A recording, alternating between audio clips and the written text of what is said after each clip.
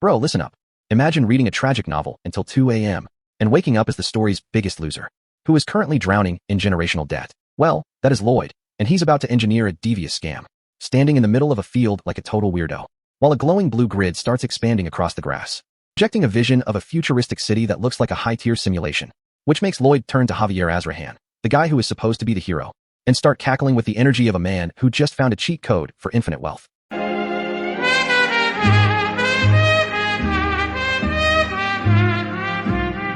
But before he becomes a mogul, we have to see the humble beginnings, starting with a system notification from some absolute being that chose him to possess a character in the very novel he was reading the night before, which is the most be careful what you wish for situation in history, because he wakes up face down in the dirt outside a random village, shivering in the cold only to realize his mouth is physically glitched, and the system basically laughs in his face, calling it a status abnormality, forcing him to piece together which unfortunate soul he actually possessed, until a voice calls out to him, identifying him as young Master Lloyd. And we see a knight in a blue uniform telling him to head back to the mansion, revealing that this light-haired guy is literally the protagonist of the novel, Javier Azrahan, who is destined to become a sword god while Lloyd is destined to be a total fraud. Specifically, the eldest son of a baron who is known for being a complete rascal, which causes our guy to have a total meltdown right there in the woods, while Javier just stands there looking amused that Lloyd finally has some self-awareness. They head back to the estate, which looks way too fancy for a family in debt, where Javier starts listing off Lloyd's crimes like he's reading a police report, mentioning how the Baron is worried about his rascal son returning home.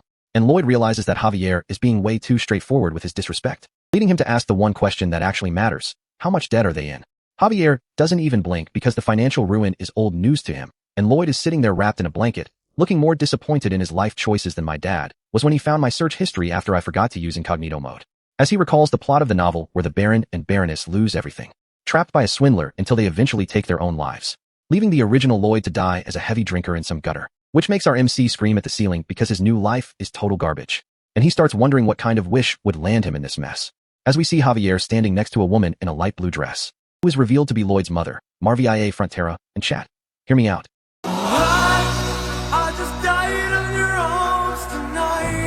She begs him to apologize for destroying a bar, and he actually agrees, which leaves his mother and Javier looking like they just saw a ghost, because this scumbag Lloyd agreeing to be a decent person is a total anomaly. And as they walk through the village, the locals start acting like a monster is loose, scurrying away and hiding behind hay carts just to avoid his gaze, with parents literally pulling their kids away from windows and slamming shutters, triggering a system notification that says the villagers are disgusted by him, which is why Javier clarifies that he's not guarding Lloyd, he's guarding the people. But Lloyd doesn't care about his reputation, he's just dreaming of a life of luxury. So he checks his system for any OP skills and finds scumbag and drunkard, which are the worst possible stats for a man trying to secure a future. And when they reach the bar, Javier gives him a look that says, I know you're lying. But Lloyd pushes through the door, determined to fix the mess he inherited, walking into a room that looks like a war zone with broken chairs everywhere. And he drops into a deep bow, shouting an apology that sounds way too aggressive, causing the bar owner to enter a state of maximum alert and wide-eyed terror. Because when a known menace starts acting polite, it usually means a felony is coming. And the system even roasts Lloyd for not knowing how a normal person apologizes.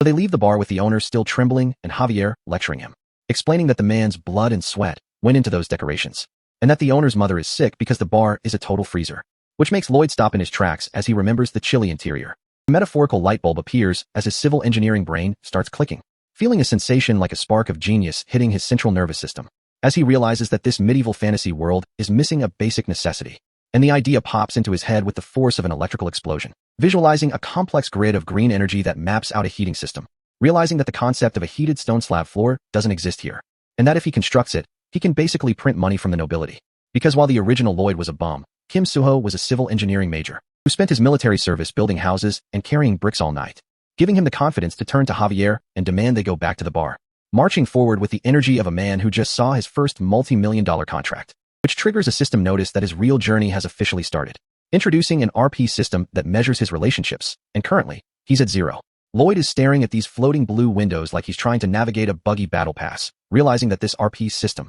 is basically a relationship tracker that starts him off in the absolute trenches, especially with Javier, whose favorability is sitting at a tragic -30. So Lloyd decides to try and cheese the system by dropping a random compliment, asking Javier if he knows he's handsome, only for Javier to hit him with the most stone-cold "I know" in history, which actually drops the score to -31 because the simp energy was too much, forcing Lloyd to realize he can't just flirt his way out of being a local menace. So he backs off before he makes the vibe even worse, and pivots straight back to the grind, pulling up to the pub with a contract and a pen like he's about to sign a multi-million-dollar rookie deal. Telling the bald owner he's going to pay for every single chair he broke by installing a high-end heating system for free. But the owner's suspicion is so high it's basically a physical barrier, because everyone in this town knows the original Lloyd was a total fraud. Which means the standard nice guy approach is dead on arrival, leaving Lloyd with only one option left to get this signature, which is to lean into his reputation as a complete dirtbag, crashing out and screaming at the owner to just trust him or else. And it works perfectly, because the owner is so terrified of Lloyd's energy that he starts sweating and signs the paper just to make him leave, leaving Lloyd to roll up that contract with the devious grin of a man who just secured his first source of passive income, while Javier watches in silence. As they head to the construction site where Lloyd starts eyeing the dirt, planning to keep the project small so he doesn't have to deal with complex math, until Javier finally speaks up, asking if this is just a new, elaborate way for Lloyd to harass the local business owners. But Lloyd just hits him with a lecture on cognitive distortion, explaining that Javier is trapped in the past and can't see the vision, arguing that experience is just a fancy word for being a hater, which leaves Javier questioning if this guy actually has a brain or if he's just yapping. And while Javier is busy having an existential crisis, Lloyd is already in the dirt, digging with the intensity of a man who sees dollar signs in the soil. Knowing that making this owner smile isn't about being a hero, it's about building the foundation for his future empire. So he starts a rhythm of digging and moving soil, using high-end lumber he basically borrowed from his own family's warehouse, climbing all over the wooden frame to set up a traditional heavy timber structure that looks way too advanced for a medieval village, until he finally collapses in the dirt, panting like he just finished a marathon because this body has the physical stats of a wet paper towel, while Javier just stands there looking fresh, wondering where a spoiled rascal learned how to actually build a functioning house. But Lloyd doesn't have time to rest,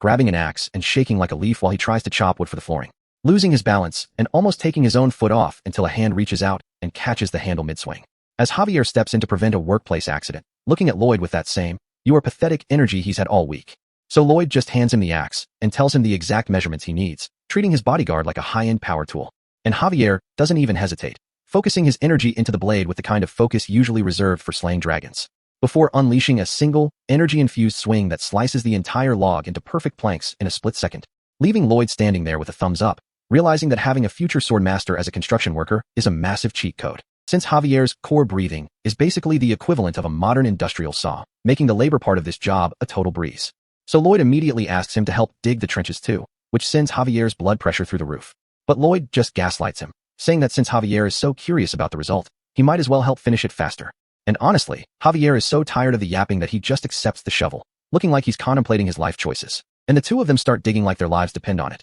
with Javier trying to figure out if Lloyd has actually changed or if he's just a different kind of crazy, working through the heat and the sweat until the trenches are deep enough to support the new heating system, with Lloyd swinging his hoe with a level of focus that proves he's not just playing around with this engineering stuff, till the final shovel hits the ground and the building is finally standing tall against the sky, triggering a massive celebration from Lloyd, who screams that it's finished while Javier just stands there wondering what the hell they just built, as Lloyd points to a carved sign on the wall, explaining that it's his brand logo, which is the first step toward total market domination. And he tells Javier it's time to check the results and see if they can actually fix the mess the original Lloyd made. As we pan over to the fireplace, where the logs are finally lit and the heat starts moving through the stone slabs, showing the smoke rising from the chimney of a house that is about to become the most popular spot in the entire village, while the owner's mother lies on the floor, looking like she just found heaven as the warmth starts to heal her stiff joints, which Lloyd explains is the magic-like power of Ondal, a heating system so advanced for this world that it might as well be a miracle. As the owner thanks him with actual tears in his eyes, realizing his mother hasn't smiled like this in years. And Lloyd just gives a small,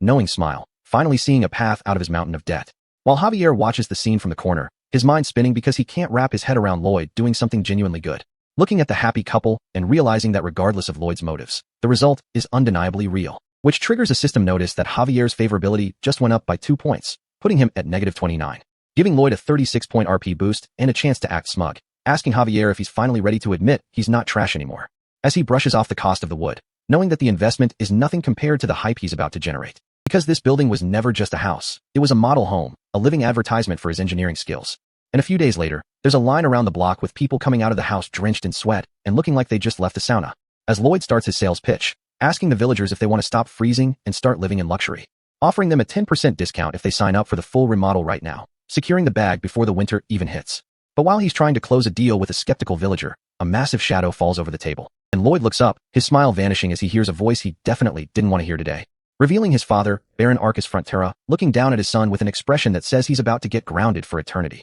as a system box pops up showing a massive 20-point drop in favorability, leaving Lloyd sweating as he realizes his own dad thinks he's up to no good. Back at the Frontera Manor, the dinner table is basically a war zone of silence, with the only sound being the rhythmic clattering of silverware, Lloyd is out here barely breathing just to avoid making eye contact with Javier, who is internally stressing about whether he'll even be allowed to work on the next project. Until the knight finally puts down his fork and asks the one question he's been dying to drop. What exactly is the young master plotting this time? Lloyd doesn't even look up from his plate, going into his default rascal mode and giving the most low-effort explanation possible, claiming he only built that heated room because the owner asked. Which obviously doesn't fly with Javier, who starts grilling him about making side deals with the locals and warns him that deceiving the estate's people is a one-way ticket to a bad time, while Lloyd just sighs, realizing his reputation is so cooked that nobody will ever believe he's just trying to turn a profit. So he stands up to dip before the lecture gets any longer, but his exit is cut short when his father, Baron Arcus, finally speaks up from the head of the table, asking if Lloyd is acting out because of the family's massive debt and telling him to stay on the right path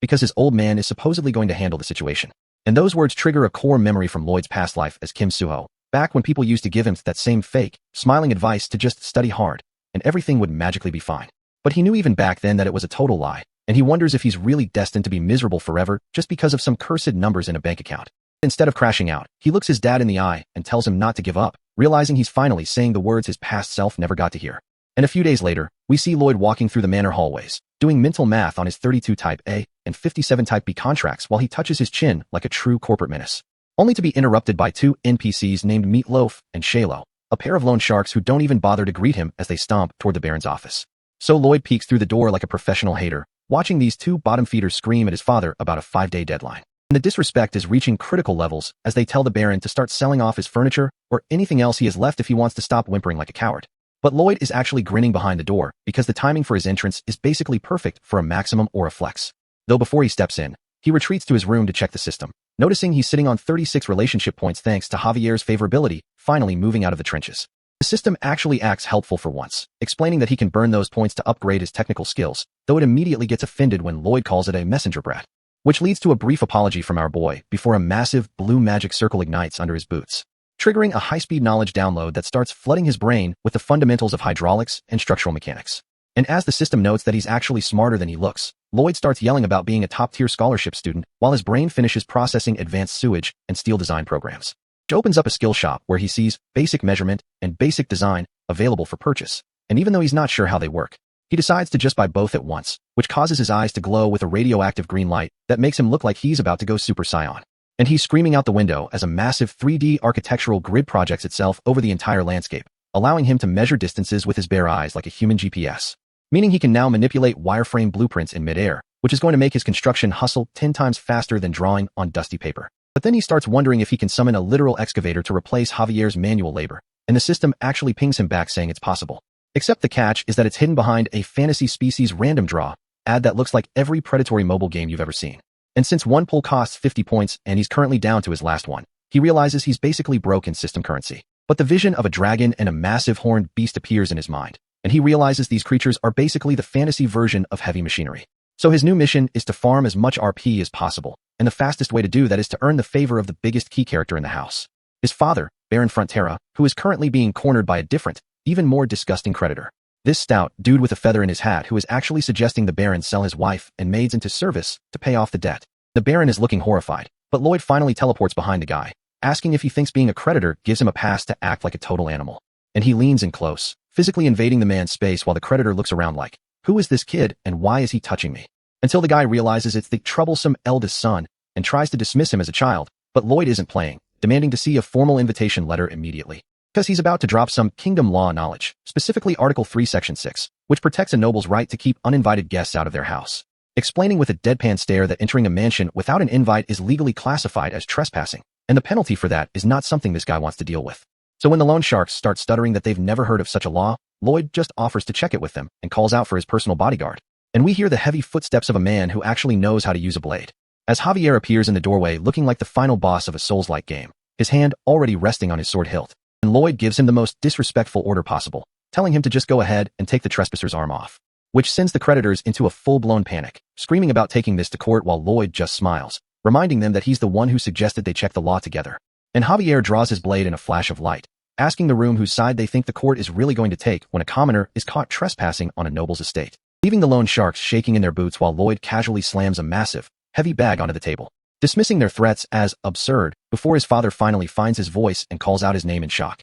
As the Baron leans over the table, sweating and asking what the hell Lloyd thinks he's doing by escalating a debt collection into a potential murder scene. But Lloyd just slides the bag over, explaining it's the down payment he collected from his construction business and that it should be enough to cover this month's interest. When the Baron starts accusing him of extorting the villagers, Javier steps in and vouches for him, promising to personally monitor the project to make sure everything stays legit, which finally makes the Baron go quiet, seeing that even the most honorable knight in the kingdom is starting to trust his scumbag son. So Lloyd and Javier walk away, with Lloyd acting all annoyed and asking how a meathead knight knew about specific noble laws. The truth is Lloyd knew it from the original novel, where after the Baron and Baroness died in the original timeline, these same loan sharks tried to dig up their bodies to sell them. And in that version of the story, Javier used that exact same law to justify slicing their heads off right there in the rain. And since the court found him not guilty back then, Lloyd knows he can use that same legal loophole to bully anyone who tries to mess with his family now. And the plan pays off immediately as the system pings with a 60-point RP drop, showing that his dad's favorability just spiked, giving Lloyd a total of 61 points and a massive grin,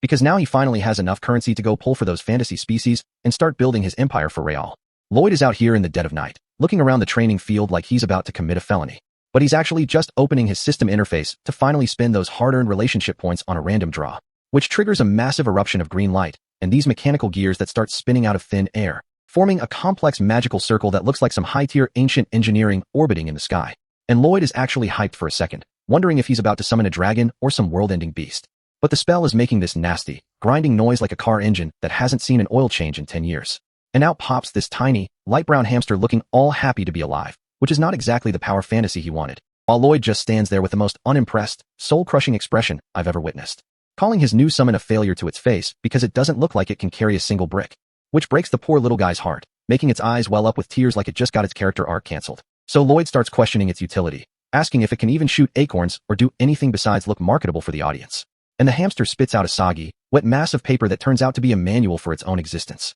explaining that this creature, Padong, can change its entire physical build based on what seeds it eats. Where red seeds turn it into a giant for 12 hours and blue seeds shrink it back down before things get too out of hand. So Lloyd decides to test the growth potential, hoping it can at least reach the size of a human to help with the digging. He feeds it the red seed and the creature starts vibrating with enough force to warp the dirt around its feet, unleashing a shockwave that sends Lloyd flying backward through the air like he just got hit by a truck. When he finally scrambles to his feet, he realizes he didn't just get a human-sized helper. He got a 10-meter-tall behemoth that's looking down on him with the most smug, arrogant energy imaginable. As the system reveals its skills include level 1 excavation, which Padong immediately demonstrates by tearing through the ground, moving so fast it leaves a trail of dust, showing off its cheek pouch skill that lets it store massive amounts of material, before spitting out a massive boulder of wet dirt right at Lloyd's feet with a disrespectful huff. And Lloyd is losing it with joy, realizing he just secured the ultimate piece of heavy machinery without paying a single cent in rent. Walking back to the estate while plotting how to gaslight everyone into thinking he's some kind of genius summoner. Feeling himself so hard he's calling himself a genius, ready to solve the labor shortage with one giant, smug hamster.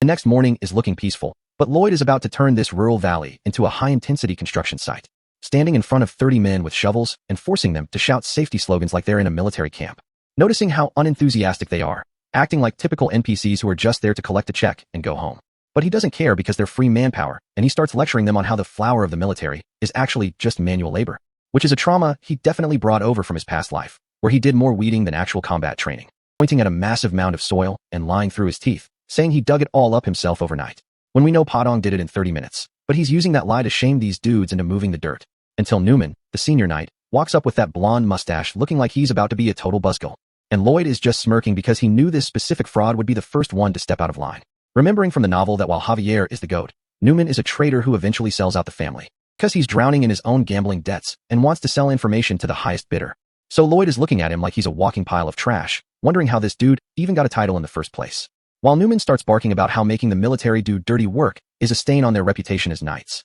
accusing Lloyd of tricking the Baron and using the troops for personal gain like he's some kind of moral authority. But Lloyd just listens with his eyes closed, letting the man dig his own grave with his words, before hitting him with the most disrespectful line, saying Newman is right about someone getting hit. And he suddenly lunges through the air, swinging a shovel at the senior knight's head with zero hesitation, forcing Newman to block with his arm, looking completely stunned that a rascal would actually crash out like this, which sends the knight into a blind rage, shouting about how Lloyd is just the good-for-nothing son of a bankrupt loser. But Lloyd just puts a hand to his ear, mocking the man and asking if he wants to settle this without the ranks, spinning the shovel handle like a pro while looking down on this fraud with pure, unadulterated confidence, casually offering him a duel right there on the dirt, knowing he's about to humiliate this man in front of his own troops, leaving Newman looking like he's about to have a stroke, screaming that Lloyd is going to regret being such a menace. So the word is out, and the duel with Knight Newman is officially set for a month from now, which is why Javier is out here asking the most obvious question, wondering if Lloyd actually has the confidence to pull this off. But Lloyd immediately crashes out, screaming that he's just a bum compared to a mana hard expert like he's actually offended Javier would even ask,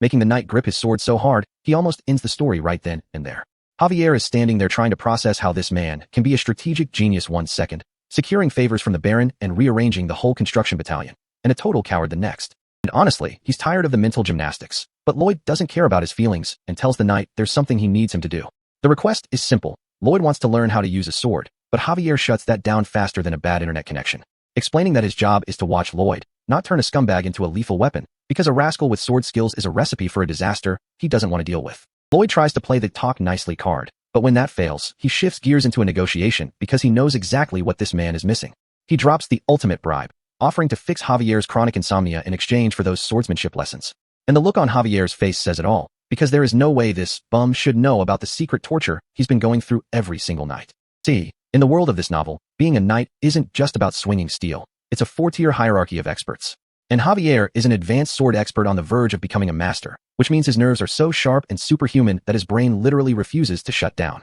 It's called Sword Master Syndrome, a bit of high-tier lore that nobody in this rural area should know, but Lloyd uses it to back the knight into a corner, forcing Javier to finally cave and agree to the deal, though he tells Lloyd not to expect any mercy during the training. Internally, Javier is just smirking because he's tried everything from herbal tea to aromatherapy and nothing worked, so he's positive Lloyd is about to look like a fraud. But a few hours later, we see the legendary Javier Azrahan slumped in a rocking chair, clutching a pillow and snoring like a baby, while Lloyd stands over him looking like a smug scientist who just solved a world-ending crisis. The magic technique Lloyd used was just reciting a reinforced concrete major's textbook about the strain rate of rebar, proving that engineering data is the most powerful sedative in existence, and now Lloyd is ready to rob every single sword skill this man has. The next morning, the honeymoon phase is over because Javier is awake and immediately orders Lloyd to run 50 laps around the dirt. Javier is watching him like a hawk, waiting for the complaints to start. But Lloyd just keeps his head down and keeps his feet moving, which is definitely not the lazy rascal behavior the knight was expecting. Lloyd starts shouting that he knows the game. Javier expected him to scream and quit, so he could just say he has no talent and walk away.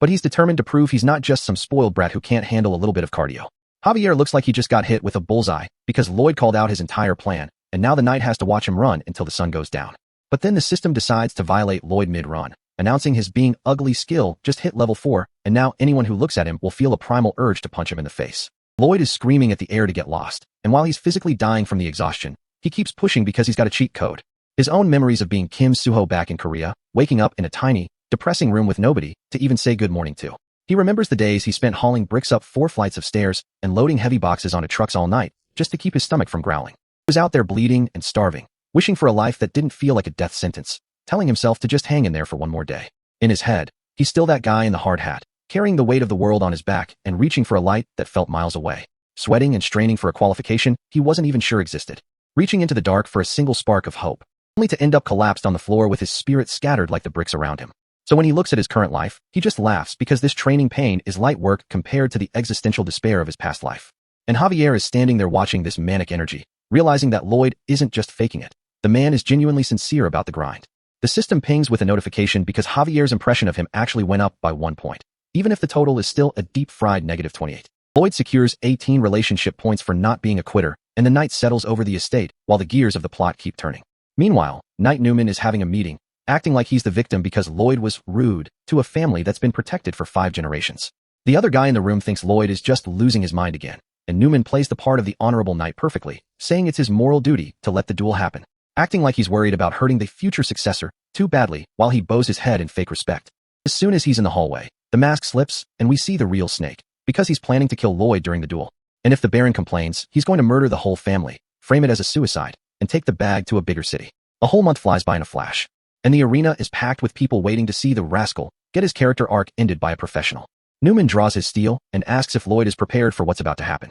and Lloyd just kicks his shovel into the dirt, looking like he's about to do some landscaping on the knight's face, flashing a toothy, manic grin and telling the man to get ready to get hit by the most disrespectful flex in the history of the barony. Lloyd is standing there with a giant piece of construction equipment looking like he's about to landscape the entire arena, while Newman is over here fuming because he thinks getting challenged by a gardener is a violation of his knightly aura. And even the Baron is rubbing his temples wondering if his son finally reached the final stage of brain rot. But Javier knows better because he's been watching Lloyd do push-ups until he pukes and teach thermodynamics to old men for 30 days straight, proving that this isn't just some manic episode, it's a calculated play that's about to go live right now. So Newman draws his steel while Lloyd just grips the handle of his shovel with the confidence of a man who's already seen the end credits. And as soon as the knight lunges with a strike that should have ended the bloodline, Lloyd just parries it with a piece of iron, swinging that thing with a level of weight and precision that makes zero sense for a quote-unquote drunkard, flashing against a professional blade and not moving an inch, which has everyone in the stands questioning their entire reality. Especially Newman, who realizes he's not fighting a rascal anymore, he's fighting a problem. Because Lloyd isn't just swinging wild, he's using actual combat geometry to parse every move the knight makes, dropping lines about how every man in Korea can do this, which sounds like a flex, but is actually just a trauma response from his past life. Back when he was learning how to charge into gunfire with nothing but a bayonet and a dream. So he treats the shovel like a spear, catching Newman in the ribs and letting him know that this tool is multi-purpose, using the flat of the blade as a shield to redirect all that expert force right back into the dirt. And then he steps on the edge of the blade, prepping a move so disrespectful I'm surprised the system didn't ban him. Literally pogo sticking around the arena while laughing like a maniac, because why would you walk when you can bounce on your opponent's dignity? Leaving Javier in a state of pure existential dread because he can't tell if his student is a genius or just needs a psych ward. While Newman is over here screaming because he's getting outmaneuvered by a pogo stick. But then Lloyd drops the act and shifts his stance, telling the man that the shovel was only phase 1 of the beatdown. Integrating the high-level sword forms, he scammed out of Javier into a shovel-based combat style that shouldn't even be possible. And then the system pops up to let him know he's reached peak synchronization with his digging tool, which pays out a massive bag of relationship points because his parents are finally seeing their son do something other than drink. So he buys the new skill and wipes his brow, looking like he's just finished a light shift at the construction site, forcing Newman to realize that if he doesn't stop holding back, he's going to be the first knight in history to lose to a gardener. So he revs up his mana hard, letting that blue aura flare out like he's trying to go Super Saiyan on a budget, which catches Javier's eye because a mana-enhanced strike is usually a death sentence for anyone without a core. But Lloyd just watches the light show with a look that says he's seen better special effects on a 2004 DVD menu, identifying the mana hard immediately because he's the only one here who's actually read the script for this world. And while Newman is talking big about how this is the real deal,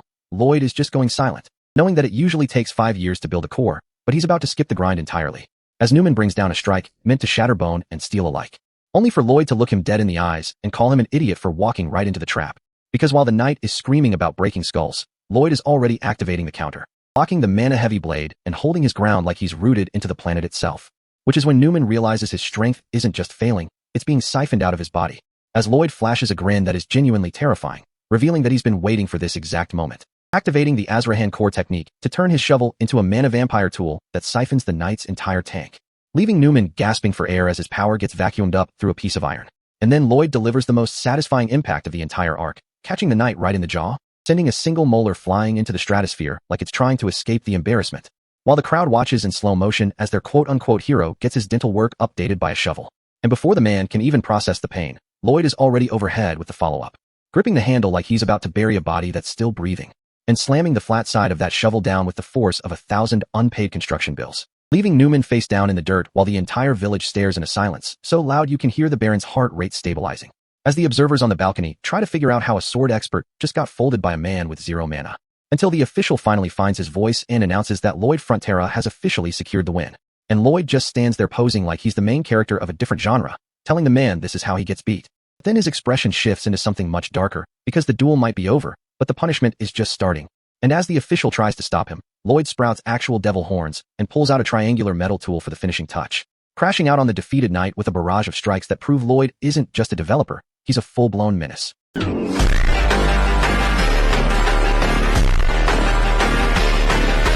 Lloyd is out here acting like a total menace, being held back by 2 dudes while he tries to finish the job, as the official crowd watches in silence, staring at the blonde fraud face down in the dirt, while Javier looks on with that "I know something you don't" expression. Lloyd plays it off all cool, telling them to let go just so he can catch his breath, and immediately drop another shovel strike on the man's head. Ignoring the screams, because Javier realizes this isn't just a blind rage, Lloyd is targeting specific spots that hurt like hell without breaking any bones, maintaining a face so calm it's terrifying, like he already ran the numbers on how much of a beating this traitor deserves. Which makes sense because 15 days ago, back in the training grounds, Lloyd was already plotting, asking Javier to teach him the Azrahan mind technique, explaining the mechanics of mana flow like he's reading a textbook, pointing out how the body can pull energy from the surroundings to secure a massive power buff. And when Javier asks how he even knows about a secret, incomplete skill, Lloyd just smirks and says he heard the man talking in his sleep, putting on a total iron mask of a face while Javier tries to figure out if he's being messed with, ultimately refusing because the technique is still broken. But Lloyd isn't taking no for an answer,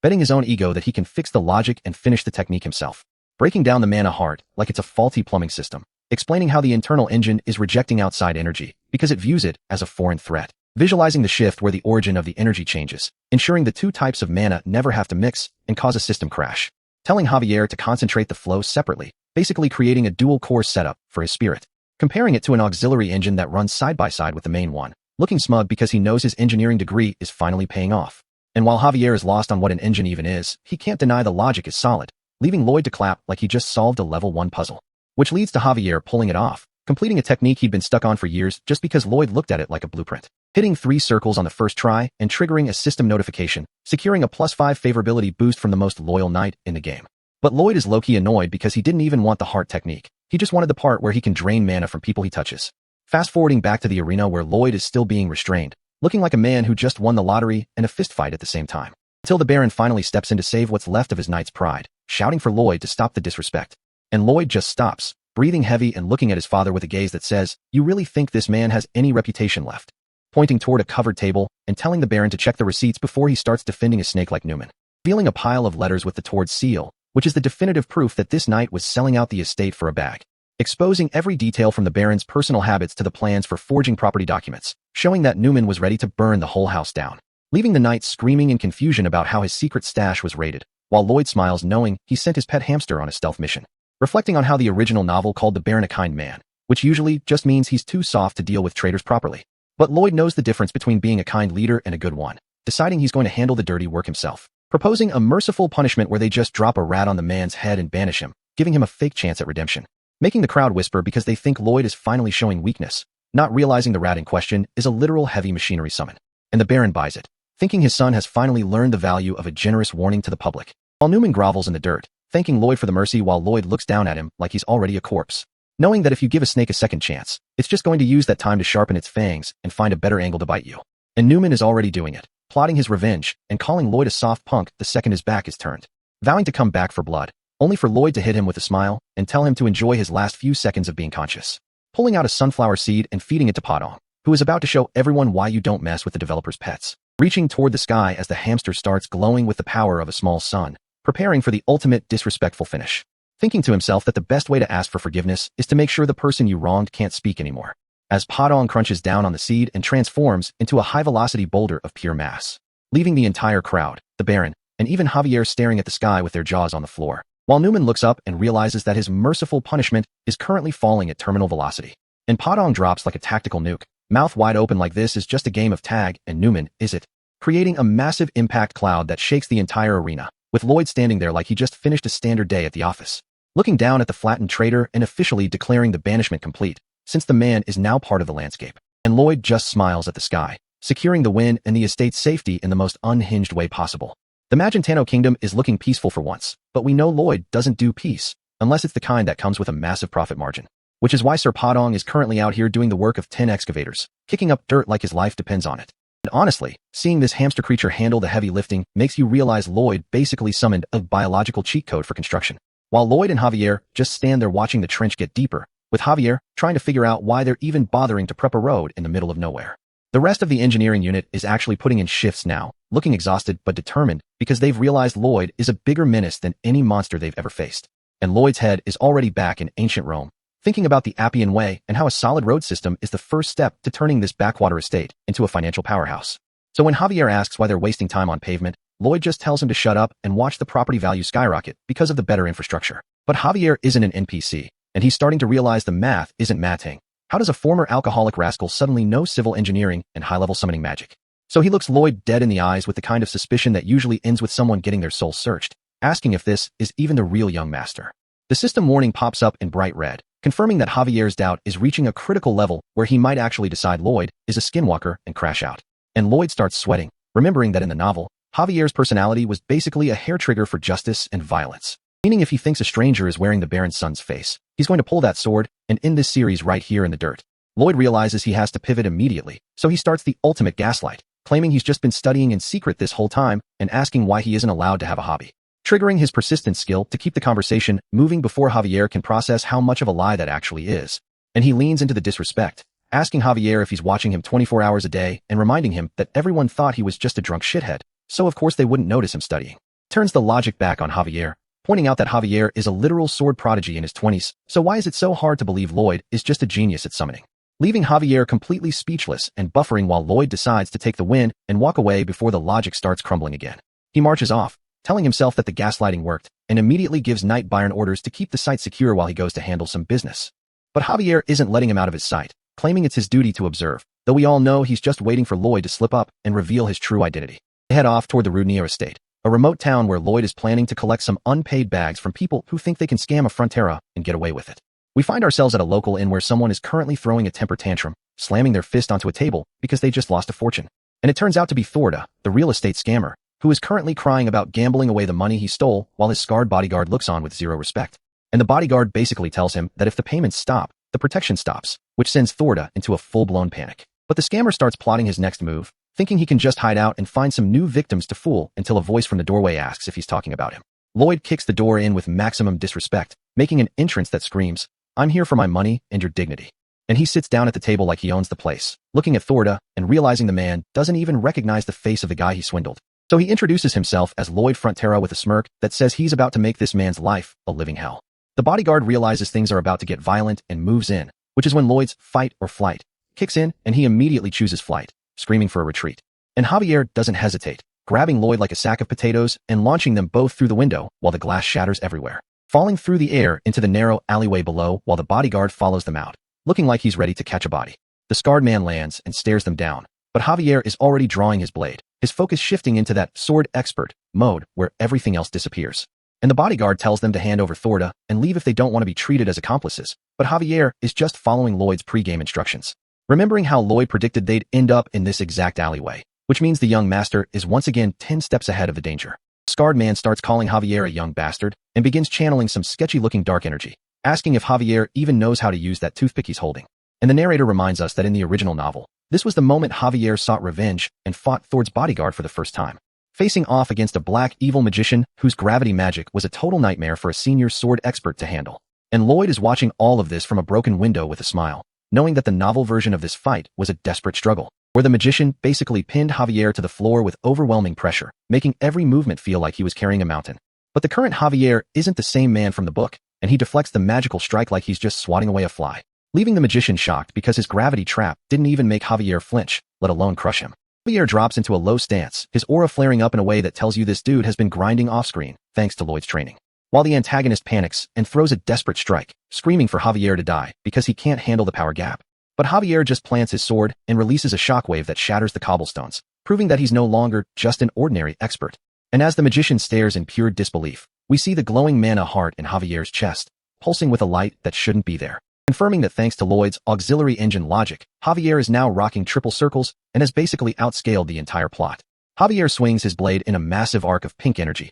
a move so clean and disrespectful that it basically ends the magician's career on the spot. Then he casually asks if that gravity magic was supposed to be a threat, looking down at the scarred man like he's a bug that's barely worth stepping on. Thorda is currently being tossed around by the residual force, screaming that this wasn't in the contract and trying to act like scamming a noble isn't a death sentence. He falls backward into a barrel, realizing that his bodyguard just got washed, and he's now alone with a very angry sword expert. And Javier stands over him with a cold gaze, promising to cut off his leg, so he has to crawl his way to the court to face his crimes. The sword comes down in a blur of steel, but before it can connect and turn this into a horror movie, a voice screams for him to stop. And Lloyd jumps into the middle of the mess, blocking the path and looking like he's about to have a heart attack, asking Javier if he's actually lost his mind. Because if the witness goes to court with a missing limb, the legal fallout is going to be a nightmare for the estate's reputation, leaving Javier standing there confused, wondering if Lloyd has suddenly developed a heart and started feeling sympathy for a scammer. But Lloyd's face is pure stress, because he doesn't care about Thord's leg. He just cares about the fact that a maimed debtor is a lot harder to squeeze for every last cent.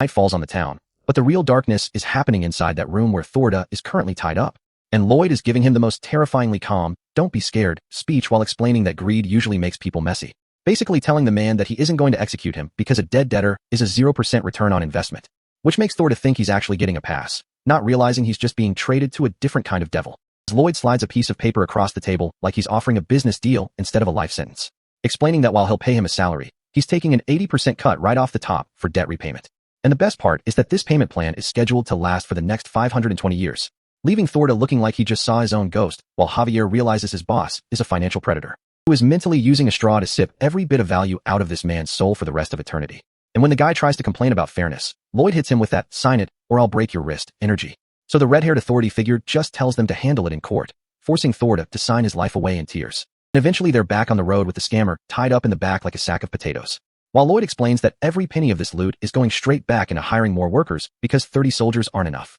Which brings us back to the estate a few days later where a massive recruitment notice is offering 20 gold, drawing a crowd that clearly hates Lloyd's guts but loves the idea of not being broke for the winter. And while this light-haired official is talking about the Ondal construction and the trader situation from before, Lloyd is out here looking stressed by the paperwork until a random villager walks up with a different vibe, asking for the work contract but pausing to give the young master some genuine, unscripted gratitude for the heating. Bowing down because the Ondal system saved his kid from catching a deathly cold during the freezing weather. And for a split second, Lloyd actually feels a tiny bit of shame for being a manic capitalist driven by greed, until the man mentions he has relatives at the nearby Racona estate who want the same system installed, which instantly flips the greed switch back on because Lloyd realizes he can now expand his monopoly across the region, telling Javier he's going to upcharge them for travel expenses while looking like a total menace about the money. But then the conversation shifts to the road construction and the actual future of the estate's resources, as Lloyd predicts that the mountain is going to be stripped bare because the Ondal systems eat through wood, leading him to announce that he's canceling the Appian Way project to focus on a much more profitable resource, revealing that they're actually going to mine bituminous coal and sell it at a premium to their own customers, offering the locals a tiny discount while Javier looks on, completely disgusted by the lack of ethics on display. Lloyd just gives him a reality check, asking how else they're supposed to pay off a mountain of debt, leaving Javier with no choice but to accept that this greedy bastard is their only hope for financial survival. Even though mining coal in this area is notoriously dangerous because the ground is basically made of weak, unstable soil, which doesn't bother Lloyd at all because he's got that modern engineering knowledge in his back pocket, planning to use the shield method excavation tech to bypass the weak ground and secure the bag for good, leaving Javier to just watch and wonder what kind of monster his young master has actually become, as they finally reach the dark, rubble-filled entrance of the cave where the Real work begins. Deep in the shadows of the tunnel, a massive, chitinous limb slams into the rocky floor, followed by the sound of something heavy scratching against the stone as glowing red eyes appear in the dark, revealing an entire swarm of predators hiding in the shadows, waiting for someone to walk into their trap. And this massive, armored insectoid creature looms over the path, proving that the mining arc just turned into a survival horror. Starting things off with Lloyd out here looking like he's about to drop the most devious prayer of the century, shouting for a summon while a glowing green hexagram materializes around him, because my man is done playing around with basic construction and wants to manifest the ultimate bag, screaming for a high-brand Gangnam apartment like he's trying to manifest a 5-star pull in a gacha game, as a beam of pure green energy pierces the dark sky, signaling that the system is actually listening to his unhinged demands, materializing a whole modern skyscraper in the middle of a fantasy world because why build a castle when you can have central AC and a penthouse? Only for the fantasy to shatter, leaving Lloyd back at his wooden desk, staring at a floor plan and wishing he had actual cool skills instead of just intermediate design level 1, which is basically just a glorified printer for blueprints that makes him wish he could just summon 100 undead workers to do the labor for free. But he's got to work with what he's got, especially since that Newman incident padded his pockets with 639 relationship points after he left a favorable impression on everyone who isn't a total fraud, allowing him to dump those points into his skill tree and unlock intermediate measurement, which brings us to the mouth of this dark-ass cave, where he triggers his underground scanning, turning his eyes into glowing green cheat codes that can see 5 meters deep into the rock to find a safe route. Though he's still stressing over the labor because humans get tired and his main heavy machinery, Padong, is currently bedridden and sick from the last project, meaning Lloyd has no choice but to gamble his hard-earned points on the fantasy species random draw, dropping 70 RP on a single pull while a chaotic green magic circle starts spinning in the dirt like he's about to summon a demon, but instead, a glowing orb pops out and reveals this tiny, round, pink creature that looks like it belongs in a plushie aisle, landing right in front of him while the magical gears fade into the background, chirping bell, bell, with a bow on its head, making Lloyd immediately suspicious that this thing is either a secret assassin or just a total waste of points, though he remembers Padong looked weak at first too, so he starts interrogating the pink blob about its max stats and hidden utility, looking for any sign that this creature can actually help him secure the bag. And weeks later, we see the results at the forest tunnel where the operation has turned into a 4-step mechanical chain, starting with step 1 where this giant version of Bell is straight up eating the dirt in front of the shield equipment using its scooping dirt skill, while Lloyd stands back shouting orders like a foreman who's had way too much caffeine, telling Javier to get ready for step 2, which involves Bell firing projectiles of pure steel into the air like a chitinous railgun, leading into step 3 where Javier has to use his sword saint skills to precisely slice those bars in midair, so the blacksmiths in step 4 can hammer them into a support structure, leaving Javier to have a mid-work crisis wondering why a top-tier knight is out here cutting up giant snake poop, while Lloyd ignores the disrespect and keeps pushing the operation onward through the darkness, even though the lack of oxygen is making him dizzy enough that he'd be unconscious if they hadn't rigged up a ventilation pipe, But he refuses to leave the site because he's determined not to be like those trash-tier bosses in Korea who only talk big and never show up to the actual venue, swearing to lead from the front right before his system vision flashes a high priority signal, highlighting a massive seam of bituminous coal in the rock wall that makes the whole crew start cheering, while Lloyd thanks the pink creature for making the digging 10 times faster before telling Javier they need to dismantle the shield and expand the space. But the celebration gets cut short by a heavy thud echoing through the metallic hexagonal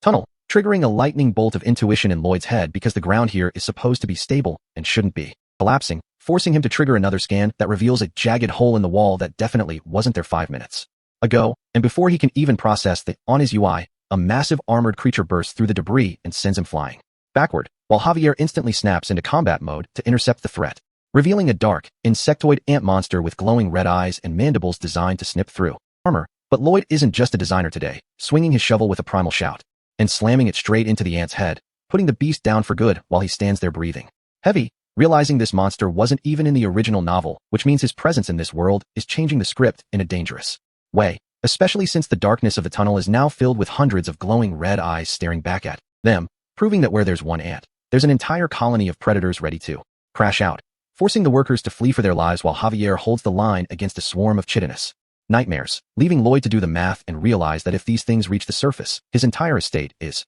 cooked, and he starts spiraling into a panic because they're low on oxygen and the shaft they built is way too sturdy to just collapse, until Javier delivers a reality check slap to his face to stop him from tweaking, shouting at him to think of something while he struggles to keep the swarm from turning them into lunch, which forces Lloyd to focus his entire brain on the coal and the tunnel structure, waiting for a single spark of logic to cut through the darkness until a light bulb finally flickers on in his head, signaling that he's found a solution, grabbing a torch and calling out to Javier with a plan that sounds like a total suicide mission, because he wants to attack head-on and enter the ant tunnel, which sounds absurd even to a sword expert, but Javier doesn't hesitate to clear a path, since Lloyd usually has a greedy-ass reason for everything he does. And with a look of pure focus, they charge into the heart of the colony to turn this disaster into a win. A messenger hits the estate with the worst possible energy, screaming about bad news, which sends the Baron into a total panic because monster ants and Lloyd do not belong in the same sentence unless a funeral is being planned. So he starts throwing on his armor with the speed of a man who knows his son is the reason his blood pressure is permanently high. Back in the trenches, Javier is out here putting in overtime,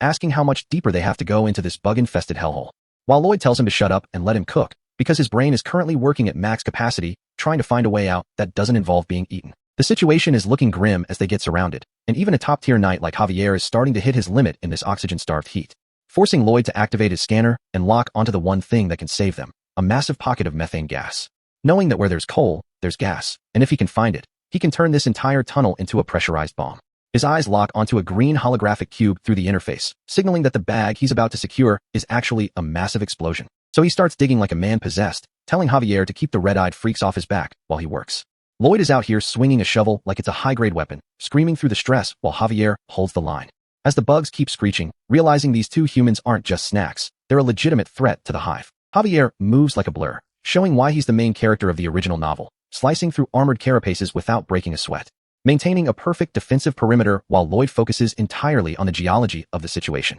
Everything stops when a screech loud enough to shatter eardrums echoes through the cavern, and the queen herself pulls up, looking like a nightmare with glowing pink eyes and a frame that makes the other ants look like NPCs.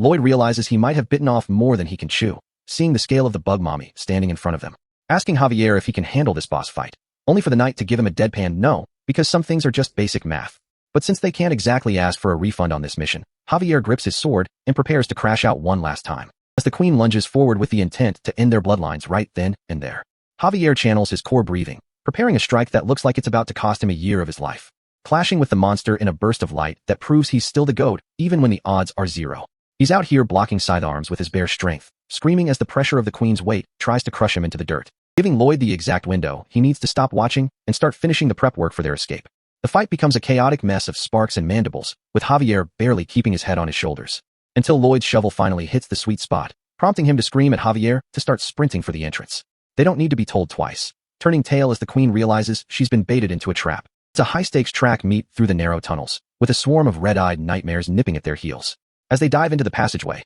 Lloyd looking back one last time to make sure the trap is set, swinging his shovel with a burst of eat this energy to buy them one final second of breathing room. The impact lands, but in the chaos, the torch slips from his hand and tumbles toward the ground, leaving them in the dark for a split second as the queen looms over them like the final boss she is. Then the flame hits the methane, and the entire cavern turns into a swirling vortex of fire that erases the ant problem from existence, triggering a chain reaction of explosions that collapses the tunnel and sends shockwaves through the entire mountain. I gotta tell you, it was perfect. Perfect. Everything, down to the last minute details. In the middle of the debris, Javier uses his own body as a human shield, protecting Lloyd from the falling ceiling like a true G, while the rest of the hive gets vaporized by the heat of 1,000 suns. Back on the surface, the rescue team looks down into the smoking crater, realizing the mine they just closed might have become a tomb. The Baron has to physically hold Lloyd back from running into the fire, screaming that it's too dangerous for anyone to survive that blast. But Lloyd is already staring at the aftermath, his ears ringing from the sound of his own plan working a little too well. He looks down and sees Javier lying face down in the dirt, his back covered in scars, and his body totally spent. And even Belle is out of commission, looking like a crumpled plushie after giving everything to the cause. The victory tastes like ash when Lloyd realizes the explosion didn't just kill the ants, it sealed them in a tomb with no air. A system warning pops up in cold blue text, telling him what he already knows. The oxygen is flatlining and he's about to suffocate, forcing him to pick up the shovel again because the exit is 5 meters away and he's the only one left with the strength to dig. He starts swinging, declaring that nobody is dying today because these people aren't just assets anymore, they're his people. This sudden burst of genuine humanity actually triggers a system notification, acknowledging that he's not a total monster for once, dumping a massive amount of RP and likability points into his account as a reward for his tenacity. But points don't mean anything if you're dead, and the oxygen bar is currently flashing red like a low battery warning on a phone. With nothing left to lose, Lloyd screams at the system to find him a skill that can save their lives before the lights go out for good. Lloyd is standing there in the void looking like he's about to crash out while the system is out here buffering, searching for any scrap of knowledge in his brain that isn't related to drinking or scamming nobles. And it actually finds a way to bridge his memories with the Azrahan mind technique, prompting him to secure the power, which he accepts without a second thought because he's been low-key grinding his mana since the Newman fight, instantly acquiring the Azrahan core technique at single circle level 5 while glowing like a final boss. A tiny spark of mana starts swirling in the pitch-black darkness of his consciousness, and even though he doesn't have a mana heart, he can feel the circle forming, giving him a massive 120% boost. He knows normal training is a gamble with trash odds, but with the system, he can just pay to win. So he bets his entire life savings of RP to force a level up, surrounding himself with a blue aura. The cost keeps jumping up, but he doesn't have the luxury of being a cheapskate when he's about to suffocate. So he pushes it all the way to level 10, looking totally desperate because this is his only way out. The mana starts twisting into a new shape as the system triggers an evolution, and he officially evolves to double circle level 1. Doubling his amplification while looking like he just saw a ghost. This evolution drops 2 new skills, starting with Energizer, which basically turns off his fatigue for 10 minutes. And Power Outburst for a 3x boost, which is exactly what he needs to start his one-man excavation project. He screams Energizer like a madman, swinging that shovel with more energy than a toddler on a sugar rush. Moving so fast he's basically a human drill, while the oxygen bar at the bottom is flashing red like a low battery. He's staring into the dirt with green glowing eyes, praying to the system to show him any sign of an exit. Because if he doesn't find a hole in the next few seconds, this cave is becoming his permanent residence. He finally spots a marker in the green wireframe and lets out a primal scream because the end is in sight. While Javier and Belle are lying there looking like they've already checked out, Lloyd is still fighting for his life. His face is covered in shadows and sweat as the oxygen bar hits the final pixel, and he finally hits his limit, dropping the shovel because the 10-minute timer just ran out on him. He falls to his knees, looking totally broken while the system tells him his buff is gone. It's a silent, depressing shot of 3 losers at the bottom of a hole with 0 air left to breathe. He's not done yet, triggering Power Outburst for one last desperate push through the rock, screaming as he throws his entire soul into the shovel, creating a cloud of dust that would make a construction crew jealous. He manages to open a 30 centimeters hole, but he's only got 20 seconds of life left on the clock. He falls back into the trench, looking up at Javier and realizing they're still stuck at the bottom of the world. He starts thinking about how his second life was way too short and how he just wanted to be a rich noble. And then he just lies there in the dirt, waiting for the lights to go out while the ground starts to crumble. His eyes snap open when he hears a noise, pushing himself up just as the wall starts to give way. Padong bursts through like a tiny, round wrecking ball, looking way too happy for the situation. Lloyd realizes that fresh air is finally hitting his lungs, and suddenly his will to live is back at 100%. Outside, the moon is up and the rescue team is finally making their move into the dark. The Baron is out here acting like a real father,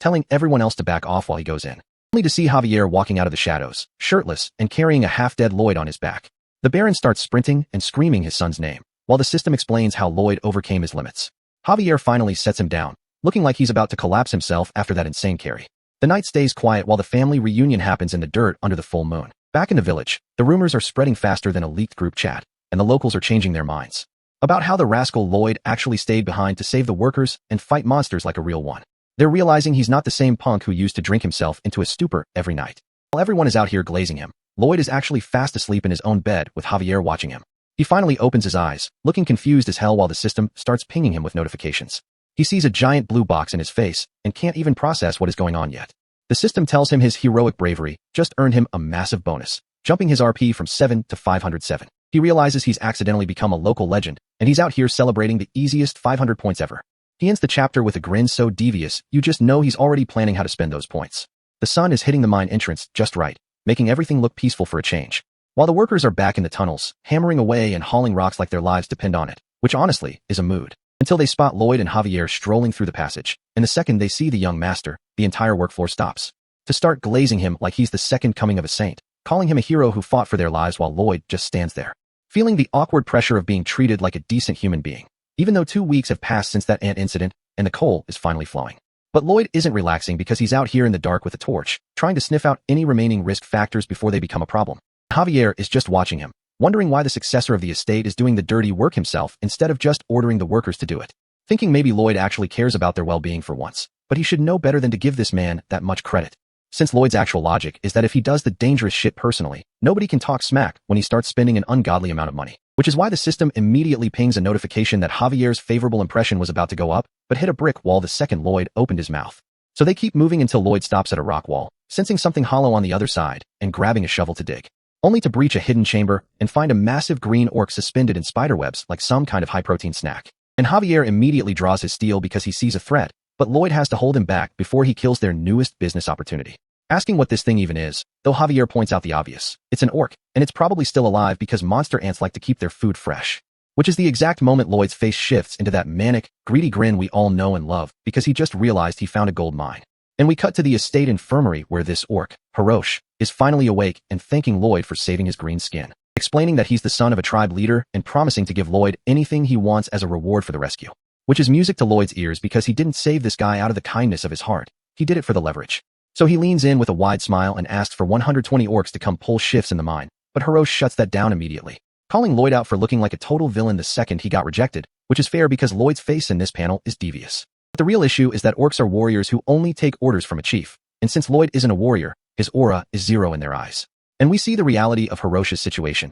He tried to hunt an ant head for his rite of passage, failed miserably, and got paralyzed. So Lloyd starts chewing on the problem, literally and figuratively, trying to find the angle that turns this L into a fat bag. And he suddenly starts clapping, congratulating Hirosh on becoming an adult like he didn't just hear the man say he failed, pointing at a massive red ant head and gaslighting this poor orc into believing they actually caught the damn thing together. Spinning a wild tale about how the queen ant was shaking and crying in human language because she lost to a young orc warrior. While Javier stands in the back looking bored as hell, watching Lloyd lie through his teeth about ants understanding human speech. But Lloyd is committed to the bit, putting his hands on Hirosh's shoulders and telling him he's an excellent warrior who earned his stripes. And Hirosh is so dazed by the praise that he starts repeating it, his tiny orc brain trying to process this fake memory Lloyd just installed. Until he finally snaps and agrees to lend the workers, shouting it out with enough intensity to shake the room. And a week later we're deep in the mountains, heading toward the Steel Sand tribe to collect on that promise. Arriving at a village decorated with giant tusks and banners, looking exactly like the kind of place where people value brawn over brains. But the great chief, Akush, drops the hammer and says they can't do the favor,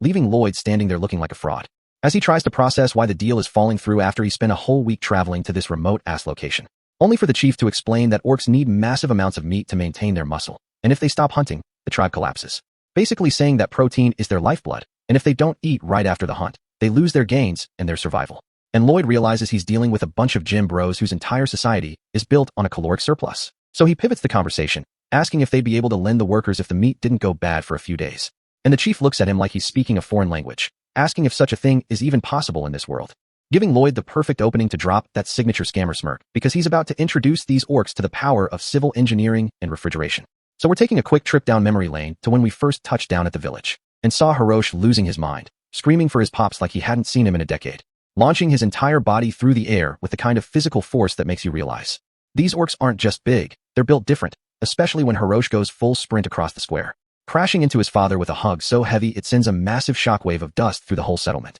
Lloyd is standing there watching this reunion, realizing that if he ever got caught in the middle of that, he'd be turned into a fine red mist. But his brain immediately pivots to how 120 of these monsters are going to skyrocket his productivity, especially since their idea of a light workout involves lifting golden chandeliers and treasure chests like they're nothing but cheap plastic weights at a local gym. It's a gold mine in the most literal sense, so Lloyd wastes no time signing a contract to secure both the labor and the loot, explaining to a skeptical Javier that they're about to build a soup bingo, which is basically a high-tech stone freezer that does everything royal ice magic can do without needing a single mage, though he's being vague about where he learned the blueprints because he's too tired to explain his past life, focusing instead on the fact that they need granite, which is notoriously hard to quarry without dynamite. But Lloyd has a much cheaper replacement in mind, and that replacement is Javier, who is currently being framed as a piece of human artillery. See, in the original novel, there was this massive incident at a city called the Namrum. A purple barrier was draining the life out of thousands of refugees, while Javier watched, completely helpless until he reached the level of a sword master and invented a suicide tier move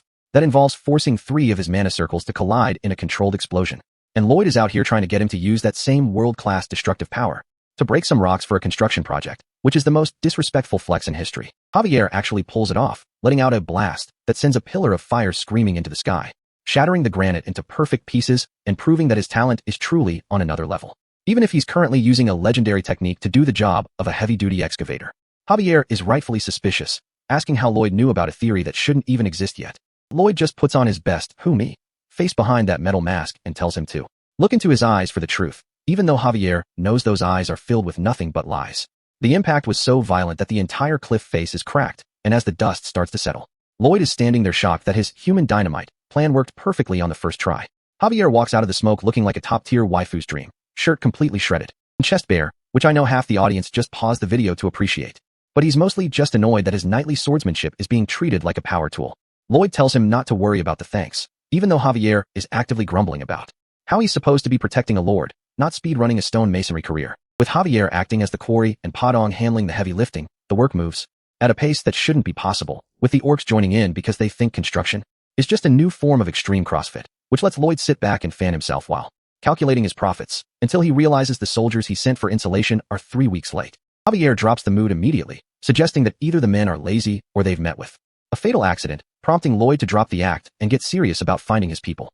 Javier tries to go alone, but Lloyd shuts that down fast because as the boss, he's responsible for every single life on his payroll, and he's not about to let his workers die on his watch. They head into the canyon and find a discarded glove, one of the custom-made red ones Lloyd designed specifically for his crew, and seeing it lying in the dirt is the ultimate red flag. Javier senses that the mana flow in the canyon is behaving in a way that feels subtle but wrong. And that's when Lloyd's memory of the original novel finally clicks into place, turning his smugness into pure dread as he realizes they're walking into a situation from the book, where the soldiers aren't just missing, they're likely already dead, and the threat is just getting started. The mountain air is still, but don't let the view fool you because this jagged ravine is masking the exact kind of dark energy that usually ends a protagonist's career before it even starts, which is why Lloyd and Javier are currently standing at the edge of this massive dark maw on the cliffside as Lloyd confirms this is Rufalin's dungeon, a place he knows from the novel, as the spot Javier originally targeted way back at the start of the book, making this a high-tier death trap for anyone without a cheat code or a shovel. And Lloyd is actually fuming right now because he views kidnapping his soldiers as a direct violation of his private property rights, which is the only sin a capitalist like him truly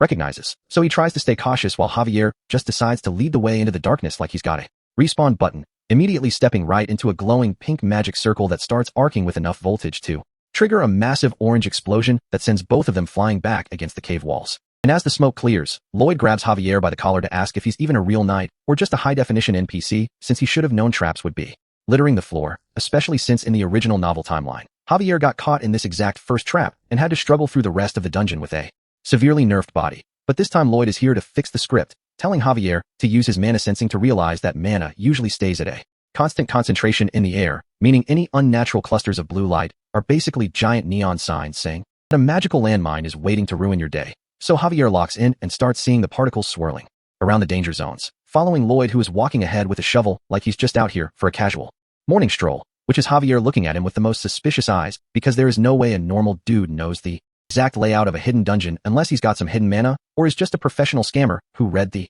devlogs. But they don't have time to debate it because deep inside the lab, the hooded mage Rufalin has already noticed the intruders, and he's looking stressed, wondering if these people actually think they can rescue the assets he just kidnapped. So he slams his ancient book shut with a heavy sound and starts heading toward the holding cells where his experiments are waiting, hoping that this time his dark ritual actually succeeds as he drags a terrified soldier across the dirt toward a glowing red magic circle that looks like it connects directly to the underworld, standing over the kid with a massive bone-handled scythe while yapping about blood-soaked blades and 100 days of rituals until a voice from the shadows tells him to shut the up, and Javier appears looking like a total menace, telling the mage to take his hands off the property immediately, which makes Ruffalin lose his mind and trigger a secondary defense that causes a massive stone slab to rumble and start falling from the ceiling to turn the duo into a couple of expensive pancakes. But Lloyd isn't panicking. He's just taking a deep breath and puffing his cheeks out like he's about to do something extremely disrespectful to the laws of physics while the mage is grinning, thinking he's about to put them to sleep for good. But Lloyd triggers his Energizer skill, which basically means he's on a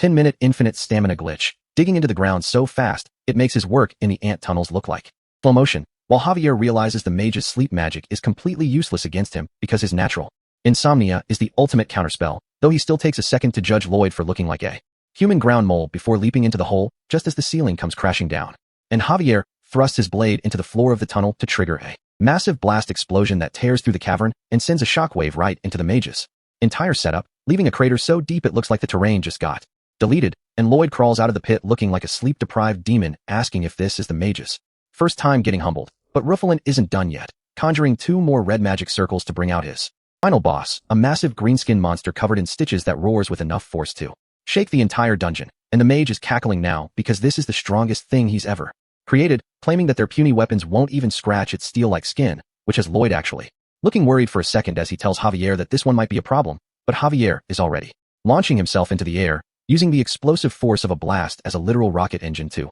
propel himself downward with a cutting blast wave that hits the monster's leg with the force of a tactical nuke, leaving the mage looking like he just saw his entire bank account hit zero in a single second while Lloyd stands there in shock because this technique wasn't in the novel, meaning Javier is officially breaking the script and becoming a monster in his own right. And after the smoke clears, Lloyd and Javier are just standing there in the damp cave like they're waiting for a bus, while Ruffalin is having a full-blown mental breakdown on the floor, realizing he's cooked and screaming about how he's going to die because he can't touch these two, which is when Lloyd hits him with a sharp HEY to shut him up. But Lloyd doesn't even care about the magic circles or the threats. He just gets straight to the point and asks how this fraud is going to pay for the weeks of construction delays he caused by kidnapping his workers, which has the mage immediately switching from deadly villain to desperate scammer, offering up every magic item in his lab just to keep his head attached to his shoulders.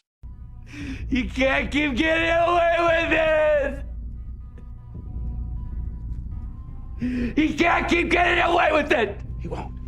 And Lloyd's face does that unhinged greedy shift because the bag is officially secured, while Javier walks in carrying a soldier to confirm that the men are exhausted, but at least they aren't meeting their ancestors today. So Lloyd crouches down with his shovel, looking at this pathetic heap of a man and asking what he was even planning to do with those bodies if they had died. Only for the mage to drop some generic fantasy nonsense about researching how to bring the dead back to life, which Lloyd greets with the most "be for real right now" expression I've ever seen. But then the mage gets all somber, claiming he only did it to bring back his dead wife and child, trying to pull a sympathy card on the one guy who values a coin more than a sob story. And we get the tragic backstory filter, where Ruffalin was apparently just a normal manor wizard living a happy life with his blonde wife and kid, until the local lord decided he wanted the wife for himself, leading to a pursuit that ruined everything. But Lloyd cuts the story short because he's heard enough of this villain with a reason yap session, and he looks the mage dead in the eye, asking a very practical question. If he actually succeeded in bringing them back, did he really think they'd thank him for murdering hundreds of innocent people just to save them? Or did he think the ghouls he created didn't have families who actually cared about them too? Lloyd is being cold as ice here,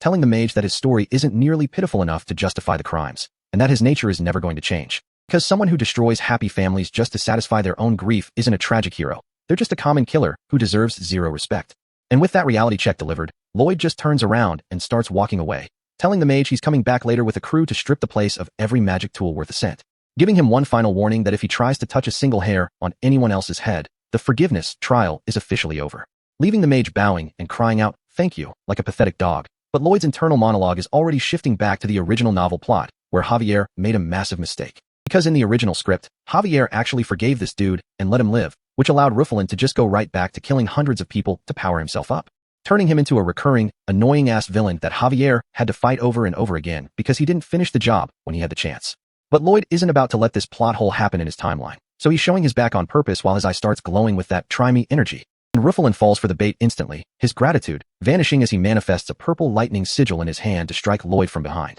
snarling about whether he actually said he forgave them. But he's moving in slow motion compared to the monster Lloyd has turned Javier into, as the mage prepares to crash out one last time, thinking he's finally got the upper hand on the guy who just insulted his entire life's work. But Javier was already 3 steps ahead, his hand on his hilt because he knew exactly how a snake like this would react to mercy, and he sends the mage flying with a strike so fast the blood splatter is the only thing the camera can even track.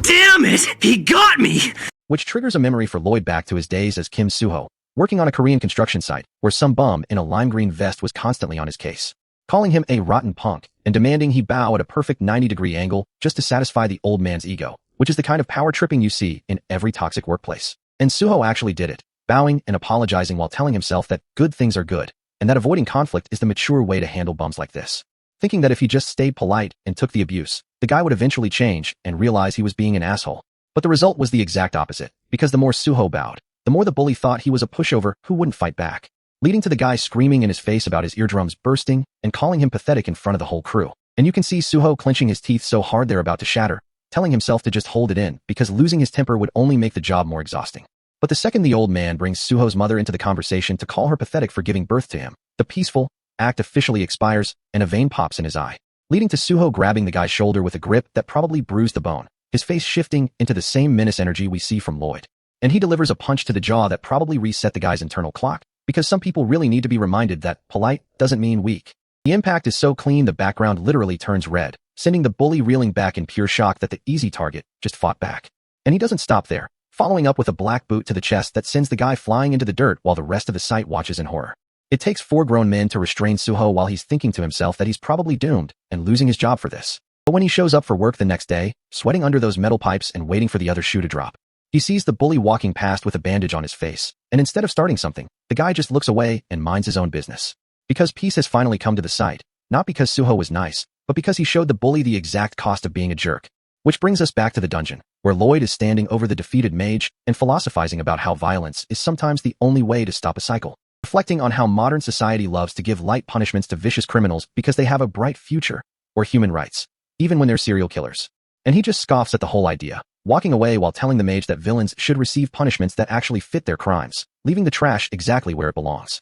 The journey back from that dark mage's mountain is looking like a desktop wallpaper, all serene and peaceful, which is a massive contrast to how the actual group is doing, winding through these narrow forest paths while everyone except the main 2 looks like they're about to meet their ancestors, especially this one worker who's huffing and puffing like he just finished a marathon in a winter coat. And Lloyd sees the man struggling, looking over his shoulder with that unbothered expression before he just flat out tells the guy to hand over the backpack, because he doesn't want to deal with a corpse on the trail. Hissing at the man's protests because if the dude collapses, Lloyd is the one who has to carry both the bag and the body, so he just starts barking orders for everyone else to cough up their luggage too, ignoring the social suicide of a noble doing peasant labor while he tightens the straps, basically telling them that if they keep nagging him about nobility and honor, they can kiss their bonuses goodbye, which has the soldiers looking at his back like he's a literal saint, tears streaming down their faces because they've never seen a leader actually share the weight, while Javier stands there in the background looking like he's trying to solve a math equation he doesn't have the variables for, realizing that at this point, the truth of why Lloyd is doing it doesn't even matter anymore, because in the eyes of these men, they aren't following a rascal,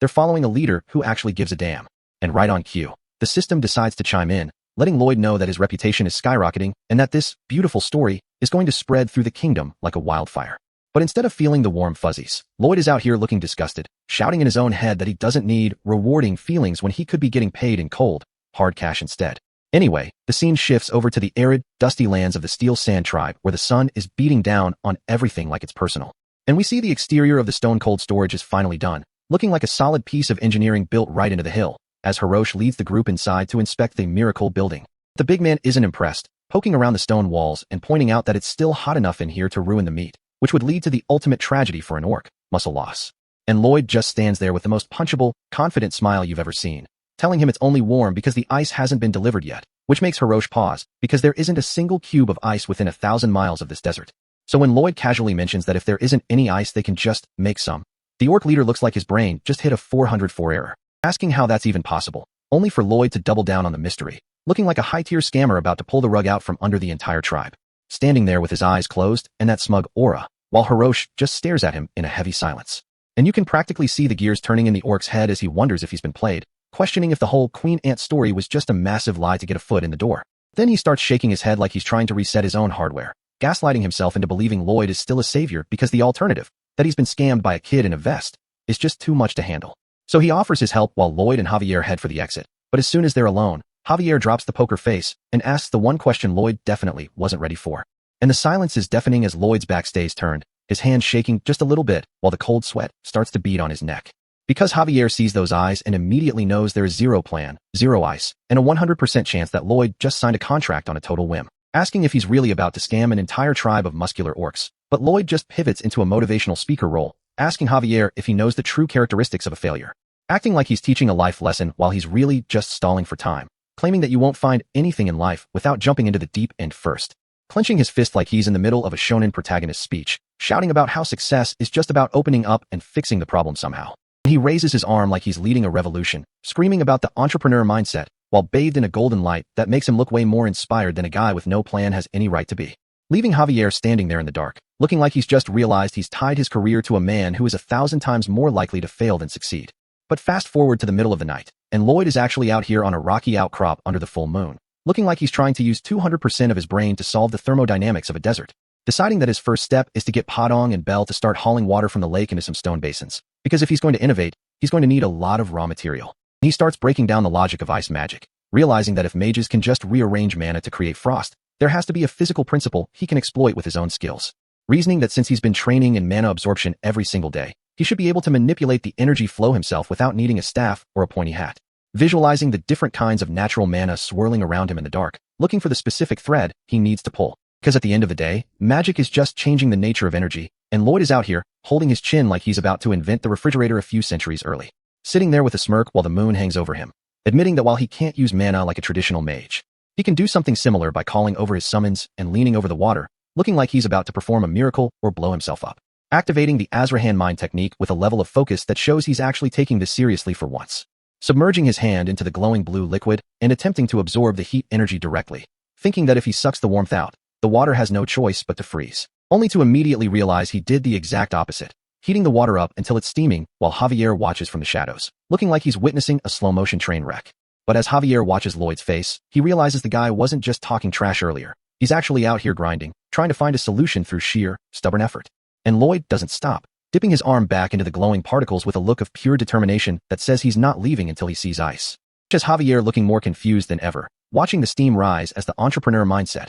actually starts to look like real work. Until finally, the system gives him the notification he's been hunting for, confirming that he's developed a brand new skill and leveled up his mind technique to double circle level 2. So a few days later, we head back to the storage site where the air is thick with steam and the orcs are looking like they've just seen a ghost. And there it is, a massive, glowing blue cube of ice sitting right in the middle of the desert, while Lloyd stands there looking like he just performed a casual flex, telling them it'll be perfect once the insulation is in. And the orcs are absolutely losing their minds, shouting about how they never have to hunt every day again or throw away spoiled meat, turning the whole scene into a massive celebration. While Lloyd just side-eyes Javier with the most "I told you so" expression in human history, pointing to his head like he's the smartest man to ever walk the earth. And Javier just closes his eyes and raises his hands, finally surrendering to the madness and giving the entrepreneur mindset his official seal of approval. The Steel Sand tribe is out here officially giving Lloyd his flowers for saving their entire food supply. And Lloyd is doing that annoying humble brag thing where he pretends he was just following the contract. But the system doesn't lie, confirming he just secured 120 orc workers as the leader. Akush steps up,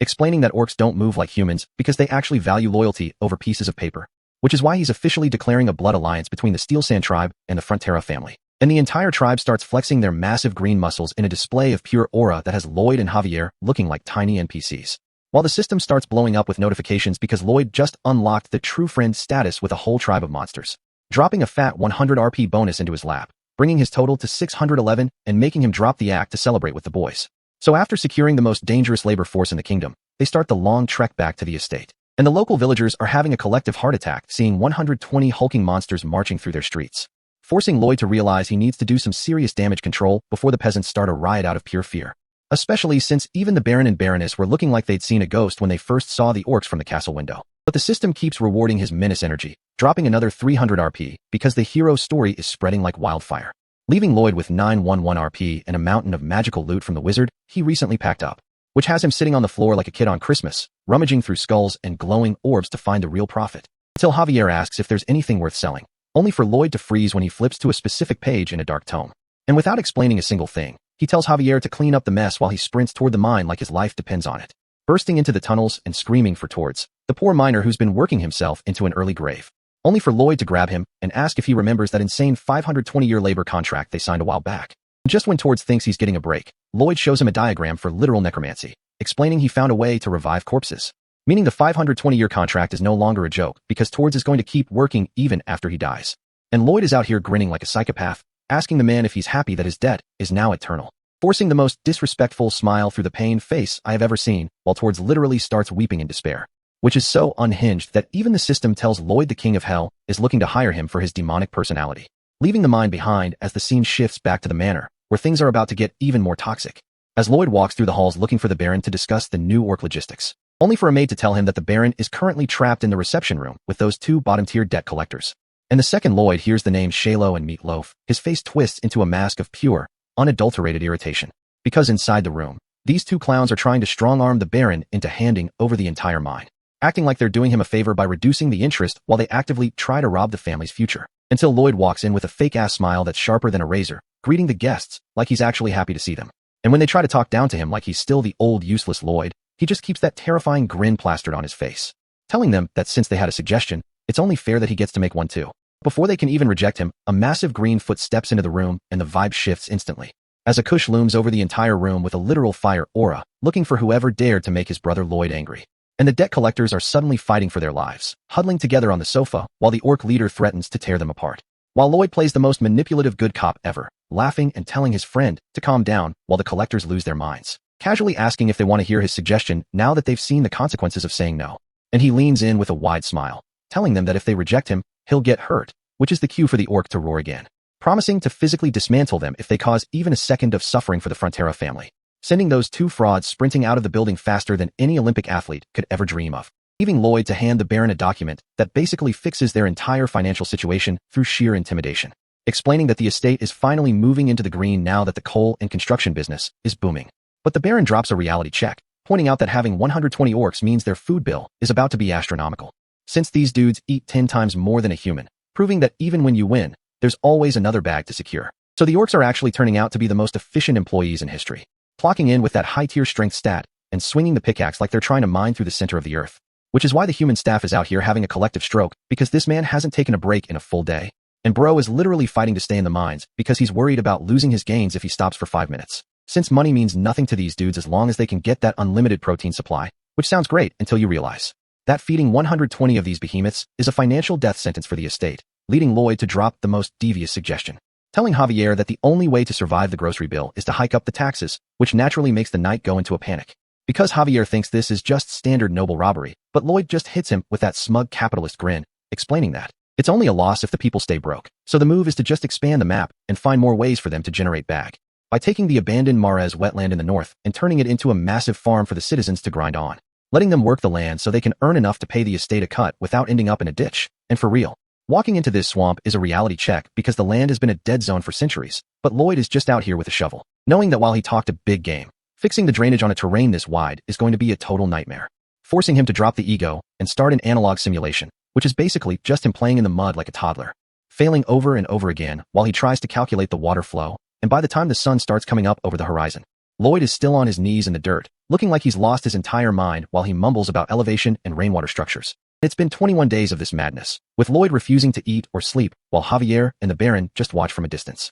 with the Baron admitting that he used to hate his own son for being a failure, but watching the kid struggle like this, for the sake of the people's future, is moving the old man to tears, seeing a version of Lloyd that actually cares about responsibility. So he decides to stay out of the way and let the boy cook, while Javier notes that the young master is finally standing on business, proving that he'll never give up once he sets a goal, which triggers a massive favorability boost from the Baron and nets him 20 RP, bringing his total bank to 931 while the forest goes quiet under the moon. But the grind doesn't stop just because it's dark, as Lloyd stares down at the intricate irrigation pattern he's carved into the dirt with his bare hands, finally seeing the logic click. And he lets out a feral cheer toward the sky because the water is finally going to drain exactly how he planned, instantly seeing the vision of gold coins falling from the ceiling and himself getting drenched in that sweet, sweet profit, drowning in the honeydew of his own success while he stands in the middle of the field like a man who just won the lottery, only to collapse onto his back a second later because his body is at its limit, though he's still smirking because compared to his old life, this physical exhaustion is light work compared to those all-night part-time shifts back in Korea. But then the system pings,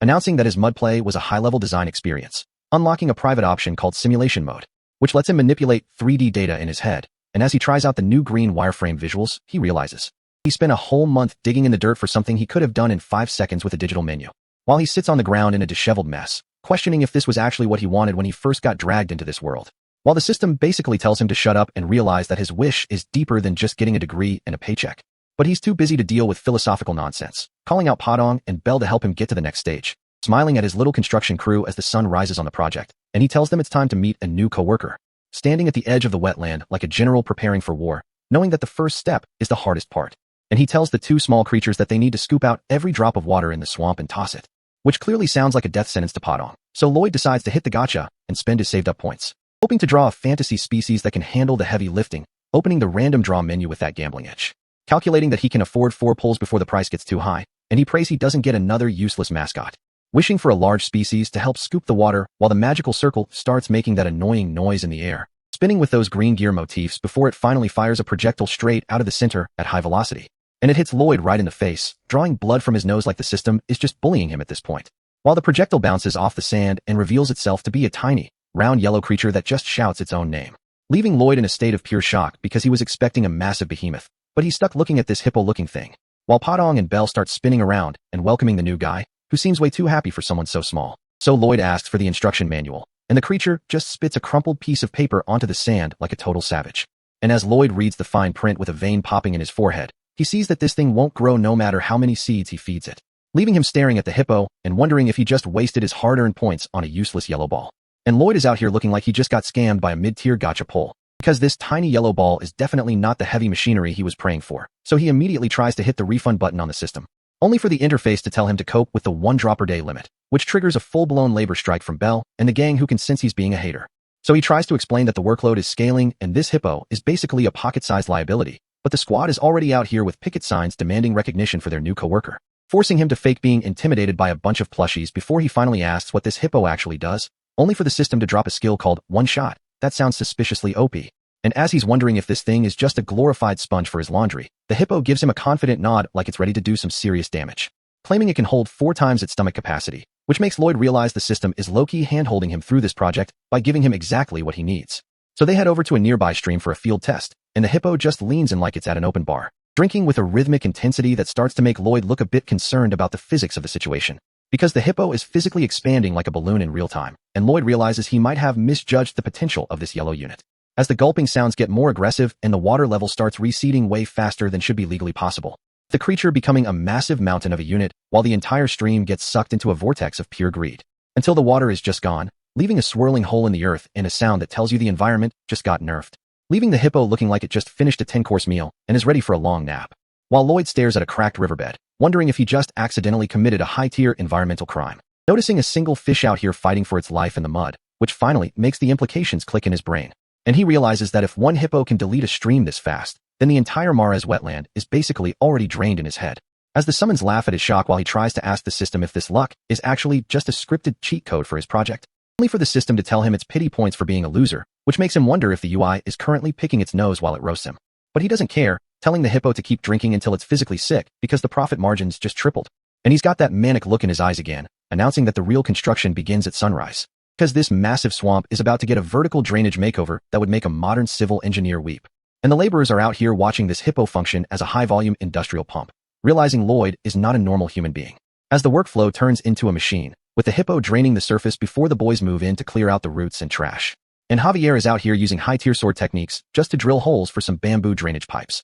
which is the ultimate flex of wasted talent. Padong compacts the soil to force the moisture into the stakes, where the hippo is waiting to suck it all out like a giant straw. And 10 days of this grind pass by with Lloyd using his simulation skill to design banks that are actually structurally sound, until the first section lights up green like a completed quest objective, and Lloyd is out here screaming with pure hype, promising the crew a bonus party because he knows a motivated workforce is the only way to scale this project into a fortune. And the men are roaring like they just conquered a kingdom while the summer heat starts to set in over the new fields, leaving Javier standing in the middle of this transformation looking like a cover model who accidentally stumbled onto a construction site, as he stares at his shovel and has a minor existential crisis about how a master swordsman ended up as a full-time laborer. But Lloyd just runs up with a bag of seeds, completely ignoring the fact that Javier is supposed to be a knight, hitting him with some sketchy logic about protecting the estate from pests until Javier just sighs and starts watering the dirt, planning his escape for next time, even though he can't deny that the swamp is actually turning into high-value farmland, which looks like a miracle of irrigation to anyone watching, especially the locals who have never seen land reclaimed like this.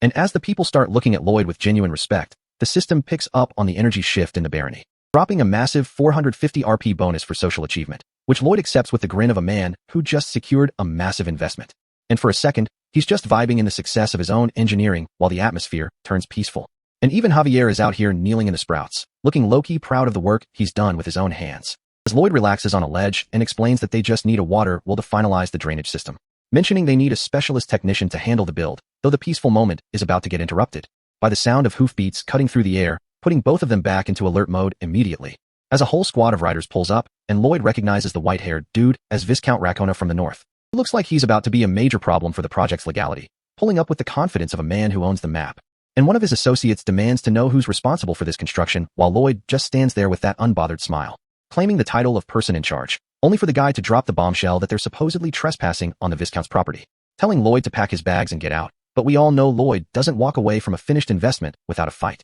Looking at the Mares wetland, a place that's basically been a ghost town for centuries. And while the northern half is technically Viscount Lacona's territory, the map doesn't account for the fact that the Frontera barony did all the work, so this white-haired fraud pulls up out of nowhere, thinking he's about to secure the bag without lifting a single finger, which Javier recognizes as a legal problem. But Lloyd just smiles, asking if the Viscount is really trying to claim they're trespassing after he just fixed the land. Lloyd doesn't even look at the aide, just tells him to shut the hell up because the adults are talking, leaving the guy looking like a total glitch while Lloyd casually drops his name like he's the main character he is. The Viscount tries to act big, telling Lloyd his behavior is trash and demanding to speak to his father. Where did these niggas be at when they say they doing all this and all that? But Lloyd isn't moving, just casually mentioning that he hears the annoying buzzing of a dung fly, which the Viscount is too slow to realize is a direct insult to his entire existence until his aide whispers the truth. Now the real show starts, as Lloyd begins reciting the kingdom's land law like he's a high-tier lawyer, ignoring the Viscount's screaming to explain that neglected wasteland belongs to whoever actually cultivates it, listing off the requirements of funding, labor, and residential potential while the Viscount starts sweating.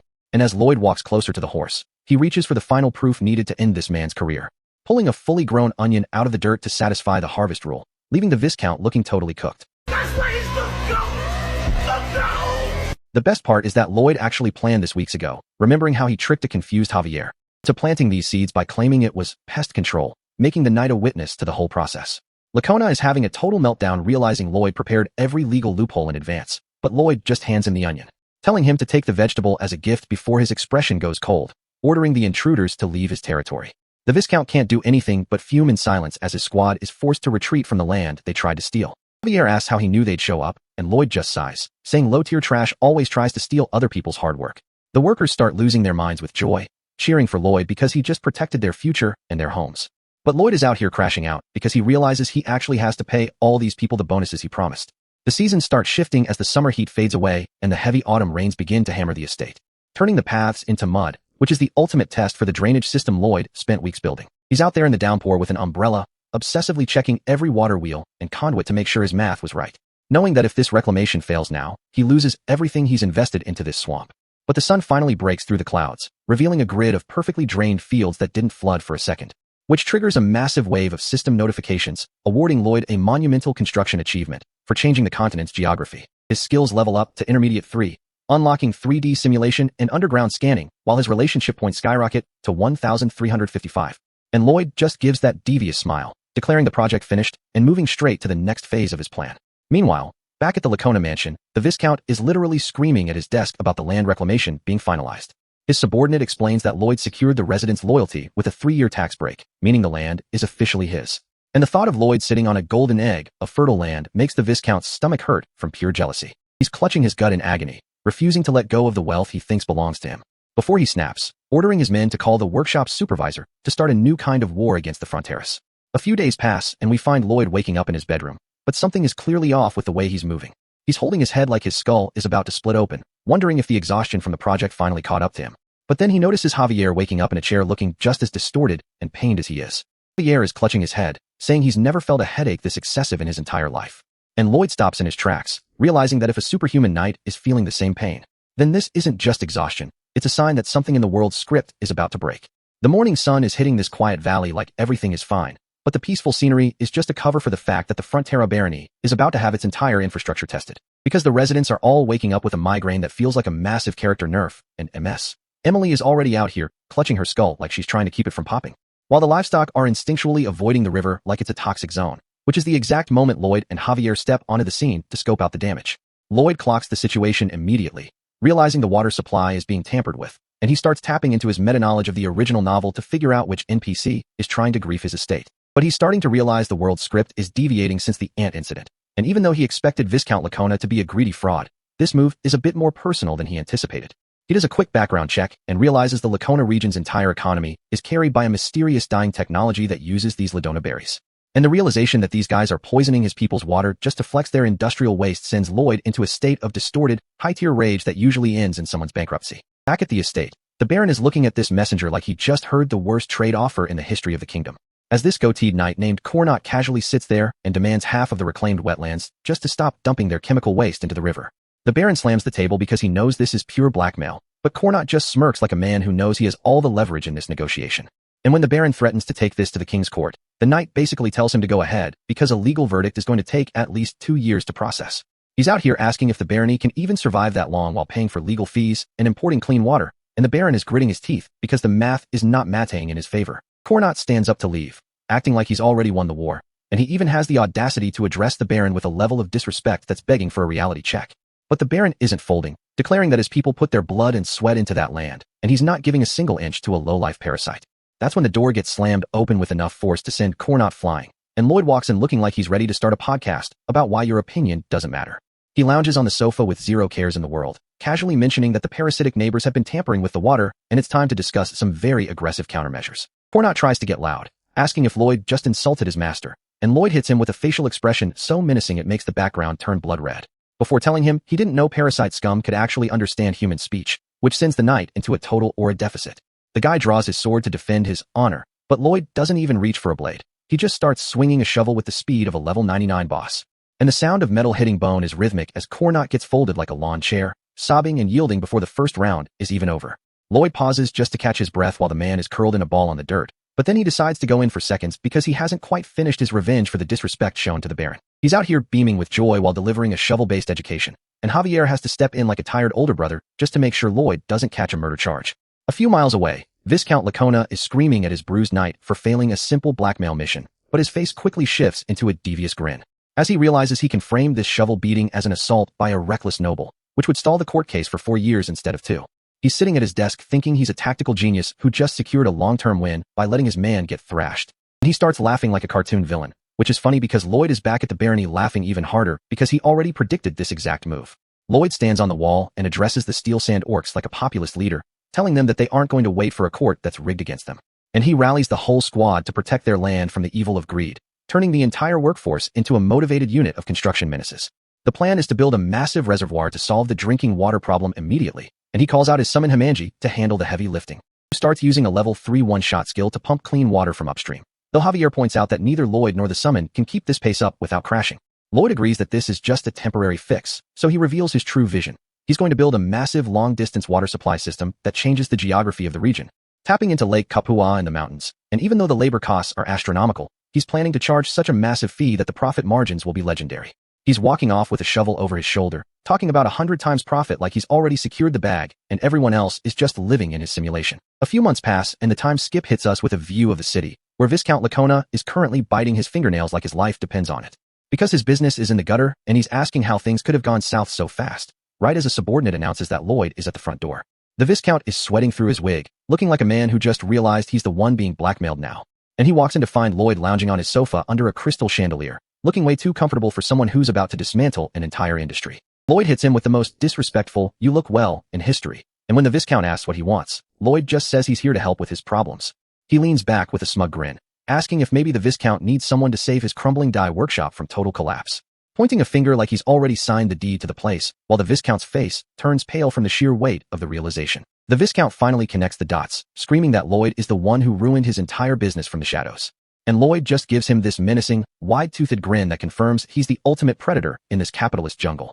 Lloyd is sitting back on the couch with his eyes closed, acting like he's just catching up with an old friend. But Viscount Lacona is vibrating with pure rage, complaining that the wastewater Lloyd dumped forced them to haul water from Lake Kapua, which Lloyd just meets with a smug smirk, reminding the man that his own knight was the one who admitted to the sabotage first, while we see the crew working on the massive pipeline project. And as Lacona slams the table demanding to know what happened to his workshop, Lloyd just tells him to relax, because he's getting to the best part, explaining how they hit a massive valley and had zero other options but to flex some engineering muscle by building a Roman-style aqueduct, which required them to blast out massive amounts of limestone for building material, as we see Lloyd out here doing the heavy lifting himself. Except some of that limestone accidentally ended up in the riverbed, which has the Viscount screaming because he still doesn't see the connection, till Lloyd drops the logic bomb that the water from that valley flows directly into the workshop's intake. meaning all that lime reacted with the dyes and turned the Viscount's high-end luxury cloth into actual garbage, leaving the man looking like his soul just left his body. And when he tries to bark about suing in the royal court, Lloyd just tells him to go right ahead. Knowing a verdict takes 2 years,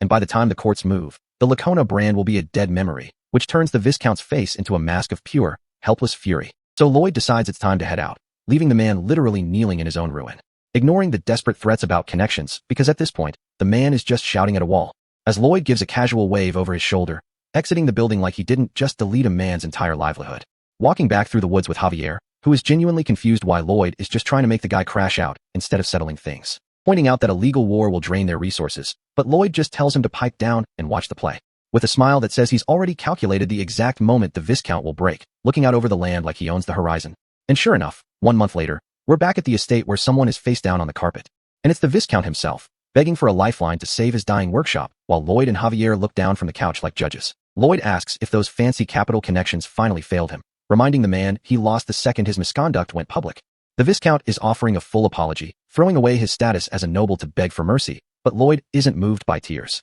He snickers at the idea of pride, saying if that stuff had any market value, he would have sold his own 10,000 times over already. Reaching out toward the crying man to clarify that he doesn't want an apology at all. He wants a signature on a water supply contract that turns the Viscount into a permanent ATM for the Frontera family. The Viscount looks at the price tag and starts stuttering about how water should be free, which is a wild thing to say to the man you try to bleed dry. Lloyd's eyes go wide and manic as the background turns blood red, reminding the man of a very specific lesson. That the one who taught him water has a price was the Viscount himself, and now the bill has finally come due. Back at the office, the clerk is staring at the numbers in disbelief, asking if they're really going to be receiving this much gold every month. Lloyd is out here clapping like a proud father, talking about paying off interest while his internal thoughts take a dark turn, laughing like a movie villain because he knows that contract he just secured has no expiration date, meaning the Lacona bloodline is effectively enslaved to this debt until the end of time. Visualizing the Viscount and his heirs bound in chains, Lloyd realizes he can't just let the man walk away with a light punishment. His face contorts into something straight out of a horror manga as he thinks about how he'd rip the man's blood vessels out if he could trade them for more cash. Clerk actually interrupts the demon time to ask why he's making such a terrifying face, but Lloyd just plays it off as being happy about the money. Before the clerk drops some news about the old orc treasure they've been sitting on, saying Count Cremo wants to buy it for a massive price. Lloyd is skeptical because a man that rich doesn't usually buy used junk, but apparently, the Count is looking to build a statue. The scene shifts to Cremo, the city of commerce, where the architecture looks expensive and the vibes are heavy. You see Count Cremo himself looking out over the bay under a full moon, just standing there in silence. Until the water starts to bulge in a way that definitely isn't natural, making the Count's eye twitch as he senses the shift. And suddenly a massive explosion of water hits the sky as something prehistoric screams from the depths. It's a massive, armored nightmare rising from a vortex, and the Count is frozen in place, realizing he's no longer the biggest fish in the city. The monster stands tall in the rain, a purple-hued crustacean with glowing eyes that looks like it crawled out of a Souls-like boss room. And the system identifies this thing as the Monster Giganton, officially ending the peaceful era of debt collection. So the plan is to move out in exactly 1 week, right as the major construction in Lacona wraps up and the profit starts flowing. Taking a small squad of only 10 men to keep the overhead low, which has the Baron out here doing yard work and reflecting on the new direction, while Javier stands there like a stone wall, promising to monitor Lloyd's every move even though the Baron's mind is stuck on the past. Admitting he used to be a mid-lord who would have folded under blackmail, but watching Lloyd's hustle has finally given him some actual guts. Recalling how he found a blue-haired orphan freezing in the snow years ago, proving he was always the warmest soul in this cold-blooded world. Because even if he's a nice guy, he knows a real leader needs to have firm principles and the drive to take action, just like Lloyd is doing right now. Even if Lloyd's only real principle is a manic obsession with gems and gold that makes him look like a total demon for the bag, which is why the Baron is officially changing the job description, telling Javier that he doesn't need to be a spy anymore, giving him the order to stop monitoring and start protecting Lloyd as the legitimate heir of the Frontera name. And Javier accepts the mission with a bow, acknowledging that Lloyd has miraculously saved the family's wealth, even if the man himself is a headache. Flashing back to the training grounds where the Baron asked a young Javier what he wanted to be when he grew up. And the kid was so shy he was blushing, but he still had the resolve to say he wanted to become a knight to protect his lord, getting a head pat and some genuine encouragement that a kid who survived a harsh winter alone would definitely become the world's strongest. Receiving a wooden sword carved by the Baron's own hands, only for the red-haired menace to show up and start talking trash, mocking his orphan status and stomping that wooden sword into splinters, telling him to keep dreaming in his next life like a total villain. Fast forward to the present, and the man who used to be a nightmare is walking into the room with his coat draped over his shoulders, while Javier glances at that same broken sword mounted on the wall, struggling to reconcile the trash he knew with the genius he sees now. And Lloyd is doing his usual high-energy salesman routine, welcoming his dear customer to the Frontera Lullaby services like a total weirdo. launching into a dense lecture about mortar injection and cylindrical solid bodies that is so boring it functions as a high-tier sedative, making Javier's head start to heavy drop while he tries to figure out why he doesn't hate this version of Lloyd as much as he should. Because this Lloyd is always in the dirt, always smirking, and always moving with the confidence of a man who owns the future, snapping his fingers with a red sun command that puts Javier into a deep sleep faster than a tranquilizer dart, leaving the knight out cold in his chair while the moon hits the window, signaling that the peaceful era of debt collection is about to get interrupted. As the building goes quiet and everyone is tucked in, but there is one window left wide open for a guest who wasn't invited. Some hooded dude with a glowing red eye and a serious grudge slides through the frame, whispering Lloyd's name like a curse, gritting his teeth and blaming Lloyd for his entire life falling apart before he leaps toward the bed with a blade, screaming for the heir to die as the steel descends through the air, looking to end the Frontera bloodline right then and there, only for Javier to wake up instantly and catch the strike with his own sword, sending a pillow flying as he blocks the kill shot, holding the line with zero effort while the assassin realizes he just tried to speedrun a boss fight he wasn't leveled for. And Lloyd finally wakes up in a state of total shock, drooling and screaming like he just saw his bank account hit zero, while Javier pins the intruder to the floor by the head, completely neutralizing the threat before the sun even starts to rise. Next morning at the site, Lloyd is back to screaming about safety, first while the pipes get lowered into the trench, hearing the report that the attacker was just a former knight of Lacona who got fired because the Viscount couldn't pay his bills anymore. And Lloyd just shrugs it off, calling the guy a small-minded loser for trying to get revenge instead of finding a new job,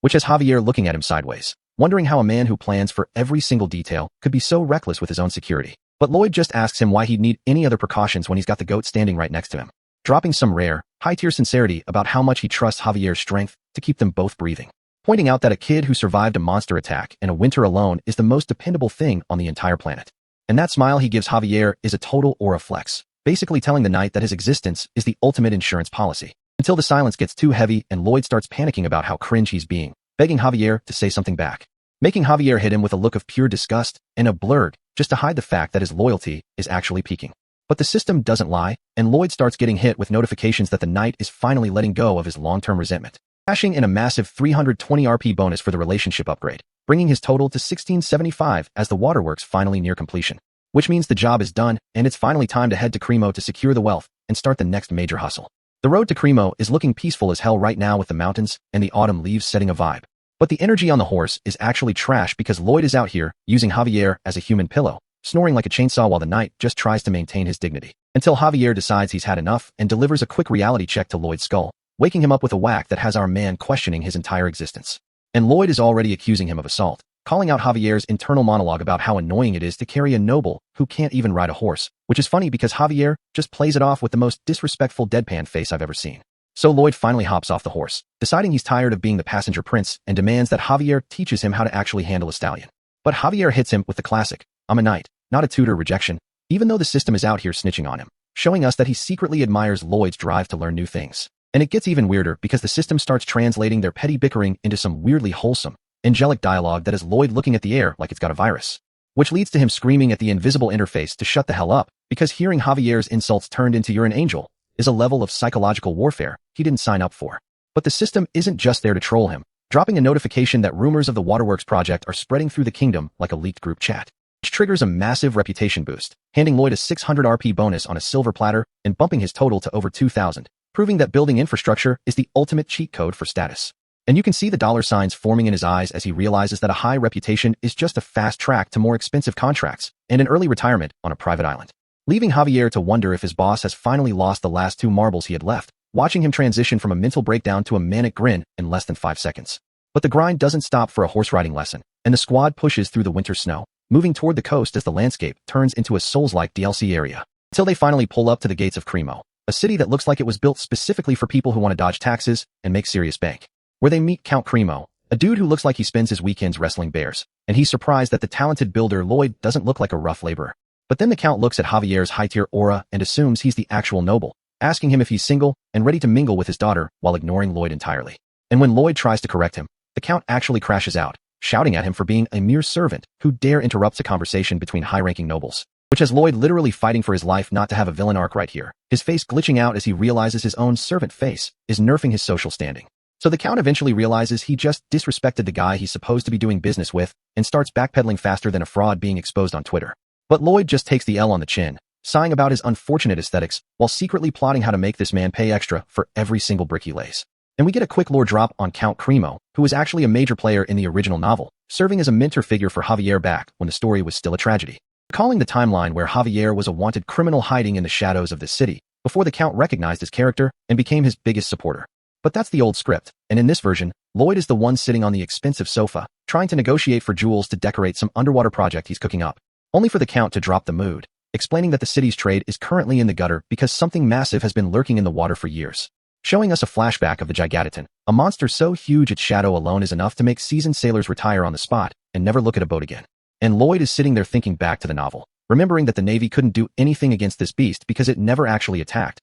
it just existed as a constant threat. Which reminds him of how much he hated the original book's ending, complaining that the author left way too many plot holes and didn't even confirm a season 2 for the fans. So he decides to take matters into his own hands, telling the Count that he's found a way to handle the monster by exploiting its one specific weakness. Mermaids, the undisputed goats of the ocean who are the only things the Gigantitan is actually afraid of encountering in the deep blue. And Lloyd's logic is simple. The monster is a coward that will run away from anything that even looks like a mermaid warrior, so he just needs to build a massive scarecrow, proposing a giant mermaid statue to sit right in the harbor, acting as a permanent no-entry sign for the giant crab that's been ruining the city's economy. But the Count has already thought of that and points out the engineering flaw, saying that raising the seabed to build a foundation would make the water too shallow for merchant ships. And Lloyd just lets him talk, listening to the Count offer to sell the jewels anyway just out of pity because he thinks Lloyd is about to take a massive financial loss. But our man isn't looking for a handout. He's looking for a challenge, telling the Count to keep his pity and watch a master engineer work his magic. Dropping the reveal of friction piles and box casings, a high-level construction technique that allows him to build a foundation without messing up the water level at all.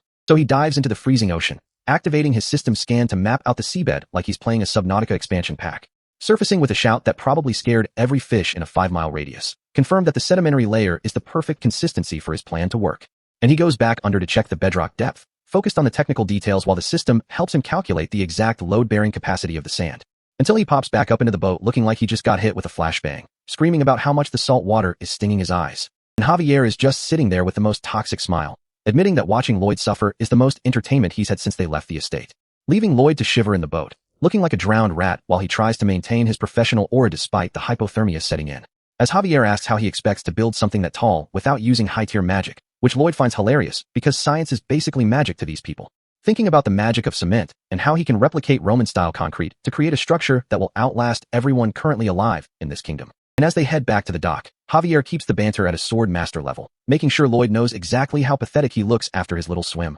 But the mood shifts instantly when a top-tier waifu appears out of the blue, blushing and holding a letter with a heart on it like she's about to confess her love, leaving Lloyd completely stunned, his face turning pink as he realizes that even with his servant face, he might finally be securing a different kind of bag. Standing on the pier when this SSS-tier baddie named Christine pulls up, introducing herself as the Count's daughter and mentioning she saw them at the mansion yesterday, getting all flustered while Lloyd's heart starts doing backflips because he thinks he's finally about to get some maiden attention. But as she holds that heart-sealed letter out with both hands, looking like she's about to risk it all for a confession, we see Lloyd is already out here preparing his humble response, telling himself it's only natural that a developer of his caliber pulls top-tier waifus. Only for Javier to reach out and snatch the bag, leaving Lloyd in the dust while Christine dashes away screaming like she just won the lottery. And the silence on that pier is heavy enough to sink a ship as Lloyd tries to walk it off. But Javier is not letting this disrespect slide, turning around with a face full of shadows and pure rage because he can't stand how Lloyd is acting like he didn't just get passed over. While Lloyd plays it off with a confused look, acting like he's too busy for romance even though his ego is currently in the trenches,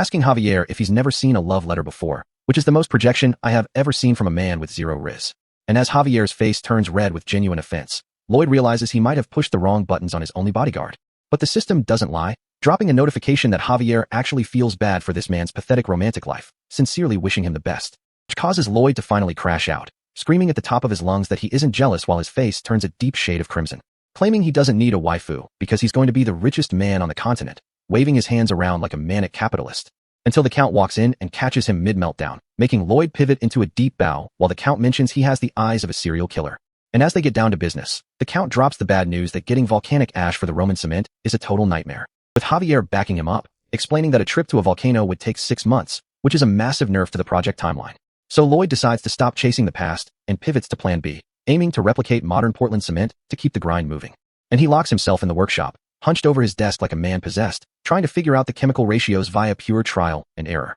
While the city of Cremo stays frozen in the background, waiting for this man to finish his research before the economy hits zero. But after 129 failed samples, Lloyd is starting to lose his mind, scratching his head and wondering if the drying process is the real fraud here. As he mumbles to himself about mixing ratios and 48 more combinations, looking like a student during finals week who hasn't slept in 3 days. Which is exactly when Padong and the gang start pestering him for attention, shaking him while he's trying to secure his future wealth. And even though he tells them he's too busy to play, these creatures are not taking no for an answer, climbing all over his head, until he finally snaps and yells at them to get lost. But that angry shout triggers a memory of a much smaller, fluffier friend, taking us back to his previous life as Kim Suho, where he had a little white dog that used to look at him with those same glossy eyes. We see the grim reality of a pet funeral, with the flowers and the portrait of a dog that didn't deserve to go out like that, showing Suho slumped over in a purple tracksuit, crying his eyes out because he realized too late that work isn't everything. Thinking about how that dog was the only family he had left, and the guilt of being too busy to play is finally catching up to him. Wishing he had brushed its fur or spent just one more hour being a present owner instead of a corporate slave. And that realization hits him like a truck in the present, making him kneel down and hug his summons because they're more important than some cement. So he takes them out for a moonlit walk along the shore, letting the cold air clear his head while the little dudes squeal with joy. Feeling like a total villain for treating his loyal companions like biological machinery instead of the family they actually are. And as he walks past the castle, he admits to himself that he's a moron for almost repeating the same mistake that left him alone in Korea, stopping in his tracks to finally give them the respect they earned through their constant labor and loyalty, kneeling in the grass to thank them properly, showing a rare moment of genuine sincerity that actually moves the needle, which triggers the system immediately, confirming that the summons are feeling the love and acknowledging his true intent. And the relationship level gets a massive buff, shifting from a master-servant dynamic to being a full-blown member of the gang, opening up a new upgrade menu that costs 500 RP, which Lloyd views as an unexpected bonus for finally acting like a decent human being. And when he asks who wants the level up, Padong and Hamon point straight to Bangul, the pink baddie with the bow. So he clicks accept on the prompt, watching as Bangul starts to glow with a blue aura that looks like a high-tier evolution, until a massive flash of light consumes the entire field, making Lloyd shield his eyes while he wonders if he just created a monster. But the system confirms the level up was a success, rewarding Bangul with a list of skills that would make a boss monster jealous. And Lloyd's jaw hits the floor when he sees the new level 1 skill called Volcanic Blast, which is the exact solution he needed, leaving Bangul grinning with a face full of sparkles, because being a member of the gang just became the ultimate power move. Cremo, the city of commerce, looking all peaceful and snowy under the winter sky, until a massive explosion rips through the mountains, sending a plume of fire and smoke into the atmosphere, shaking the ground so hard that the locals start panicking while Count Cremo watches the distant blast in shock. And while the smoke towers over the city, we see two figures standing in the frozen heights, with Lloyd staring at the falling debris like it's a shower of gold, shouting that it's actually ash, which is apparently a total gift from the heavens for his cement project, though he's screaming so loud that he realizes he forgot to tell Javier to cover his ears, leading to a quick test of the knight's hearing. And once he confirms Javier isn't deaf, Lloyd decides it's time to move because speed is the only way to get paid, starting with stage 1, where they install a massive 5-layer mesh diaper onto the back of a giant Bangul,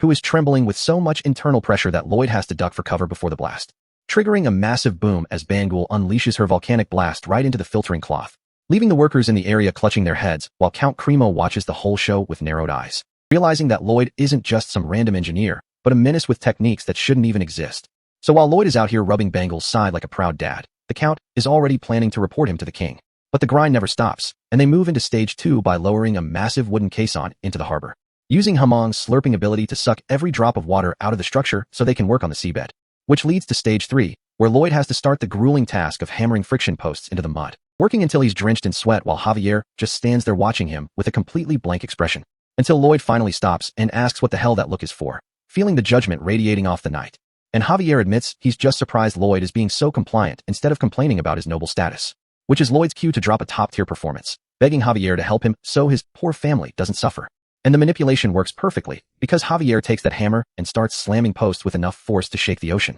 allowing Lloyd to finish the coaching session and move on to the steel frame using Bangul's launcher, before pouring in the hydraulic cement and dismantling the walls once the whole thing has hardened, leaving behind a solid artificial platform that sits perfectly above the high tide line, ready for the main event, which has the Count looking skeptical, wondering if a simple concrete block can really hold up a massive statue. But Lloyd just gives him a smile, knowing that as soon as this succeeds, those construction fees are hitting his pocket. And as the sun goes down, the water starts splashing violently against the new foundation, revealing the completed maritime scarecrow, a muscular mermaid statue that looks like it's literally walking on the water, which triggers a massive gala on the ship deck where the nobles are all drinking and chatting away, while Lloyd is over in the corner struggling with his formal collar, looking like he'd rather be anywhere else, trying to act like he's used to these events while Javier secretly mocks him for being so out of his element, until the Count calls for attention and introduces the young man who made this golden miracle a reality. And while the crowd starts whispering in respect, Lloyd tries to cope by saying he only cares about fast money. But he loses his cool the second he sees Javier looking at him with that same look of sincere pity, especially since half the nobles there thought he was just a lowly servant until the count set them straight,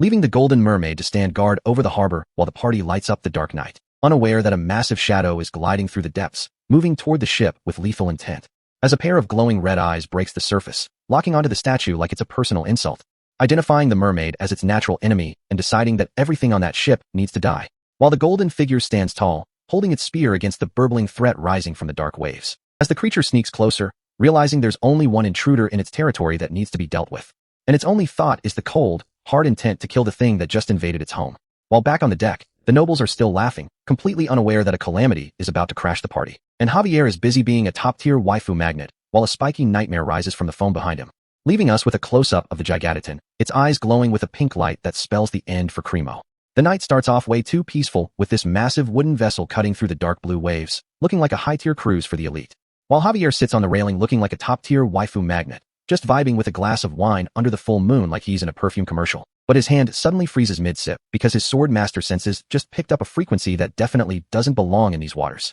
And he slowly turns his head toward the dark expanse of the sea, the kind of look that tells you the party is officially over before it even started. Lloyd walks up and immediately starts hating, telling Javier he looks like a statue, but making sure to clarify he's not nearly as handsome as the Greek ones. But the sarcasm dies instantly when Javier looks up and says something is closing in fast, and we see a massive silhouette that looks like a raid boss from a Souls-like, moving with a level of speed that shouldn't be possible for something Javier describes as being twice the size of their entire ship, which sends Lloyd's face into a state of pure, "we are cooked," as he realizes his peaceful retirement plan just hit a massive, purple, crustacean-shaped wall. The Gigaton breaches the surface like a nightmare, a massive purple lobster beast leaping through the air with enough force to capsize the whole fleet. And Lloyd immediately rushes over to Sir Genovan, the bearded commander who is currently busy being a clueless NPC while the world ends behind him. Lloyd starts whispering urgently about the Gigaton approaching and the need for an immediate evacuation, but Genovan is out here acting like a bot, asking Lloyd if he's enjoying the party while the literal physical manifestation of a calamity is breathing down their necks. And even when Lloyd asks if he detects anything strange out at sea,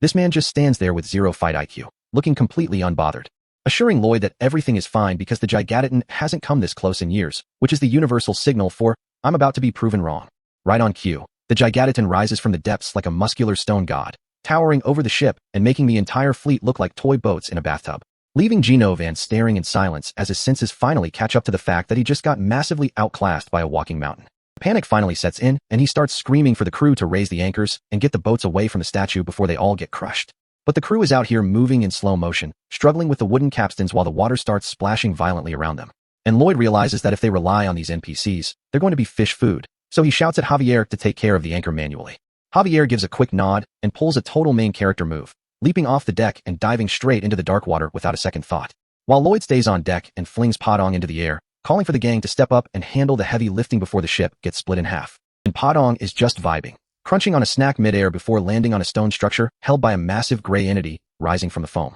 As Javier reaches the anchor chain underwater, drawing his blade and preparing to do some offensive engineering that would make a regular knight quit on the spot, he shouts, "Mana blast chop," and slices through the massive metal links like they're made of butter, while Padong handles the ropes with a snap, causing the ship to wobble violently as the passengers start screaming, realizing that the only thing keeping them stationary just got deleted by a teenager. But Javier's work isn't done yet, and as he swims through the bubbles, he notices something that makes his eyes go wide with genuine shock, realizing the Gigaton isn't just moving, it's actually sped up, entering its phase 2 state and becoming a blur of purple armor and lethal intent, while Padong stands on a pedestal like a tiny general, waving a spear and signaling the ships to scatter before the area becomes a graveyard. But it's too late for some, as a massive toothy sea beast form of the Titan rises and turns a whole ship into splinters while a nobleman screams for his mommy, leaving the rest of the crew in a state of total collapse as the hamster-like summon looks on, realizing the scale of the destruction is off the charts. The stone entity strikes downward with a fist the size of a building, creating a shockwave that sends everything flying into the night sky. And Javier gets caught in a beam of energy,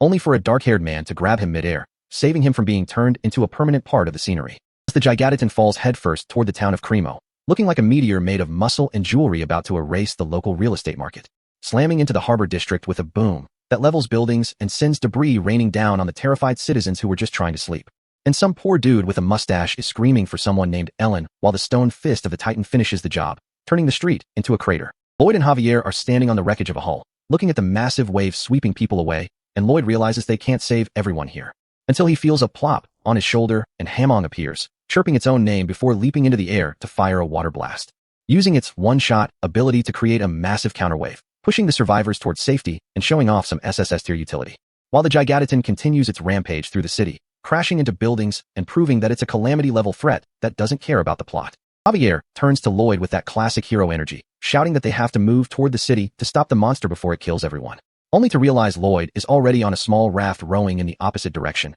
telling Javier he's a fool for wanting to fight a god. And he asks Javier if he's lost all his bananas, because Lloyd is the only person here with the common sense to realize that running away is the only way to survive. Sir Genovan is out here losing his mind, screaming at his men to pull people out of the water because the sea is basically a giant ice bath. While the rescue teams are struggling to play lifeguard, the Gigantitan is busy doing a city-wide renovation, stomping through Cremo like it's made of Lego bricks, crushing buildings and hope in equal measure, while Lloyd and Javier are chilling on a raft like they're on a mid-disaster vacation. Javier looks at Lloyd like he's finally realized his boss has a zero or a deficit, but Lloyd isn't even hiding it, shouting that they're here for the bag, not to be the Avengers. Which hits Javier like a physical slap, because he actually thought Lloyd was a low-key hero after all those dungeon runs and mine rescues. Remembering the times Lloyd looked like a man with actual resolve, someone who wouldn't just leave people to drown for a couple of gold coins. But current Lloyd is on his peak survivalist energy, yelling that protecting someone else's property is a terrible ROI, and that running away is the only move that makes sense. And you can see the exact moment Javier's respect for him hits zero,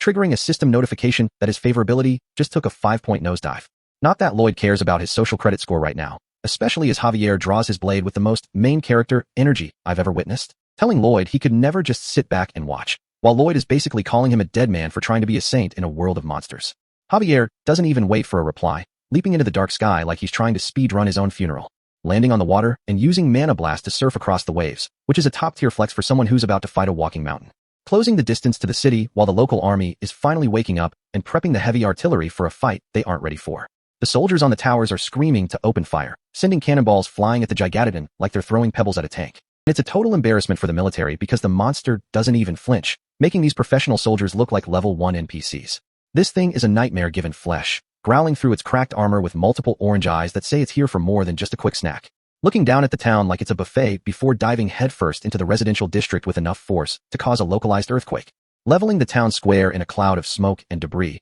while the screams of the citizens are the only thing the monster finds entertaining. The aerial view shows the damage is catastrophic, with the city's defenses looking like broken toys after just one decent hit from this beast. And it looks like the monster has a specific grudge, because it's muttering about how the mermaid statue has to go, which is a wild amount of pettiness for a kaiju. People are running for their lives as the Titan stomps through the chaos, and somehow Lloyd ends up face down in the dirt, looking like a total victim. Only to look up and see a massive claw coming down to turn him into a pancake, but Javier is already midair with a sword that's literally dripping fire, releasing a scream that's probably 90% frustration at Lloyd and 10% battle cry, as he puts everything he's got into this one swing, aiming for the monster's limb with a look of pure determination that would make any other knight quit on the spot. And the impact rings out with a clang that sounds like two planets colliding, but the result isn't what Javier was hoping for. Bro looks genuinely confused because his Mana Blast slice just bounced off the monster's armor like it was a plastic toy, and he realizes he's outclassed. And the Gigantitan isn't even impressed, slamming the ground and opening its mouth to show off a set of teeth that are definitely not for smiling. Javier tries to reset his stance, but the speed of this oversized lobster is difficult to track, swinging a claw that's bigger than the houses it just crushed.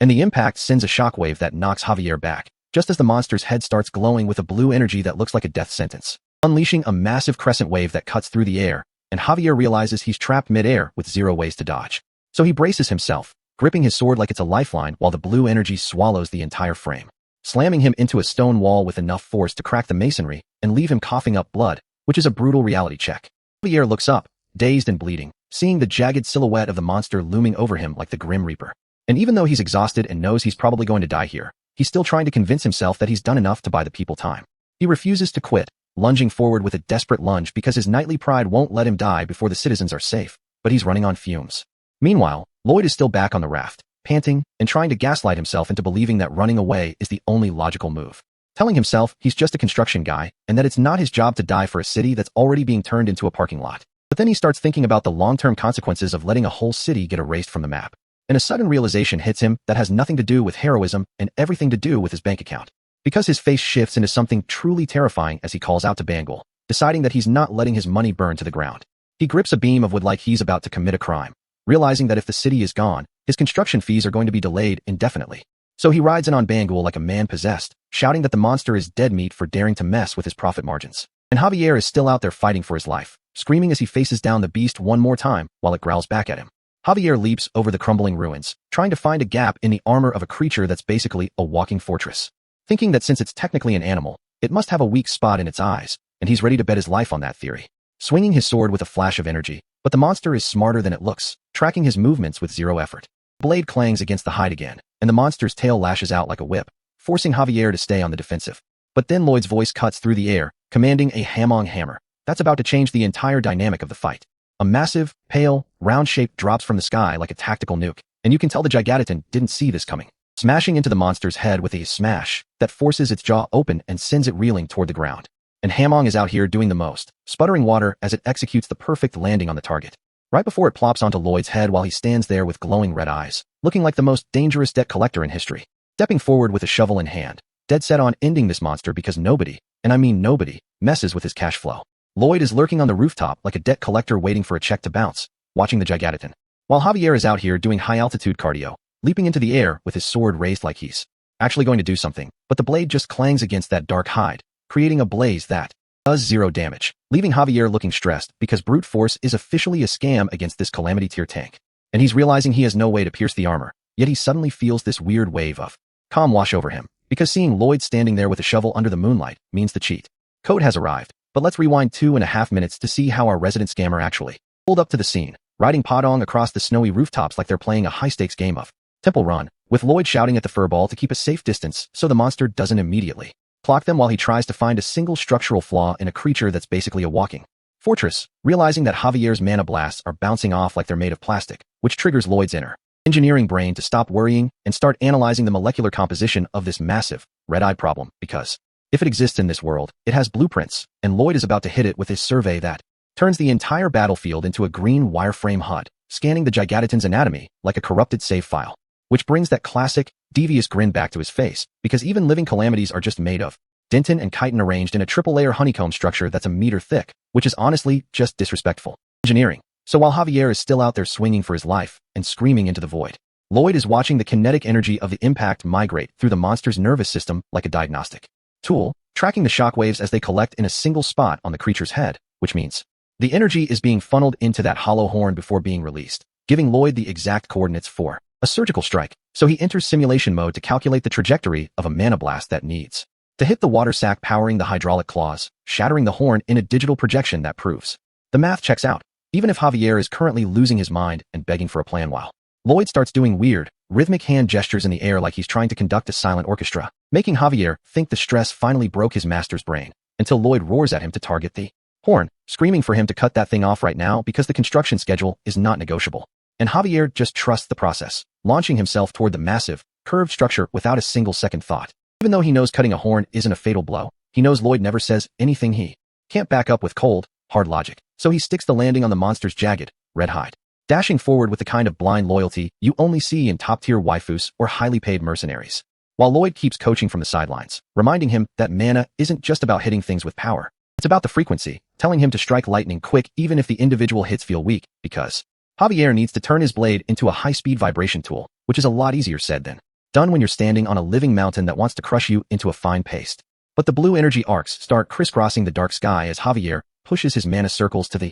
limit, creating a high-frequency whirring sound that means the theory is actually manifesting in real time as he grinds the blade into the horn, turning his swordmaster skills into a literal mana-powered chainsaw that Lloyd knew he could pull off, clenching his fist because the power fantasy is finally starting to pay dividends. As Javier lets out a primal scream, standing atop the beast while the blue light blinds everyone in the vicinity, and Padong decides to join the raid by leaping straight at the monster's open maw, slamming into the Gigatoton's face with enough force to keep its jaws busy while Javier focuses on the objective, looking like an SSS rank menace as he locks in and prepares to deliver the final blow that cracks through the armor, sending purple fluid spraying everywhere as the horn finally begins to give way. But the monster isn't just going to sit there, lashing out with tentacles that start twirling through the air while Lloyd stands on the roof like a tactical commander, shouting for Javier to aim between the middle legs and strike at an angle from the tail toward the head, because that's the only way to bypass the internal shielding, forcing Javier to slide across the tiles and dodge the counterattacks, all while Lloyd screams that they cannot let the construction repayments be delayed by a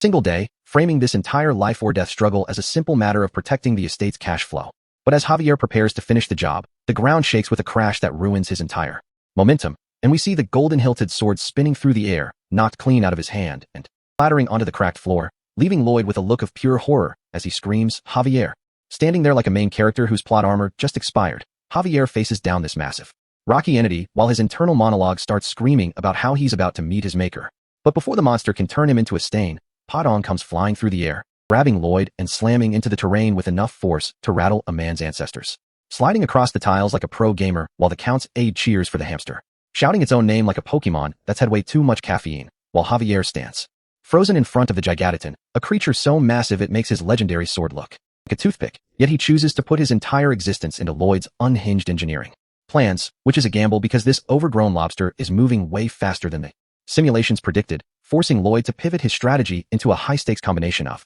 pure bait and brute force, jumping onto Padong's back to reach the specific location he marked earlier, barking orders at Javier to lure the beast toward the eastern woods because he's bought the workers enough time, and now everything depends on the Count's ability to deliver, which takes us back 15 minutes to when the Count stood on his balcony, watching his city burn and realizing that his previous attempt to use a statue was a complete disaster, leaving the muscular stone anatomy of the city's pride shattered in the dirt. But Lloyd isn't interested in a tragedy. He's interested in using the monster's weird obsession against it, which is why Javier is currently out here doing the most dangerous cardio session of his life, dodging claws that hit the sand with enough power to create craters, skidding across the beach while his lungs start burning from the sheer effort of staying alive, realizing he's hitting his physical limit but forcing himself to keep moving. For the sake of the people, leaping through the air while the Gigatoton roars with a sound that vibrates through his bones, chasing him into the dark forest where the trees become a blur as he sprints for his life, looking back to see the beast closing the gap until a voice suddenly cuts through the chaos, telling everyone to give it up for the guest of honor, leaving Javier looking confused and sweating like a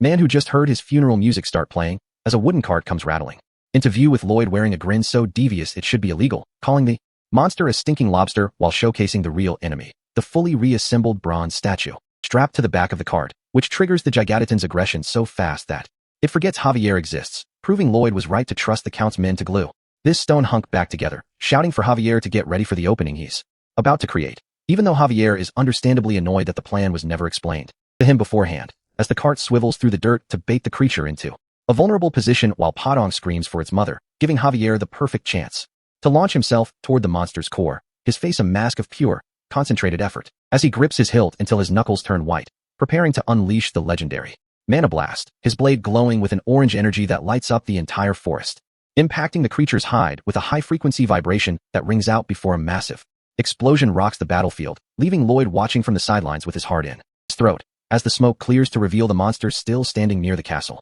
while Javier floats in midair, staring at the tiny crack he managed to make, and feeling like a fraud because his strongest attack barely scratched the surface, looking at that shell like how I look at my bank account after a weekend of pretending I'm rich, only for Lloyd's voice to shatter his self-loathing, telling him he did exactly what was needed and that it's time to let the professional scammer take over the rest of the work, reaching out with a hand that signals the start of the real show. Javier is currently free-falling through a pitch-black sky like he just got disconnected from a high-stakes lobby, feeling his consciousness slip away after dumping every last drop of his mana into a strike that barely tickled the boss. But just as he's ready to accept the game over screen, Lloyd lunges into the frame with the kind of unhinged energy that makes Javier close his eyes and think that maybe, just maybe, he can actually trust this scammer to carry the raid, landing face-first on Padong's soft back while Lloyd screams about protecting his investment like a landlord during a flood. Lloyd is acting tough for the audience, but internally he's doing the math and realizing his survival rate is currently in the negatives, knowing that luring this oversized red lobster away is just a temporary fix since the beast owns this entire coastline. And if he doesn't end this now, the creature is going to come back for a round 2 that Cremo's budget cannot afford. He looks down at Padong, who is panting so hard I'm worried about his little heart, realizing his primary engine is officially out of gas. So he has to figure out a way to pull a miracle out of his pocket before they both become prehistoric snacks. He's midair, gritting his teeth and wondering what kind of engineering BS can actually kill a walking mountain, remembering the backup plans he cooked up earlier that involved him actually getting his hands dirty with a mana blast. Except there's a massive mechanical wall because his current build only supports a double heart circle, and he needs the triple, forcing him to open the system menu and look at a 190 RP price tag like a student looking at his first tuition bill. But he starts spamming the level up button anyway, watching the cost skyrocket by 30 points every single time he clicks, until he hits double heart level 10 and sees the system demanding 370 RP for the final breakthrough, which is a problem because he's only got 311 left. Looking at the screen with the same soul-crushing despair I felt when my card declined at the grocery store while a line of people watched me fail at life, leaving him dangling from the beast's hide like a lost NPC, wondering why he's even risking his neck in the first place. Thinking that if he can just find one structural weakness, one tiny crack in the armor, he might be able to. Wait, the system starts chiming in the middle of his panic attack because something is shifting in the background. Javier's approval rating suddenly spikes by 5 points because even while unconscious, he's apparently Lloyd's biggest fan, giving Lloyd exactly 391 RP, just enough to pay the toll and unlock the triple heart circle before he hits the ground. The system confirms the level up with a glowing X that looks like he just unlocked a secret character in a fighting game, showing the blueprint of a heart getting reinforced by 3 mana circles that are about to overclock his entire nervous system, amplifying his mana by 500% as he swings his shovel with the intent to turn this calamity into a memory. The logic is simple. 1 circle stays back to make sure his heart doesn't actually explode from the pressure, while the other 2 circles spin out of control to generate the kind of raw power that shouldn't exist in a human body. But a massive piece of debris slams into his temple with a wham that would have sent a normal man straight to the Shadow Realm. Lloyd is staring blankly with blood running down his face, his brain currently rebooting while he tries to remember his own name. Feeling his fingers slip against the jagged rock, knowing he only has 1 shot left before his grip fails him, his thoughts are fracturing into a million pieces, wondering what the hell he was even doing with these circles.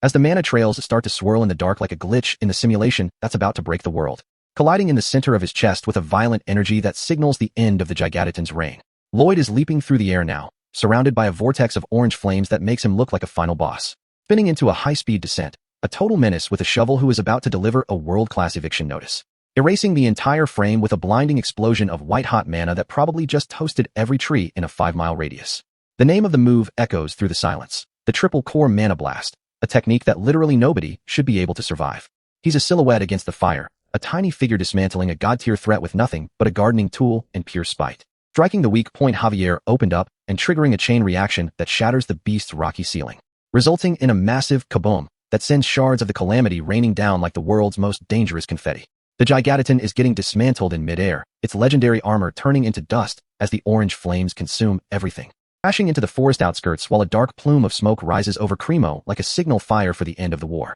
The massive red mass lies silent in the dirt under a full moon that's finally shining through the clouds, while the summons start calling out for their master, their high-pitched voices breaking the eerie quiet of the woods. And Javier finally sits up, looking at the little yellow and pink blobs like he's just glad they didn't get deleted. He looks over at the ruined structure of the beast, his eyes wide because he knows he didn't land that finishing blow, wondering how a man with no sword and a bad reputation managed to pull off a feat that defies every law of mana, until Padong starts tugging at his coat, leading him toward a gloved hand that's still clutching a metallic shovel. And Javier's face goes pale as he sees Lloyd lying in the dirt, looking like a discarded ragdoll with a head injury. He's sprinting now, screaming for his lord with a desperation in his voice that proves he's officially lost his nightly composure. Kneeling over the body and staring at Lloyd's vacant eyes, realizing the price of this miracle might have been too high, as he checks for a pulse and feels the crushing weight of the silence, because Lloyd's heart has officially stopped beating. A single messenger bird is cutting through the pale blue sky, its wings flapping with a rhythm that usually means someone's life is about to change, carrying a letter across the frozen landscape toward the stone manor of the Frontera estate,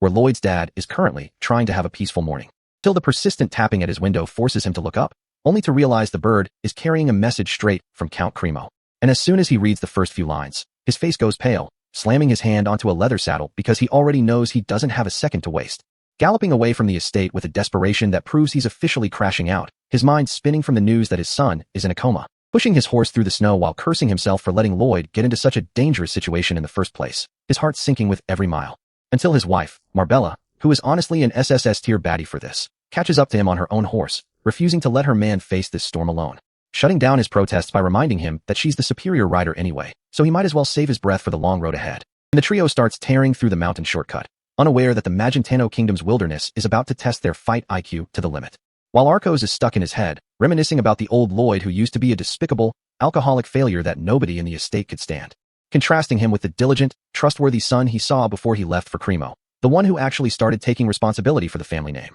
Remembering the new Lloyd standing there with a shovel and a grin, telling his father that any construction project is possible if you've got the right plan. And the way the boy actually showed genuine gratitude for the first time in his life, bowing with a level of respect that Arcos never thought he'd see. Wondering if that version of his son is really gone forever, until a massive claw crunches into the snow right in front of his eyes. And the entire group freezes as they realize they've just run straight into a monster ambush, the kind of situation that turns NPCs into statistics. As a massive, dark-furred beast with glowing cyan eyes lunges from the tree line, moving with a speed that makes their horses look like they're standing still, forcing Sir Byron to step into the deep snow and draw his sword, telling the Baron to take the shortcut and leave the monster to a professional. Because he knows the beast is faster than any horse, and the moment they turn their backs, it's going to be a total bloodbath for the royals. Shouting for them to hurry while the creature lets out a roar that's loud enough to shake the trees, its claws already sweeping through the air, clashing steel against bone as Sir Byron blocks a strike that would have turned a normal man into a red mist, while Marbella looks back with pure guilt. And Arcos shouts a farewell, promising to meet in Cremo,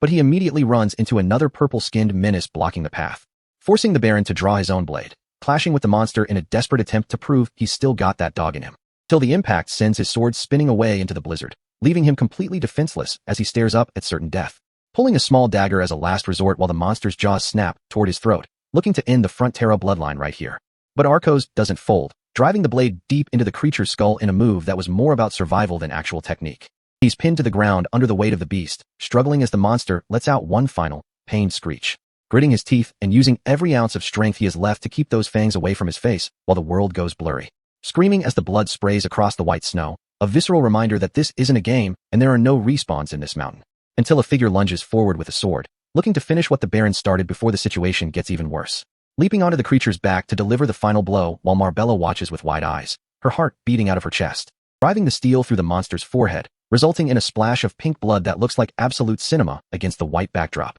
As the beast begins to flail and writhe in its final moments, its threatening aura completely evaporated into pure, pathetic desperation, until it finally goes still, twitching in the dirt while the group tries to catch their breath in the middle of the heavy snowfall. And the knight approaches Arcos, who is clutching his bloodied arm and looking ashamed that he couldn't even protect himself. The Baron just shakes it off, telling him that it's his duty to protect his subjects, even if he has to bleed for it. Except the nightmare isn't over, because his eyes go wide as he hears a low growl echoing from the shadows of the blizzard, revealing a whole pack of monstrous wolves with glowing orange teeth, looking like they just found the main course for their winter feast. Arcos yanks a sword out of a dead monster, stepping forward with a grim expression because he knows he's about to make a final stand. While the wolves charge in with zero hesitation, their motion-blurred forms looking like a death sentence for anyone without an OP cheat code. And the Baron lunges forward with a fierce roar, while his wife holds him close, both of them thinking this is the end of the road. Until a figure with light blue hair appears in the trees, standing there with the kind of unbothered energy that only comes from a main character. And Javier doesn't even use the stairs, he just glides through the air like he's in a Souls-like cutscene,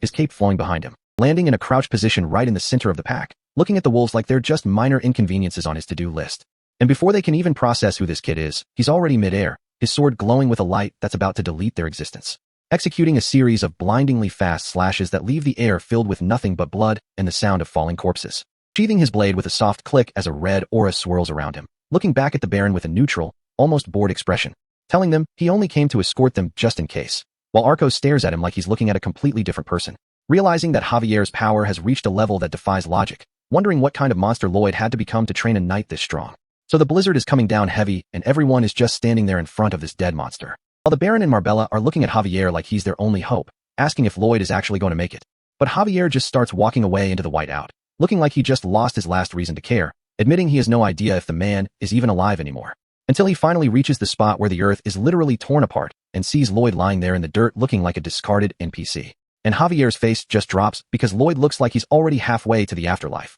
even though his brain is still stuck on the estate, clinging to his newly found home with everything he's got while Javier kneels over him, clutching his hand like it's a lifeline. For a second, the entire world goes silent in this rocky graveyard until a faint thrumming starts vibrating through the ground, which sends a shock through Javier's system because he realizes there's a pulse, which shouldn't even be possible since the man's heart took a vacation. And he leans in close, catching a ragged breath that proves Lloyd is still fighting, even though his body is basically a wreckage site. So he presses his hand against Lloyd's chest to see what kind of miracle is happening, and his eyes nearly pop out of his head, because he sees the most illegal setup in the history of mana cores, a triple heart circle spinning so fast, it's creating a physical magnetic field. Realizing that the sheer velocity of these mana rotations is acting as a surrogate heart, keeping the blood moving while the actual organ tries to reboot. And Javier just stares at him, realizing that Lloyd is a different breed of menace for surviving a blast that should have deleted him from the server. So the scene shifts to the Magentano Kingdom where the recovery efforts are already in full swing, with workers swarming the rooftops to fix the damage. We see the town is a total construction zone with Javier leading the Baron and Marbella through the streets while the citizens whisper about their savior,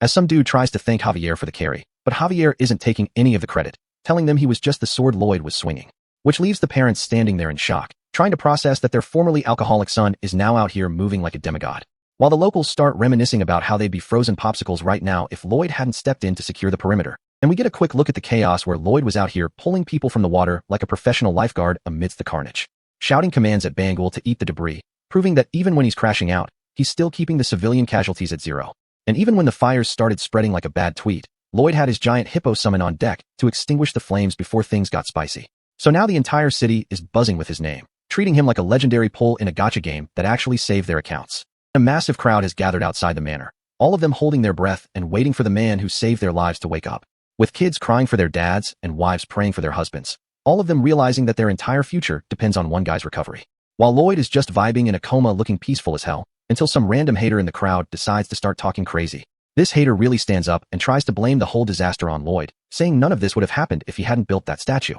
Honestly, this guy has the confidence of a man who's never been punched in the face for having a trash-tier take. But the public isn't having it, and they immediately swarm him like a boss raid, tackling him into the dirt before he can finish his sentence, leaving the hater pinned to the ground while the heartbeat sound starts ramping up again, signaling that the main character is finally coming back online. And a system flash triggers because Lloyd's courage apparently moved the people so much that the developers had to drop a patch, notifying him that he's about to receive an enormous reward for his achievement, just as his eyes start to flicker open in the real world. And he wakes up feeling like he went 12 rounds with a freight train, clutching his head and wondering what year it is, remembering his reckless play with the mana blast, and asking the system if he's actually alive or if this is just the lobby. But the system just hits him with the snarky probably and tells him there are much more important things to worry about than his health, which is exactly when the door creaks open and Javier walks in, looking at Lloyd like he's seeing a ghost that actually owes him money. And Lloyd doesn't even say hello, he just immediately starts asking when the construction check is going to clear because the grind never stops, leaving Javier to just sigh in relief because if Lloyd is worrying about the bag, it means his brain is definitely back to normal.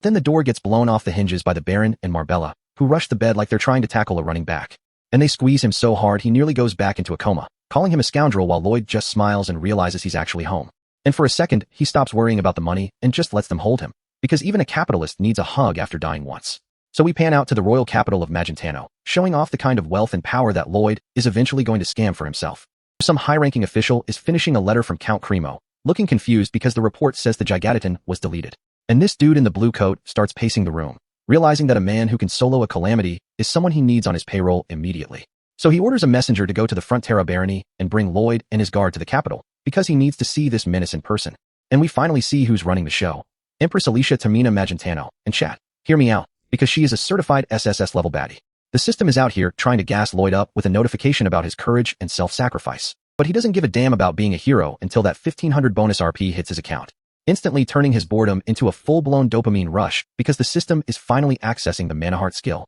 which explains why he's got so much energy after being in a month-long coma. But instead of thinking about world domination, this man is really out here planning to use a high-concentration mana core just to make shoveling dirt easier. And when the system tries to call him out for having zero ambition, Lloyd basically tells it to stop disrespecting the grind, because he realizes his new mana heart is basically a biological ammunition dump that needs to be protected at all costs, since using a mana blast without a shield is like tossing a lit match into a room full of powder kegs, which usually results in a localized delete button for anyone standing in the middle of the explosion. But back when the Gigatitan was stomping through the city and the world was falling apart, Lloyd survived the blast because his heart was completely empty, allowing the shock to fill the void instead of igniting it, condensing all that raw energy into a core while he was unconscious, proving that being lazy actually saved his life. And just as he's finishing his internal monologue, Count Cremo opens the carriage door looking like he's ready to move, while Lloyd just sits there in the shadows, licking his lips like a predator who smells a massive bag approaching, as the carriage starts rolling through the wreckage of a city that looks like a war zone after a bad server wipe, prompting Lloyd to casually ask about the repair costs while the Count admits the damage is worth over a month's budget.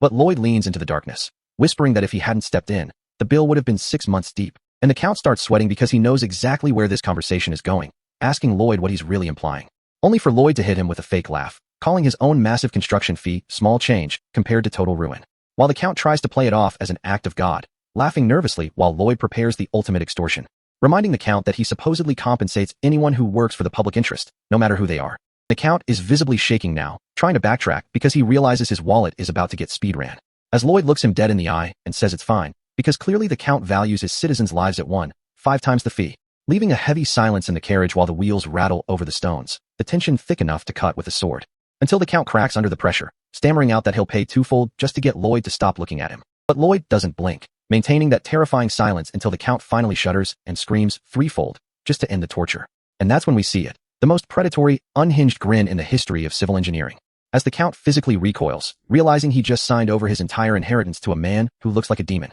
But Lloyd instantly flips the switch back to Saint mode, reaching out with a warm smile to thank him for his bold generosity, leaving the Count dazed and confused, shaking hands with the man who just robbed him while wondering why he doesn't feel angry. And as the carriage reaches the square, the crowd erupts into cheers because they think their savior has finally arrived, while Lloyd is internally screaming because he hates the pressure of being a hero when he just wants to be a landlord. Then he sees the magic crystal ball for voice amplification and realizes he has a captive audience of thousands. standing there looking completely uninterested while the crowd chants his name like he's the second coming of Christ. Reaching for the orb while counting the heads in the crowd and realizing each one of these people is a potential customer. So he clears his throat, ditches the hero's speech entirely, and asks the citizens if they've ever heard of Ondal flooring. And the entire square goes silent, confused as to why the man who killed the Calamity is talking about home renovations. But Lloyd doesn't care about the confusion. He's already deep into the sales pitch, pointing out the lack of floor heating, calling out the old men with stiff joints and the mothers worried about their kids catching a cold in the winter, shouting at them about how much time they waste wrestling with trash fireplaces like they're living in the Stone Age, calculating that a 50-year-old man has wasted 15 years of his life just tending to a fire that barely works. And he's screaming now, telling them that if they value their time, they need to remember the name Ondal, gesturing wildly about how much their lives are going to improve once they buy into his barony's new technology, before dropping the address for the Frontera Manor like a late-night infomercial and casually walking off the stage, leaving the crowd stunned while the Count watches him walk away, finally realizing that Lloyd is too competent to stay mad at. While back in the capital, we see the back of a woman who has been tracking every single move this saint has made. And Queen Alicia basically admits she needs this greedy, persistent menace by her side because he's a waste of talent in a village. The Frontera estate is looking like a whole different place these days, finally becoming the golden goose Lloyd always wanted. And at the center of this massive glow-up is Sir Byron, a man who is the definition of a good guy. But even though he's out here putting in work on the training dummies, his actual sword skills are mid at best, which is why Lloyd is stunned when they sit down to talk business and Byron starts dropping administrative heat like a CEO, explaining how he played the long game on an Ondal contract, taking a small hit now to guarantee a 50% profit later.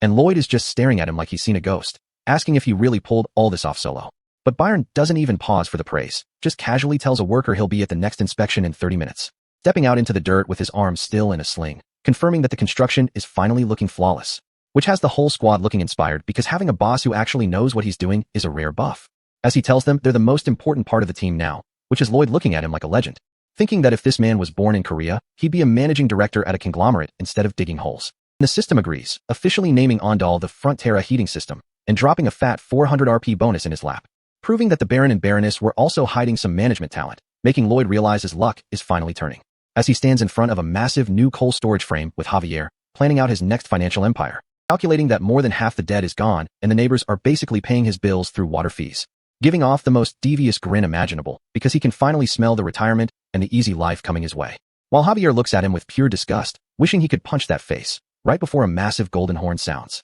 stopping both of them in their tracks as Javier realizes this isn't just noise. It's the arrival of a royal messenger. And Lloyd is standing there looking like he just saw his bank account hit zero, wondering why the crown is knocking, as the messenger starts rolling out a red carpet and doing mid-air parkour off his horse like a total show-off, landing and spinning a scroll with so much unnecessary flair that you'd think he was announcing a world war, snapping the thing open with a golden dragon emblem staring them down, which is never a sign of a peaceful day, while the background NPCs are actually clapping for this performance, totally unaware of the aura of doom approaching. But Lloyd is gritting his teeth, telling this dude to get to the point because he knows this is nothing but trouble. And as the messenger starts yapping about sovereigns and peace, Lloyd is already preparing for his life to get complicated, wondering if this is about the chaos in Cremo, while the herald announces the queen wants to personally greet the heroes, which nets Lloyd another 90 RP from the Baron's favor, but he's too busy sweating to enjoy the dopamine hit, because he remembers the golden rule from his past life in the army, never do more than the bare minimum, recalling the time his superior officer found out he was an engineering major and ordered him to build a sauna. And because he researched too hard and made it perfect, the National Defense Sauna became his own personal prison,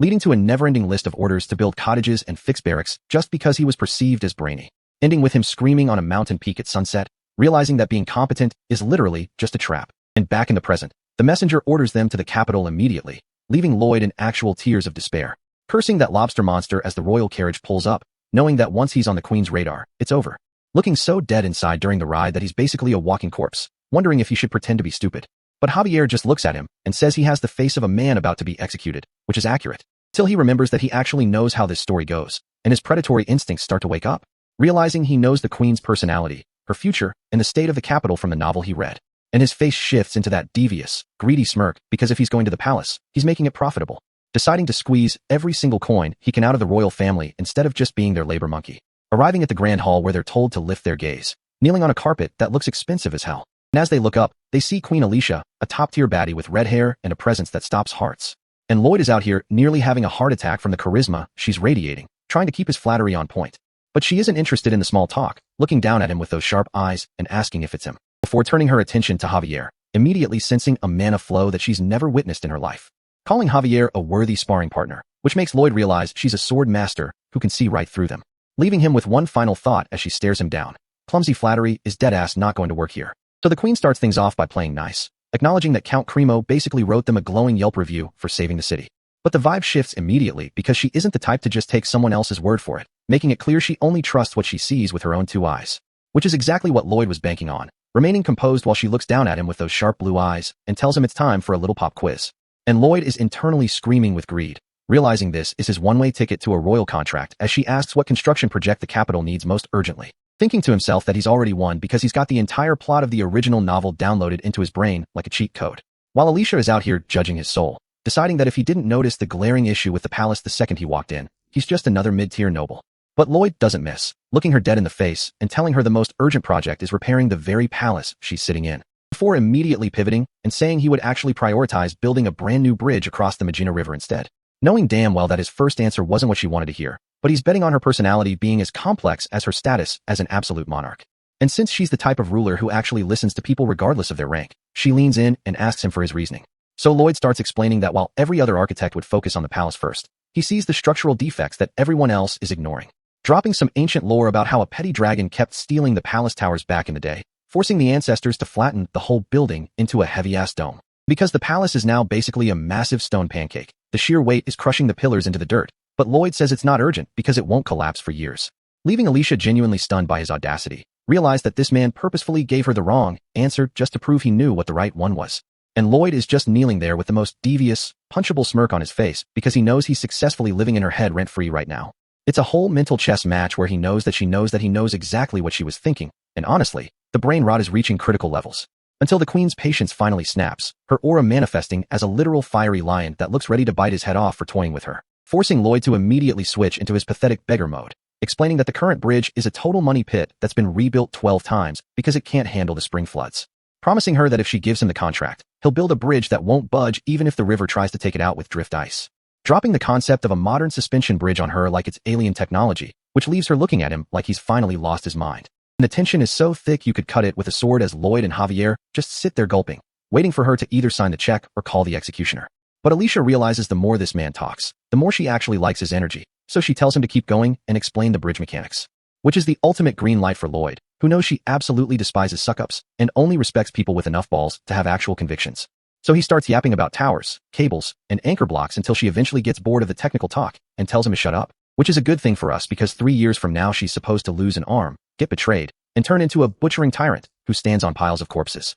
But for now, she's just an honorable queen asking what happens if the bridge fails, and Lloyd tells her she can have his head as long as his family stays protected. And that gamble finally makes her crack a smile, telling him he can go ahead with his plans because he managed to actually entertain her, promising him fat stacks of compensation while Lloyd literally scuttles across the floor like a happy crab because the bag is finally within reach. Then he pulls the ultimate pro-gamer move by whipping out a pre-written contract and asking her to sign it, which is the most disrespectful thing I've ever seen. Framing the contract as a necessary shackle for a lowly man like himself, basically putting his own life on paper just to make her feel comfortable signing it. And as she signs it, she realizes she's being sweet-talked by a professional scammer, but she's too amused to care, especially with Lloyd's ass sticking up in the air while he bows, dismissing him before she has to see any more of his intentions, and Lloyd finally makes his exit with Javier and the royal official following behind him. The second they're in the hallway, Lloyd starts doing spins and pointing at the scroll like a kid who just robbed the cookie jar, while Javier is out here having a midlife crisis at 20, whispering that Lloyd almost got them both decapitated for being a complete clown in front of a sword master. Back in the throne room,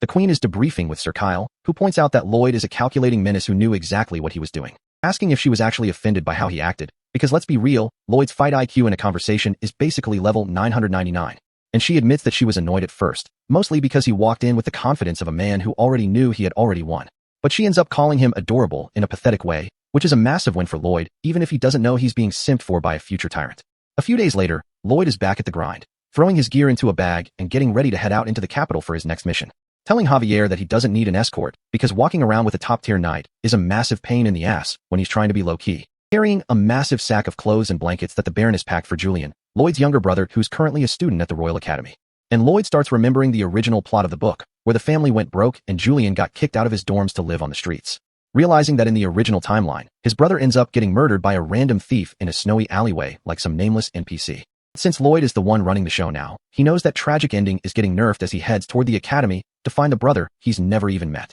The capital is looking way too peaceful today, And right in the middle of all this high-end architecture is the place where the kingdom's future elites go to learn how to look down on everyone else. The Magentano Royal Academy, where we find Lloyd standing around looking like he's lost his way, which is exactly why his little brother Julian has that get away from me look on his face. And honestly, Lloyd is just looking at him thinking about how small this kid is compared to the monsters he usually deals with, realizing that the original Lloyd must have been a generational menace to make his own blood look at him with this much disgust. So he decides to play it cool and just thumps this massive bag of gear into Julian's arms, telling him it's from their mother, which is such a normal brother move that Julian is actually lagging in real time trying to process it. But the kid's suspicion meter is hitting the red zone because the Lloyd he knows doesn't just show up to be helpful, and the system is basically screaming, "Wee woo," because Lloyd's aura is being way too humane right now. So he has to pivot and drop a "later, you little shit," just to balance the scales, leaving Julian standing there wondering why he didn't get a face full of insults or a boot to the head like the good old days. It's kind of funny because the only reason Lloyd is even doing this is because the Baroness gave him those puppy dog eyes back at the estate, asking him to check if her youngest was feeling lonely in the big city. And Lloyd is out here scratching his head because being a good person is actually exhausting. So he tells Julian to stop acting like an NPC and lead him to the most expensive restaurant in the area. Julian keeps asking, why, like a broken record, and Lloyd just hits him with the "mother asked me to" excuse again, because explaining that he's actually trying to save the kid's life would take way too long. So they end up at this high-end spot where the vibes are just pure awkwardness, with Lloyd sitting there looking like he's about to order the entire menu, while Julian just stares at the lace tablecloth. Lloyd tells him to get the most expensive set on the list, because he knows the kid is probably living on bread and water, but then he has to throw in another little shit, just to make sure Julian doesn't start thinking he's been replaced by an alien. Julian is sweating through his uniform trying to figure out why the family failure is acting so composed, especially when the waiter comes over and Lloyd starts ordering like a man who actually has a bank account. But the real shocker hits when Lloyd turns down the wine, claiming he stopped drinking, which sends Julian spiraling into a flashback of the time he saw a palace official a few days ago. That official told him some wild story about the port of Cremo being saved from a Gigatitan by a man named Lloyd Frontera, and Julian's first thought was that there must be another Lloyd out there,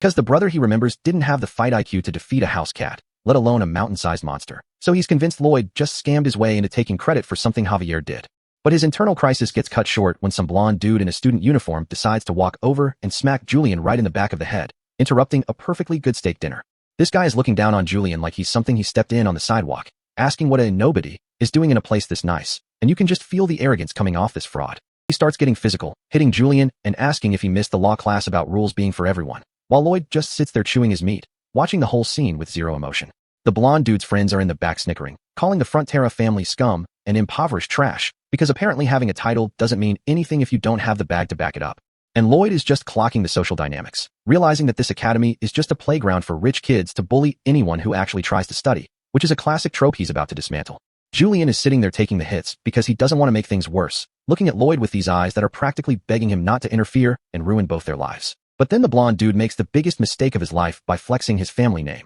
mentioning the royally recognized Lacanada dyed cloth, and suddenly a ghost from Lloyd's past appears in the background. The second Lloyd hears the name, Lacona, his brain starts making dial-up noises as he clasps his hands together, and you can see the computing bar loading over his head in real time. Then the calculation hits 100%, and Lloyd lets out a laugh that sounds like a villain who just found a cheat code, while the blonde dude asks what Lloyd's father does for a living. Lloyd stands up with the most disrespectful grin I've ever seen and claims his father is the wise and merciful Viscount Lacona, which is the ultimate psychological flex since he's the one who ruined that man. The blonde student, who we now know is Diego Lacona, is looking at Lloyd like he's lost his mind, telling him to stop stinking up the place and beat it before things get ugly. And Lloyd's response is to literally slap the taste out of this dude's mouth, sending a tooth flying across the restaurant in a beautiful arc of pure, unadulterated revenge. Diego is spinning through the air like a fidget spinner, while Julian's soul basically leaves his body in the background, because he's never seen his brother move with this much speed. Lloyd is just standing there looking unbothered while the system drops a notification that the mana bitch slap has a 0-second cooldown, which is the most broken skill in human history. Some orange-haired dude from the elite union tries to jump in and defend his boy, but Lloyd doesn't even let him finish his sentence before he delivers another slap that resets the guy's factory settings. Then we get this guy Geshpond, who calls himself the Mithril Fists and the top dog of the second year, coming at Lloyd with the confidence of a man who hasn't realized he's an NPC yet. Lloyd shuts him down with one palm to the face, and suddenly these two twins with red-streaked hair show up asking who's making all the noise, looking like they're the final bosses of the cafeteria. The crowd is hyping them up as the Black Dragons double horns, but Lloyd just enters a flow state and slaps both of them at the same time, because he really doesn't have time for a coordinated attack. He even tracks down the random bystander who was doing the commentary and slaps him too, just for blabbering about double horns, when he should have been minding his own business. At this point, the entire restaurant is trembling, and these two guys at the table are sweating buckets, swearing they didn't say a single word while Lloyd towers over them like a demon. Lloyd just looks at them with this half-lidded, predatory stare and whispers that he heard them giggling. which is honestly the scariest thing he said all day. Diego Lacona finally gets back up and decides to crash out, throwing a mana-infused punch with everything he's got, screaming about how Lloyd needs to die for disrespecting the elite. The punch actually lands, snapping Lloyd's head back with a massive thwack, and Diego starts gloating about being a mana prodigy, like he just won the championship. But the narration box pops up to let us know that Diego is currently making the worst mistake of his entire 21 years of existence, as Lloyd slowly licks the blood off his lip. And Lloyd starts laughing, but it's not a normal laugh. It's that, I haven't felt pain in a month and this is better than money type of deranged energy that makes everyone in the room want to call the police. Cause in that moment, Diego realizes that he didn't just punch a man, he opened a door to a level of insanity that he is nowhere near prepared to handle. Lloyd is laughing like he just found a glitch in the simulation that lets him print infinite money. Before delivering a headbutt so heavy it probably reset Diego's factory settings and left him seeing the loading screen for the afterlife. And honestly, our man is not even done yet, pulling this fraud back up by his collar just to make sure the floor feels his presence one more time. With a slam that makes Julian realize his brother has officially left reality behind and entered his menace arc. Which is why Julian is looking for the vice superintendent to stop the homicide, only to realize the man did a high-speed vanish the moment things got real. Lloyd is out here treating Diego's head like a basketball, slamming him into the gold trim of the hallway with zero remorse. While asking him if he enjoys being a carbon copy of his trash-tier father, Viscount Lacona, who is basically the reason their family bank account is currently screaming for help. And when Diego tries to talk back, Lloyd just starts scraping his face against the masonry like he's trying to sand down his ego to a manageable size, pointing out a dark smudge on the wall and calling it Gate 666 to hell. And YouTube, please, that's just strawberry jam on the wall. Do not yellow dollar my entire career over a smudge, as he tells Diego it's reserved for utter garbage like him. Until Julian finally jumps in to stop the physical dismantling, screaming for Lloyd to knock it off before he actually sends this dude to the lobby. Julian is panicking because he knows he's the one who has to live in this dorm once Lloyd leaves, and the retribution is going to hit like a freight train. But Lloyd just turns around with the most wholesome, terrifying smile and says if the bully is dead, the bullying deadass stops. Which is the type of predatory logic that makes Julian shudder, realizing his brother is the real final boss of this entire academy. Because Lloyd knows that guidance and sanctions are for NPCs who follow the rules, and the only thing these entitled brats actually understand is the cold, sharp fear of death, which is exactly why Diego is currently seeing a skeletal reaper with a blue flame skull in his peripheral vision. The dean finally shows up with the guards, trying to act like this is a sacred place of learning and not a breeding ground for regional cliques. Lloyd is still holding Diego by the hair like a trophy he won at a fair, looking like he's ready to fight the entire faculty for the fun of it. But then he suddenly switches gears, bowing with perfect grace and introducing himself as the eldest son of the Fronteras like he wasn't just committing a felony. Which leaves everyone, especially the red-haired student, wondering why he's acting like a civilized human being after acting like a demon for 10 minutes. As he offers a fake apology for the mess, claiming he was only out here defending the Queen's honor from these disrespectful children. The dean isn't buying the act, calling it ludicrous, and asking who would dare use the Queen's name to justify a hallway beatdown. So Lloyd points to the mustachioed staff member in the back, calling out the entire institution for being a bunch of cowards, who watched Julian get bullied and did nothing because they didn't want to upset the high-ranking noble families who pay their salaries. Realizing the academy is just a factory for regional cliques where the staff are basically paid to turn a blind eye to the suffering of lower nobles. Since helping a poor, barren son provides zero return on investment for their careers in this corrupt-ass system. The dean tries to yell over him, asking what any of this has to do with Her Majesty, thinking he still has the high ground. So Lloyd reaches into his coat and pulls out a silver pocket watch, clicking it open like he's about to drop a tactical nuke on their entire social standing. And a massive golden dragon crest erupts from the watch, signaling that Lloyd isn't just some random provincial noble they can ignore. He is a royal guest specially invited by the Queen herself, which instantly forces the entire room to drop to their knees in submission. And Lloyd just casually walks away from the kneeling crowd, telling them he's taking his leave since the power dynamic has been properly adjusted. The dean is already thinking about how to punish Julian once Lloyd leaves, convincing himself that this royal guest status is only a temporary buff. But Lloyd stops and gives him a look so murderous that the man's heart probably skips 3 beats, realizing Lloyd is the type to come back and finish the job, before dragging Julian away, telling him to keep up because they have business at the administrator's office that can't wait, where he's going to request a leave of absence for his brother, because Julian's academic career is officially on a forced hiatus. And even though Julian is screaming about how Lloyd is ruining his life, Lloyd just tells him this place is about to be bad for studying anyway. And it's time for Julian to get his body in shape, because construction work muscles are the only gains that actually matter in this economy. Night falls over the palace, shifting the vibe from the chaotic academy to the high-end guest quarters where the real conversations happen, where Javier is sitting on the sofa, telling Julian he needs to trust Lloyd's vision because every single plan he makes ends in a massive bag. But Julian isn't convinced, reminding Javier that the Lloyd he grew up with was a brute who only cared about his next drink. So Javier starts listing the resume, from taking down the Gigaton to making friends with the Steel Sand Orcs like it's a LinkedIn profile. And he deadass looks Julian in the eye and calls Lloyd the savior of their entire estate, which is a level of glazing Julian isn't ready for. While Lloyd is probably somewhere rubbing his nose, knowing that his reputation as a drunken hooligan is still haunting his brother's dreams. And Julian just can't wrap his head around how a human trash bag could suddenly become a genius developer with a heart of gold. Which is when Javier drops the coldest line of the night, admitting that it is actually impossible for a man to change that much in such a short time. And that he's convinced himself that the man they're following is actually someone else disguising themselves as Master Lloyd. Lloyd is standing in the hallway, looking like he's about to get caught doing something he definitely shouldn't be. Because inside the room, Queen Alicia is having a whole crisis, asking Javier if someone deadass stole Lloyd's body using black magic. While Javier just sits there with his eyes closed, calmly admitting it's a possibility because a soul transfer would need a heavy mana tether. Which triggers a memory of Javier standing over a sleeping Lloyd like a sleep paralysis demon, performing a secret mana audit on his soul while Lloyd stands outside the door, losing his mind. And as the Queen asks if he found a second soul in there, Javier keeps it a buck, telling her the soul felt naturally connected, which makes Lloyd clutch his chest and pray that the Queen ignores everything Javier just said. But Javier is a menace, doubling down on how wild Lloyd's personality shift is, clearly sensing Lloyd's presence through the wood. And Lloyd realizes he's being tested, while Julian is over here having a main character moment, finally realizing his family is drowning in debt. Feeling guilty because he was out here playing student while Lloyd was working overtime to save the estate, so he finally decides to give his brother some credit, which triggers the system to drop 28 bonus RP into Lloyd's bag, making Lloyd realize his little brother is basically a walking ATM for points.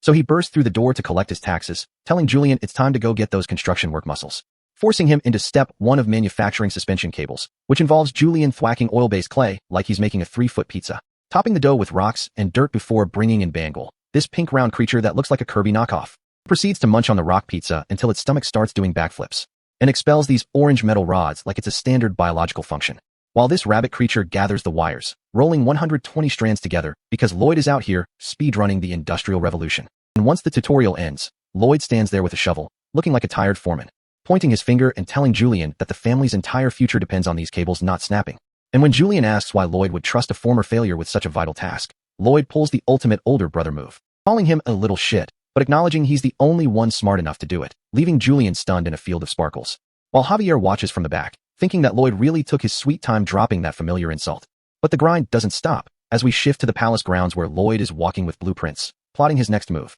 realizing that building a modern suspension bridge with medieval tech is basically a Souls-like challenge. So he heads to the workshop of Corgetus, this buff dwarf who is currently 3 bottles deep into some shiny dragon alcohol. And even though Corgetus tells him to scram, Lloyd just smiles because he already knows this old man is a bull-headed NPC from the novel, unrolling the blueprints anyway and trying to explain the truss design while the dwarf gets ready to crash out. But then Corgetus catches a glimpse of the technical drawings and his red iris starts dilating, which is when Lloyd pulls the bait, rolling the plans back up and saying he'll just find a different blacksmith who actually knows what they're doing. And as he walks away, he drops the act, his face turning into a dark mask of pure psychological warfare, telling the dwarf that if the rigidity isn't perfect, the bridge will snap and everyone on it will die, and he'll be standing there on the scaffold, screaming about how it's all Corgetus's fault for being a coward, leaving the dwarf sweating and asking if that was a threat, which is a fair question given Lloyd's aura right now. But Lloyd just hits him with that sinister smile, calling it a plea to his conscience while looking like a high-tier villain. And Corgetus sighs, finally reaching out his hand because his professional pride won't let some dunce ruin this design,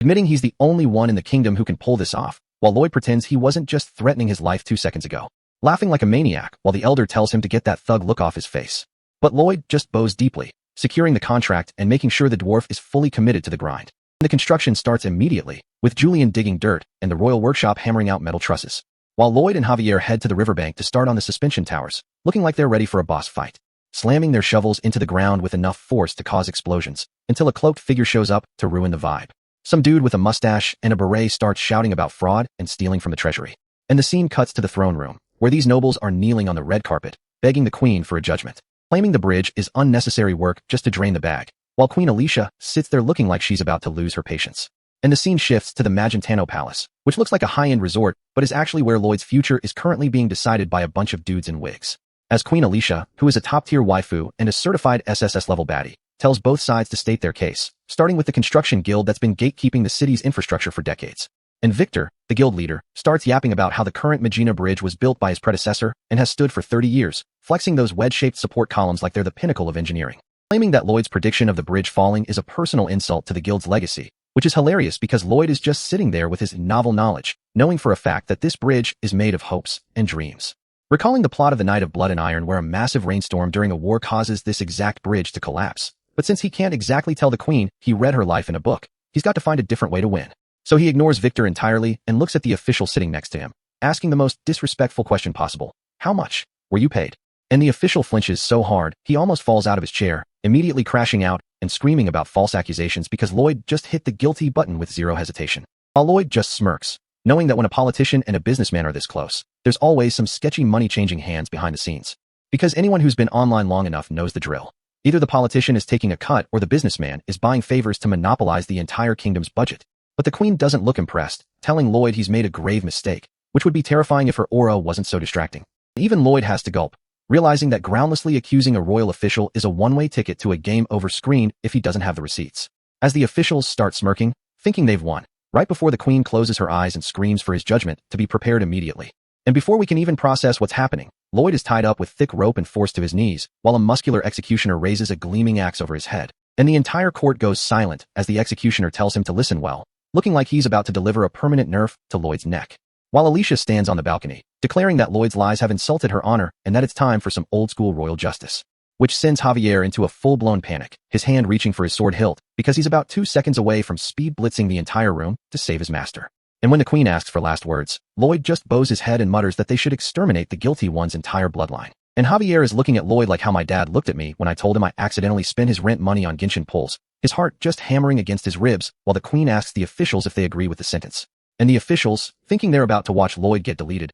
happily agree that a bloodline wipe is the only way to go, while Javier's hand is literally shaking on his sword. But the queen's expression shifts to something cold and calculated as she announces that she's finally going to prove her vassal's innocence. And the officials realize they just walked into the biggest trap in the kingdom's history as 4 mages surround them with their hands raised. While Lloyd starts laughing like a certified menace, his face distorting into something that belongs in a horror movie because the plan worked perfectly. As the queen commands them to summon the confession spell, and the officials start begging for mercy like the washed-up clowns they are. And the magic seals flash with enough light to blind the entire room, forcing the truth out of their mouths while they crouch on the floor in total defeat. And Lloyd's face in this panel is actually terrifying, looking like a goblin that just found a mountain of gold and a way to ruin everyone's day at the same time. While crows start circling overhead, which is basically the universal sign that your career and your life are officially over. And cut to the town square where the 2 frauds are tied to posts, shirtless and marked up by the spell, looking like they're waiting for the bus to the afterlife. And Lloyd stands there with his shovel, telling Javier how nice he is for only getting them lashed and publicly shamed before breaking out into a laugh that definitely confirms he's a villain in the making.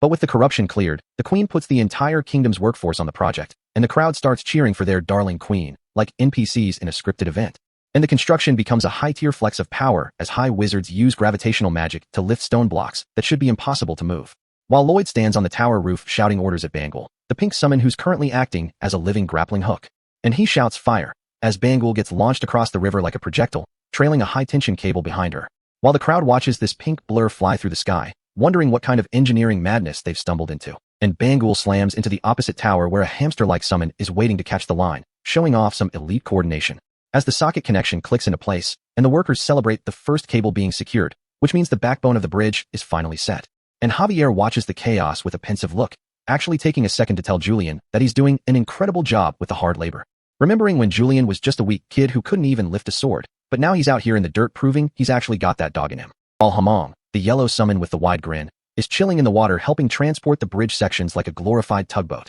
And mages are using fire magic to weld the metal components together in a display of offensive engineering that would make a modern architect cry. Until Lloyd slams his shovel into the ground and screams with every bit of energy he has left that the construction is finally complete, revealing a suspension bridge that looks like it was teleported from the 21st century into this fantasy world. And the system notifications start popping off, awarding Lloyd a massive 1,050 bonus RP, bringing his total to over 3,000 and making him the richest man in the game. As Queen Alicia officially names the bridge Lojavi and bestows the title of Master Builder on Lloyd, while the local dwarf blacksmith looks like he's about to start a protest. But even the dwarf has to admit that Lloyd is the only one with the brain rot required to design something this insane, giving him the respect he's earned. And Lloyd thinks he's finally secured the bag and settled his family's debt, but then he glances at the queen and realizes there's one more hurdle left. As Alicia looks at him with those blue eyes, her mind already spinning with ways to exploit his genius for the rest of his life. And Lloyd is internally screaming because his dream of being a rich bum is being threatened by the queen's desire to turn him into her personal architect. So he kneels on the red carpet and plays the role of the loyal subject,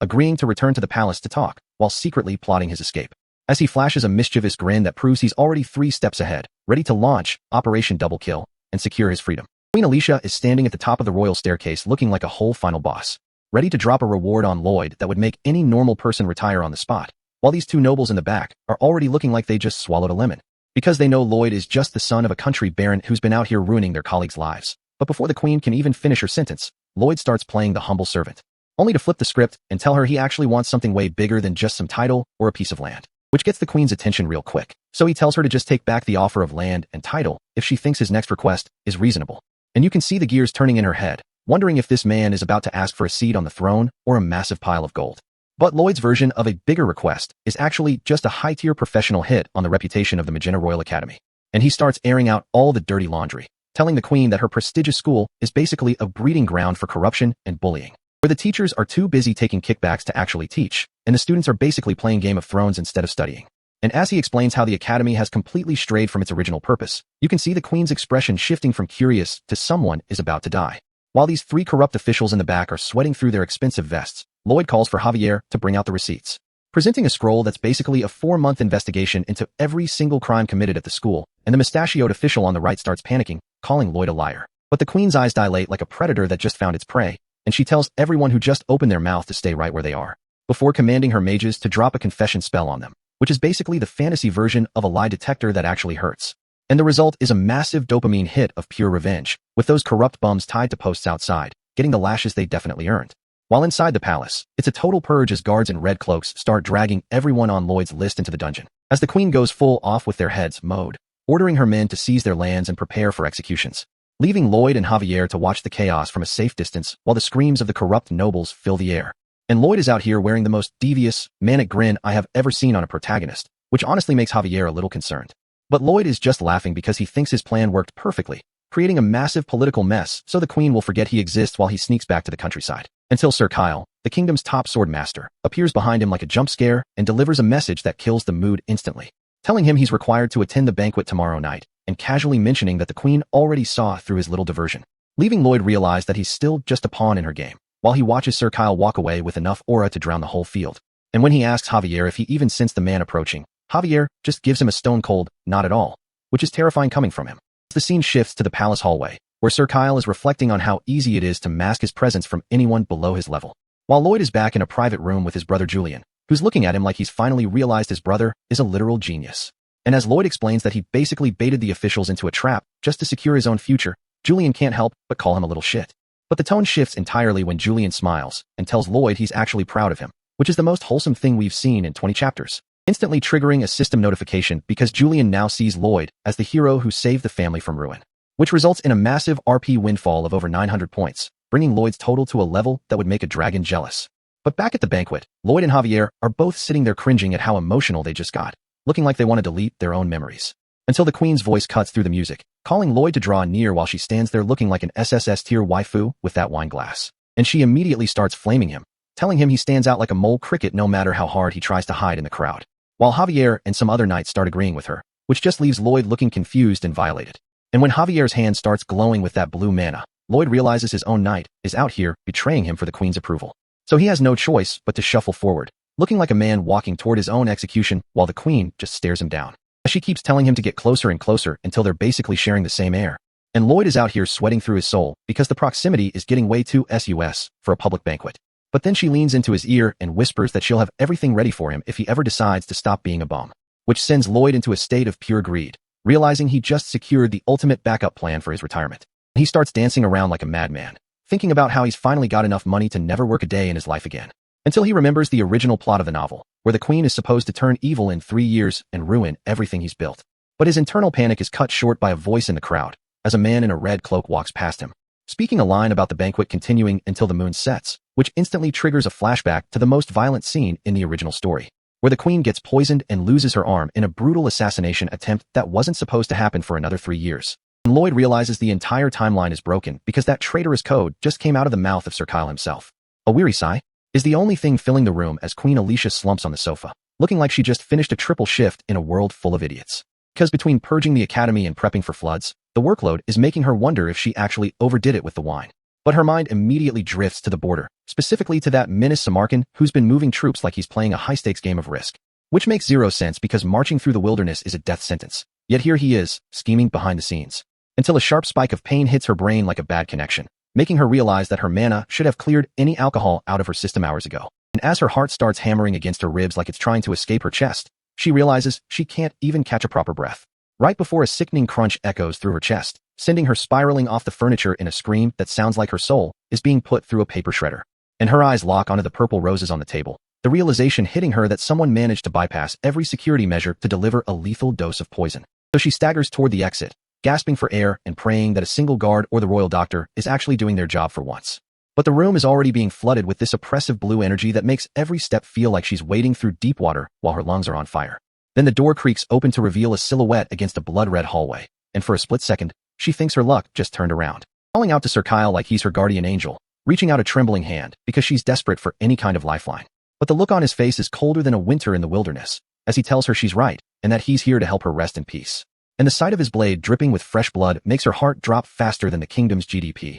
realizing her most trusted knight is the one holding the knife. Meanwhile, Lloyd is already on the move with Javier, looking like he's about to have a mental breakdown because the plot is moving faster than the novel promised. So he tells Javier to stop asking questions and get ready to throw hands with a sword master, which is a big ask for anyone who isn't a main character. And they start bartering over how much time Javier can actually buy, settling on 2 minutes like they're negotiating the price of a used car. Until Javier decides that 3 minutes is the magic number, striking the floor with his cane and cracking the stone just to show he's locked in. And they dash through the palace at a pace that would make an Olympic sprinter look like an NPC, only to skid to a halt when they see the carnage, which is a pair of royal guards lying face down in a lake of their own blood, proving that Sir Kyle isn't out here playing games. Back in the room, Kyle is already swinging for the fences, moving with the kind of speed that shouldn't even be legal for a human. But somehow Alicia manages to block 3 strikes even with poison melting her insides, which is a major flex for a queen who's supposed to be dying. Until Kyle decides he's done playing with his food and slams his blade down with enough force to send her straight to her knees. And as he looms over her with that deadpan expression, he looks like a man who's already mentally cashed the check for this assassination.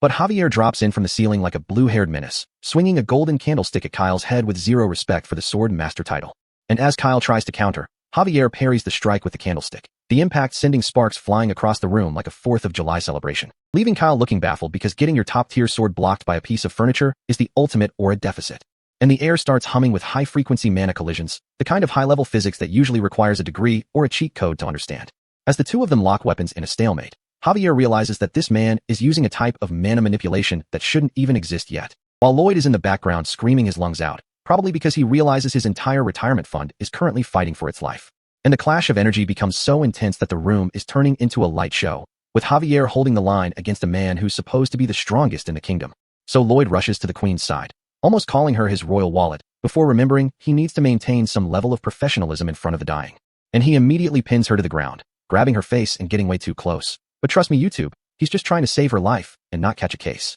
As he starts using the Azrahan core technique to suck the poison out of her body, his hand glowing with a blue light that looks like he's trying to jumpstart her heart. But the fight in the center of the room is reaching a breaking point, with Kyle jumping back and charging his sword with this terrifying pink energy. And Lloyd realizes that if Kyle finishes conjuring the aura sword, they're all going to be turned into a fine mist before they can even blink. So he flings his golden cane through the air with the desperation of a man who's about to lose his entire inheritance in a single strike. And the cane clangs off Kyle's guard just enough to break his concentration, making him tisk in annoyance like he's being bothered by a persistent fly, which gives Lloyd just enough of an opening to unleash a mana blast, the resulting explosion of fire buying them a few precious seconds of life. But Kyle just shakes it off, admitting that Lloyd's technique is ingenious while looking at him with the condescending gaze of a veteran who's seen it all. And he tells Javier that he lacks real-life combat experience, delivering a blow that sends our boy reeling back through the air, smashing him into the floor with enough force to create a crater, while the swordmaster just stands there looking like he hasn't even broken a sweat yet. And as blood splatters across Javier's chest, the situation goes from bad to we're cooked,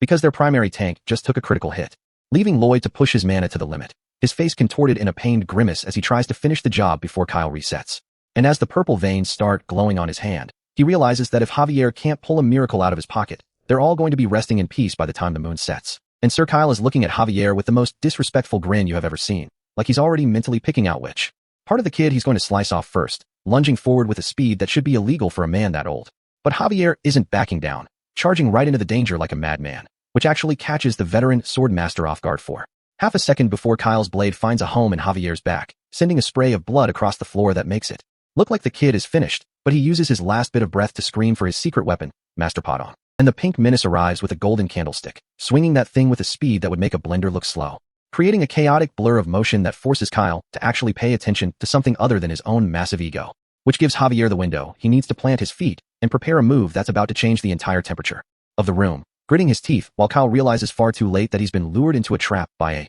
literal pig and a teenager, as Javier points his sword down and unleashes a mana blast that looks like a miniature sun, detonating right in Kyle's face, filling the entire corridor with a wall of fire that's so dense you can't even see the floor anymore, leaving Kyle looking shocked and furious as he tries to find his footing in the middle of the inferno, getting tossed backward by the sheer concussive force while his expensive palace walls start taking structural damage they definitely weren't built to handle. And as the smoke clears, Kyle is crouched there wondering how a kid just used mana like a heavy artillery cannon. But Javier isn't done with the disrespect yet, because he's already moving for the next strike, while the traitor is still trying to stop his ears from ringing, leaping through the air with a chest wound that would have put a normal soldier in the ground 3 times over. But he's out here dropping a scatter blast like he's playing a bullet hell game, forcing the kingdom's top sword master to dodge in a panic while screaming about Javier being a total monster. But meanwhile, Lloyd is in the other room reaching the limit of his own endurance, his face looking like he's about to vibrate out of existence while he performs a high-speed dialysis on the queen, filtering out the toxin before it can shut her heart down. And when she tries to ask him where he learned this, he tells her to shut up and let him concentrate, which is the most legendary flex considering he's talking to the woman who signs his paychecks. But he's in so much pain that he's coughing up blood and looking like he's about to die for a woman he only likes because she keeps the economy stable. While back in the hall, Javier is still standing firm despite the massive explosion that just turned the banquet hall into a demolition site, leaving the guests wondering if they're watching a duel or a natural disaster, as Javier slides across the floor with his rapier out, looking like the coldest night in history, while Cal finally stops playing around and realizes that if he doesn't end this now, his entire coup is going to fail because of 2 kids, so he commands the elite guards to swarm Javier like a bunch of low-level NPCs, hoping to tire him out before he delivers the final blow. But Javier just looks at them with an expression that says he's got enough mana left to bury every single one of them, engaging the whole squad at once in a blur of steel and sparks, flinging these armored dudes around like they're made of cardboard and bad decisions while Kyle watches from the sidelines, his skepticism turning into a dark kind of realization that he's witnessing someone who could eventually destroy a whole country if he ever actually reaches the level of a sword master, which is why Kyle decides to stop being a coward and finishes the job himself, stepping forward with a sword that's starting to glow with a lethal pink energy that signals the end of the line for anyone standing in his way, because he's finally pulling out the aura sword, the pinnacle of martial power that makes every other technique in the room look like a cheap toy for kids. And Javier can only watch with wide eyes as the air itself starts to scream from the pressure of Kyle's mana, as the traitor takes a single step forward, moving so fast that the human eye can't even register the motion. And before Javier can even raise his guard, the pink light pierces right through him, dealing a hit that feels like being struck by a freight train made of pure malice, sending him flying across the grand hall until he hits the stone floor with enough force to shatter the tiles, leaving him lying there in a crater while Kyle looms over him, looking like the final boss he actually is. And honestly, Javier is lying there looking more cooked than my self-esteem when my crush likes my best friend's photo, but leaves me on read for 3 business days. But just as Kyle is about to finish the job, a system notification pops up to tell us that the poison absorption is finally complete, leaving Lloyd to stagger away from the queen with an arm that looks like it belongs to a demon, veins glowing purple and black as he vomits up the concentrated essence of the toxin he just swallowed. And the queen tells him he needs to cut the arm off right now to survive, just like he did in the original novel. But Lloyd looks at his hand and decides that the script can go fuck itself because he needs both of his arms if he ever wants to fulfill his dream of being a rich bum who spends his days shoveling dirt on his own estate. So he grabs a knife and prepares to do something that's never been done before, focusing every last drop of his mana into the limb that's currently rotting away from the inside out. He triggers a mana blast directly through his own arm, creating a swirling vortex of purple energy that literally rips through the roof of the palace, purging the poison in a massive explosion that can be seen from the entire city, leaving Javier sprawled out on the cold floor, his chest looking like a butcher shop after Kyle's pink aura ripped through him. But this blonde-bearded fraud isn't done yet, walking up to finish the job with the kind of disrespect you only see in a toxic lobby, screaming mana blast like he's the main character of a shitty ESEH Kai, swinging his blade to send a wave of energy that's honestly just overkill at this point, as it slams into the palace dome, turning the royal architecture into a pile of expensive rubble while Kyle stands there vibing in the dark. But Javier is still breathing, and my man is currently sensing a massive mana explosion coming from Lloyd's direction, which is the only reason he's forcing his broken body to stagger back to his feet, panting through the blood because he remembers the weight of the oath he swore to the only guy crazy enough to treat a queen like a walking ATM, his hands trembling as he realizes that being hopeless was just the starting line, his mind drifting back to a night under the full moon where Lloyd was poking a campfire, looking all somber and depressed because he'd abandoned his duties to chase a gigantitan, while Javier just sat there like a disappointed parent who's still gonna dock your pay for 6 months because being unfit to be a knight doesn't mean you get a pass on the bills. And honestly, seeing Lloyd try to negotiate his way out of a salary cut in the middle of a deep emotional confession is the most Lloyd thing I have ever witnessed. But even when the negotiation fails, my man doubles down on the loyalty, swearing that he'll never abandon his post again, even if Javier thinks he's just playing with the embers like a bored toddler. promising to become a sword master within the year like it's a generic New Year's resolution. To lose 12 pounds, which Javier obviously finds hilarious because humans are supposed to have a hard cap on their mana heart that no amount of training can ever break. But Lloyd was out here, scratching theories in the dirt about how sword masters actually cheat the system, and Javier realizes that if he wants to survive this crash out with Kyle, he has to stop relying on Master Lloyd and become a legend on his own. Right as Kyle's blade pierces through his silhouette in a spray of crimson that should have been a kill shot, but Javier is gathering every drop of his mana into one single point to strengthen his vitals, which is a high IQ play that has Kyle genuinely confused as he prepares to swing again, declaring that it's finally time for Javier to die. But the scream coming out of Javier's mouth isn't just pain, it's the sound of a breakthrough, as he grabs Kyle's blade with his bare hands and lets the pink aura burn straight through his palms, because he's finally sensing the flow of mana coming from Kyle's very heart, traveling through the sword like a direct data transfer of pure, lethal power. And he's not just taking the hit, he's using Kyle's own mana heart as a jumpstart for his own, even as he gets flung backward like a ragdoll into the debris of the Grand Hall, slamming into the wall with enough force to liquidate a normal NPC, slumping to the floor, while Kyle stands over him like a triumphant predator, thinking he's finally snuffed out the kingdom's greatest potential, turning his back to go finish off the queen because he thinks Javier is officially washed. But my man is standing up in the background looking like a literal demon of vengeance, as Kyle turns around and sees a needle of green light beginning to pierce the darkness, erupting into a vertical beam of energy that's about to change the entire power scaling of this fight, leaving Kyle with the kind of wide-eyed shock you get when the boss suddenly gains a second health bar, because Javier is finally manifesting a true aura sword, standing in the center of a green vortex that's basically a middle finger to the laws of physics, his mana heart finally redlining past the limit Lloyd talked about at the campfire. And Kyle tries to swing one last time, but his pink energy arc looks like a budget version compared to the absolute cinema Javier is currently putting on display in this clash, as the green force just sweeps everything aside and leaves Kyle sweating like he's about to get his character deleted, which is exactly what happens when Javier's blade creates a splatter of blood that sends Kyle's sword flying while the man himself hits the dirt, screaming in agony as the rebel knights freeze in place, realizing they're no longer fighting a talented kid, but a full-blown sword master who's shirtless, bloodied, and ready to crash out, with a glowing green tip that's officially the last thing these frauds are ever going to see. Alicia's voice is cracking as she's desperately shouting for Lloyd to wake up, kneeling over him on the carpet like a widow while she realizes his mana heart is a vacuum and decides to just dump her own life force into him because she can't let her best investment die, which is when the system chimes in and tells Lloyd he not only survived the poison but has a choice between being immune to toxins or getting a massive power buff, and he chooses wake up with the most devious, predatory grin I have ever seen on a hero, which rightfully earns him a sharp smack to the face from the queen because bro was looking like a total creep while she was crying over his body. And she's out here asking what her face ever did to deserve that level of smug disrespect while trying to see if he can even stand. But Lloyd realizes he's too drained to walk and needs to find a way to reach Javier before the kid gets turned into a kebab. So he decides to gamble on this supercharged skill which starts surrounding him in a violent blue vortex of mana that looks like he's about to go Super Saiyan right in the middle of the guest room, as the pressure is so heavy that Alicia is getting tossed around like a rag doll,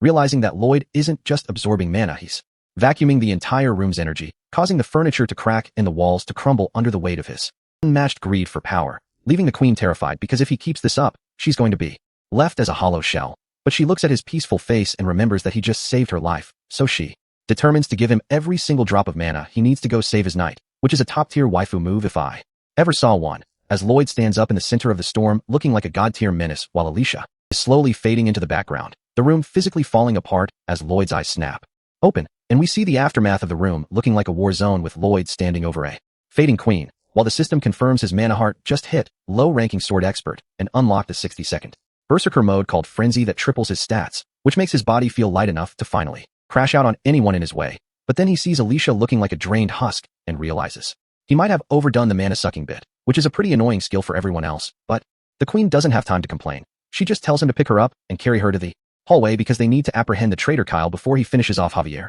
So Lloyd launches himself forward like a human missile with the queen on his back, moving so fast the palace walls are a blur, while Alicia is mentally praying that Javier hasn't been sliced into pieces by a sword master yet. But as they round the final corner and skid into the ruined banquet hall, they both freeze in their tracks, because Javier is standing there shirtless and scarred, looking like he just walked out of a Souls-like boss fight with a blade of pure green light that proves he's not just a knight anymore, he's materialized a real aura sword, meaning he's reached the pinnacle of strength, while Kyle is screaming on the floor like a washed-up clown, and the royal guards are just standing there confused until Alicia commands them to lower their weapons, declaring Lloyd and Javier as the heroes who saved her from an assassination attempt, and she immediately puts the entire room on lockdown for a full investigation. While Lloyd walks up to Javier and asks if he really became a sword master, only for the kid to Give the most unbothered, yes, I suppose, like he didn't just break the entire power scaling of the kingdom, and Lloyd can't even be mad because having a sword master as a bodyguard is the ultimate gravy train for his dream of becoming a rich bum. But the system isn't done with the rewards,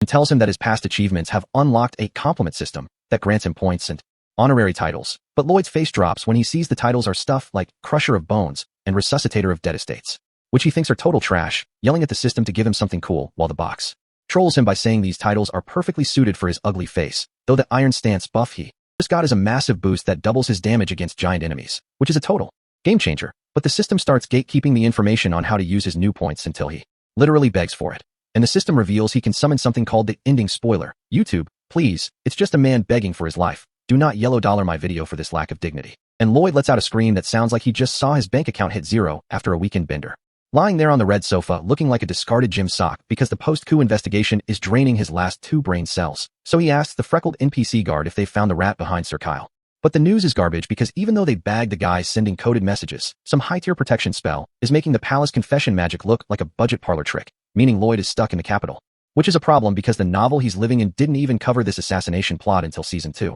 And since things are moving 3 years early, his spoiler knowledge is officially becoming useless, though the system is basically throwing him a bone with this new, ending spoiler, power that costs CP to summon. So he ignores his own crisis to ask where his favorite bodyguard Javier is hiding, only to find out the queen summoned the man separately because being a sword master makes you the hottest free agent in the kingdom, which has this young guard looking like his entire worldview just glitched out. But Lloyd just hits him with the reality check that 100 normal guardsmen are basically fodder compared to a man who can materialize a green aura blade. While over in the throne room, we see the actual power dynamic shift as Javier is kneeling before Queen Alicia, who is looking every bit like the SSS level baddie she is, sitting on that throne with maximum aura, telling Javier that she saw his unprecedented swordsmanship during the coup, and since the captain of the royal guard position is currently vacant, she's not just asking. She's issuing a direct command for him to take his place by her side, leaving the freckled kid in the hallway wondering if the Frontera gravy train is finally about to derail. But while the queen thinks she's making an offer he can't refuse, Lloyd is back in his room looking bored because he knows Javier's loyalty is built different, and honestly,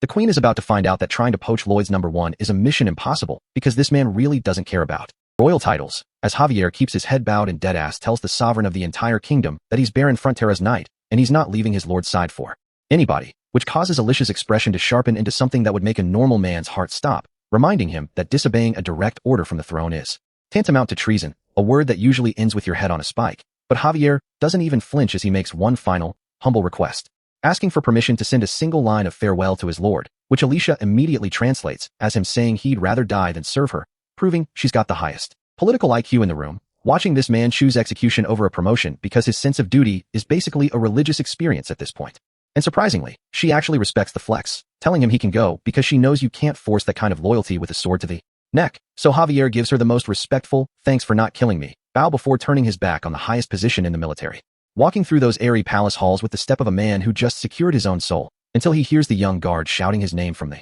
balcony, looking like he's about to have a panic attack, asking if the queen really just let the most powerful asset in the kingdom walk away. But Javier just hits him with that serene, top-tier waifu-level smile and declares that he will always be a knight of the Frontera family, no matter what, which literally has this kid move to tears while back in the throne room. Alicia is realizing that the people from Lloyd's estate are just built from a different material, musing to herself that she has zero luck swaying anyone who has spent more than 5 minutes around that brown-haired menace. While the menace in question is out here lying in a field under the full moon, scrolling through his system interface like he's checking Uber Eats at 2 a.m., looking at these new titles like Crusher of Bones, which gives him unconditional obedience from his subjects, and Orc Face, which lets him use a literal roar. But the real bag is Magentano, I'll carry you, because having the queen's complete trust means he's officially immune to any treason charges the nobles try to throw his way, and as he laughs into the night sky, he realizes the timing is perfect because the full moon means it's time for the CP payout, and the system dings with 22 points, which is exactly enough to buy the one thing he's been eyeing since he arrived. The ending spoiler, which promises a glimpse of the final scene of this storyline,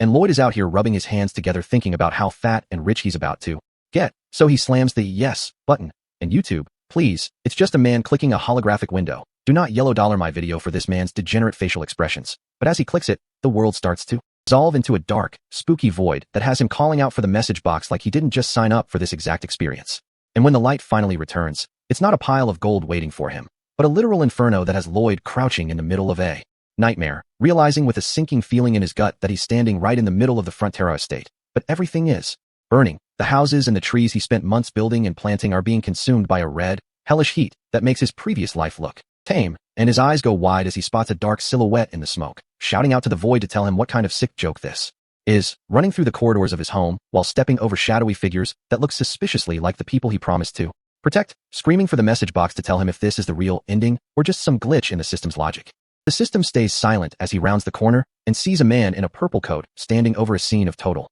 devastation, and Lloyd's heart drops into his stomach when he recognizes the two broken forms on the ground as the Baron and the Baroness, while right next to them is a man who looks like Javier, but his hair is a dull brown, and he's weeping like a man who has lost everything, gritting his teeth and apologizing to the dead because he wasn't fast enough or strong enough to stop the slaughter, and the ground is littered with the broken tools and weapons of the people who actually trusted Lloyd to lead them, as a dense cloud of black particles starts to fill the frame like the ashes of his dream of becoming a rich bum, leaving Lloyd standing in a barren, red-tinted wasteland of his own failure, realizing the sweet life he was planning was actually just a countdown to total annihilation. Lloyd is losing it in this red-tinted hellscape, screaming at the sky like a man who just saw his entire crypto portfolio hit zero, looking at blood-stained pickaxes and axes that imply his workers didn't just quit, they got dismantled by whatever is coming. And then he looks up to see the sky being swallowed by a black cloud so massive it makes a solar eclipse look like a flashlight. Realizing this isn't just smoke, but a literal wall of teeth and wings, monstrous locusts with glowing red eyes ready to eat the kingdom. And the realization hits him harder than a surprise tax audit,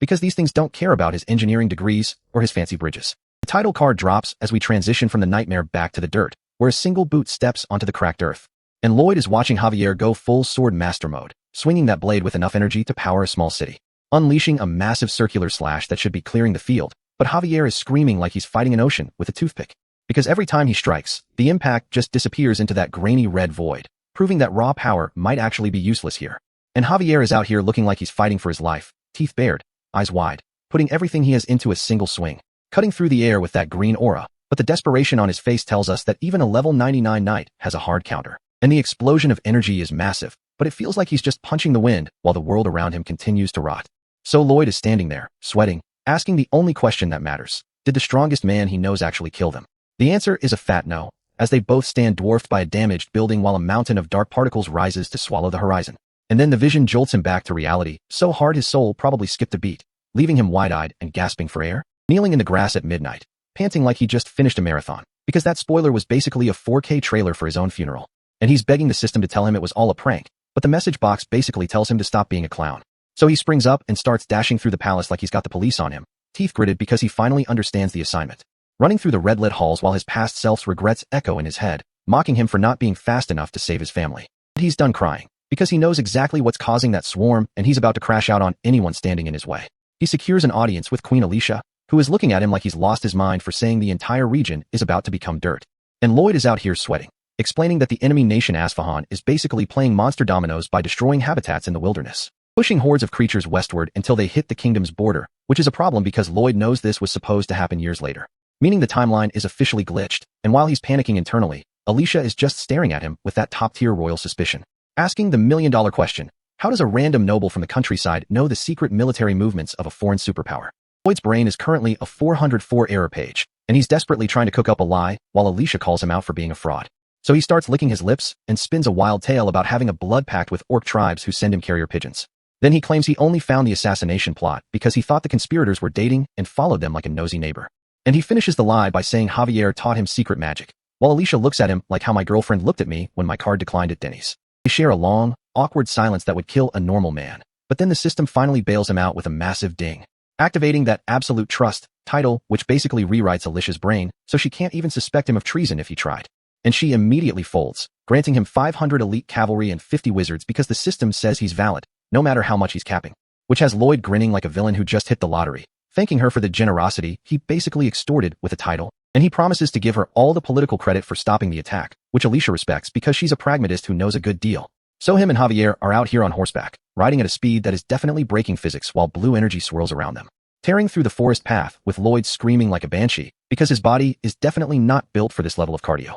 while Javier is just chilling, asking for an explanation in a voice so calm it's actually disrespectful to the man currently losing his lunch. And Lloyd manages to wheeze out that they have exactly 5 days to reach the estate, even though Javier is strong enough to solo a nation. Because the problem is that these locusts have zero morale to break. They're just mindless eaters who don't fear death or sword masters. Meaning Javier's intense firepower is useless against a 360-degree swarm that will just fly around him to eat the crops and the people. So Lloyd turns to Padong and sends the little guy on a secret mission, counting on him to meet up at the exact right time. And then they're jumping their horses off a cliff against a full moon like they're in a high-budget action movie, heading for the estate. Galloping through the woods as the sun starts to rise on the most stressful week of Lloyd's entire life, because failure is not an option. And they finally screech to a halt overlooking the valley, with Lloyd pulling the reins so hard his horse is basically doing a vertical flex. Looking out at the peaceful landscape while the first dark particles start to drift into the sky, like a bad omen that's right on schedule. And Lloyd is looking like he's about to have a mental breakdown while the local farmers are just vibing, completely unaware of the threat. Until they look up and see the horizon turning a dusty, ominous shade of doom, dropping their firewood in pure shock. And Lloyd rolls into the village like a madman, screaming at everyone to hide while the peasants realize their young master has finally lost it. But he's not here for small talk. He's reaching out his hand and demanding the biggest pot lid they own because the engineering masterclass starts now. So the sky is basically turning into a wall of chitin and mandibles as the first wave of the swarm smashes through the manor walls, turning this high-class interior into a horror movie set for the staff who didn't sign up to be part of the food chain, especially since these monsters are out here scurrying with kind of speed that makes your fight or flight response just give up and accept the inevitable. But before this maid gets turned into a snack, Marbella pulls up looking like an SSS tier baddie and uses a chair to physically delete that insect from existence, proving that being a top-tier waifu also requires some serious strength. Though the situation outside the window looks like a plague from the Old Testament is happening in real time, leaving her wondering how the hell the world ended while she was probably just trying to have a quiet morning, until Arcos bursts in with the steel out, screaming about joining the soldiers because standing still in a room with breakable windows is a death sentence when the courtyard is already crawling with millions of these red-eyed menaces that are looking for anything with a pulse to strip down to the bone, which is exactly why Lloyd is out here in the streets running like his life depends on every single step, screaming at his men to assemble at the residence while a whole cow gets turned into a skeleton in the background, making him realize the villagers are cooked if he doesn't remember the noble words of his father, the Count, who basically said a lord's only purpose is to protect the people even if it means his own life is on the line. But right now Javier is the one doing the heavy lifting, carving through these bugs with a level of disrespect that only a sword master can pull off, creating a massive arc of energy that clears the air for a split second, allowing the steel sand orcs to jump into the fray and start crushing skulls with their heavy clubs because they made an oath to their brother, Lloyd. And these green giants are not about to let some oversized grasshoppers ruin the estate they've been working so hard to build. Yet, the sheer numbers are starting to look like a losing game of tower defense, with bugs clinging to every inch of green skin and every fleeing villager, creating a scene so dark and chaotic that people are just holding on to each other for dear life, which honestly reminds me of how I clung to my last relationship even though I knew she was about to ghost me for a guy with a better credit score. The trauma is interrupted by the fact that the entire horizon is being swallowed by a vibrating mass of hunger that's about to finish the job, until a massive, metallic gong echoes through the valley, making this poor huddled woman look up in total confusion as the monsters on her back suddenly stop their mandibles from snapping because they just heard something much more interesting than the sound of a human screaming, while the man shielding her looks like he's waiting for the fight that never comes, because Lloyd is currently riding through the chaos like a total madman, calling the swarm a bunch of maggots that belong in a museum, which is the most disrespectful way to start a rescue mission I have ever witnessed, especially since his primary weapon is just a giant pot lid that he's hammering with zero rhythm, asking the bugs if they like the sound of his DIY percussion set, which is actually a high IQ engineering play because these insects are biologically programmed to follow specific frequencies, and Lloyd is currently playing their favorite song on a piece of kitchen equipment, pulling the entire swarm away from the village in a massive, swirling tornado of red eyes and buzzing wings that follows him like he's the world's most dangerous parade leader, leaving the survivors on the ground looking up at the sky in total shock because they recognize that unhinged, screaming voice anywhere, realizing that their young master has returned to save the day, even though Lloyd is currently terrified out of his mind, screaming about how scary these things are while Javier keeps his cool, confirming the bugs are moving exactly where Lloyd wants them to go, which means they're about to do a full lap around the estate to gather every single straggler into one big group. But Javier hits the pot lid so hard that Lloyd's ears are probably bleeding, making him realize that Javier is definitely enjoying this way too much, though the plan is working perfectly since the book mentioned they'd fall for a loud enough sound, prompting Javier to ask if Lloyd is really trying to save the even though Lloyd's internal monologue reveals he's only doing it because he can't let them eat the people who owe him a water bill. Sky over the Viscounty of Lacona is turning into a dark cloud of chitin and hunger because Viscount is down there clutching his wig like his life depends on it, screaming into the void while Lloyd and Javier decide to make the most disrespectful entrance in history, crashing through the architecture like unpaid debt collectors, with Lloyd getting right in this man's face to remind him that even during an apocalypse, the water bill is non-negotiable,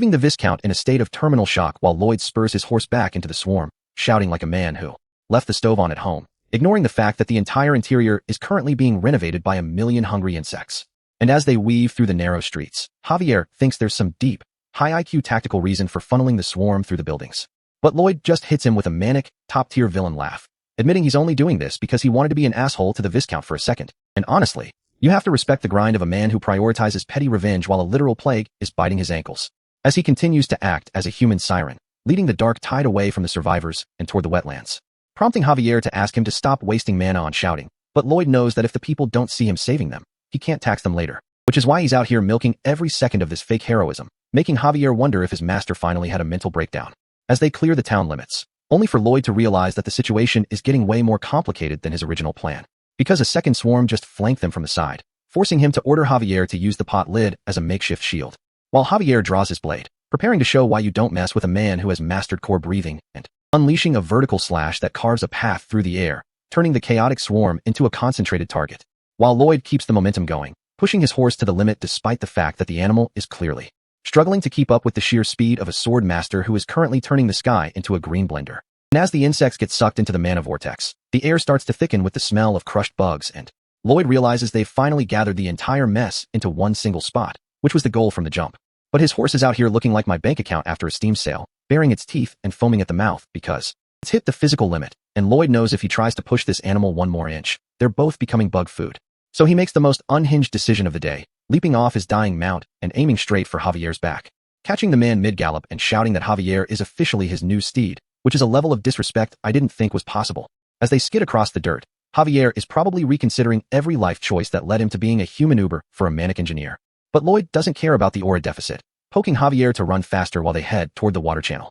The summons are already in position, waiting for the signal to turn this biological warfare into a fireworks show. And as Javier dashes through the final wave of stragglers, Lloyd lets out a shout that sounds like he's calling in a kill streak, triggering the arrival of Padong and the crew, who have been cooking up a trap while we were busy playing tag. As they reach the channel, Javier has to cover his face from the spray while the summons launch their counteroffensive. And Lloyd activates his skills, feeling the mana surge through the system as the pale projectile enters the sky, looking like a weird, segmented firecracker that's about to end the careers of every insect in a 5-mile radius. And then the air just explodes, a massive fireball incinerating the core of the swarm in a display of pure, unadulterated power, turning the sky into a furnace where the locusts are getting deleted from the server in real time. But Lloyd isn't done yet, calling for round 2 of the spray shot to handle the ones that weren't cooked by the initial blast. As Padong starts acting like a high-pressure fire hose, coating the remaining bugs in a liquid that makes them clump together, turning the once terrifying swarm into a heavy, wet mess that can't stay airborne, leaving Lloyd and Javier standing back-to-back in the middle of the debris, looking like they're about to drop the hardest album of the year,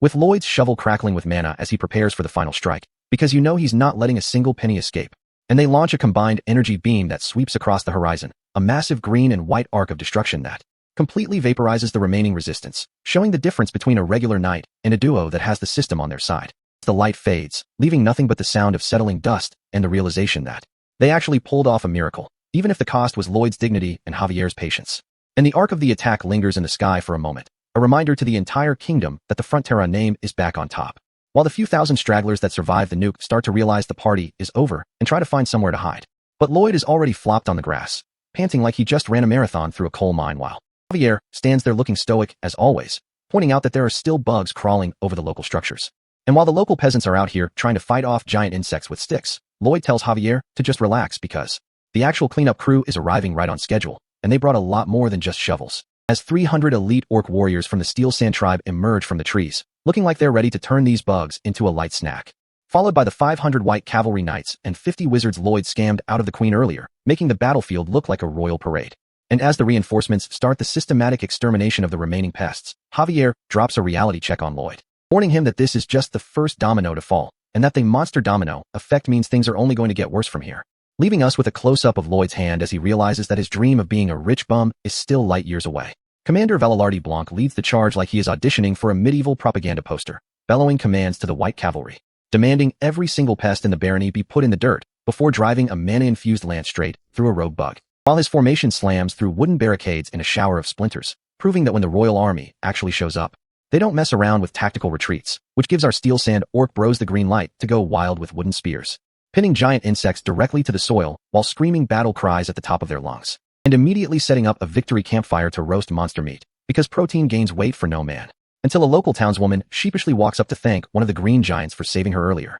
handing him a tiny pink daisy that causes this massive warrior to blush bright red and sprint into the woods in a complete panic. leaving him staring at the flower in his hand while his heart hammers against his ribs, right before the scene shifts back to the sky, where the townspeople are frantically checking on Lloyd, who is lying on the grass looking like he just survived a triple shift at a factory. And as the villagers sob over him, praising him for being a selfless saint who loves saving lives, Lloyd sits there with a deadpan face thinking he did every bit of this strictly for his own early retirement, which triggers a floating system notification teasing him about his internal greed before reminding him that the grind never stops, rewarding him with a brand new title called Round 1 Pick by Terminix Pest Control, complete with a massive passive debuff that forces any bug-type monster to shrivel up in terror the second Lloyd looks at them, setting the stage for him to stand in the moonlight, holding a shovel like a Dark Soul boss. When Commander Valalardi Blanc approaches in full plate armor, demanding to know why he was summoned away from his men, allowing Lloyd to drop a smooth thank you for their help with the bug cleanup, though Valalardi scoffs and points out they were just a mop-up crew, admitting that even if he was annoyed at an engineer taking command over elite royal knights,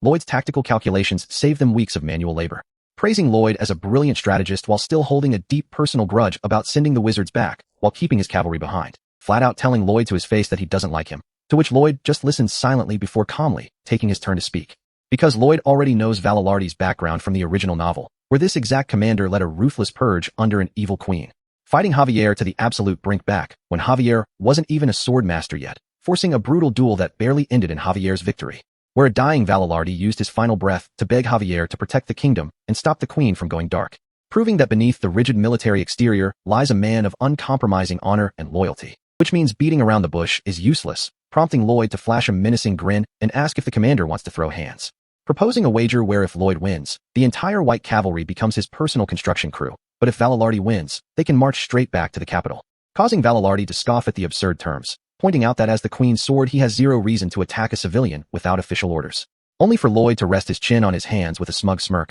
reminding the commander that royal authority was handed over to him directly, framing the order so that refusing to shovel dirt would stain a knight's honor, unless the labor was suffered as the penalty of an official duel, forcing Valalardi to rest his hand on his sword hilt and ask what weapon Lloyd plans on using, to which Lloyd simply raises his trusty steel shovel, while Valalardi walks forward promising to leave his blade sheathed so the civilian doesn't get instantly split in two. And while Lloyd's internal calculations confirm his odds of beating a high-tier knight in a real fight are precisely zero, he knows his real weapon is exploiting the man's rigid honor code, proposing special rules for a match between a knight and a civilian, which Valalardi accepts without hesitation, stating that if he so much as flinches from a single attack, Lloyd takes the victory. And the second those words leave the commander's mouth, Lloyd goes full demon mode with a glowing eye and a manic grin, bellowing deal, which instantly sends a wave of alarm through Valalardi as he flinches before the strike even lands. Because Lloyd isn't swinging at his chest, he's driving his shovel into the dirt while unleashing the full output of his triple core mana blast, erupting a colossal pillar of compressed orbital fire straight into the sky, sending a shockwave of heat and pressure that blows the sword right out of Valalardi's grip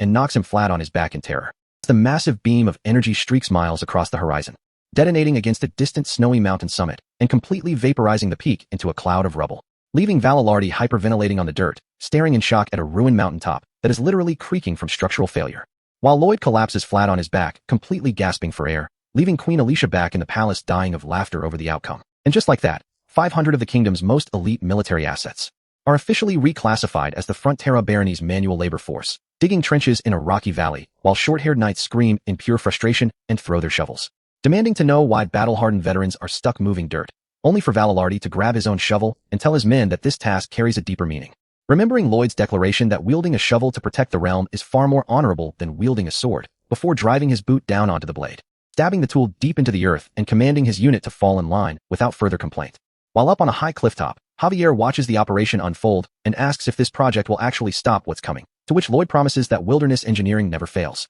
smiling slyly as he reveals that this massive undertaking is the only way to protect his future retirement bag, pulling back the camera to show teams of workers descending ropes along a massive rock face, carving a colossal, nightmare-inducing monster head directly into the mountain wall to construct the ultimate biological deterrent against the wilderness. The morning sun hits the rolling hills of Magentano, looking peaceful enough to trick anyone into thinking today is just a regular Tuesday, until the wooden mugs on dining tables start rattling so hard they nearly spill fresh ale everywhere, knocking candles onto the floor with a loud clang as entire families scramble to hold each other, terrified that the earth itself is splitting open. And while heavy monster footsteps send seismic shockwaves through every wall in the barony, civilians grip their furniture and hold heirloom artifacts, terrified out of their minds, yet sharing one quiet belief, that the unhinged man who saved their estate before is already standing on the front lines, watching the massive dust storm rise over the forest horizon while holding two giant flagpoles, ready to shield his entire labor force from whatever nightmare just breached the border. Javier Azrahan rides through the stone streets in full plate armor, sweating bullets because Lloyd's wild predictions are coming true word for word.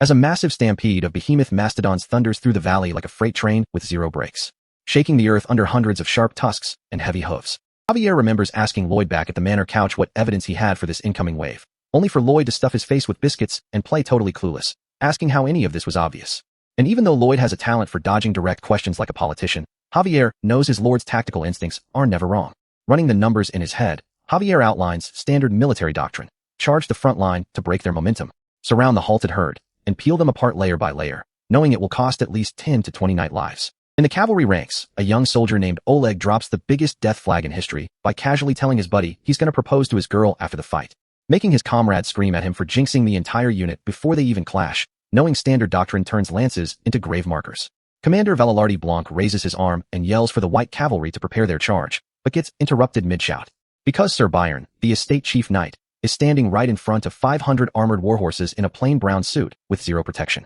Valilardi nearly falls off his horse asking if Lloyd lost his mind, sending an unarmored man into a monster stampede, but Byron just sighs and says he's only here to decode flag signals. Pointing toward a high white rock pillar far off in the hills, Byron spots Lloyd standing on the peak ready to communicate. Lloyd starts aggressively twirling a blue and white flag against the sky, while Byron translates the semaphore message out loud for the troops. Spinning the banners in wide circles, Lloyd commands 500 elite knights to clear the main road and move to the village's southeastern edge, sending Valilardi into a whole rage fit. Javier pulls up a mental tactical map, realizing that abandoning the central path lets the mastodons hit the earthen ramparts directly, and a flank attack won't stop a full stampede. Seeing them hesitate, Lloyd escalates his flag flapping into full aggressive motion, waving a literal threat that if they keep arguing he will snitch on them to Queen Alicia, which is the exact same petty energy my ex had when she threatened to tell my mom I spent my rent money on CSGO skins. Javier stands there clutching his head asking if Lloyd is just having a panic attack on a rock, while Byron deadpan assures him this entire circus was planned from the start. Down in the canyon,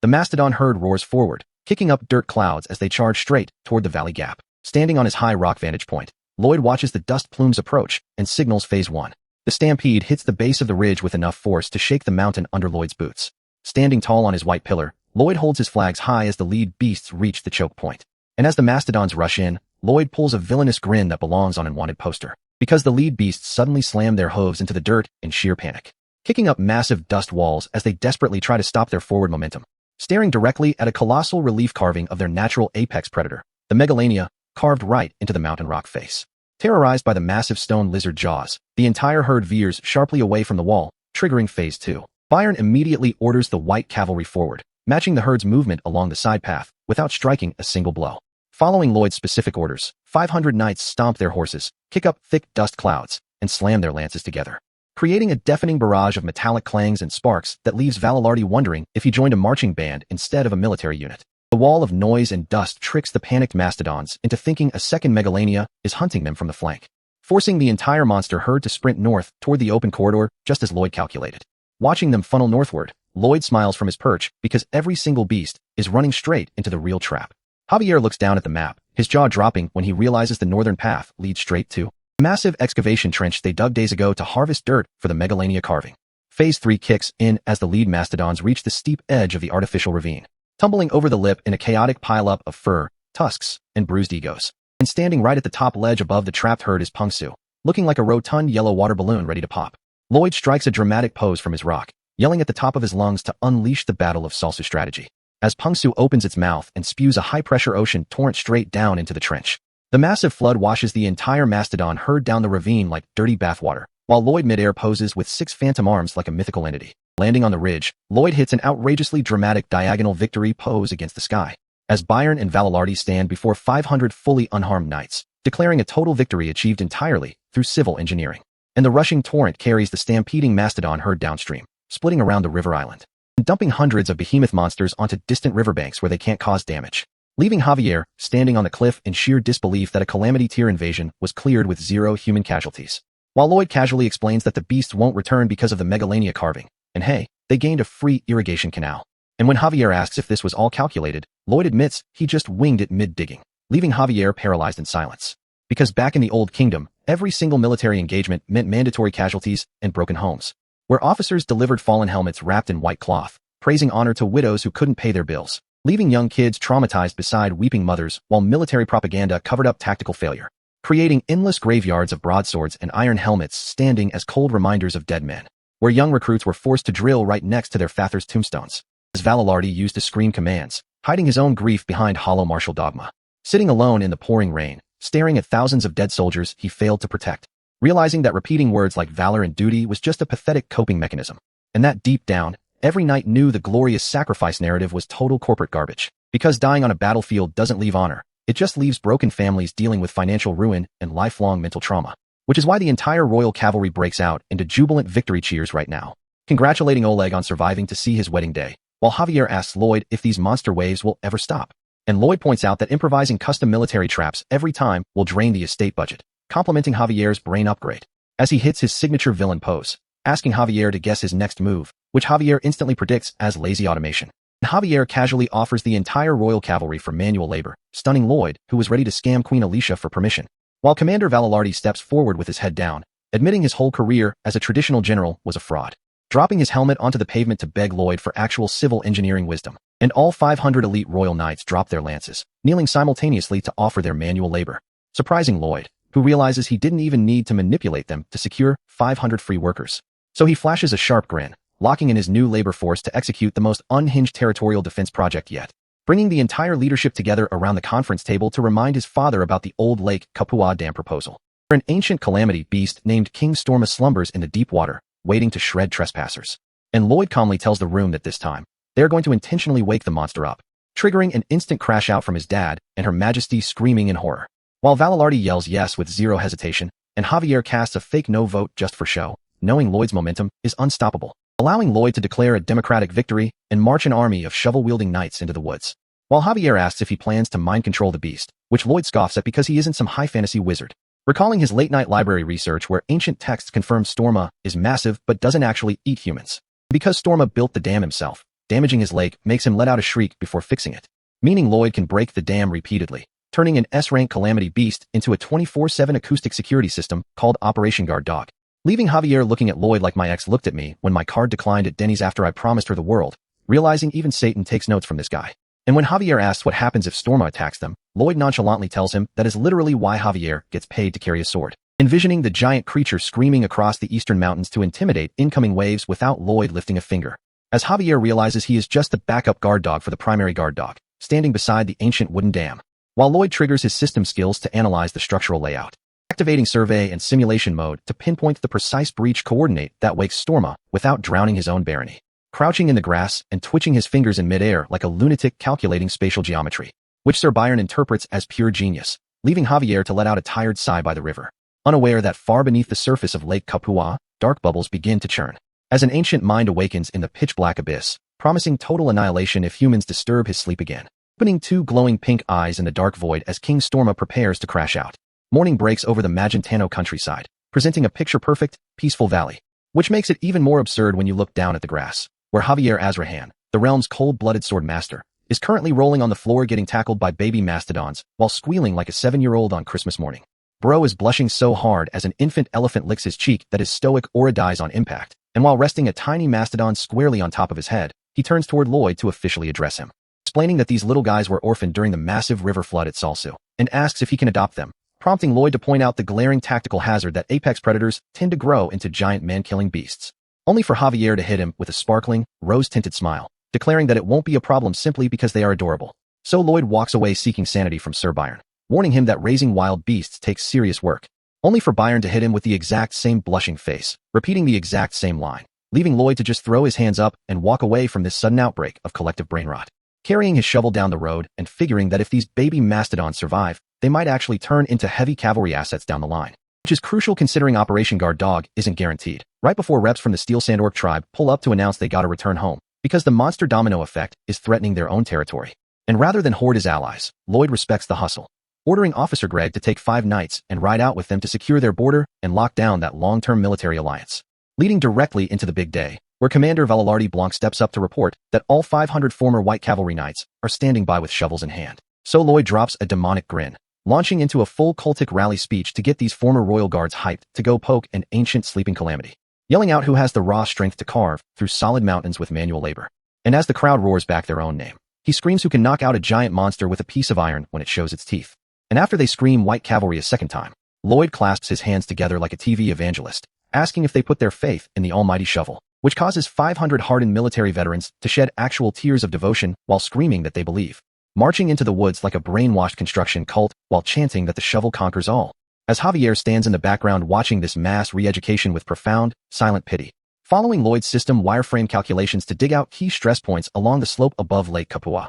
before Lloyd calls out to Javier across the mountain to double-check his target, raising his hand into the air and giving the final command to detonate the rock face, which Javier executes by plunging his blade deep into the geological fault, releasing a targeted mana blast that shatters the bedrock, sending massive structural shockwaves rumbling through the surrounding forest, cracking the rock wall step by step toward the natural reservoir below, ensuring the dam will steadily collapse over time as the work crew hits the dirt to avoid falling boulders, leaving Lake Kapua looking peaceful for 2 whole seconds, right until the main island splits clean down the middle with thousands of tons of water surging into the sky, sending Lloyd into a full panic as an ancient presence breaks through the lake bed, washing trees into the air while Javier duck covers behind a trunk and Valalardi grips the grass in horror, as a massive column of water reaches the clouds before raining down across the entire valley, revealing King Storma, a giant, mountain-sized beaver with glowing red cheeks and colossal front teeth, leaving Lloyd lying in the mud staring up at this giant aquatic nightmare. While Valalardi Blanc looks at this world-ending threat, blushes, and literally yells that it's adorable. And as Lloyd lays in the dirt hearing Storma roar, his passive universal animal comprehension skill kicks in, translating the beast's roars into plain human speech, realizing the creature isn't making random animal noises, but shouting that he's pissed off. And as Storma turns his giant head around, Lloyd tries to rationalize that a beaver's main instinct is just fixing dams, only for Storma to loom over his tree, letting out a wave of grunts, which translates into Storma revealing he can smell metal and knows the humans intentionally sabotaged his home, explicitly stating that instead of fixing the dam and going to sleep, he is going to wipe out humanity to end these tricks permanently, which instantly breaks Lloyd's brain as he realizes this monster is high IQ and the entire strategy just crashed. And when Valalardi crawls over asking for tactical orders, he takes one look at Lloyd's horrified, distorted face and tells his lord that his expression is making him uncomfortable, right as Storma dives into the lake, whipping his colossal tail to trigger a localized tsunami, sweeping Lloyd, Valalardi, and the entire white cavalry into midair like ragdolls down the mountain, forcing Javier to vault into the sky above the raging floodwaters, flaring his radiant sword master aura, descending headfirst with an aerial mana blast to crush the monster's momentum,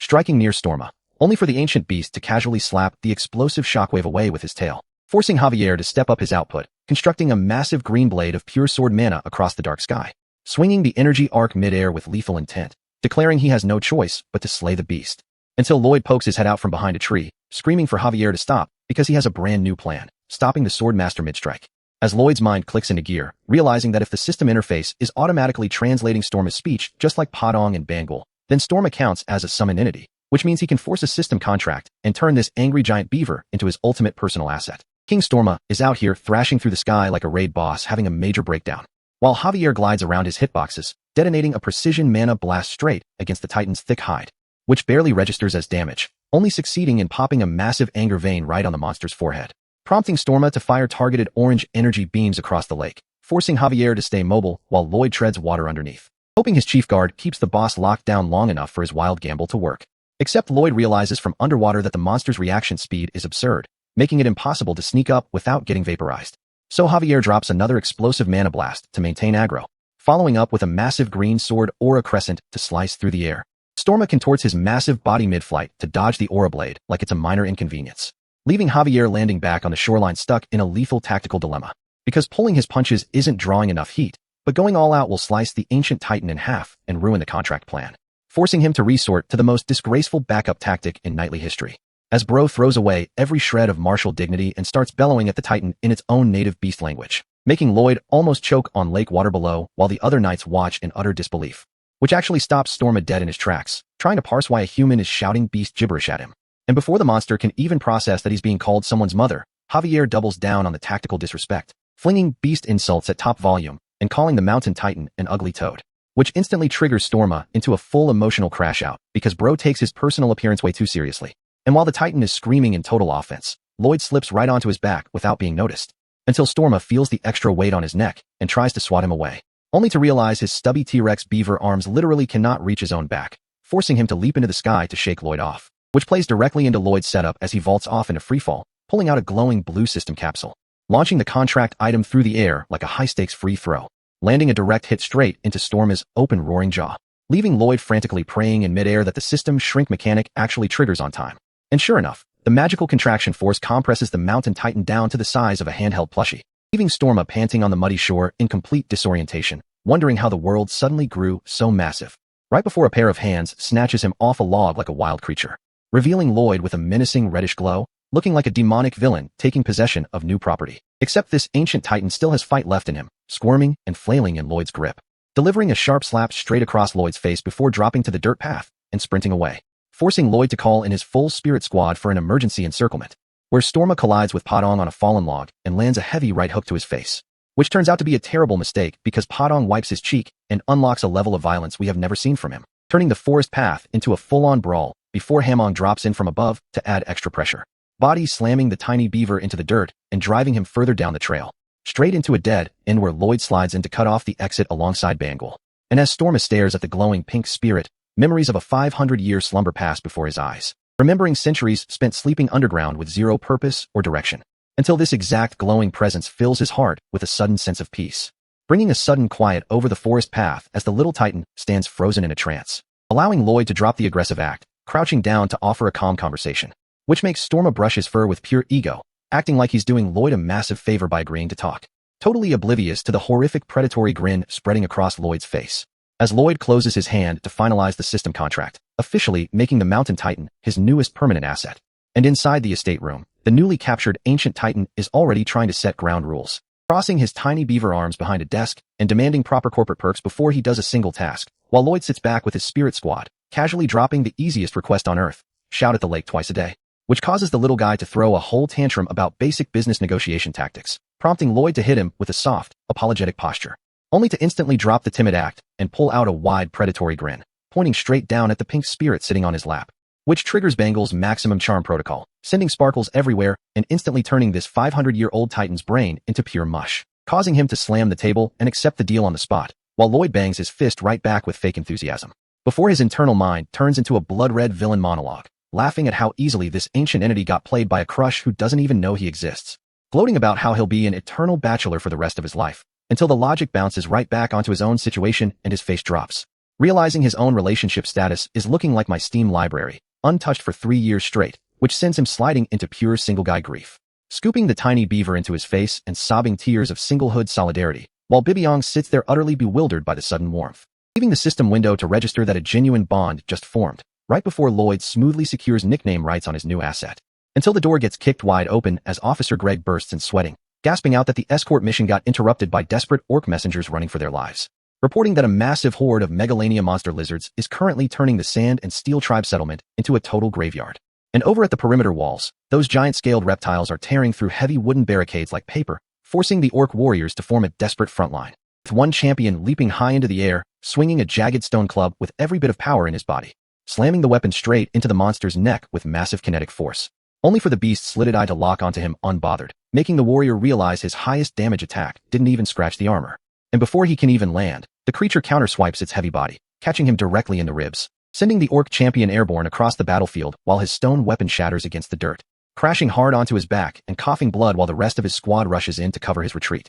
roaring out their battle cries through pure exhaustion, which cuts straight back to Lloyd barking commands to rally Sir Blanc and the 500 white cavalry knights at the village gate, ignoring the guard's warning about being too late, because Javier is already sprinting at full speed, recognizing the tactical value of the situation. And while Lloyd runs right beside him carrying Bibiong like a football, asking what opportunity he's talking about, the little titan locks his eyes forward, munching down an energy snack in Lloyd's palm and declaring that they are about to flip this entire monster invasion on its head, leaving the local villagers staring up in disbelief as Bibiong launches himself skyward with a loud roar, allowing Lloyd and Javier to mount his back as he channels surging green elemental energy directly into his paw, bringing his heavy beaver tail down like a hydraulic press straight into the bedrock, unleashing a seismic shockwave that terraforms the subsurface strata and sends construction workers tumbling across the dirt, while Bibiong uses the heavy kinetic recoil to convert himself into an artillery missile, soaring above the mountain range, and descending straight over the canyon battlefield like an orbital strike, just as the Megalania horde pushes the orc defenders to their limit on the cliff edge,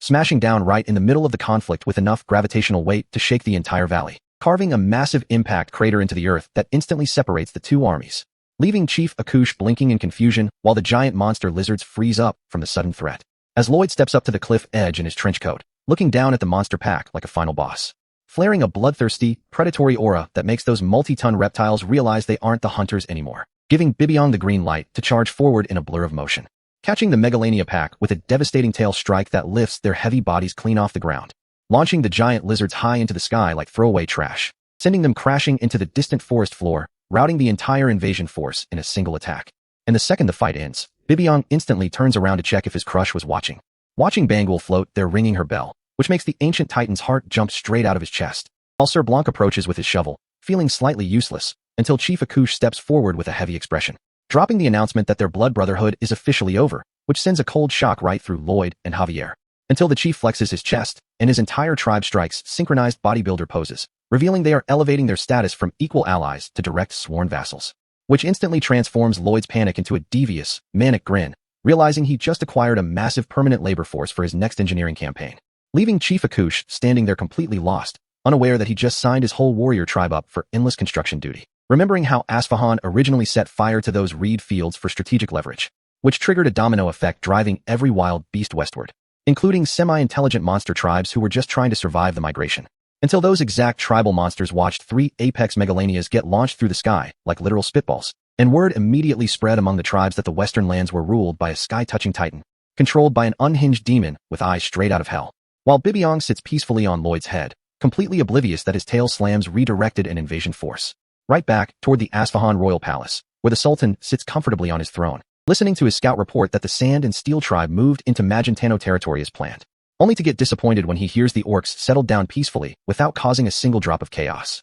before a second guard bursts in sweating through his armor with urgent news, reporting that the massive monster horde they originally pushed out has reversed direction and is tearing into their own kingdom walls, leaving the Sultan wide-eyed in shock as his own biowarfare strategy backfires, because an unknown terror in the west drove those beasts into a permanent frenzy, forcing the Sultan to order all military reserves to the front, realizing his scheme to destabilize his rivals just blew up right in his face, staring into the void as he realizes nobody could reverse a monster stampede unless a genuine demon is ruling the west. Say wallahi, bro. Say wallahi. While back in the estate, that exact demon is sitting on a sofa with the smoothest smile, handing the arrogant noble creditors a document titled Receipt of Debt Repayment in full, sliding over a royal check for over 35 billion gold pieces that covers every single copper of principal and interest, before flashing a red demonic scowl that threatens to erase their lineage if they do not sign immediately, allowing Lloyd to walk over to his father Baron Arcos, who can barely process that their generational curse is gone, waving the signed receipt with a playful grin and asking if he wants it framed for the wall, which breaks the Baron into sobbing tears as he hugs his son,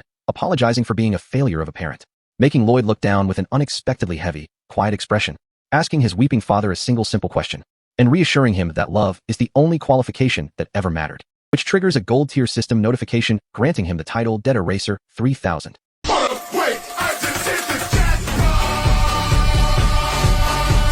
Permanently unlocking the highest financial credit rating and lowest interest rates across the entire Cremona region, as Javier steps up to report that the Sand and Steel tribe has fully settled into the eastern mountain forests, building up their physical strength on estate rations while the white cavalry finishes setting up their perimeter defenses, creating an impenetrable military buffer that guarantees total security against future eastern threats. Yet as Lloyd walks through the sunlit corridor, my man achieves his lifelong goal and immediately gets hit with the same empty void I feel after grinding a game until 5 a.m., lying down in the quiet isolation of his private bedroom, where the sudden lack of financial pressure unlocks buried memories of his past life as Kim Suho, remembering his original Korean father weeping in his arms over being too poor to help his son, and listening to those echoes of parental guilt that drove him through 2 lives, as Lloyd clenches his hand over his eyes in agonizing silence, gripping the silk bedsheets as the suppressed trauma of failing his first family finally bursts open, burying his face into the pillow and breaking into heavy, broken sobs for the father he couldn't save. While outside the locked door, Javier stands motionless in the hallway, listening to every single sob, understanding the unbearable weight his lord carried alone to rewrite this family's fate, and quietly walking away to give him the privacy he earned. Fast forward a few days later, and the entire estate town is holding a massive celebration, parading through the streets with cheering citizens praising the man who saved their homes, provoking Lloyd to crash out and yell at everyone to go back to work, which only makes the crowd cheer louder because they know his aggressive barking is just a front, prompting the townspeople to beg him to scold them one more time, until an exhausted messenger interrupts the parade with news of a massive crowd moving from the south, revealing an endless line of displaced refugees heading straight for the estate, setting up his next major regional crisis. And right as the dust settles on the estate border, a band of traumatized refugees comes shuffling out of the trees, locking eyes on Lloyd and desperately asking if he's the lord of these lands, only for him to give them a deadpan reality check that he's just the lord's son. So when he asks who they are and where they came from, The chief explains they're survivors from the southern barony of Sortino, a detail that immediately clicks for Lloyd, considering his own father used to be a petty village chief before this whole noble mess started. And the horror only deepens as a mother holding an infant explains how their chief stayed behind to hold off the horde until he was butchered, leaving these people with bleeding, bandaged feet walking on bare dirt, while elderly women cough their lungs out in the dust. Which forces Lloyd to drop his casual posture, locking his eyes onto the chief, and asking the one question that determines the scope of this whole crisis, whether this disaster was caused by an actual monster invasion. And the heavy silence hanging in the air tells him everything he needs to know before the man even opens his mouth. As the survivor describes 6-foot-long armored beetle monsters raining down on their homes like a locust swarm, making Lloyd immediately turn to Javier as the tactical math hits him. This isn't an isolated attack, it's a massive regional domino effect sweeping across the continent. Because in his head, he maps out the entire geographical border from Asfahan through the wilderness into Magentano, realizing every single territory along that monster migration route has been overrun, leaving only House Frontera and Lacona intact. Which makes complete sense, because ordinary noble estates don't have ancient Titan beaver summons, an armored white cavalry engineering unit, or a level 9999 sword master, like Javier powering up like a Dragon Ball Z character, meaning these refugees have zero defensive options to the north where the ocean sits. And with hostile foreign borders locked down to the south and Cremo sitting way too far to the west, every displaced civilian on the map is being funneled into a single bottleneck trajectory, straight into the center of House Frontera's territory, causing Lloyd's brain to drop into panic mode as he calculates the sheer mathematical terror of 5,000 to 10,000 starving refugees crashing into his border at once. And before he can even digest the logistical nightmare, the refugees fall to their knees, weeping and begging for a single crust of bread for their kids, prompting Lloyd to ask Sir Byron if their infrastructure can even handle an influx this massive, only for his face to instantly glitch into a blood-red, demonic grin, breaking out into a manic laugh that leaves Javier standing there sweating in pure psychological distress. And when Javier stammers, asking what could possibly be exciting about a humanitarian catastrophe, Lloyd starts greedily rubbing his hands together like a cartoon villain scheming over a fresh haul, explaining that thousands of new residents means a permanent, generational expansion of his territorial tax base, making Javier's soul briefly leave his body from the sheer disrespect, provoking the silver-haired knight to crash out and yell at Lloyd for treating starving human beings like taxable assets, before immediately turning to Sir Byron and reassigning the white cavalry engineers into an emergency soup kitchen crew while the refugees bow in tears. And while Lloyd nonchalantly slings his shovel over his shoulder to go brief his dad, Byron gently tells Javier not to take the young master's villain act to heart, dropping a profound truth bomb that Lloyd is a master at reading everyone else's mind except his own, reassuring the young sword master that he'll have plenty of time to yell at him later, leaving Javier standing in silent realization as the true weight of Lloyd's burden sinks in. Cut to the manor interior, where Baron Arcos is clutching his head on the couch in a full-blown anxiety attack, stressing that taking in thousands of homeless civilians will instantly bankrupt the estate's remaining treasury. Even though Arcos admits his conscience won't let him turn away dying families, their grain silos will be dry within 48 hours, making Lloyd tilt his head like his dad just failed basic arithmetic. Before dropping a smug, confident grin and assuring his father that food is actually the one thing they have in unlimited supply, leading them outside to showcase a literal mountain of 6-foot-long dead beetle monsters stacked higher than a 2-story house, casually explaining he collected these massive bug carcasses for agricultural compost and has storage sheds full of them. And just as Arcos recoils in horror, arguing that serving monster bugs to human refugees is borderline biowarfare,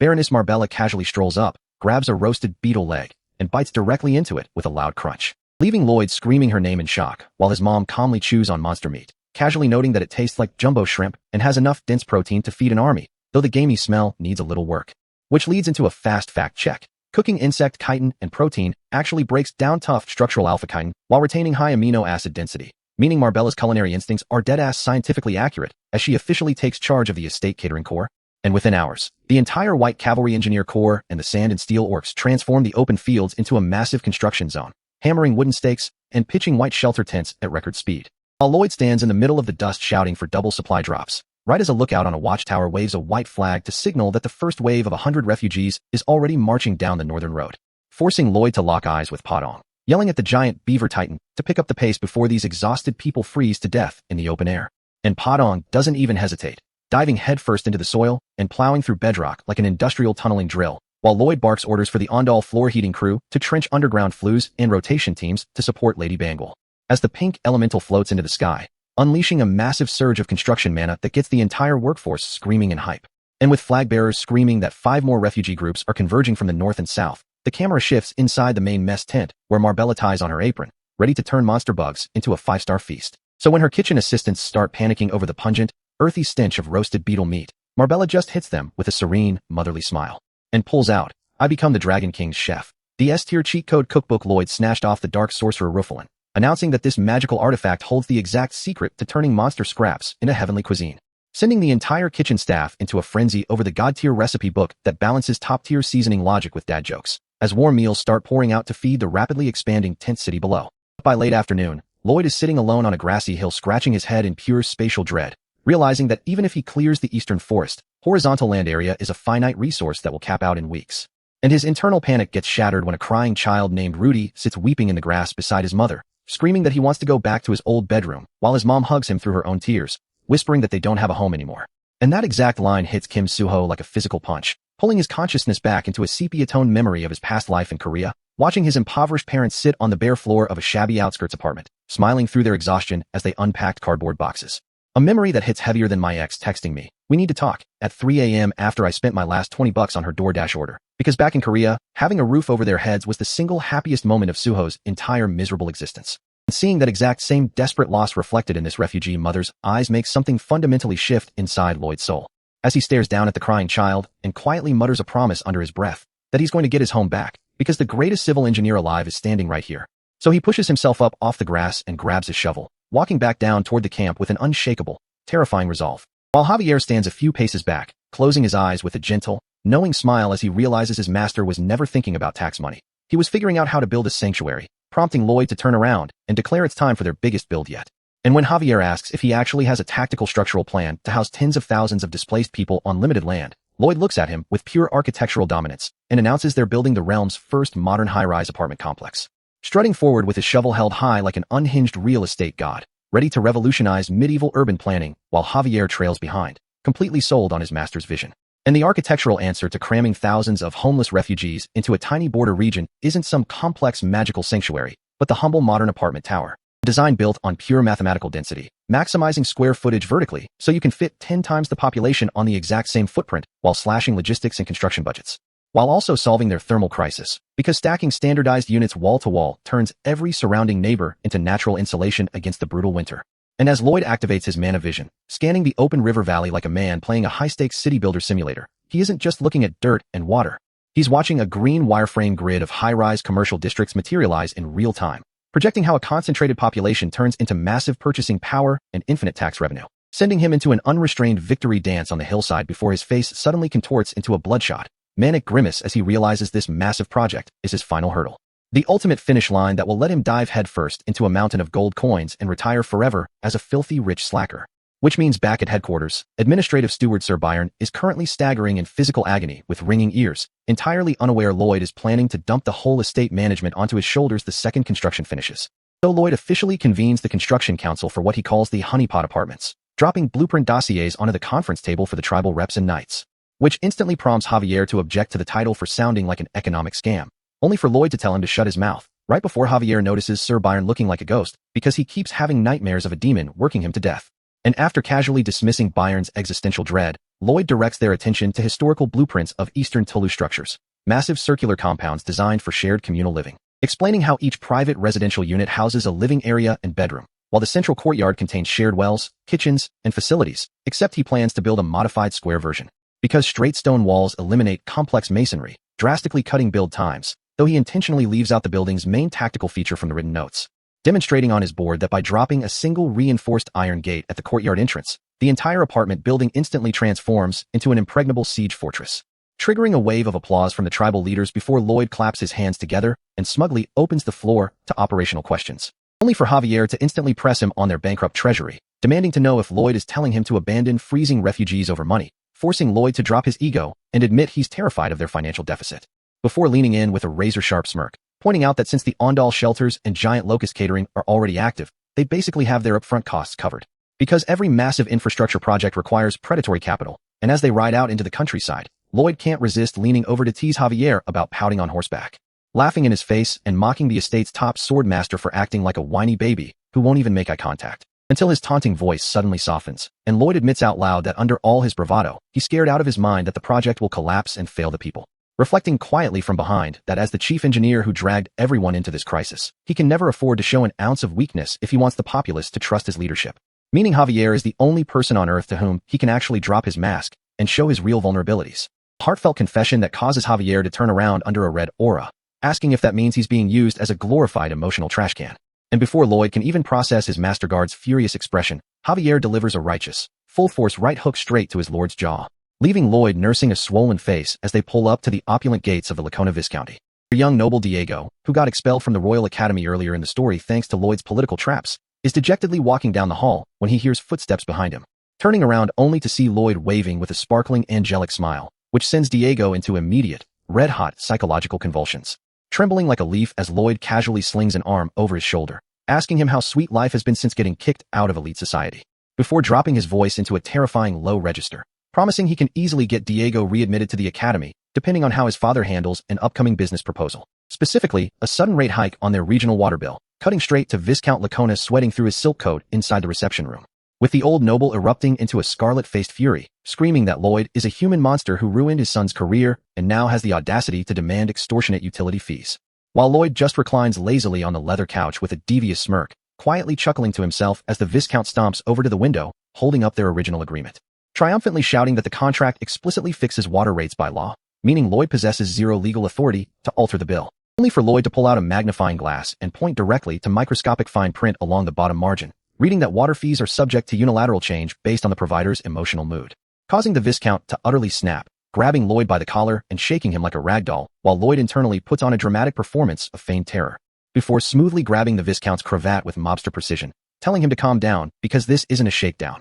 it's a mutually beneficial business partnership. Laying out leverage item number 1. 17 neighboring baronies were wiped out by the monster domino, and Viscount Lacona illegally turned away every single refugee at his border, a treasonous act Queen Alicia would execute him for if Lloyd accidentally let it slip. And as Lloyd looks down at him with deadpan disrespect, the Viscount's face collapses into a black and white sketch of horror, screaming about how political blackmail is supposed to benefit him, prompting Lloyd to hit him with leverage item number 2, leaning back and promising that when he files his official royal report, he might just happen to ask the Queen to reinstate Diego back into school, clasping his hands like a saint while the Viscount's pupils shrink into tiny dots of existential dread, leaving the old noble panting in dark red shadows, entirely broken in spirit as he desperately asks how much money Lloyd is demanding. So Lloyd brushes his hair back with mock offense, claiming he's no cheap criminal running a street shakedown, before leaning forward under sinister red lighting with clasped hands, asking for just a tiny extra contribution, whatever the Viscount feels is necessary to prevent a tragic rift in their friendship, driving the Viscount into total mental annihilation, crying black and white tears as he screams for the demon to just name his price. While Lloyd sits there looking thoroughly bored with his extortion, and Javier stands behind him in the dark background, his dilated eyes frozen in horror as he realizes his master is a total demon, summed up in Javier's internal monologue as he stares at Lloyd's back, realizing without a shadow of a doubt that his lord is the worst human being alive. Clasped hands and a humble monk pose while radiating a pitch-black demonic aura, Lloyd politely begs Viscount Lacona to pick whatever price increase he feels comfortable with, which causes the old noble's heart rate to spike through the ceiling, staring across the table as his chest thumps in sheer panic. Because when a man known for vaporizing dark sorcerers sits across from you with dead, unblinking eyes and starts stammering out a request, you don't insult him with standard numbers, so the Viscount frantically offers a 20% increase, only for Lloyd's face to instantly collapse into pure despair, reaching out trembling hands to fix his mistake before he loses out on the critical funding needed for his refugee housing project. Except the Viscount misinterprets Lloyd's desperate grimace as an ultimatum of total destruction, panicking even harder and immediately raising the offer to 30%. Panting for air like he just ran a marathon while his soul practically leaves his body from the mental pressure, while Javier stands in the back acting like a stoic statue, forcing the terrified Viscount to crash out and shout that he will increase the rates by 50%, even though Lloyd's teeth are chattering from pure stress because his awful acting is spiraling out of control. So when the Viscount slams his hands onto the table demanding to know what could possibly be wrong with a 50% bump, Lloyd holds up 4 fingers with deadpan coldness and drops a single word, times, sending the Viscount flying out of his seat screaming about highway robbery and how a 5-fold price jump is illegal extortion, only for Lloyd's aide to intervene and clarify that 4 times is plenty, causing the Viscount's brain to short-circuit in relief because he thinks he just bargained down from 5, slamming his official seal onto the contract before reading a single word of the fine print, sitting back with a massive goofy smile thinking he beat the demon, while Lloyd rides away having successfully extorted a 400% rate hike, leaving the old noble slumped over his desk moments later like a broken NPC as the actual math finally hits his brain. Meanwhile out on the road, Lloyd turns to Javier with a smirk admitting he feels like a mobster, before cackling like a menace and calling his guard an official accomplice, which pops a massive forehead vein on Javier as he snaps, declaring he is a bodyguard not a scamming partner, prompting Lloyd to hit back by threatening to cancel his bedtime lullaby. And Javier tries to flex his new sword master status, proudly bragging that his mind control is so advanced he no longer needs a childish engineering story. Cut directly to midnight, where Javier is lying flat on his back with wide bloodshot eyes suffering from terminal insomnia, looking like my roommate after I told him my half of the rent is going into crypto, before crawling into Lloyd's room, clutching a pink pillow to beg for help. Giving Lloyd the perfect excuse to drop a deadpan lecture on sleep hygiene like a tired parent talking down to a toddler. Until Javier yields, sitting in a chair holding his pillow while Lloyd reads dense structural retaining wall specifications until the sword master passes out. And with his guard finally unconscious, Lloyd rolls up his sleeves and spreads out massive blueprint sheets to handle the real emergency, activating his system 3D wireframe skill to project glowing green building grids right in the middle of his room. Struggling to adapt modern apartment layouts into a medieval valley until a system notification pops up mocking his brute force methods, which Lloyd answers with a smug grin, explaining that combining simulation with trial and error is his ultimate cheat code. And by morning the estate transforms into a massive hive of activity, as supervisors yell out orders to draft every mason and carpenter from nearby regions, while Lloyd marches down the corridor shouting to hoard cement supplies and buy out every scrap of grain and meat in the western provinces. And when an officer reports 300 more starving refugees arriving at the border, Lloyd does not hesitate, telling them to accept everyone while he locks himself back in his lab, pushing his brain beyond its physical limit until blood drips from his nose onto the paper, refusing to cut down building floors because high-density housing is the only way these families survive. So when the estate accountant walks over at the dusty site pointing out that the treasury will run dry in 4 months flat, Lloyd looks back with hollow eyes while leaning weakly on his shovel, muttering that he will somehow find the funds. Before his legs give out and he collapses face down onto the stone pavement, sending his staff into panic. Meanwhile, far to the west in the royal capital of Magenta, an elite squad of palace archers lines the high arena walls with heavy crossbows locked on target, aiming iron bolts down at Queen Alicia, who stands alone in the stone courtyard, holding a single sword. And the armored commander drops his gauntlet to order an open kill volley, sending a shower of lethal projectiles swooping down on her from every angle, prompting the queen to pivot and swing her blade in a blinding 360-degree arc, unleashing a massive wave of purple aura energy across the entire arena floor that shreds every incoming bolt into harmless splinters in a fraction of a second, leaving the royal guards staring in awe at the top-tier waifu as she lands cleanly amidst falling debris. She stares at her sword in frustration, recalling her past defeat against Javier and raging that her strike speed is still lacking, until a palace messenger interrupts her practice to announce that an envoy from the Frontera barony has arrived, making the queen narrow her eyes in suspicion, knowing Lloyd never sends news unless he wants something, especially when his representative drops to his knees on the red carpet shouting that he deserves to be executed, leaving Queen Alicia sweating in dread, wondering what kind of unhinged financial extortion scheme Lloyd is bringing to the royal court. As the messenger kneels under dramatic divine sunlight, preparing to drop Lloyd's massive bill onto the crown, starting off with Lloyd's envoy kneeling on the red carpet in the royal throne room, reading a letter aloud that praises Queen Alicia's foresight before detailing how 17 border baronies got flattened, driving thousands of refugees toward House Frontera. And Lloyd stacked the script with so many fake compliments that the queen sits on her throne with a vein popping on her forehead, which gets worse when the messenger covers his face and fake sobs right on cue, dropping the news that House Frontera is broke, instantly setting off the queen's aura because she knows this man has zero shame when draining the royal treasury. So without skipping a beat, the envoy reads the next line, asking for triple the cash she was thinking of sending. And when she snaps back asking what is wrong with him, the messenger delivers Lloyd's pre-written response deadpan, assuring her he's fine, leaving the top-tier waifu clutching her forehead in frustration, contemplating hitting him with a sword while he unrolls multi-story housing blueprints, explaining how these units stabilize the refugee crisis, right before dropping back to his knees and wailing for cash all over again, which finally pushes her past the limit, throwing up a hand to shut down the drama before her court turns into a circus, as she tries to shut him down with standard royal bureaucracy, claiming a monarch can't just hand out billions without Senate and finance minister approvals, only for the envoy to quietly unroll the second page of Lloyd's script right across the floor, showing a stone tower engulfed in flames to explain how these residential blocks double as multi-level fortresses when the next monster horde or Eastern army hits, making the queen freeze as the letter reminds her that whoever signs off on this project right now will look like a visionary later.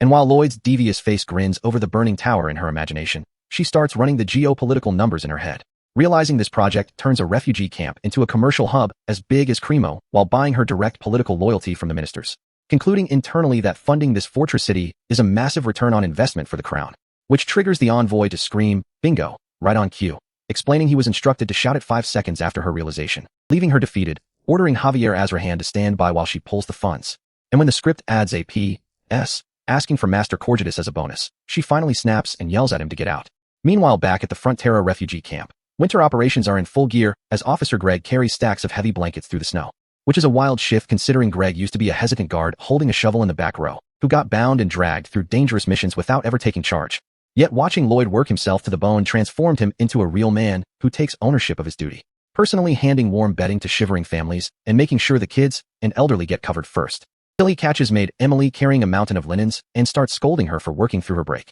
snatching the load right out of her arms while she flashes a bright, sparkling smile. While behind a nearby tent, a massive green orc warrior holds a tiny bouquet of purple flowers, watching her from afar, his sad red eyes contrasting against her glowing smile. As his fellow orcs gather behind him to roast his soul, laughing that no human woman wants an ugly green monster with heavy muscles. A tragic scene so heavy it broadcasts into Lloyd's sleeping mind, showing the orc smirking in a golden dreamscape, where he walks away through falling petals while Emily turns around in confusion, crossing past her in a dynamic motion blur before the absurdity overloads the system, causing Lloyd to bolt upright in bed drenched in cold sweat from the sheer weirdness of the dream, groaning to Javier, who was sitting vigil beside him, before his physical body remembers it was dying from total burnout, sending him back into a feverish sweat. As he looks at Sir Byron and starts muttering about the financial nightmare of payday, screaming that his bank account is dropping toward zero while coughing violently. And when Byron desperately suggests delaying worker paychecks, Lloyd's eyes snap open with fury as he rejects the idea, making Javier freeze in the hallway, realizing his master would rather collapse than break trust with his workers.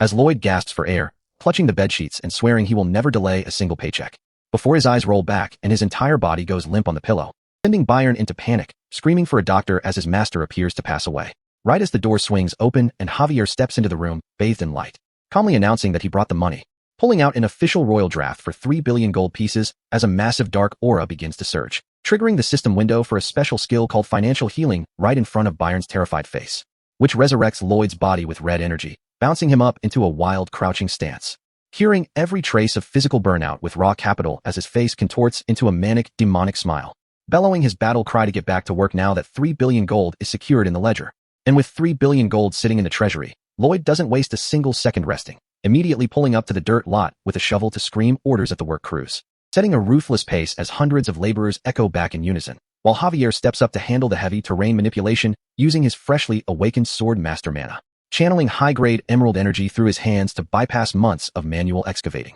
flicking his fingers like he's casually sweeping dust off a desk, which triggers controlled micro-landslides that flatten the entire lot in seconds, lifting colossal blocks of earth through the air so the foundations sit perfectly level without wasting time on heavy machinery. While up on the grassy ridge, Lloyd projects holographic system simulations of the honeypot apartments, getting slammed by simulated hurricane winds, watching the digital green tower grids hold their ground against simulated natural disasters, before stepping right up to the cliff edge to trigger the ultimate stress test scenario, bursting with bright green system mana as the camera pulls back into planetary orbit, zooming out past the clouds into space to render a full orbital impact test, dropping a simulated meteor out of the sky to see if the concrete specks can survive a direct apocalyptic impact. And as the simulated shockwave detonates across the landscape, Lloyd breaks into a manic, unhinged laugh over his structural math holding up, completely terrifying everyone nearby, which prompts Javier to stare at him like a patient who just escaped the ward, deadpanning that he never assumed his lord was mentally stable in the first place.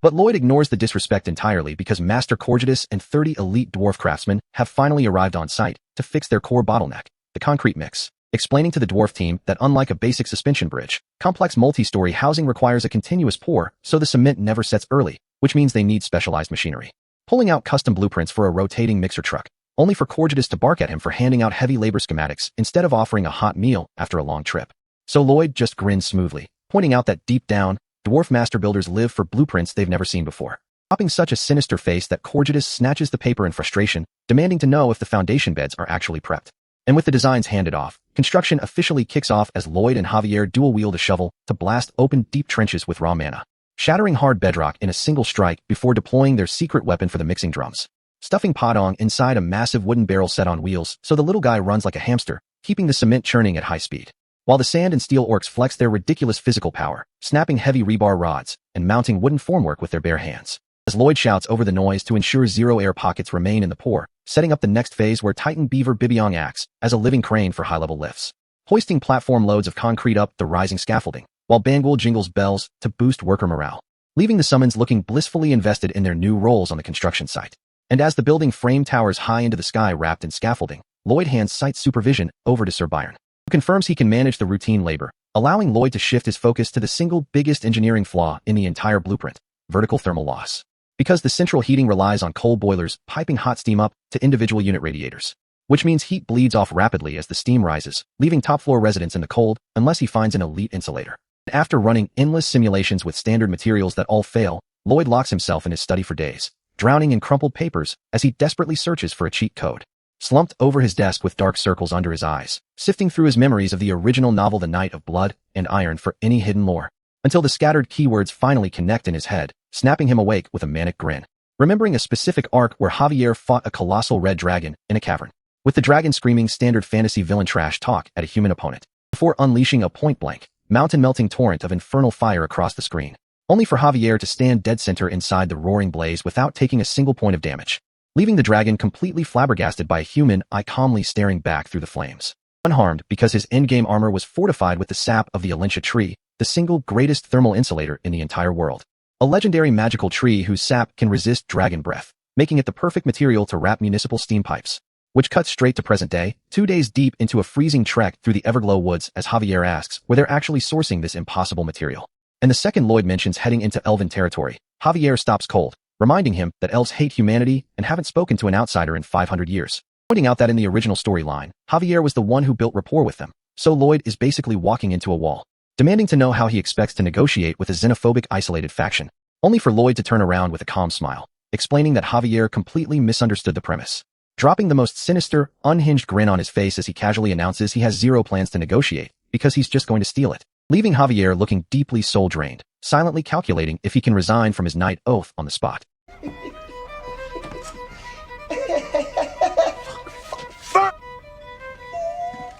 Leaving the freezing mountain peaks behind as night settles over the northern border, and bringing us deep into the glowing roots of the Everglow woods, where every single plant emits a faint mana pulse, which is why Lloyd keeps his voice to a whisper, warning Javier that the elves are biologically linked to this ecosystem, meaning even a single snap of a twig will blow their cover, right before Javier feels a sudden tickle in his nose and lets out a dramatic sneeze that somehow looks like a high-budget romance anime scene with magical sparkles floating through the air, leaving Lloyd glaring at him in disbelief, asking why he felt the need to make a routine bodily function look majestic, only for Javier to deadass explain that when you look like him, everything you do looks cinematic, though Lloyd will never know what that feels like, which triggers a system notification dropping 99 points of direct ego damage on Lloyd's head, which hurts worse than getting your card declined at a restaurant in front of someone you've been trying to impress for 6 months, causing Lloyd to lose his mind, threatening murder and screaming how an actual sword master can't suppress a sneeze, only for Javier to calmly argue that biological functions cannot be resisted, asking why on earth anyone would hold in a deuce and risk medical constipation. And as Lloyd keeps shouting about how a top-tier warrior can't even handle basic digestive hygiene, Javier just chuckles to himself, mocking Lloyd for resorting to bathroom jokes because he can't roast his face, which is the final straw for Lloyd, who loses his composure and winds up a furious right hook, unleashing a rapid-fire barrage of fists into Javier's chest. But because Lloyd's physical stats are nowhere near a sword master, all his rage punches do is act as a deep tissue muscle massage, triggering a system pop-up confirming Javier feels physically refreshed. So Javier just shushes his exhausted master like a child, urging him to quiet down so they can navigate toward the central Alintia tree without drawing attention. Except it's already too late, because an entire battalion of blonde elven archers materializes out of the canopy with arrows knocked straight at their faces. And when Lloyd screams in panic asking how they got spotted so fast, the lead archer yells back that they were shouting about pooping and making enough noise to wake up the whole continent, while Javier realizes their stealth approach is ruined. But instead of panicking, Lloyd's expression morphs into a sinister grin as he realizes this actually saves them time, flashing a demonic smile at the archers while the lead elf counts down to 3 and orders her squad to fire, sending a lethal storm of wooden shafts raining down. But Javier instantly steps in front, igniting his Emerald Sword Master aura to create an impenetrable kinetic shield right above Lloyd, spinning his blade in a sweeping circle of pure mana that shreds the incoming volley before it can get anywhere near them, and launching himself into the air to deflect the rest of the arrows while Lloyd stays crouched on the ground untouched, leaving the elven squad freezing in panic as they recognize the emerald energy of a genuine sword master, which gives Lloyd the perfect window to sprint off, shouting for Javier to execute their planned split and meet him at the central tree in 30 minutes while drawing all enemy aggro. And the tactical play works, because the lead elf takes one look at Lloyd's face and screams for her squad to ignore the ugly guy and chase the handsome warrior instead, sending every single archer leaping through the branches to hunt Javier down like he's a limited edition drop, forcing Javier to spring across the terrain with his glowing blade drawn, constantly tracking the archers positioning above him under the full moon, while noting how the elves move with supernatural grace, barely tapping the leaves of the branches as they pursue him, which reminds Javier of the briefing Lloyd gave him on the mountain path earlier that day, where Lloyd explained that elves view all plant life as sacred, possessing a specialized footwork technique specifically designed to avoid stepping on flowers or crushing foliage. Meaning since these elves are innocent guardians, lethal force is banned, so Javier's sole job is to draw their fire, dodge their shots, and use their ecological habits against them. And as an archer pulls her bowstring taut from above, Javier dives behind a massive tree trunk, using the wood as natural cover, while arrows slam into the bark around him, forcing him to keep moving at high speed. only to realize that because he's actively trying not to crush the forest flora, his footwork is heavily restricted to bare rocks and dirt paths, forcing him to ricochet off stone ledges while deflecting continuous sniper fire from the canopy, until his hyper-perceptive senses register the tactical pattern, realizing the archers aren't just shooting at him, they're intentionally funneling his movement into a specific zone. While deep in the center of the sanctuary, the massive Alintia tree stands towering over the forest, glowing with mystical thermal energy. Lloyd has already set up his position, cracking his knuckles and grabbing his trusty shovel, activating his system ability, the upgraded Energizer, which completely wipes out his physical fatigue for 20 minutes while wrapping his body in a roaring green aura, and unleashing his inner menace as he screams at the top of his lungs, driving his shovel into the earth at violent, superhuman speed, carving out massive structural trenches within seconds while Javier's boots dash across the forest floor miles away. Javier notices that the elven commander has disappeared from the front line of pursuers, making him realize she might be circling around toward Lloyd's location. And before he can turn back, Javier leaps out over an open body of water, realizing too late that the clearing has zero plant life to block the archer's line of sight, allowing the entire elven squad to lock on and release a massive blanket volley of hundreds of arrows raining down from the sky, forcing Javier to grip his sword with both hands and channel every drop of his swordmaster core into a defensive downward strike, unleashing a colossal explosion of cyan energy that obliterates the sky-blotting arrow storm in a blinding flash, and landing cleanly in the water as the shockwave settles around him, leaving the surviving archers trembling in terror, realizing this human could wipe out their entire squad if he stopped holding back, until a stern voice echoes through the trees, telling them to calm down, because while the humans brought a sword master, they brought Melika? And as Javier steps forward into the dark clearing, two glowing eyes locked onto him from the shadows reveal a towering, muscular elven champion holding a massive artillery bow,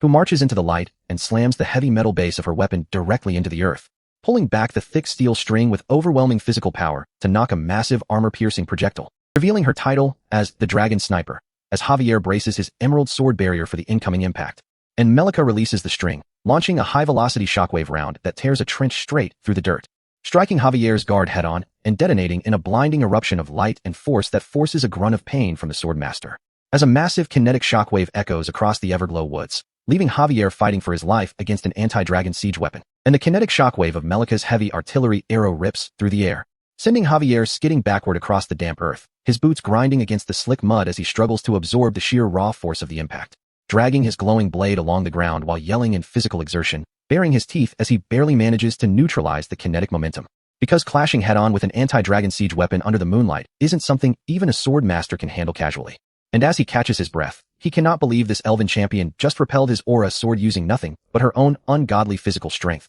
which leaves him in a massive strategic nightmare, since Lloyd explicitly laid down the ground rule before they stepped foot in this forest. If Javier hurts a single elf, their entire xenophobic nation will declare total war, making this fight 10 times more dangerous than their war with the Steel Sand Orcs, which means Javier has to find a way to break through their lines and reach Lloyd. As he surges through the dense woodland at top speed, knowing that half the elven strike force has likely already bypassed him to hunt down his master, leaving him frantically calculating how to disarm a wave of lethal archers without accidentally taking a single life, just as another heavy bowstring snaps taut in the shadows. And Javier pivots on his heel, igniting his emerald aura to unleash a massive orbital sword sweep, creating a concentrated wall of kinetic pressure that detonates right in the center of the clearing, swirling his blade into a continuous defensive vortex that deflects a dozen incoming arrows mid-air, stripping away their momentum without letting a single shockwave hit the archers, flawlessly neutralizing their ranged offensive before turning his attention to the elite artillery specialist locking onto him from above, as another heavy armor-piercing shaft tears through the tree canopy like a miniature missile,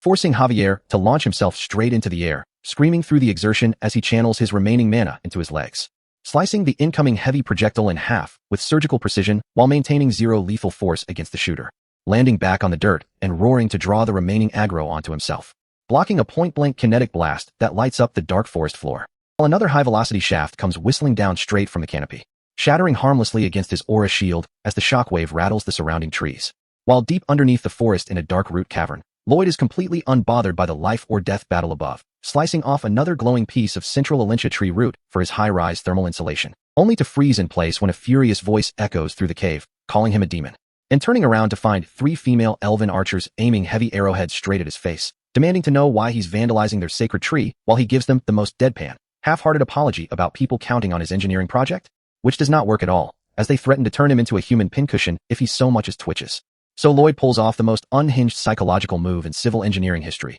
calmly telling them they can shoot him if they want, but if they do, he's turning his hostage into a baked potato, whipping out a live, potted mandragora plant he casually dug up earlier, which immediately makes the plant-venerating elves gasp in horror. Because threatening to roast a living root in front of a race that considers all plant life sacred is the ultimate psychological crime, forcing all 3 archers to back up while screaming insults at him. And Lloyd just shrugs off being called a scoundrel, right until the lead elf gets so angry she shouts that he's an ugly piece of trash who will die alone without ever touching a woman. And the statement hits him so hard his face turns pitch black from emotional destruction, looking like my ex-girlfriend just dropped my credit score in front of my mom while the mandragora screams in terror, forcing himself to push through the psychological damage as he menacingly marches forward with his torch, backing the 3 terrified elves up a steep earthen tunnel, staring into the void with a hollow, villainous glare that makes the archers panic and beg him to negotiate. And to make his leverage look 100 times worse, he brings the mandragora right to his mouth and starts slobbering on its leaves, making the sentient root scream bloody murder about getting spit on, ordering the terrified archers to crawl up into the light before he takes a full bite out of his hostage,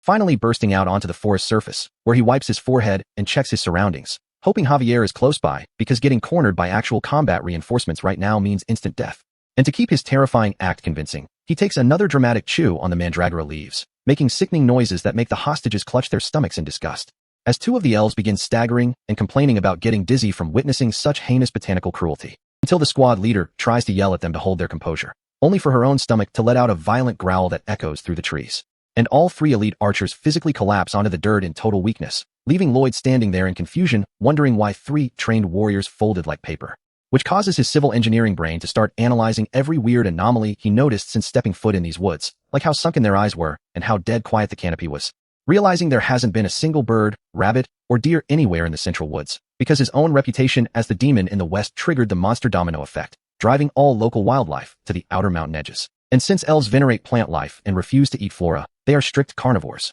meaning Lloyd's economic chaos in the west accidentally starved the entire elven population for months. While farther down the ridge, Javier is still sprinting through the trees, ducking under incoming arrows while trying to reach his master. Noticing that despite their legendary agility, all the elven archers chasing him are breathing heavily and faltering in their pursuit. Realizing their stamina is shot, giving him the exact opening he needs to break away using his remaining mana, leaping through the forest canopy in a dazzling burst of emerald light. As an exhausted elven archer tries to draw her heavy bowstring one last time, completely unable to match his speed, allowing Javier to bypass the defensive perimeter entirely and land cleanly in the direction of the central clearing, slicing through the air with blood on his face, desperately shouting in his heart for Lloyd to stay alive until he gets there. And while Lloyd is chilling by the fire, Javier is out here, tearing through the forest like a man possessed, ignoring the volley of arrows flying past his head while the elven captain shouts at her squad to keep up. Except her archers are so malnourished they're literally collapsing on the branches like wet laundry, forcing Commander Melika to take matters into her own hands, leaping off the boughs with her heavy longbow,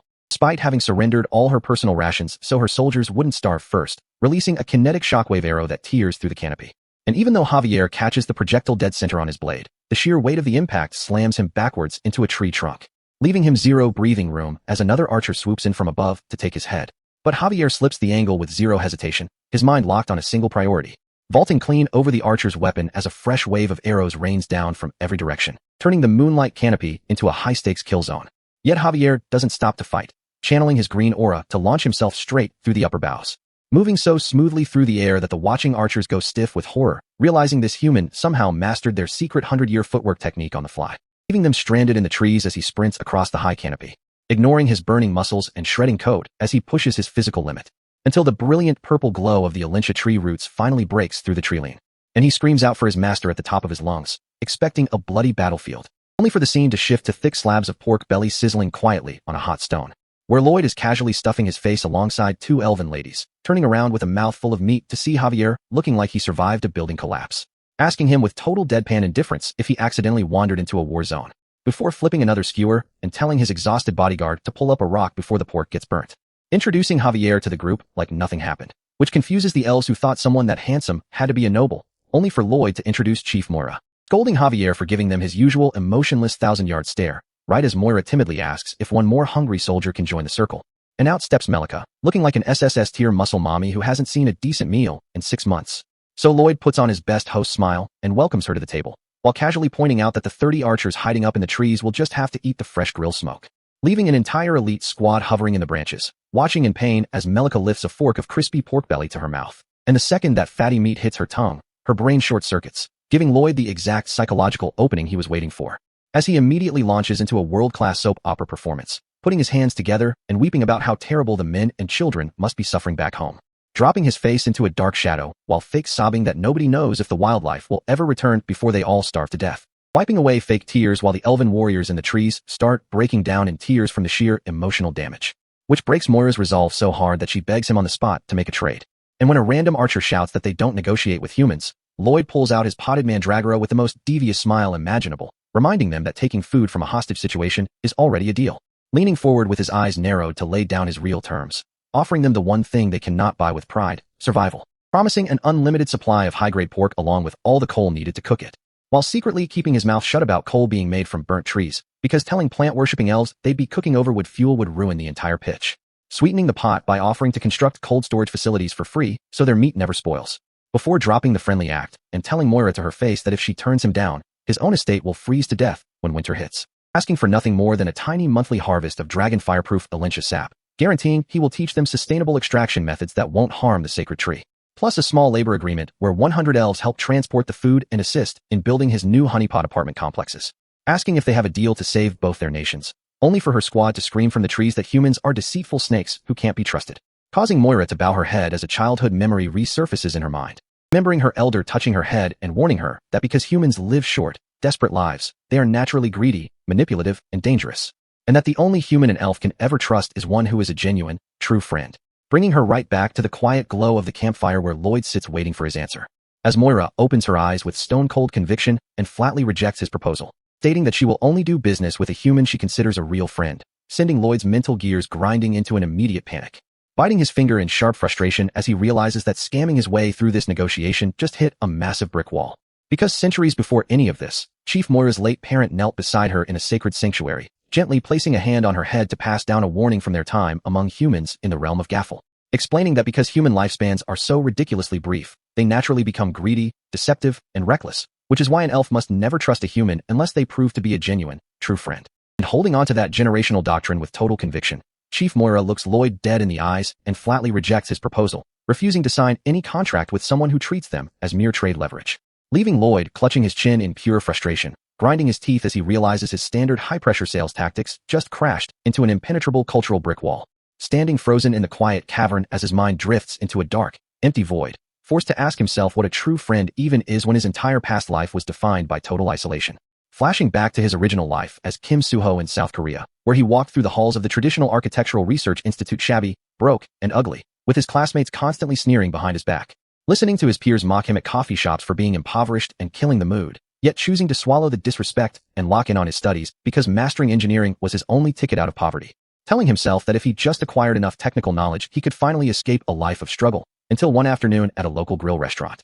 a classmate sat across from him over sizzling coals, comforting Suho by telling him not to listen to those idiots since his grades and work ethic were 10 times better than theirs, handing over a freshly cooked slab of premium meat while boasting that the beef at this spot was on a whole other tier, prompting a timid, grateful response from Suho as he held up his chopsticks, only for the classmate's expression to twist into a condescending, sinister grin, taunting Suho by asking if canned tuna was the only meat a broke guy like him normally gets to eat. And in that exact second, Suho looked up and recognized those eyes looking down on him with sheer superiority, watching that rotten smile and realizing the dude was getting a cheap high off playing the merciful savior to someone below him, relishing the ego boost of feeding a dirty, stray dog, while Suho sat there feeling tears build up from the psychological disrespect, chewing on that piece of grilled meat while wrestling with his wounded pride, only for tears of pure unadulterated joy to stream down Suho's face as he realized the stray dog being pitted did not care about the insult at all because this beef was unbelievably top tier, leaving the classmate feeling like a generous god who just brought light into a poor man's life, as Suho held up his chopsticks yelling for 2 more portions,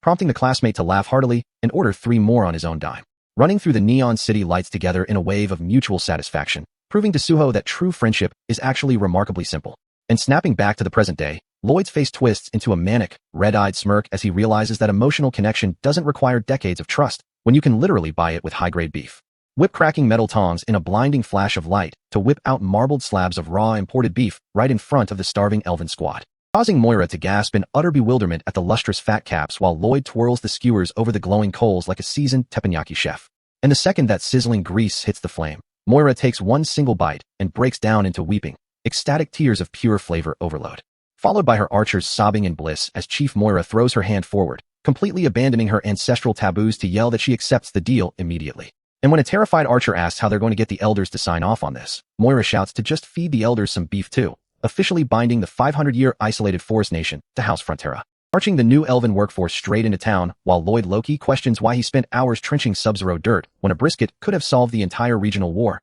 leaving Javier looking profoundly exhausted. As townspeople whisper in utter disbelief that Lloyd brought orcs first, elves second, and wonder if Bro is going to pull up with a dragon next, while an orange-haired elven woman stares at the town architecture in deep anxiety, sweating as she looks at wooden fences and carved door frames, fighting an internal panic over standing in a city built entirely from harvested plant life, which Lloyd instantly notices, stepping up beside her to explain that every species and culture operates under different values, but compromising a tiny bit allows everyone to build a world where everybody profits. And while she admits in her head that the logic makes sense even if her heart resists, Lloyd drops a devious smirk and tells her to ponder that philosophical dilemma over another plate of smoked beef, leaving her thoroughly converted by the food diplomacy as focus shifts directly to the honeypot apartment construction site, where Lloyd reflects on the massive civil engineering disaster he was racing against before heading into the Everglow woods. Specifically the deadly concrete freeze-thaw cycle, where trapped water droplets inside cold concrete pores freeze into micro-ice blocks. And when spring temperatures thaw that trapped ice, the resulting volume expansion shatters the internal structure from within,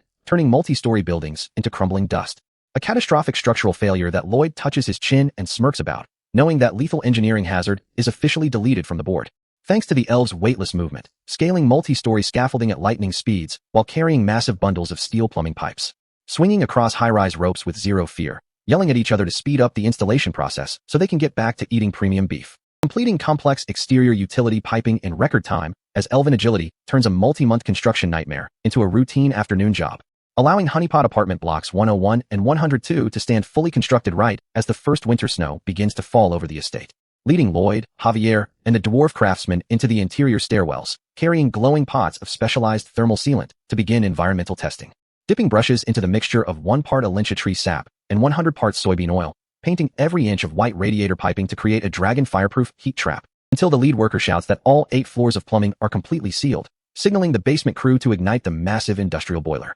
causing steam to hiss and red-hot pipes to vibrate with raw thermal pressure while the testing crew sits in the muggy room sweating through their shirts, confirming the insulation holds heat perfectly. Stepping out into the falling snow carrying his shovel, Lloyd yells for the management team to prepare the incoming refugee residential transfers. And when Javier tries to offer a structured priority list, Lloyd tells him to shut it because he's busy, wheeling around to bark direct orders at Sir Byron instead, commanding him to move families with young kids in first, followed immediately by the elderly and sick sorted strictly by medical severity, while placing everyone else into Ondal heated homes so no single person starves or freezes. A seemingly noble act that Lloyd flashes a devious, wide-eyed grin over, secretly plotting how every saved refugee will feel eternally indebted to him and work twice as hard on future labor projects. Walking through the snowy village as Javier watches his master's back, reflecting on how Lloyd has been this unhinged ever since his personality suddenly changed, yet admitting to himself that you simply cannot hate the guy. Because when push comes to shove, Lloyd has built himself into the single most reliable pillar that every soul on this estate depends on to survive, right as a loud trumpet horn echoes across the stone bridge,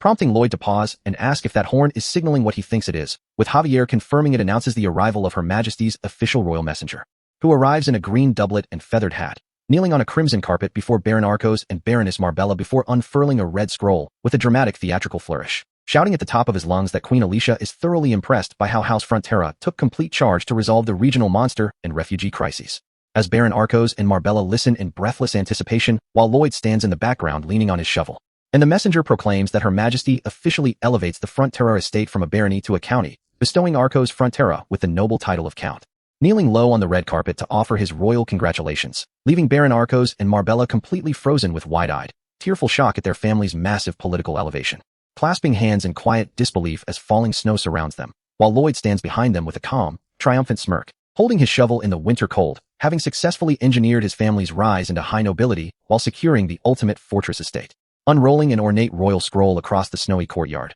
the messenger begins proclaiming Her Majesty's official decree, while Lloyd stands there with a sly smile right next to Javier's wide-eyed shock, shouting at the top of his lungs that House Frontera is officially promoted to a county, before dropping to his knees on the red carpet to offer his congratulations to Count Frontera, leaving Baron Arcos and Marbella weeping tears of sheer relief in each other's arms, while Lloyd just smirks quietly in the background. As the official continues reading out the Empress's justification, starting with House Frontera stopping the massive monster invasion from the east, followed by sheltering thousands of displaced refugees, while Marbella gently pats her sobbing husband's shoulder as their third contribution of building a regional fortress gets listed, confirming their independence from Cremo County, alongside a massive royal pledge where the imperial family will supply all construction materials and funding for the next 10 years, and topping it off with a 20-year tax exemption, which sends Lloyd straight into a manic celebration, praising the Empress for her top-tier generosity. Walking down the snow-covered path shortly after, Lloyd admits building a megacity by hand sounds impossible for this era, but tells Javier to head toward the village. While Javier points out that every bordering territory, including Lacona,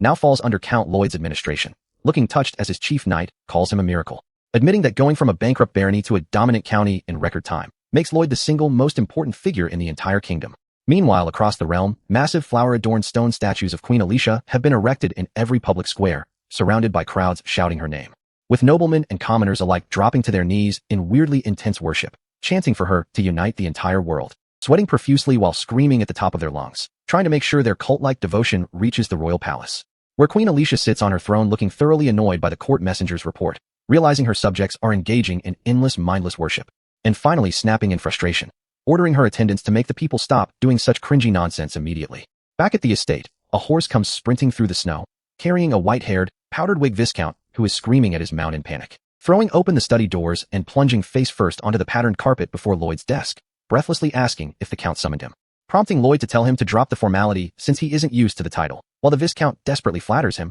calling Lloyd's personality second to none, while inwardly dying of terror, remembering how he used to point and laugh at broke Lloyd holding cheap wine at noble banquets like my ex's friend group when I offered to split a $12 appetizer, reassuring himself that he just needs to play nice now, convinced that Lloyd is a naive fool whose kindness can be easily manipulated to save his own skin. So when Lloyd mentions that Eastern reconstruction requires serious labor and politely asks the Viscount for a tiny favor, the noble eagerly offers anything, leading Lloyd to coyly ask if he could spare a few engineers, feigning concern that taking too many might put a strain on the Viscount's domain, which makes the Viscount press his forehead deeper into the rug, sweating through his clothes while begging Lloyd to take as many engineers as he wants, unaware that the ambient light in the room is shifting, as Lloyd's face gets swallowed in a menacing red shadow, whispering that he'll only take enough to ensure their friendship isn't negatively affected, causing the Viscount's face to drain into desaturated terror, sending the noble stumbling out of the mansion so shaken that he falls headfirst off his horse, while Lloyd silently watches the wipeout from his window, reflecting on how he has never bullied or threatened a single soul in his entire life, while the noble scrambles through the mud outside,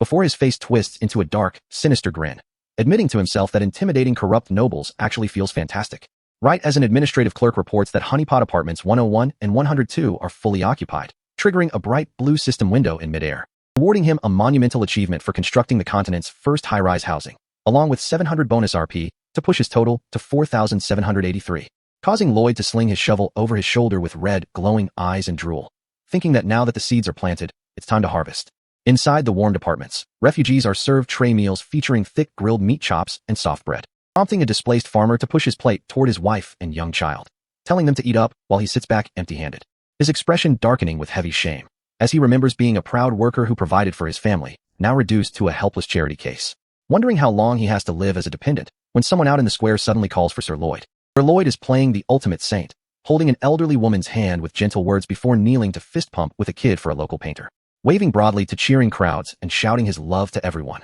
while Javier stands nearby, sweating under intense suspicion, knowing for a fact that Lloyd is setting up a massive trap, right before Lloyd slams a heavy wooden desk into the center of the square, and drops a massive foot-high stack of official papers onto the table, brightly announcing that it's time for all the refugees to pay back their debt, causing the crowd to recoil in confusion and dread, as Lloyd unveils a mountain of labor contracts, making it clear that nothing in life comes free, sitting behind his desk with hands folded, sporting a calm, unbothered smile, before leaning down with sharp, unblinking eyes, warning them that once their free aid ends, they'll have to stand on their own 2 feet, which causes Javier to clutch his head in an existential crisis over Lloyd's methods, right as the displaced farmer steps up to the desk, asking if signing means gaining actual employment, to which Lloyd offers a sharp grin, promising fair monthly wages and overtime pay, while adding the dark catch that once they receive their first paycheck, they'll be buying their own food and firewood like independent citizens, causing the farmer's jaw to go tight, as he realizes this isn't predatory debt bondage, but an actual chance to reclaim his dignity through work, and looks up with fierce determination, loudly demanding that Lloyd read him the contract so he can sign, making Lloyd laugh manically while warning him that their county operates on pure capitalism, before reassuring a nervous woman that labor opportunities are open to everyone regardless of gender, which triggers an overwhelming rush as the entire crowd surges toward the desk begging for work, while Lloyd smirks, officially launching his next initiative, the terraced farmland development project, which will carve up the eastern mountains using Gabian retaining walls to grant refugees individual land ownership. Cut to the estate quarters, where Bangul the pink pangolin lies fast asleep under a blanket, exhausted from building apartment blocks, leaving Lloyd at his drafting table realizing Gabians need rebar reinforcement, right as Bibiong the beaver titan shrieks in protective rage, and leaps midair to deliver a flying smack straight into Lloyd's cheek, screaming that nobody is overworking Bangul ever again. Whoa, calm down, Jamal. Don't pull out the 9.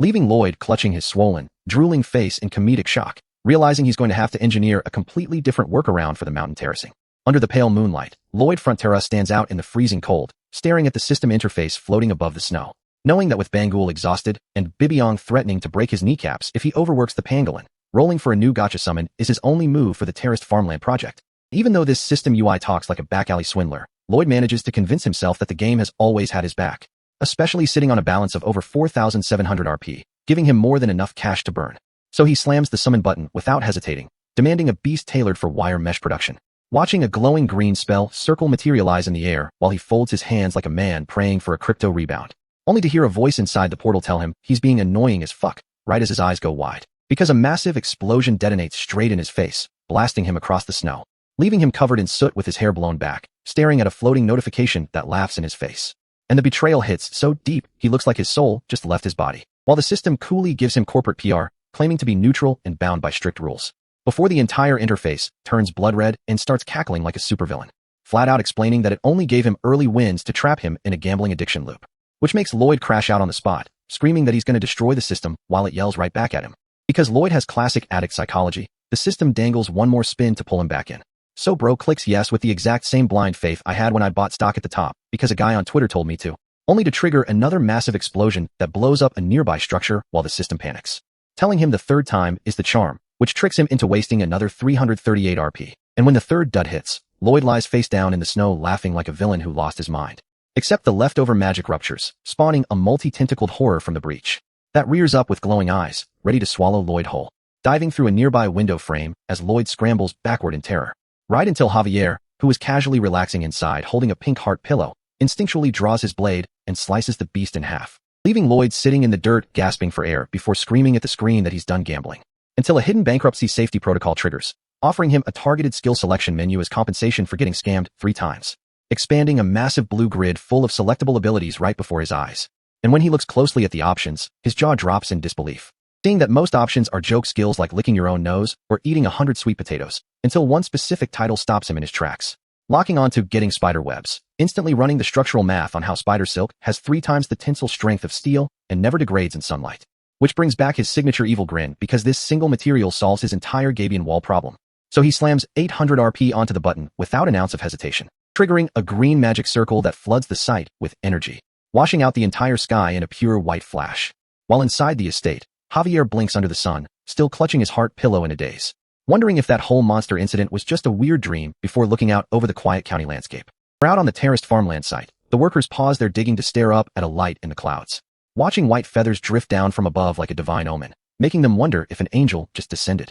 only for it to be Lloyd soaring through the clouds shouting at the top of his lungs, mounted on top of a massive, round, white parabil named Goming, sending the workers below into a frenzy as they wave their shovels and cheer for their lord, while Lloyd realizes that flying around on a divine beast is the ultimate public relations flex, knowing that as long as the people see him as a holy savior, their loyalty and work output will skyrocket, which translates directly into massive future tax revenues in his greedy mind. Inspecting Goming's skills reveals the bird wears a little spider-marked backpack that dispenses endless high-grade silk, which Lloyd tries to break using his own mana circle, proving the silk only stretches slightly under extreme force, making it the perfect replacement for steel rebar, except for one operational hazard. Because this bird is lazy, ignoring Lloyd's commands and flying straight toward the trees. And the moment Lloyd chases after it, Goming delivers a deadpan kick straight to his stomach, sending Lloyd headfirst into a snowdrift, clutching his bruised face in shock, while the bird casually leans against a tree trunk chewing on a twig without a single care in the world, leaving Lloyd realizing he just traded one stubborn summon for another. Now he has to figure out how to bribe a lazy bird into building his terraced farmland before winter hits. And while Lloyd is out here sitting on the beach like a retired monk with his shovel and summons, he remembers how this whole operational nightmare started last night when he casually asked Goming to demonstrate its spiderweb skill, only for this bird to literally tumble onto its back and drop an anti-work manifesto about why it shouldn't be born for labor, which immediately tests Lloyd's patience, prompting Padong to pop out of nowhere looking like a tiny union rep and deliver an enthusiastic sermon about civic duty, infrastructure, and societal contribution, which brings us right back to the present snowfield where Padong is still preaching while Goming pretends to consider it. Except the bird immediately reverts to total laziness, lying in the snow with a twig in its beak like an unemployed roommate on a Tuesday afternoon, forcing Padong to slide out of Lloyd's coat collar to try soft managerial persuasion one last time. while Goming internally rationalizes that the world will keep spinning without its effort anyway. And that since Lloyd summoned it, he's legally obligated to provide free room and board, which instantly triggers Lloyd's internal demon face, because YouTube guidelines are the only reason this bird isn't currently being roasted over open flames. So when Padong scolds the bird for mooching, Goming decides violence is the answer and spits the twig straight into the air, sniping Padong right between the eyes with surgical precision, leaving both of them frozen as smoke rises from the rodent's forehead. And Lloyd realizes soft diplomacy is dead, handing Padong a single seed as emotional damage compensation, before taking this operation up to the mountain slopes where the peaceful scenery is about to be shattered, because Goming suddenly finds itself flying in utter terror, as Bibiong lunges out of nowhere like an oversized furry sleep demon and grabs the squawking bird midair, locking Goming in a suffocating Titan-grade bear hug that squeezes every bit of rebellion out of its tiny lungs, while Lloyd watches in the background with the most unhinged grin known to modern civil engineering. And Bibiong holds the traumatized bird like a plush toy, dropping Goming onto the dirt panting for dear life before leaning down with a terrifying smile to ask if it wants another round, which breaks the bird's spirit, causing Goming to burst into tears and beg for hard labor while Bibiong glows in the background, earning a thumbs up from Lloyd, proving that severe physical deterrence remains the undisputed champion of labor management, which officially launches Step 1 of the terraced farmland project, with workers carving flat slope steps while Bibiong operates a giant sieve, sifting through scooped dirt for fine sand while Goming takes to the sky, trailing high tinsel spider silk thread behind it, and weaving a synthetic grid across the mountain that boasts triple the tensile strength of structural steel, while Padong slaps the shovel handle to yell at slacking workers before Lloyd steps up to command the White Cavalry Engineer Corps, sending former enemy soldiers weeping tears of pure devotion as they shout their battle cry and backfill sand over the spiderweb mesh, before locking down the perimeter by packing heavy boulders into metal gabion baskets to guarantee zero soil erosion during heavy rains, allowing Lloyd to fly over the completed section on Goming's back like a military general inspecting his shovel-wielding legion, doing the mental math on how completing this arc ahead of spring will accelerate refugee apartment integration and clear his entire workload by next year, raising his shovel to the heavens like a man who just saw the promised land, and screaming about his impending rich unemployed retirement while digging alongside his men with frantic speed. While inside the administration building, Sir Byron and his clerks are drowning in mountains of paperwork so Lloyd doesn't have to, triggering a massive system notification confirming the completion of the Northern Terraces and ranking Lloyd among the continent's top engineers, which drops a fat 800 RP bonus into his balance, sending him swooning into a bed of wildflowers in blissful relief, before the system bestows a new regional title, the leader of those who are tired, granting local refugee farmers their own private land deeds, and buffing the domain's agricultural output with a massive 300% harvest multiplier that locks in economic stability for 30 years. And with the major projects wrapped up, Lloyd sits back inside the manor attempting to relax over a game of chess, making what he thinks is a galaxy brain move with a smirk, only to get counterplayed into oblivion, clutching his hair in tactical agony, while Count Arcos laughs like an unhinged maniac across the board, declaring that anything is thrilling as long as it isn't estate management, and casually mentioning that after raising soldier wages, everyone is working hard and everything is going smoothly, which hits Lloyd like a flash of trauma, pulling up a gray memory from his previous life as Kim Suho, back when a senior construction supervisor sat on a high balcony under a dreary sky, and gave him a haunting warning to always audit his position whenever life seems to be running too perfectly, snapping Lloyd back to reality as he stares at the chessboard and quietly tells Javier to stay up late tonight, ignoring Javier's confused question because deep down, Kim Suho knows that smooth sailing is usually the calm before a catastrophic storm, stepping out beneath the full moon to summon the system interface for an ending spoiler query costing 40 CP, realizing that securing an early retirement requires eliminating every future threat before it can even spawn, and slamming his finger onto the confirmation prompt to force the system to leak the final boss's playbook before it's too late. Dropping 40 command points into the system pulls Lloyd into a dark, silent void, leaving him standing in his brown trench coat as the ending spoiler feature activates. And as a strange, swirling red aura bleeds across his field of vision, he narrows his eyes in deep suspicion, recognizing the background wall as his own bedroom, though the red atmosphere instantly puts his brain on high alert, spotting a future version of Javier wearing a dark purple coat, standing near a bed that is engulfed in roaring magical flames. Wondering for a second if Javier is doing some unhinged meridian massage technique right before a blinding burst of mana detonates, revealing white-haired Javier from behind, pumping an overwhelming volume of green aura out of his core, desperately trying to force life force into a bettered man while observing Lloyd steps closer in total disbelief, watching Javier strain so hard his face is contorted in tears and sweat, burning through his own mana reserves, pumping pure energy into the chest of a gaunt, emaciated patient whose body looks entirely drained of fluid. When observing Lloyd gets a clear look at the dying man's sunken eyes and pale skin, his heart drops into his stomach, realizing the guy breathing his final breaths on that bed is actually a future projection of himself. Listening to his future self tell Javier to stop spending mana because it's useless, asking him to burn something once it's over. A white-haired Javier clasps his master's cold hands, ignoring current Lloyd trying to yell out in confusion, and crying tears of real heartbreak as he swears he won't let history remember Lloyd as a greedy nobleman, promising to tell the world that Lloyd was a hero who saved countless refugees and protected his second hometown. While future Lloyd's chest heaves with heavy, shallow gasps, his pulse weakening by the second, fighting for every individual breath as his body reaches the limit of physical failure, until his vision fades out and his spirit starts slipping away, surrounded by Padong, Bibiong, and his other animal summons weeping over his pillow just as his body dissolves into bright light, shattering into glowing green particles that vanish into nothingness,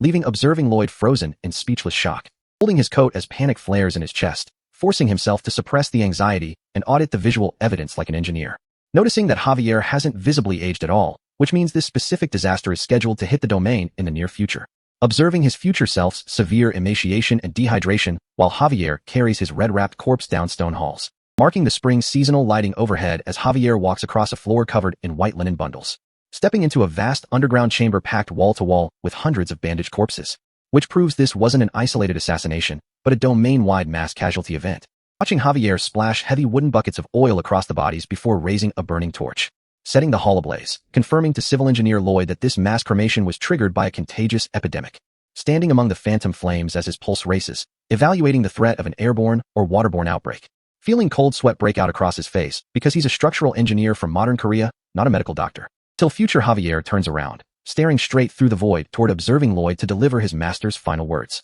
looking directly into the camera and uttering the cryptic final message, "Remember empty," snapping Lloyd back to reality as the spoiler vision dissolves, leaving him standing under the full moon in a rain-slicked forest, holding his chin in deep thought, trying to figure out why his future self left such a specific phrase, realizing that the future version of himself had already activated ending spoiler in his timeline and deliberately left a coded clue, pacing in rapid, tight circles across the dirt ground, repeating empty while breaking down every single environmental variable, until a sudden shock of realization hits his brain like a high-voltage current, connecting the winter freeze, the refugee population boom, the river waste disposal, and the spring mass casualties. Cracking a bloodshot, manic grin as he realizes empty translates directly to Vienna, immediately meeting with domain officials the next morning to demand every available quarryman from Cremo. Sitting down with Javier over tea as Javier worries about the massive labor costs of hiring external masons, which triggers his system title, #1 at getting out of debt, granting him top-tier credit scores to secure low-interest loans, explaining to a stunned Javier that this massive infrastructure plan will cover the entire Viscounty,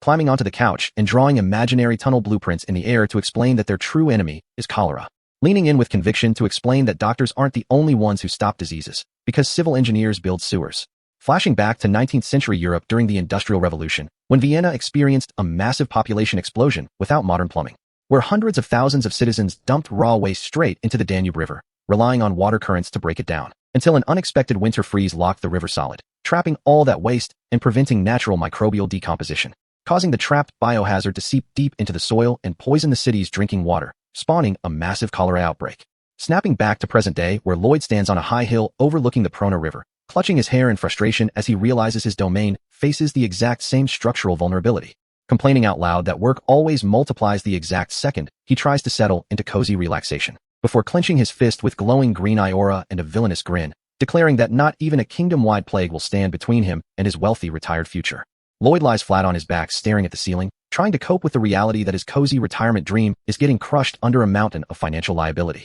Because even though he swore that no demon or disease would stop him from living a peaceful, wealthy life, taking on high-interest loans for external workers from Count Cremo is turning into a total nightmare. And as sweat pours down his forehead, the math is eating him alive. Base wages are one thing, but covering housing, food, and transport logistics for hundreds of quarrymen will drain his reserves down to zero, causing him to physically grab his shirt in agony, gasping that borrowing other people's money is a slow-acting toxin devouring his soul. While out on the domain grounds, a muscular steel sand orc worker suddenly stops, watching Officer Greg flirt with a local girl using game so unrefined it should carry a prison sentence, with Greg handing her a yellow flower and whispering that his heart feels warmer than the sun, while she giggles and calls his lines painfully cringy, and Greg chuckles that a little rejection won't stop his hustle, unaware that the orc watching him from behind has bloodshot eyes and an aura flaring with pure, unadulterated anger. Because while Greg and his girl are out here giggling like middle school sweethearts, this orc is looking like he's about to crash out in the middle of a workday, until another guard yells down the stone path that Sir Byron needs Greg right away, forcing him to wrap up his smooth-talking routine and head out,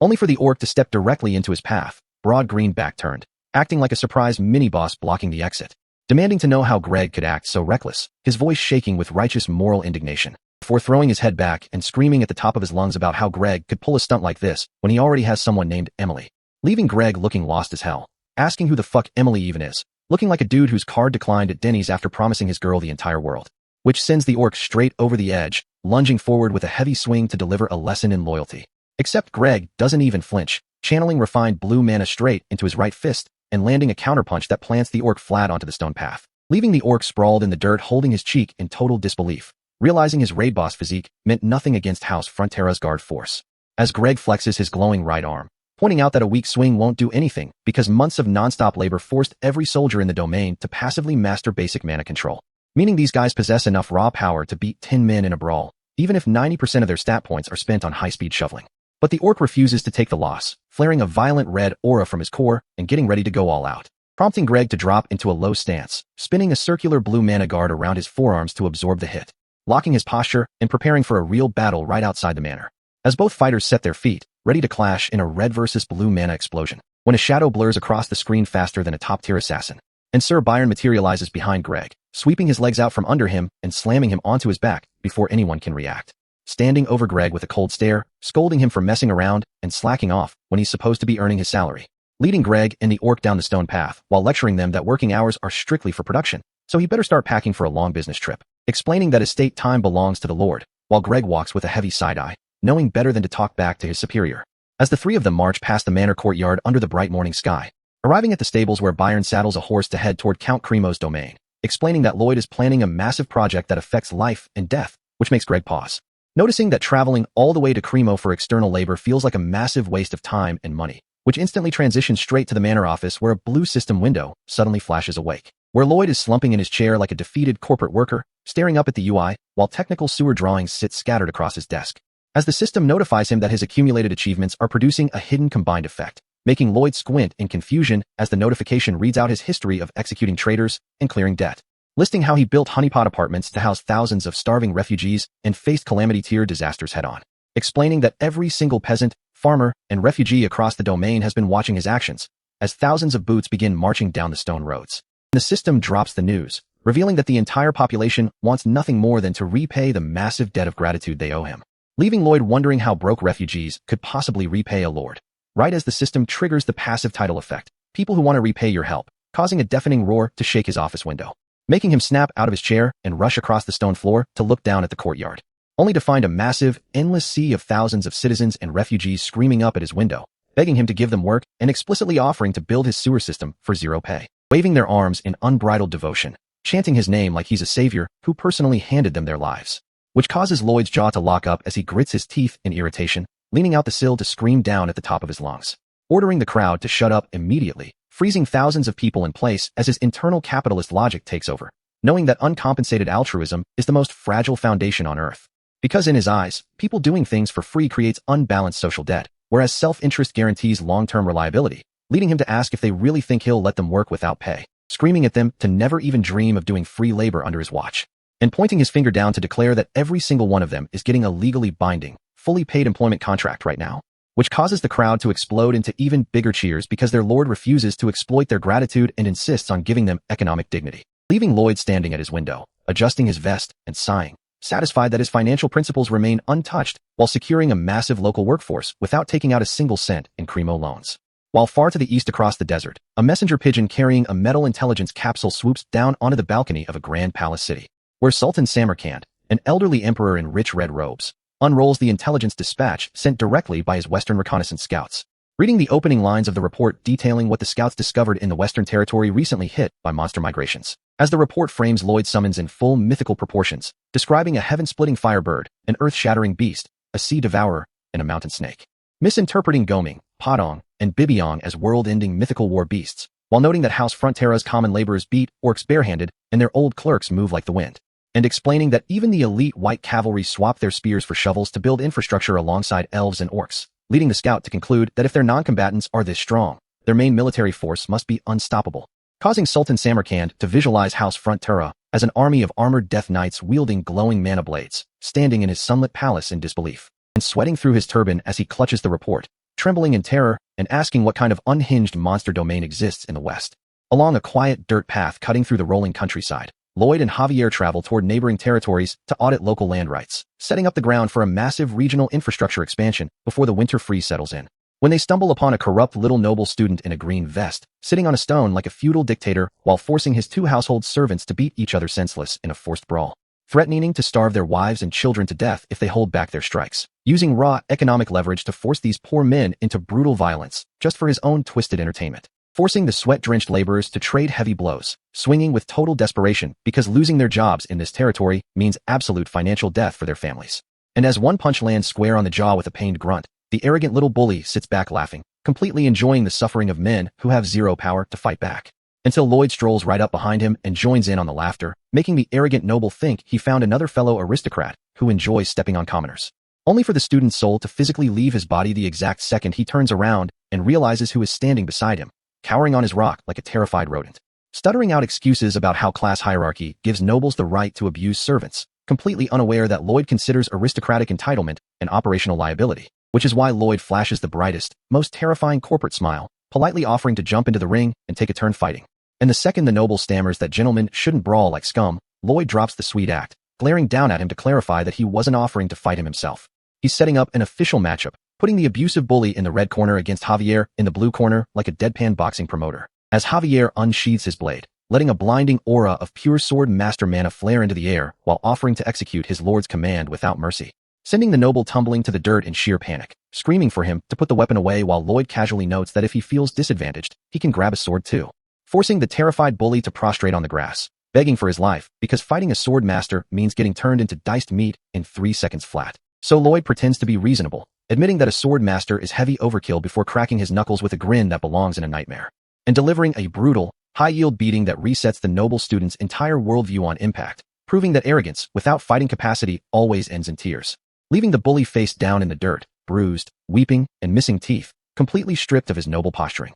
while Lloyd pulls out a quill right on the spot, drafting an official administrative report to request his immediate expulsion from academy grounds. When the broken noble whimpers for mercy, Lloyd leans down with unhinged disrespect, reminding him that a count's son outranks a low-tier bully every single day of the week, sealing the document into a transport canister and sending his flying messenger summon soaring into the sky to finalize the expulsion order, before turning to the 2 abused servants, giving them immediate citizenship in Frontera County and directing them to report under Sir Byron for actual paid labor contracts, leaving the 2 men weeping in sheer gratitude as they secure real livelihood dignity, while across the regional border, Viscount Lacona wakes up screaming in a cold sweat, because Lloyd's terrifying face has been invading his dreams every single night like an inescapable demonic entity. And when a sharp knock rattles his bedroom door, the furious Viscount grabs a leather whip, yelling at the intruder to get lost before he feels the leather, only for the door to slide open, revealing Lloyd sporting a smile so wild and predatory that it instantly breaks the Viscount's composure, causing the old noble to collapse onto his carpet in pure shock, dropping his whip while Lloyd stands over his bed with Javier like debt collectors at 3 a.m.,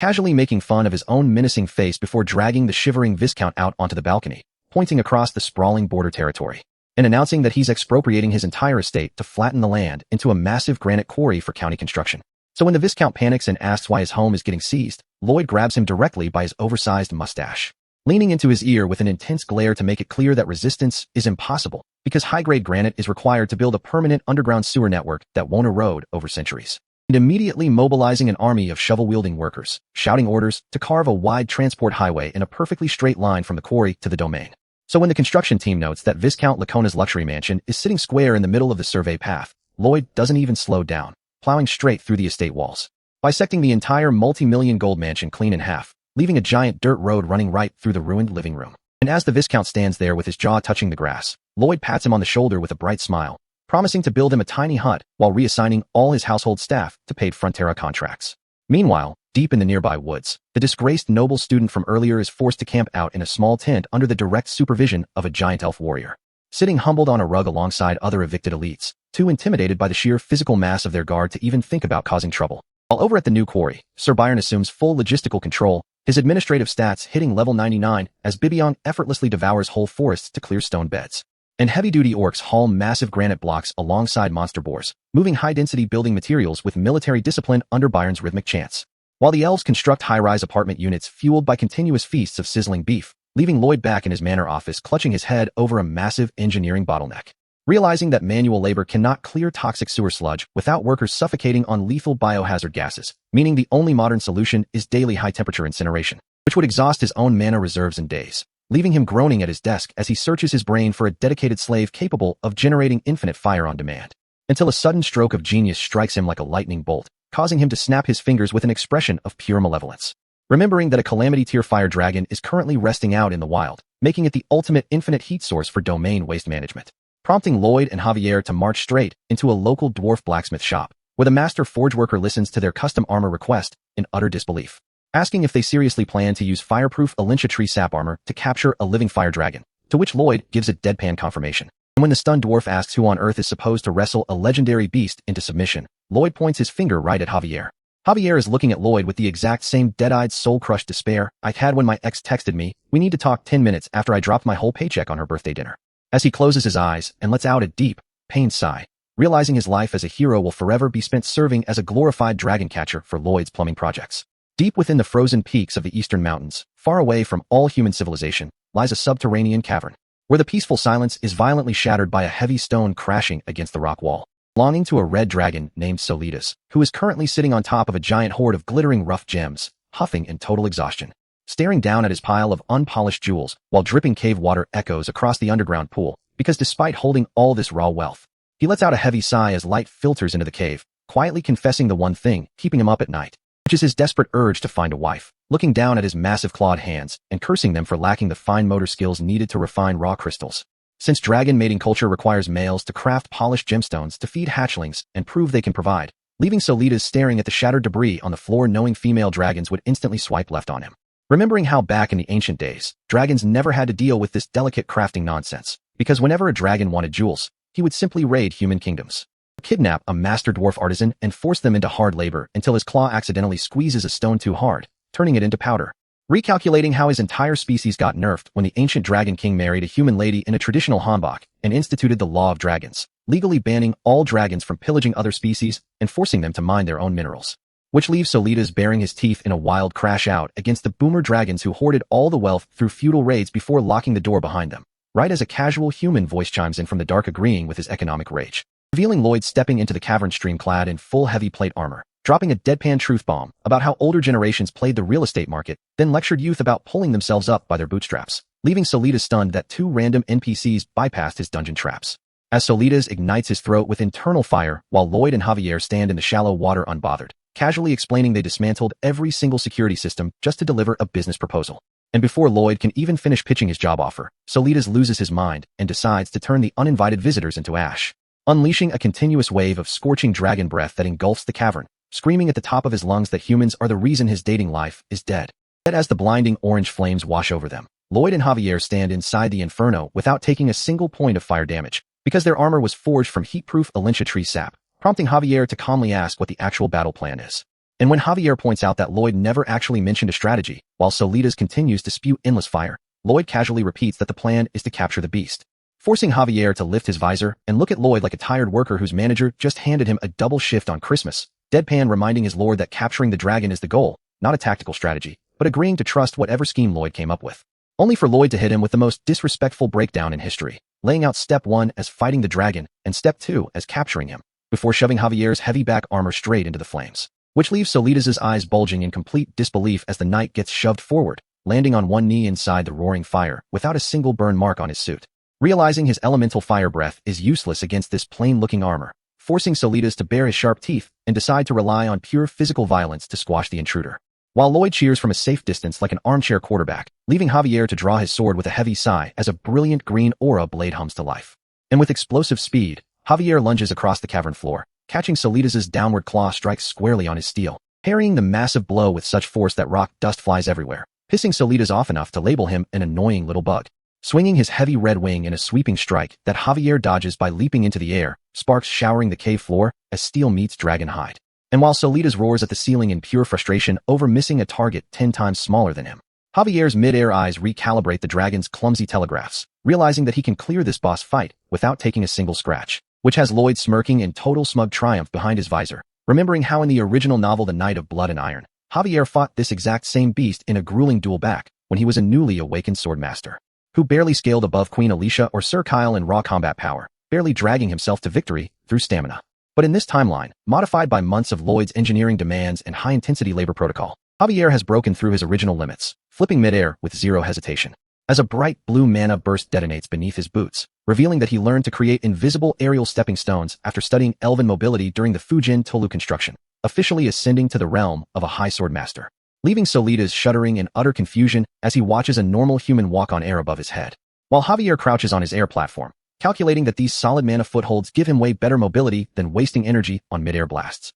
circling around Solitas' head like a menace while the dragon's multi-angled vision glitches out trying to track him, allowing Javier to drop from the ceiling and land squarely on Solitas' upper back, knowing that even a young dragon is the strongest creature in existence and won't go down to standard damage, which is why he channels his high sword master mana into a high-density, swirling vortex, compressing his entire aura pool into a single blinding point of light that crackles across the cavern dark, unleashing a full-power aura blast from point-blank range, striking with surgical precision right into the center of the dragon's chest before swooping down to the stone floor below. As the concentrated beam of high-density mana descends like a needle beam, focusing all its momentum into a single localized point on Solitas' hide, delivering a tiny, concentrated poke to his chest that leaves Solitas standing still, blinking down at the faint glowing mark in total confusion, until the hyper-compressed shockwave hits his internal pain receptors a second later, causing the giant dragon to burst into tears and throw himself onto the cave floor, rolling back and forth in dramatic agony, as Javier stands calmly holding his humming green aura blade, issuing a deadpan challenge while the giant beast cowers against the wall crying that it stings.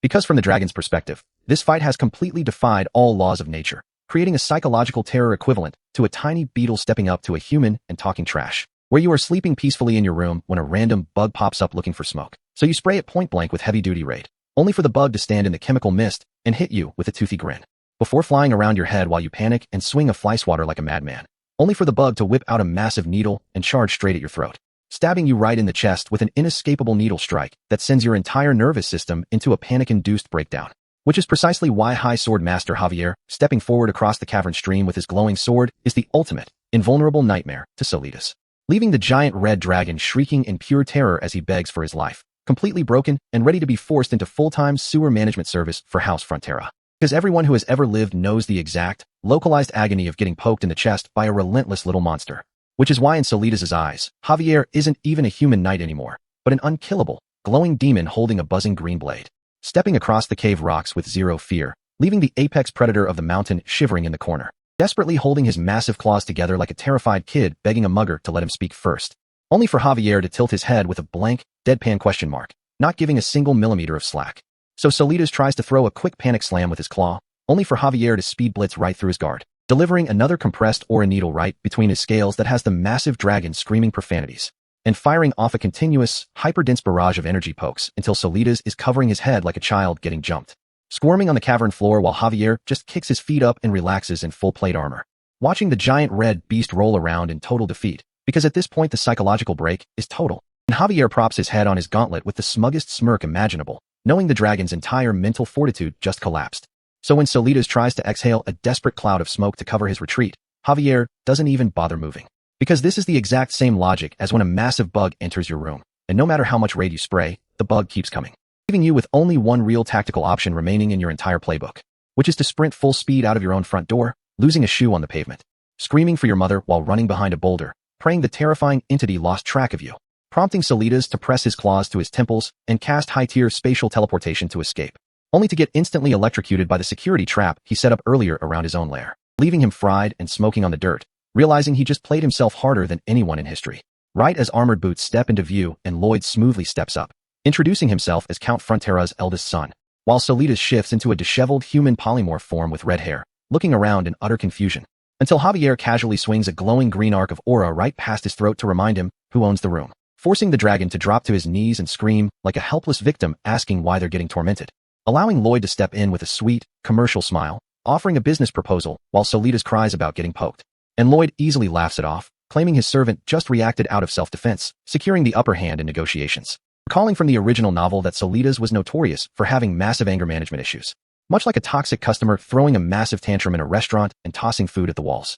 who instantly shuts his mouth and eats quietly the second the 6'4" jacked head chef steps out of the kitchen. Except Lloyd knows that even if Solitas is subdued, a dragon's wounded ego will ruin any long-term labor deal. So he suddenly turns around and starts screaming at Javier, berating him for having zero respect for a dragon, shouting at the top of his lungs while Solitas stands behind him, nodding along as his massive ego gets restored. And Lloyd points aggressively across the cave, ordering the High Sword Master to go sit in the corner, yelling at Javier to kneel down and raise both hands in public repentance for daring to defend himself, forcing his elite bodyguard onto his knees while turning back to Solitas with ultimate hospitality, inviting the dragon to sit down on a rock like an honored guest while Javier takes the punishment. Before Lloyd leans in close with a predatory grin and asks if the dragon wants to get married, leaving Solitas flushing bright red and stammering in shock as Lloyd instantly pinpoints his weakness with gemstone crafting. And before the flustered dragon can even ask how Lloyd found his cave, Lloyd drops a 10-year marriage guarantee, causing Solitas to blurt out pure excitement before desperately trying to backtrack and preserve his pride. While Lloyd paints a vivid picture of romantic dates,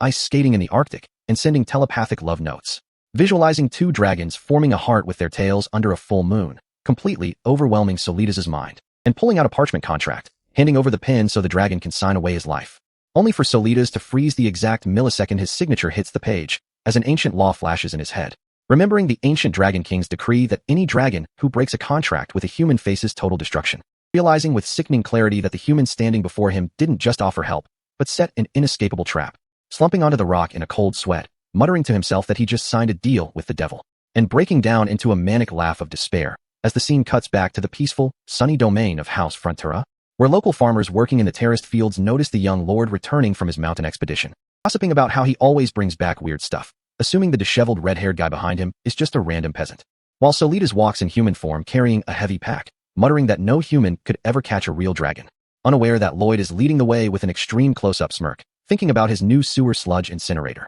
and adjusting his massive pack with a triumphant grin, having officially secured a live dragon asset for the estate. Thick, sulfurous steam fills every square inch of Corgetus' workshop, and Solitas is out here sweating in his fresh formal suit, practically leaking dragon breath vapor through his collar while Lloyd casually introduces him, which causes Corgetus to throw a massive temper tantrum over being scammed, right up until he looks at Solitas and asks if he's genuinely trash at fine handiwork. So Lloyd unrolls the contract like a court summons, laying out the deal. Corgetus teaches gemstone refining, and Solitas flies into the subterranean sewer system once a day to blast every last pile of accumulated human waste into ash with pure, high-grade dragon fire, which leaves the dragon having a complete mental breakdown in his own head about cleaning feces, only for Lloyd to read his thoughts aloud and leave him utterly terrified, explaining that he only used predatory contract tactics because Solitas' oversized ego would have turned him into a lifelong bachelor, framing the whole dilemma around what matters more, holding on to meaningless dragon pride, or actually securing a wife. Solitas stands there silently staring at the floor before turning to the shirtless dwarf and dropping into a deep, formal bow,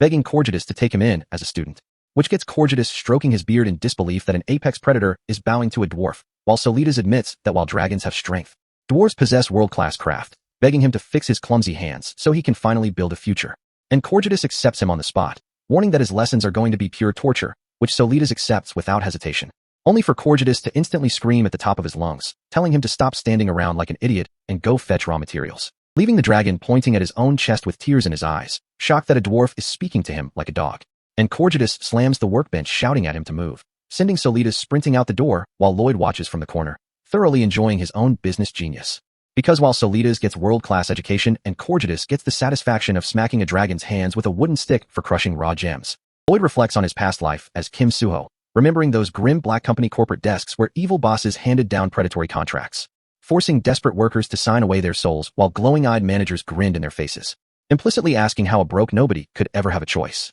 Which is why Lloyd considers a true contract to be mutual exploitation, stepping in to berate Solitas for wasting raw materials, while scooping up all the discarded jewel shards into his own coat pockets with the unhinged grin of a greed demon. And as he rolls a wooden card overflowing with gem fragments into the sunlight, the system hits him with a chime, announcing that he changed another tragic fate, projecting a vision of the novel's original timeline, where Solitas lost his horns fighting Javier and retreated to a dark cavern, bleeding out slowly in the dark beneath cold mountain stone, dying alone in a den no human would ever find. And Lloyd rubs his chin, realizing the web novel never mentioned his death, while the system reminds him that without his intervention, his own parents would be 6 feet under, showing Count Frontera debt-free at his desk, happily carving wooden shovel statuettes in his spare time, living a peaceful life because his son cleared every single gold coin of debt, and showing his younger brother Julian being awarded top student at the academy, proving that changing the timeline saved entire generations, though Lloyd drops the sentimentality and demands actual RP from the system, pointing out that emotional speeches don't pay for the massive subterranean sewer project, realizing that his current intermediate design skill only covers 700,000 square meters, which is way too small to map an entire county without running himself into the ground. So adhering to his rule of spending heavily where it counts, he opens his 4,000 RP bank and smashes the level up button repeatedly, spending 1,200 RP in one single burst, upgrading his skill straight to advanced design level 1, boosting his survey radius to a staggering 3.3 million square meters, which instantly triggers a bonus option called Construction Guideline, leaving Lloyd squinting at the screen. And even though the system sounds like a late-night infomercial selling scam knives, he decides to play along, summoning a glowing green 3D floor plan over his hand. And the moment he activates the guideline, green energy surges violently outward, expanding into a massive wireframe blueprint that spans across the entire sky, knocking Lloyd onto his rear while the system explains that every single laborer on site can now see the exact structural blueprint mapped onto the real terrain, which means he just cut his administrative workload by 50%, prompting him to test the system out in the field immediately, bringing Javier out to a quiet field under the full moon, where a glowing green circular grid appears directly on the dirt, telling Javier to strike the soil inside the light, which reveals that the holographic grid penetrates straight through the ground. So Lloyd asks him to test what happens if he digs outside the designated boundary, and Javier drives his shovel into the unlit dirt, causing the grid to flash deep crimson while loud alarm beeps echo through the field. And a giant pixelated red head of Javier manifests in the sky, screaming down at them to do a proper job, leaving Javier staring up at his own giant screeching face with heavy, exhausted eyes, dryly noting that nobody will make mistakes if that's the penalty. And Javier turns to Lloyd, asking if this is secret illusion magic or some dark artifact he stole from a sorcerer, which leaves a cold drop of sweat rolling down Lloyd's face as he realizes Javier just handed him 2 ready-made excuses, calculating in his head which lie sounds slightly less ridiculous to his high sword master, and smoothly choosing the dark sorcerer tool story, telling Javier to wear a matching magic necklace so nobody questions it, prompting Javier to ask if Lloyd has any real questions about his own hidden powers or the burdens he carries. And Lloyd drops all the humor, looking him dead in the eye and stating that personal curiosity doesn't matter when saving every life in the county is on the line, which causes Javier's stoic expression to soften into a genuine, quiet smile, as he pumps his fist and vows to give everything he has to protect the domain for the man who truly believes in him. Lloyd gathers the entire workforce in the town square to pitch a public health infrastructure overhaul that will wipe out cholera before winter hits. And he decides the best way to keep these men alive is by conditioning them into a fanatical safety cult, shouting threats that he will personally murder anyone who gets injured on his job site, which is low-key the most aggressive form of OSHA compliance ever created, leaving the domain administrator looking at Javier in utter disbelief, wondering how an engineering speech turned into a workplace cult meeting. Because the master plan requires connecting every single residential sector into a central subterranean artery before the Prona River freezes over. And while Padong can handle the narrow branch lines without breaking a sweat, the massive main trunk line requires heavy-duty excavation power, which brings out the tiny cheerleading summons blowing their whistles to hype up Bibiong. And the giant beaver takes that encouragement so personally he turns into a full-blown industrial drilling machine, shattering the ground speed record and leaving the surrounding crew terrified they might get swallowed whole by the excavation. While up in the clouds, the sky hologram system projects a giant screaming face of Javier directly into the atmosphere to act as automated quality control, which backfires in the most hilarious way possible because instead of being scared, the laborers get an adrenaline rush seeing their boss's angry face monitoring their shift, turning the entire county into a giant competitive arena where workers actively flex on each other about whose sky hologram is shouting worse insults.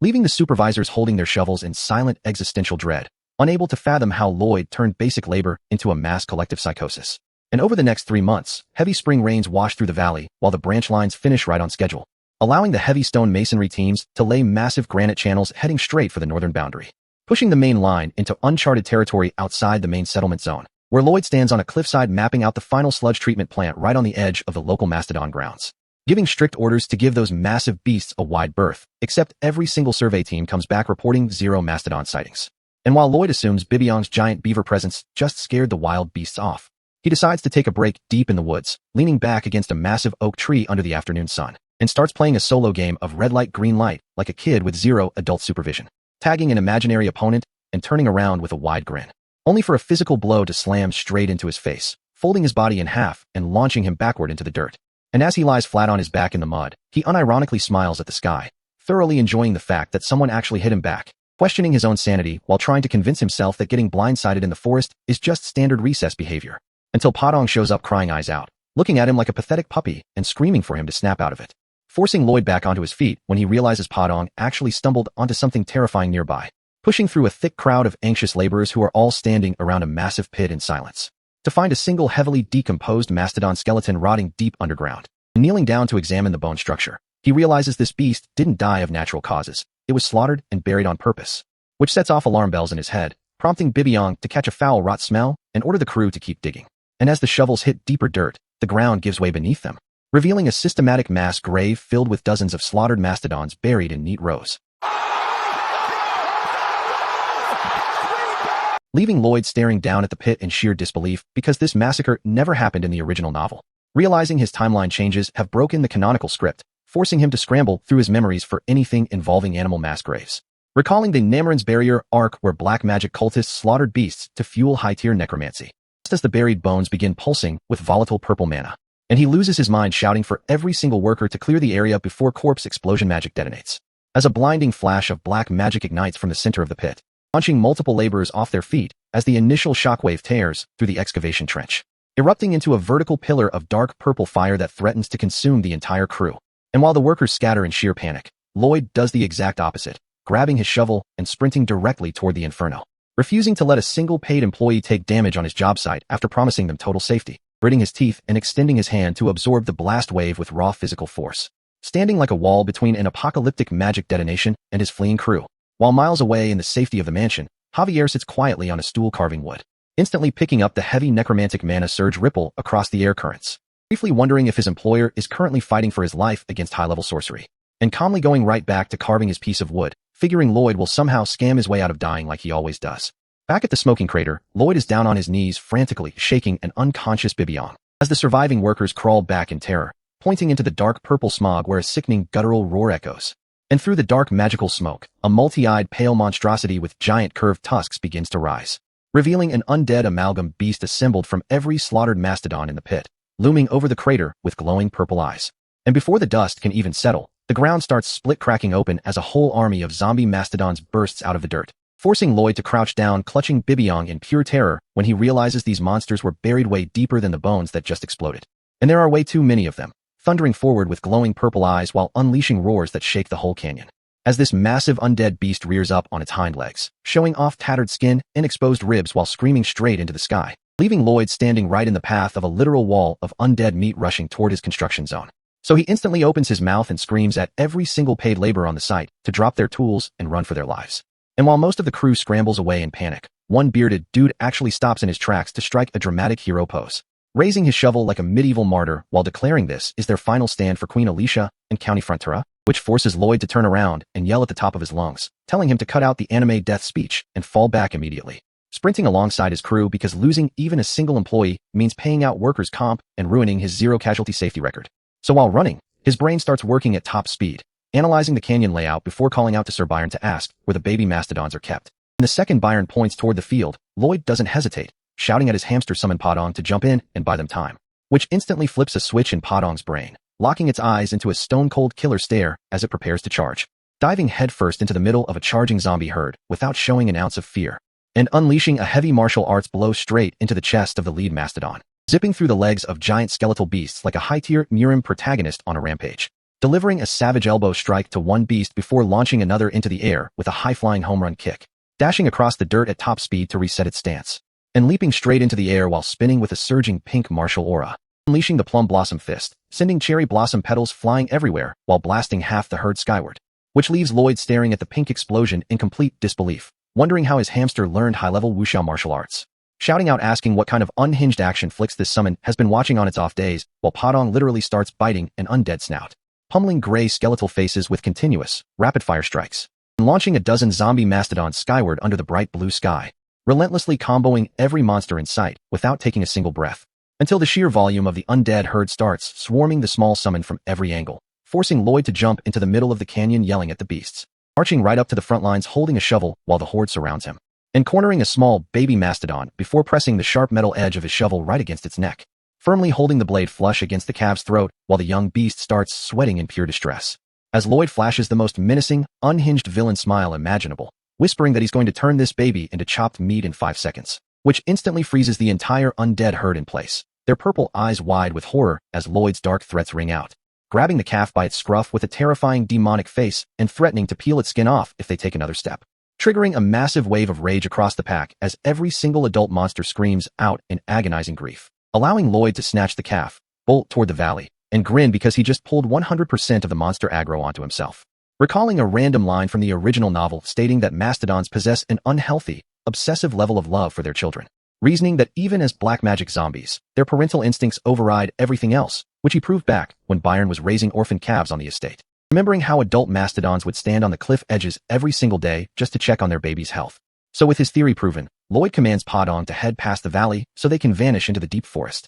Mounting Padong's back while clutching the hostage calf, drawing the thundering army away from the construction site. While the retreating domain laborers watch from the valley entrance with tears in their eyes, watching their boss risk his life for them. Meanwhile, deep in the sunlit forest, Spider Silk Summon Goming is sitting on a tree branch singing a pathetic little song about how even useless lives have civil rights. Right until a massive hand swoops down out of nowhere and grabs Goming mid-verse, making the small creature squeak in total shock. Revealing Javier holding the summon with an intensely sweating face, asking if it still has those red sunflower seeds to sprint 10 kilometers north immediately. While back in the dusty canyon, Padong is gasping for air, legs buckling under the massive weight and distance. And as the undead swarm closes the distance behind them, Lloyd grips the reins tightly while trying to figure out a backup plan, debating whether he should use his core breathing skill to unleash a massive mana discharge against the canyon walls. But realizing that firing a massive shockwave risks collapsing the entire mountain pass on top of himself, while his body is already in critical condition. And before he can decide, an energy blast strikes the lead mastodon directly in the head, as a pink magic wave sweeps through the canyon,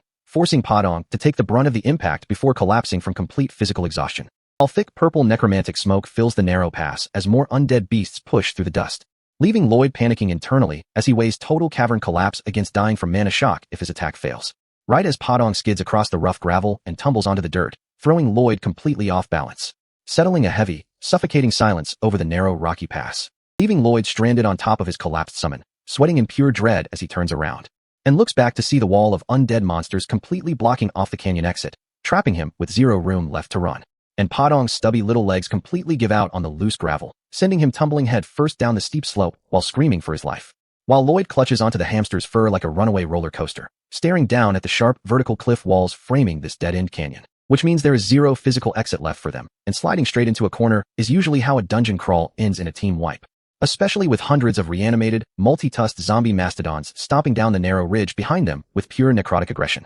So Lloyd instantly triggers his system scan to check the incline, only to confirm that Padong's heavy body physically cannot scale back up this steep gravel slope while carrying extra weight, forcing him to suppress his initial panic, drop his internal anxiety, and calculate his exact skill combination limits before the swarm closes the gap. Because standing still doing nothing gets you eaten alive, so he leaps off his summon with his trusty steel shovel locked in a heavy dual grip, matching Padong's frantic sprint across the rocky floor as the giant hamster desperately clings onto the hostage baby mastodon like a squishy shield. And he shouts at Padong to hug that baby monster tight to keep its aggro passive, while internally accepting that risking core strain is his only tactical option, tightening his fingers around the metal handle as the thunderous stomps of the undead herd shake the entire canyon pass, channeling every drop of his remaining internal mana into the shovel blade because surviving a near-death state is usually where the biggest stat boosts are hit, causing the metal blade to glow white-hot with concentrated thermal energy that cuts straight through the shadowy, dim light of the gorge. And with one violent downward swing, he converts his raw core reserve directly into a sweeping horizontal strike,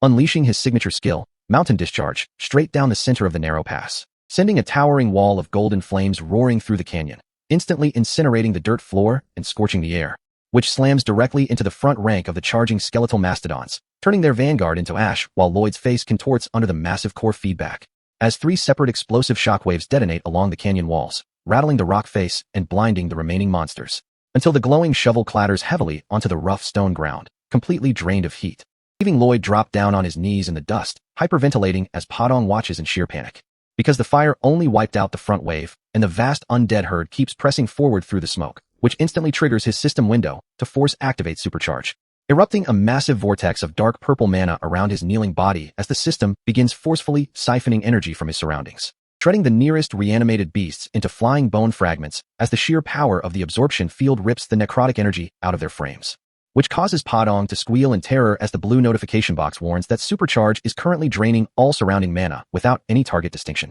So Lloyd grits his teeth until his gums bleed, focusing every ounce of his mental willpower to manually override the skill's directional parameters, extending his open palm directly toward the front line and commanding the energy flow to lock onto a single forward cone, sparing Padong and the valley floor behind him while focusing the entire predatory siphon exclusively on the oncoming mastodon swarm, sending a concentrated purple shockwave shooting down the gorge to rip the black magic straight out of the monster's bones. And as the raw mana floods his system, he remembers the exact moment he figured out this directional targeting trick back when his core leveled up during the Empress incident. Flashing back to a quiet afternoon on the estate grounds where Javier stood in his formal blue coat, calmly telling Lloyd that he needed to act as combat bait. And while Lloyd pretended to complain on the outside, his internal thought process was viewing Javier as nothing more than a high-tier mana lunchbox waiting to be drained. So he swung his shovel back then with a fake war cry, activating supercharge directly against his own bodyguard. Collapsing onto the grass surrounded by blue light, while Javier stood there wondering what kind of stupid prank his master was playing. Realizing in that moment that indiscriminate siphoning was destroying the surrounding trees, forcing him to manually lock the siphon onto Javier alone. Focusing his intent to target only the High Sword Master's massive reserve, which caught Javier completely off guard as streams of dense aura were yanked directly out of his body. And Lloyd was out there grinning like a comic villain with a glowing red eye, laughing about how he was going to suck Javier's mana dry. Until the system dropped a massive red error box stating his low-tier human core couldn't handle High Sword Master energy, making him vomit a fountain of blood, leaving him face down in the dirt in a puddle of his own blood, while Javier stared at him in utter silence. And even though he nearly died back then, and had Javier panicking over his lifeless body, that failed experiment proved he could manually select his absorption target, bringing us right back to the present where he reaches out toward the massive undead swarm, declaring that every drop of their necrotic mana now belongs to him, which causes blue system alerts to flood his vision, screaming that his absorption capacity has been shattered while his mana heart is forcefully expanding. And he coughs up blood as the rotten undead energy burns through his internal pathways, realizing black magic feels 10 times worse than standard poison. So he forces his internal core to spin at suicidal speeds, circulating the toxic necrotic energy despite his mana heart taking continuous structural damage, triggering an infinite loop where the dense system reserves instantly heal his core, only for the rotten mana to rupture it again a second later. And this rapid cycle of destruction and instant regeneration causes a blinding pink aura wave to detonate across the entire canyon, stacking multiple skill level-ups back to back as his forced core expansion breaks through every known physical limit, making him scream in sheer agony as the pink energy wave washes down the entire mountain pass, till the golden system box finally flashes across his screen, confirming a massive rank up in his combat capabilities, elevating his status directly to Sword Expert Intermediate Level 1, boosting his baseline physical stats by a massive 600%, allowing him to push himself up off the dusty floor with his shovel while the remaining mastodons stagger backward in confusion. And as a new system option materializes before his glowing eyes, he fixes the charging monsters with a terrifying glare and shouts a single word, kneel, activating his newly acquired mana heart skill option, Undead Domination, which slams an invisible weight down onto the valley floor, causing the lead skeletal mastodon to crash its heavy knees directly into the dirt. And within seconds, the entire mass herd of thousands of reanimated giants bows their heads into the ground, completely frozen in absolute submission, leaving Padong sitting in giant form holding the tiny baby mastodon with a completely blank stare, while Lloyd casually flips a blue sunflower seed into the air. And with a relaxed smirk on his face, he tells his summon it is time to head home, while the system details that any undead entity with lesser mana is now bound to follow his every command. So he plants his boot directly onto the skull of a giant white-furred mastodon, using the bowed monsters as literal stepping stones, and strolls comfortably across the backs of his newly acquired zombie army with his shovel resting over his shoulder, looking like the ultimate unhinged ruler walking off into the sunset. Right after surviving that agonizing core expansion loop, the system pops up to confirm his new reward, a high-tier mana heart skill called Undead Domination, which officially grants him complete mind control over any reanimated corpse with less mana than his current pool, promising that every single dominated zombie will follow his exact instructions down to the letter, until a sketchy little notification pops up right below it, forcing Lloyd to pause and ask what the catch is, only for the system to hit him with the fine print. The skill only stays active while he is physically facing them, meaning the exact second he turns his back to walk home, the mind control cuts out, and 308 giant zombie mastodons immediately snap back to full consciousness, resetting the domination timer to 0 and triggering a massive group aggro shift, as the countdown timer glitches out, leaving him with 0 control and a ticking clock on his life. And the entire zombie herd instantly crashes out, forcing Lloyd to hit a full-blown sprint while shouting in total panic, clutching his equipment while his heart hammers against his ribs, and the timer rapidly ticks down toward total disaster. Running like a man who owes money to every landlord in the kingdom while the massive stampede shakes the canyon floor, his lungs burning from the sheer exhaustion of carrying a baby zombie monster through loose gravel, realizing he just trapped himself in a dead-end pass with nowhere left to run. So when the clock hits 0 and his legs finally give out, he hits the dirt hard, curling into a defensive ball on the canyon floor and wrapping his arms around the baby mastodon to shield it from the impact, completely surrounded on all sides by a wall of towering pale skeletons and glowing purple eyes with 0 ways out, till a high-tensile line of white spider silk cuts across the sky above the gorge, making him look up through the dust clouds with fear in his eyes,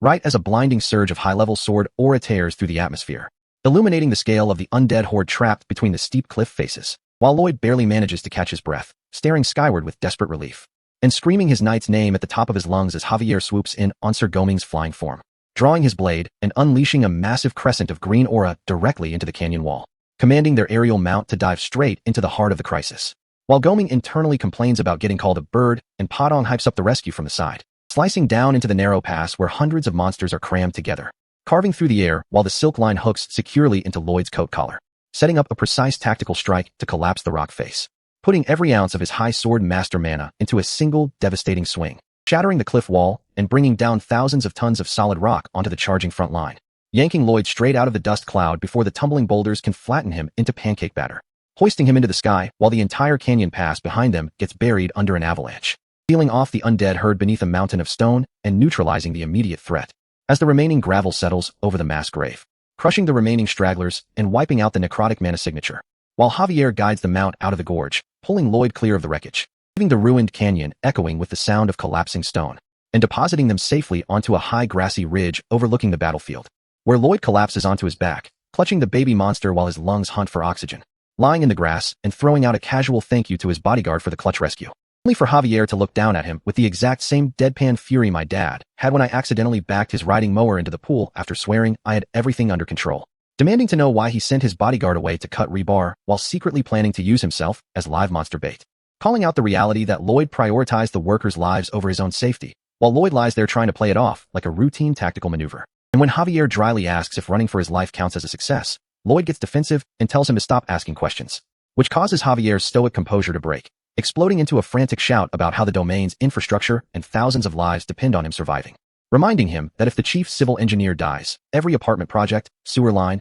and civilian sanctuary collapses into chaos, asking if Lloyd thinks his life is the only one that does not matter when the stakes are this high, provoking Javier to point out that standard military tactics with the white cavalry could have handled the defense without Lloyd pulling a reckless bait maneuver, which triggers the raw trauma of Kim Suho's past life, making Lloyd shout back that no military plan can guarantee zero casualties when people give everything they have, spilling his true ideological core as a feudal landlord and civil engineer, declaring that every worker and building in this domain belongs to him, and he refuses to let anyone under his care die, leaving a heavy silence over the grassy ridge before Javier quietly asks if he intends to keep putting himself on the line like this, to which Lloyd responds without hesitation, confirming he will keep doing it while making sure he gets paid maximum profit for the risk. And Javier lets out a slow exhale, his anger evaporating as he accepts Lloyd's unyielding sense of responsibility and swears to stand by his side, which triggers a massive system payout, dropping 270 bonus RP into his account as their bond reaches an all-time high, upgrading Javier's perception of Lloyd from an annoying liability he has to guard into a leader he respects,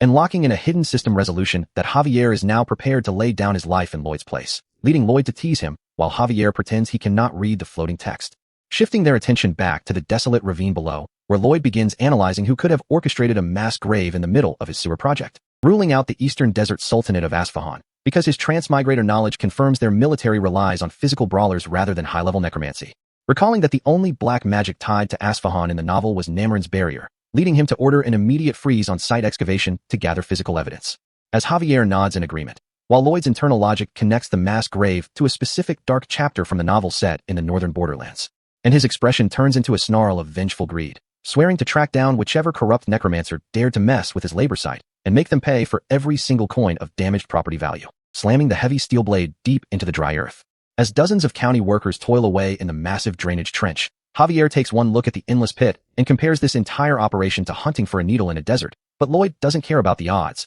insisting they cannot leave a single unverified threat beneath their infrastructure. Because if the black magic catalyst that detonated those mastodons is still buried down here, the whole sewer plan goes up in smoke, until the sound of panicked hooves breaks his focus as a messenger comes galloping in at full speed. And before Lloyd can even ask what the emergency is, the messenger gasps out that Count Cremo has just crossed into the territory from the west, leaving Lloyd thoroughly confused as to why a high-ranking noble is pulling up without an appointment, right before the scene shifts directly to the golden doors of the estate parlor, where Count Cremo sits across from him with the most intense, unblinking glare imaginable, dropping a high-voltage bomb right out of the gate by demanding a marriage proposal, which prompts Lloyd to hit him with a polite rejection by stating he does not lean that way, only for Cremo to snap back that he isn't asking for himself, but for his daughter, catching Lloyd off guard, as Cremo lays out his predatory capitalist logic, explaining that after watching Lloyd's value skyrocket across the kingdom, he knew every noble family would try to lock him down, forcing him to rush over before the competition secured the alliance. So Lloyd tries to put out the fire by claiming nobody else has even brought up marriage, which is when Javier steps into the frame with a cold,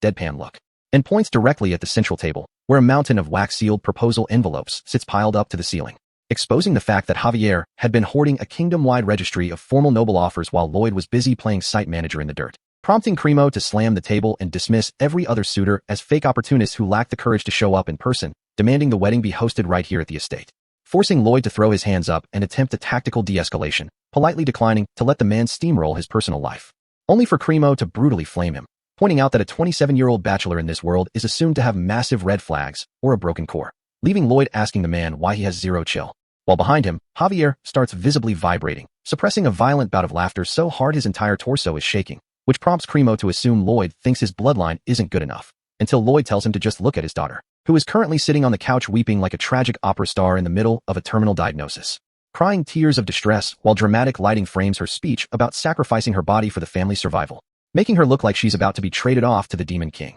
while Javier is pushed past his physical limits, flaring his high-tier Sword Master mana just to lock his jaw muscles down, forcing Lloyd to call him out for using sacred martial techniques to suppress a chuckle before turning his attention back to the distraught family to deliver a reality check, explaining with genuine emotional intelligence that while noble duty is fine, forcing two people into a lifelong contract without mutual affection is a guaranteed recipe for misery, and asserting that spending a lifetime with someone requires actual love, urging the Count to respect his daughter's actual happiness, which hits Cremo like a physical strike, freezing the old man in place as he looks at his weeping child and goes dead silent, before wrapping his arm around her shoulders with a soft smile, admitting he almost ruined her life for the sake of political prestige, causing Christine to gasp out her love for her father in a sudden burst of family harmony, as the two embrace under a cloud of sparkling anime lighting, writing Lloyd out of the emotional narrative, and prompting Cremo to stand up with his fist held high, declaring that House Frontera has taught him the ultimate truth of existence before shouting his new life motto, leading his entire entourage out the front door while chanting about love, leaving Lloyd slumping onto the sofa in deadpan disbelief,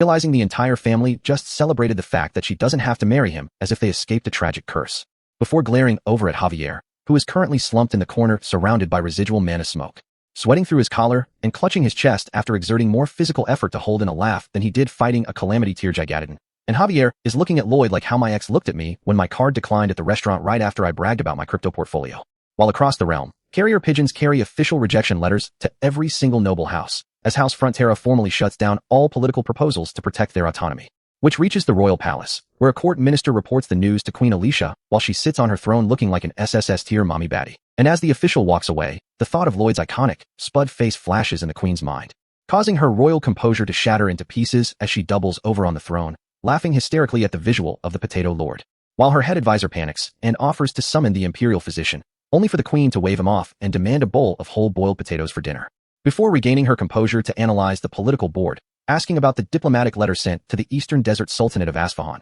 only to hear that the Sultan is throwing a fit instead of apologizing for the monster surge, which makes her eyes narrow with lethal intent, recognizing that the foreign monarch is actively testing her strength and ordering an official envoy delegation to be prepped for deployment, mandating a total freeze on official correspondence while tapping her armrest with a scheming smile, deciding to draft a specific civil engineer into the delegation, grinning like a mastermind as she plans to weaponize Lloyd's chaotic energy against a foreign empire. And back at the Frontera estate, the scene shifts to a formal briefing room, where an investigator places a severed goat head carved with a dark, multi-limbed sigil onto the table, presenting it as key evidence recovered from the northern excavation zone, which instantly causes Lloyd's eyes to widen as his transmigrator memories trigger a lore match, recalling the exact same demonic emblem flying over burning battlefields in the original novel's dark future, where armies of dark knights marched under the banner of an empress corrupted by black magic, allowing Lloyd to connect the dots and realize the empress's corruption and the Namran barrier catastrophe are linked to the exact same black magic faction, and analyzing how his past actions altered the canonical timeline, removing the refugee crisis that originally triggered the Namran disaster, which means the enemy is actively adapting off-script, threatening his peaceful retirement and forcing him to target the dark sorcerer responsible, identifying the mastermind behind the curtain as Cannavaro, before turning to Sir Byron to order an accelerated push on the sewer network. And while Byron nods in compliance, Countess Frontera steps in with motherly worry, asking why he's rushing off to another dangerous job site without resting, to which Lloyd clasps his hands with a cold stare, declaring he's heading straight to Namran to hunt down the necromancer who dared to mess with his construction site and make them pay for every single cent of collateral damage. Starting off 10 kilometers north of Frontera County, where Lloyd and his crew arrive at the newly finished sludge disposal plant, ordering Padong to open up the main vault cover. And as the massive stone dome slides back along its iron tracks, Lloyd turns straight to his newly acquired dragon asset, Solitas, who gives a dry agreement before channeling his magical aura, stepping right onto the edge of the pit, and looking down into the deep stone chamber where the entire county's collected waste is swirling, building up a high-density mana core right above the subterranean vault, while Lloyd watches with glowing, ruthless calculation as Solitas transforms into his true form and unleashes a deafening draconic roar, charging up high-grade dragon fire inside his throat while standing directly over the sludge, while Lloyd poses like a smug civil engineer who just figured out how to bypass sanitation regulations using raw fantasy firepower, and Solitas unleashes an incandescent column of dragon flames straight into the pit, incinerating the accumulated waste into pure ash with a vertical torrent of heat, vaporizing every single pathogen and biohazard in a matter of seconds, leaving a superheated, sterile core at the bottom of the brick vault, proving that having a mythical red dragon on your payroll is the ultimate eco-friendly hack. As Solitas finishes his breath attack, looking like he just performed the most degrading job of his 1,000-year life. And Lloyd casually names him the shit-annihilating dragon, which instantly causes Solitas to crash out in pure humiliation, screaming that Lloyd has the worst naming sense in human history, while Lloyd just sighs about his science major background, which triggers a series of system notifications claiming every STEM major on Earth just hit dislike on his life, and rewarding him with a new title for establishing public health, granting 0% disease chance across the whole county. Meaning the projected cholera epidemic is officially averted, prompting Javier to ask when they're marching on Namarin. And as they walk back toward the mansion discussing travel expenses and villain credibility, Javier points toward the front gates, where Lloyd freezes in disbelief at a line of luxury carriages stretching down the entire driveway, getting a terrible premonition about those kingdom-wide marriage rejection notices he dispatched earlier, and walking into his father's office, where Count Arcos proudly holds up take number card 32 like a deli counter, explaining that noble fathers sent their daughters in person, leaving Lloyd deadpan while his dad pushes for grandkids, which triggers another ridiculous system title while Lloyd sits in the reception room trying to rationalize the situation to Javier, pointing out that the noble daughters aren't actually the ones driving this absurd marriage rush. It's their desperate fathers trying to lock down a political alliance, meaning he's currently the most desired bachelor among old men. And when candidate number 1 walks in with her heart pounding, Lloyd tries to hit her with his standard customer service routine, only for her to immediately drop to her knees and propose directly to Javier standing behind him, which hurts worse than when my high school crush asked me for my best friend snap right in front of my face, forcing Lloyd to clarify he's the actual Lord before shutting the door on her face, right before candidate number 2 steps through the threshold with the exact same flower dress, allowing Javier to deadpan mouth her exact dialogue sequence in real time before she even speaks. And after delivering another flat dismissal, Lloyd ushers her out while Javier complains about how repetitive this speed dating is, leaving Lloyd sitting in deadpan silence as the butler announces candidate number 3, and Lloyd sighs about his harsh reality checks right before the double doors open, causing his eyes to lock onto the woman stepping through the doorway, as he recognizes her exact face and braided hair from the novel's original artwork, when she curtsies gracefully and introduces herself as Siluria Namarin, the eldest daughter of Count Namarin, sending Lloyd's mind into a tailspin because in The Night of Blood and Iron, Siluria was Javier's main love interest, the tragic heroine who sacrificed her own life to protect Namarin, dying in a pool of blood on a cold stone floor, which broke the reader base back in his old world, cementing Javier as the ultimate lonely protagonist who loses everyone he loves. So when Siluria speaks politely, Lloyd automatically assumes she's here for Javier and tells her he's the guy sitting down, only for Siluria to look confused and clarify that she came specifically to speak with him, leaving Javier and Lloyd in shock.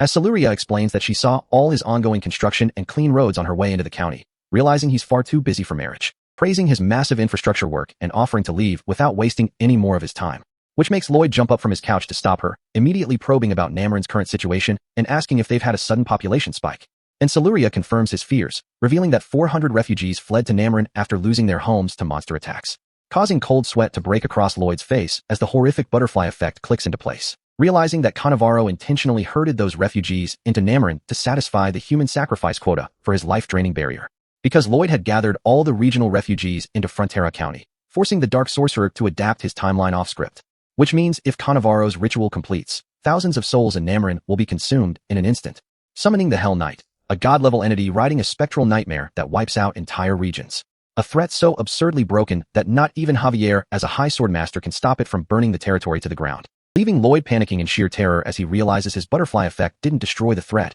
it made it 10 times worse. Lloyd is standing outside the estate strapped up with a mountain tier backpack and his trusty shovel, looking back over his shoulder like a man about to head out on a high-stakes business trip, only for Javier to walk up carrying a massive woven basket overflowing with crisp, white envelopes stamped with red heart stickers, prompting Lloyd to ask why he isn't packed yet. And Javier casually drops the bomb that these are love letters handed to him directly by the visiting noble daughters, deadass asking Lloyd if he managed to get even a single one, which Lloyd has to bitterly confirm with a soul-crushed yeah, causing Javier's eyes to lock onto him with unbothered, lethal pity. And suddenly the entire visual palette shifts into dramatic crimson lighting as Javier drops down onto one knee like he's staging a romance manhwa scene, offering Lloyd a single heart-sealed envelope with deadpan charity, treating his own master like a broke stray begging for romantic scraps, creating the most disrespectful red silhouette shot in history as Javier's subtle smirk completely vaporizes Lloyd's remaining self-esteem. So Lloyd turns on his heel and starts walking away, telling Javier to keep his pity mail and hurry his ass up because Lady Siluria is waiting, leaving Javier clutching the rejected letter while Lloyd squeezes his fists in pure envy over his bodyguard's infinite, effortless riz. And soon enough, heavy wooden wheels are grinding against the dirt road as their dark carriage rolls out toward Nameron County, where inside the cabin, Lloyd is breaking down structural slope physics to Siluria and her father, explaining how mountain cities naturally suffer from slope failure over time. Which makes Siluria, a top-tier waifu with immaculate manners, clasp her hands in genuine gratitude that Lloyd is willing to solve her family's generational headache. While inside Lloyd's head, the predatory capitalist gears are spinning at light speed because this work trip lets him farm massive construction profits while secretly investigating dark sorcerer Cannavaro. As the carriage enters Nameron City past grand Gothic cathedral towers, Siluria points out the window to highlight their local hero, showing Cannavaro running a public soup kitchen for 400 refugees, putting on a saintly show of feeding the poor with his own money. Until his sleeve shifts, exposing a winged goat-head demon tattoo on his shoulder that Lloyd instantly recognizes from his novel memories. Triggering a wave of blood-red malice in Lloyd's eyes as he realizes this fake saint is intentionally fattening up refugees to harvest their souls for a Hell Night ritual. Grinding his teeth in pure rage while the carriage pulls up to Count Nameron's marble estate, where the old noble runs out with open arms,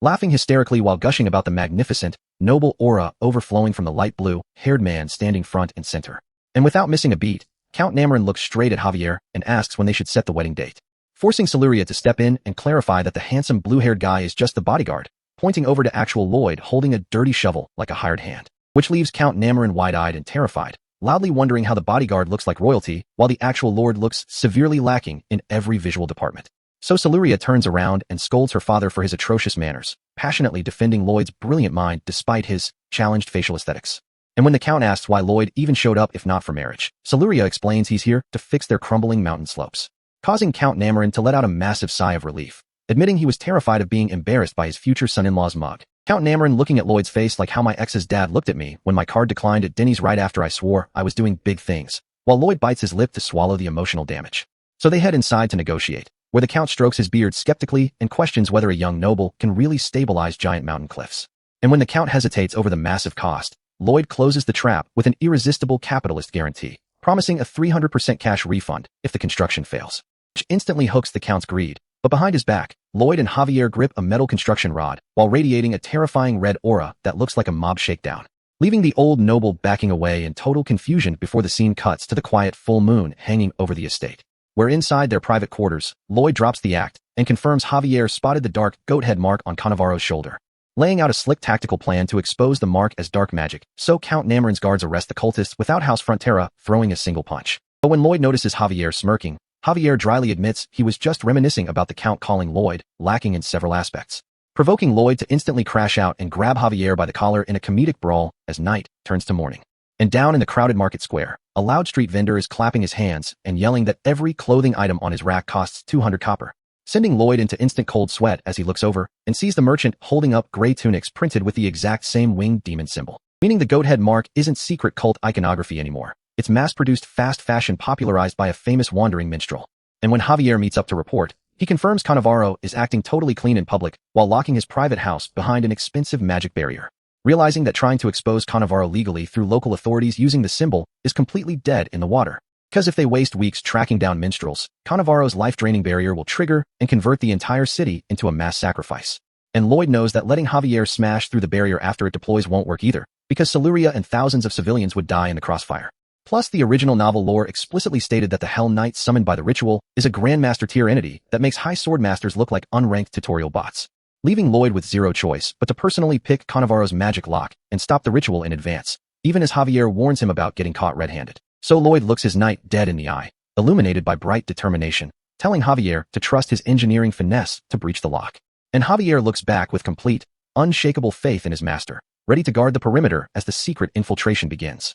To keep these steep mountain slopes from sliding down and flattening the town, Lloyd needs to install heavy structural concrete anchors deep into the bedrock, which basically means driving steel rods into the earth to bind the loose soil together. And while he wanted to use self-locking wedge bolts, medieval metallurgy is far too shit-tier to cut those intricate helical threads. So he sends the simplified blueprint straight to Dwarf Master Corgidus via carrier pigeon, knowing it'll take days to get a response while he surveys the unstable failure plains on foot. And while walking through the stone streets carrying his shovel, he overhears two random NPCs aggressively gossiping about some stunning new beauty who just appeared at the local food station, loudmouthing about her body in public like total creeps, which instantly sets off alarm bells in Lloyd's head because a beauty running a soup kitchen in Nameron was never in the original novel, meaning his timeline alterations generated another unexpected butterfly effect. So he pushes through the massive crowd of thirsty townspeople to see what's actually going on. And the moment he cuts to the front of the food stall, his jaw drops, Because standing behind the counter, serving soup with a wooden spoon, is an overwhelmingly jacked individual wearing an apron over a dress. With wavy light green hair, sharp blue eyes, and biceps thick enough to crush a man's skull, leaving the entire crowd stunned, while Lloyd stands there with a deadpan shadow cast across his face, stepping right up to the stall with the unbothered posture of a man about to deliver a severe reality check, pointing his finger dead at the muscular worker who is already sweating in confusion, as Lloyd crosses his hands over his chest and throws up double OK signals beside his head, flatly declaring that he respects his personal fetishes, which causes a splash of scalding hot soup to smack the green-haired worker right in the face, leaving the worker glaring back with pure hatred, gripping his spoon while pointing at his own head to clarify that this isn't a fetish. It's part of a covert operation, revealing this jacked soup server is actually a dark cult operative working directly under Cannavaro. And as Lloyd turns around unbothered, unaware he just insulted a terrorist to his face, the operative glares at his back while he walks off with his shovel strapped to his backpack, shaking with rage in his apron as he tries to regain his composure. Right as Dark Sorcerer Cannavaro slips up beside him in a dark coat, whispering to check on their ritual preparations, only for the operative to confirm everything was finalized last night, allowing Cannavaro to blend back into the market square while inspecting crops like a harmless citizen,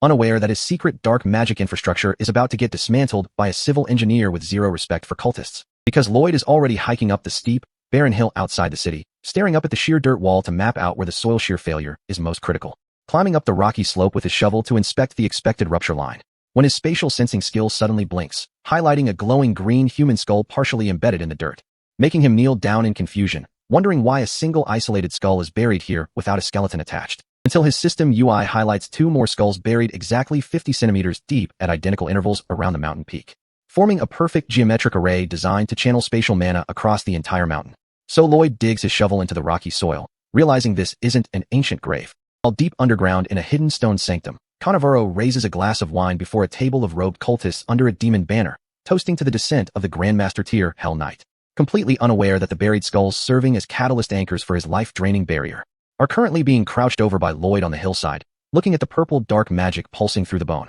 as Cannavaro cackles in his lair, convinced his grand sacrifice is set in stone, while Lloyd flashes a devious, menacing smirk right back, muttering that their entire master plan is cooked, reaching out his hand and activating his core abilities to siphon the dark magic straight out of the ground, flashing a bright purification wave that neutralizes the curse and cleanses the bone back to pure white, only for a glowing purple crystal to drop right out of the cranial cavity onto the dirt, showing that the skull was literally just a container for a high-density mana catalyst. So Lloyd triggers his scan skill, and his eyes blow wide open as the system window pops up with an estimated value of 500 million gold, realizing one single gem is worth Sir Byron's entire annual administrative salary, which means the rest of the buried skulls around this peak are holding the exact same payout, popping another 500 million gold crystal out of the dirt like a human metal detector, and instantly crashing out into pure, unhinged greed, cackling maniacally with bloodshot eyes as he swings his shovel like a demon, panting heavily while sprinting across the mountain, yelling that money is sprouting from everywhere he digs, causing the system itself to break the fourth wall and ask if he cares more about cash than stopping the life-draining barrier,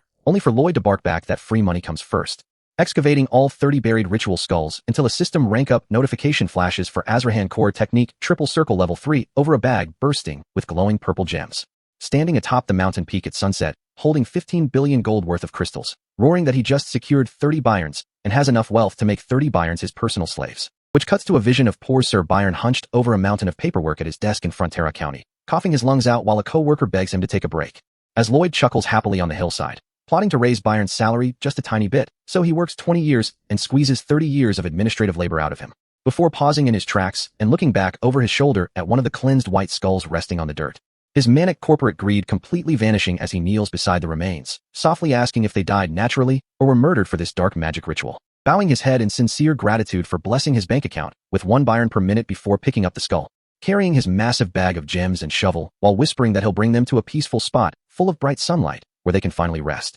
tenderly wrapping the skull in a clean white cloth to afford it the dignity it was denied in life, disarming a realm-threatening dark ritual not just by stealing its entire budget, but by giving the victims a proper burial under the open sky, under the quiet glow of a full moon hanging over the stone eaves of Namarin. 2 men are sitting in a dimly lit guest room late at night, and while Javier leans forward in his chair trying to explain why he was forced into a dress earlier, Lloyd just sits on the bed with the most patronizing look of fake empathy you have ever seen on a human face, gently waving his hand to shut him down while claiming he fully understands Javier's alternative lifestyle choices and respects all personal preferences without judgment, leaning back against his pillow to assure him that since the entire city already knows Javier is a foreign knight, cross-dressing was obviously a brilliant tactical cover story that he completely validates. leaving Javier sitting there in total, speechless agony, staring at the floor while his soul slowly leaves his body. Until Lloyd leans in with a deadpan face to ask when exactly he first discovered this personal hobby, causing Javier to crash out so hard his roar shakes the entire room as he screams that is not what happened, which only makes Lloyd recoil in fake panic,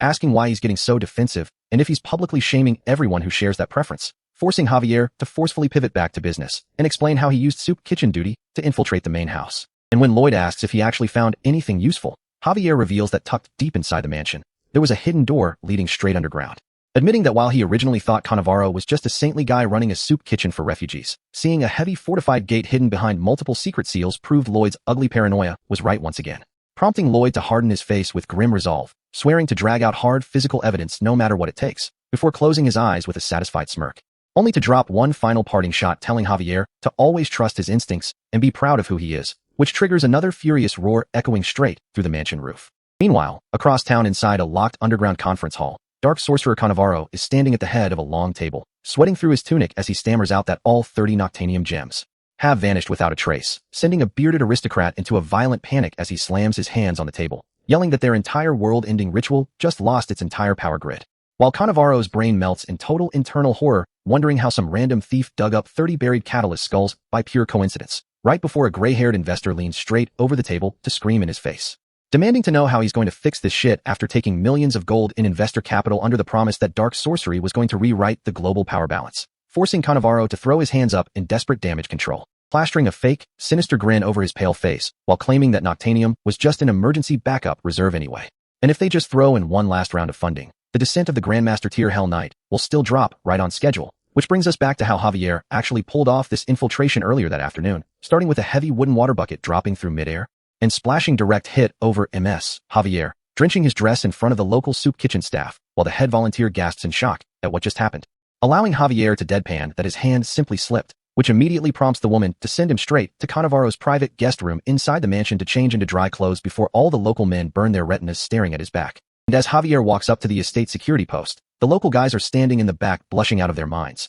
muttering about how stacked her shoulders are while Javier flatly commands the guard to open the gate. And once he locks the door to the guest room, he strips off the soaked dress, throws on his dark coat and trousers, and takes a slow breath to reset his focus, channeling his internal core technique until his blue aura compresses into a faint outline, suppressing his presence to make himself virtually invisible to ambient mana detection. Slipping over the balcony edge without a sound and dropping toward the lower railings while estate guards walk past on the ground floor completely unaware, navigating through the interior brick corridors until he arrives at a heavy, reinforced iron-studded gate leading down into basement level 2. Looking down from an overhead vantage point while trying to figure out how to bypass a high-security lock mechanism without triggering alarms, when footsteps echo down the hall, forcing him to duck behind a wooden door frame just as Cannavaro himself walks up to the gate, allowing Javier to watch silently from the dark as Cannavaro places his hand over the central lock, channeling a purple dark magic seal that hums with necrotic energy, causing the concentric metallic rings on the lock to rotate, align, and retract the main sliding bolt with a heavy mechanical click, which Javier records with analytical precision, realizing this secondary door requires a hyper-specific sequence of mana frequency to disengage. And if you're wondering why Cannavaro's investors were having a collective stroke earlier, it's because while Javier was scouting the house, Lloyd was sitting over a leather bag overflowing with 15 billion gold worth of purified Noctanium gems. And while he pretends to ponder whether these catalysts pose a long-term biohazard threat to the local populace, his brain immediately short-circuits into pure goblin avarice, shifting his face into a red-tinted, drooling menace shouting internally about hunting down more free money. Which brings us right back to the present moment beneath Cannavaro's estate, where Javier steps quietly through the upper doorway, approaching the reinforced metal mechanism on basement level 2 with absolute composure, raising his palm and projecting a bright blue high sword master array that perfectly mirrors the exact frequency sequence Cannavaro executed earlier. Snapping the central locking bolt disengaged with a sharp clank before stepping down the steep stone staircase into the subterranean tunnel, his boots making light, rhythmic contact with the cold steps as the heavy iron doors close behind him, narrowing his gray eyes as he reaches the bottom landing, staring down a long, torchlit hallway shrouded in dark mist, where a low, gut-wrenching growl echoes out of the gloom, revealing a massive gray silhouette advancing through the shadows. And before he can even evaluate the threat, a giant bioengineered undead titan covered in surgical stitches, metal chest plating, and pink fluid tubes lunges forward at terrifying speed, forcing Javier to react instantly, shouting in disbelief at seeing an engineered corpse as he charges high-density blue aura directly into his right fist, slamming a heavy strike straight into the beast's chest plate with enough kinetic force to crack stone, only for the titan to take 0 structural damage, leaving Javier stunned as his fist bounces off the reinforced frame. giving the creature an opening to sweep its massive gray arm down in a brutal overhead hammer fist that slams directly into Javier's guard, throwing the high sword master backward across the stone floor, where he executes a mid-air recovery kick off the beast's chest to create distance, wide-eyed as he realizes these aren't low-tier valley zombies, but bioengineered combat weapons operating on a whole different stat tier. And to make matters 10 times worse, heavy metallic footsteps start thundering down the corridor as an entire squad of 2 Back Titan corpses marches out of the dark cells,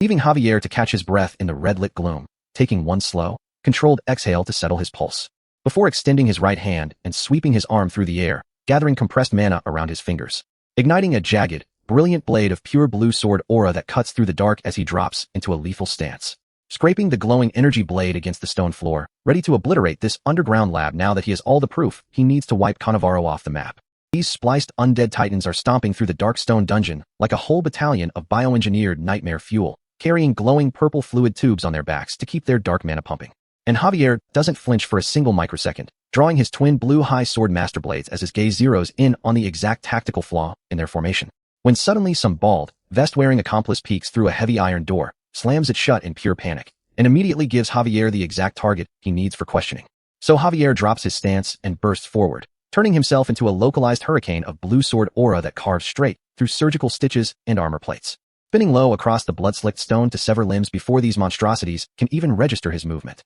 And because his high sword master stat tier far outclasses their artificial physical density, he turns the entire hallway into an outright meat grinder, sending severed arms and glowing fuel tubes flying through the air while he clears a direct path toward that sealed iron door, sliding across the floor to build maximum kinetic momentum, driving a full-power aura strike directly into the stone wall, blowing the heavy masonry inward and sending the hired Undertaker airborne with a screaming crash that slams him onto the hard ground before he can even think about pulling a weapon, allowing Javier to casually step into the dust-filled room, exhaling a quiet breath as the terrified man cowers on the floor like a total clown who realized he picked the wrong paycheck. And as the dude frantically begs for his life, Javier doesn't bother with theatrical villain monologues, coldly letting him know an interrogation is starting right now. He immediately snaps the guy's leg with a crushing boot strike to make sure he understands the exact cost of lying, promising to break his other leg if he stammers for even 1 second, which instantly forces the broken Undertaker to sob out that he was just paid to process dead bodies, running Cannavaro's toxic chemical preservation on incoming corpses, which prompts Javier to demand the exact source of these bodies.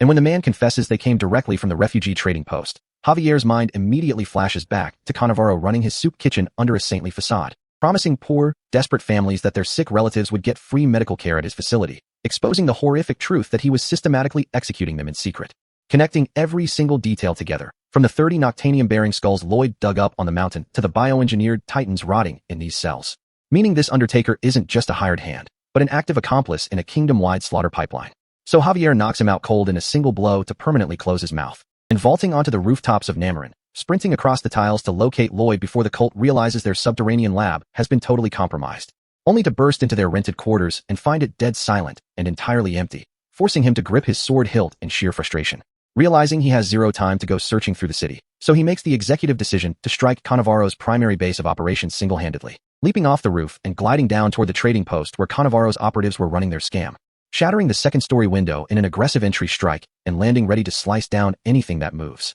sweeping a massive arc of high sword master aura across the room, only for his blade to hit pure empty air as he stops in total confusion, because the massive hall that was usually packed with hundreds of noisy refugees is now entirely deserted, walking through the eerie silence as the chilling reality sinks in that Cannavaro must have pulled all his assets for the ritual, meaning the grand-scale dark magic activation is already underway, which is confirmed the moment a terrifying, swirling storm of dark purple mana ruptures the sky above the entire region. And even a high sword master like Javier feels a sudden, terrifying strain on his body as the atmosphere itself turns toxic, gasping as his internal core energy starts getting forcibly pulled into the sky by a territory-wide mana siphon. Watching a massive dark portal pulse with jagged lightning right in the middle of the city, looking out over the town square where innocent civilians are stumbling around in total panic, as a monumental beam of pure dark sorcery erupts from the surrounding mountain peaks to accelerate the Hell Knight's descent. While miles away on the streets, Lloyd is already tracking the spatial flow of the mana drain with his intermediate core vision, watching civilians collapse on the cobblestones as their vital life force gets harvested,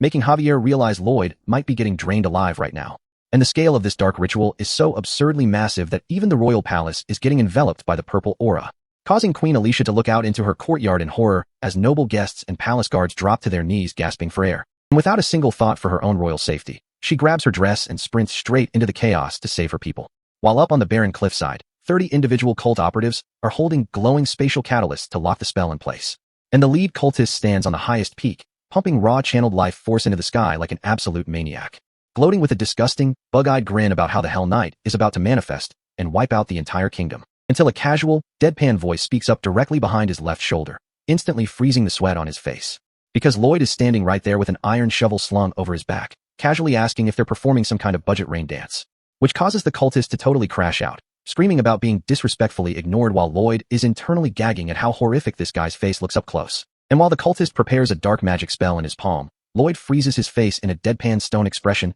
trying not to ruin his element of surprise. But before the villain can even finish his arrogant speech, Lloyd drops all talking, pulls back his shovel, and swings it down like he's trying to hit a home run, catching the cultist completely off guard as the metal tool cuts through the air, slapping straight into a translucent magical barrier that sparks with white energy. And the cultist smirks with total arrogance, relying on Cannavaro's high-tier protection of steel ward to block the strike, thinking a simple piece of construction equipment can't scratch him, totally unaware that Lloyd isn't using a normal shovel. He's channeling his full intermediate core mana directly through the steel handle, causing the cultist's face to melt into pure bug-eyed horror as radial cracks shatter the barrier. And with one brutal, disrespectful flex of pure engineering power, Lloyd utterly obliterates the ward and crushes the ritual station in a single hit. Lloyd drives his Azrahan core-infused shovel straight into the spell array with zero hesitation, leaving the cultist goggling like a hooked fish as high-density mana fractures his defensive ward, and the surrounding air violently collapses into a turbulent purple vortex, smoking metal pushing through the magical backlash without a single scratch, which lets Lloyd inspect his slightly bent tool with a deadpan stare while the cultist desperately copes behind his barrier,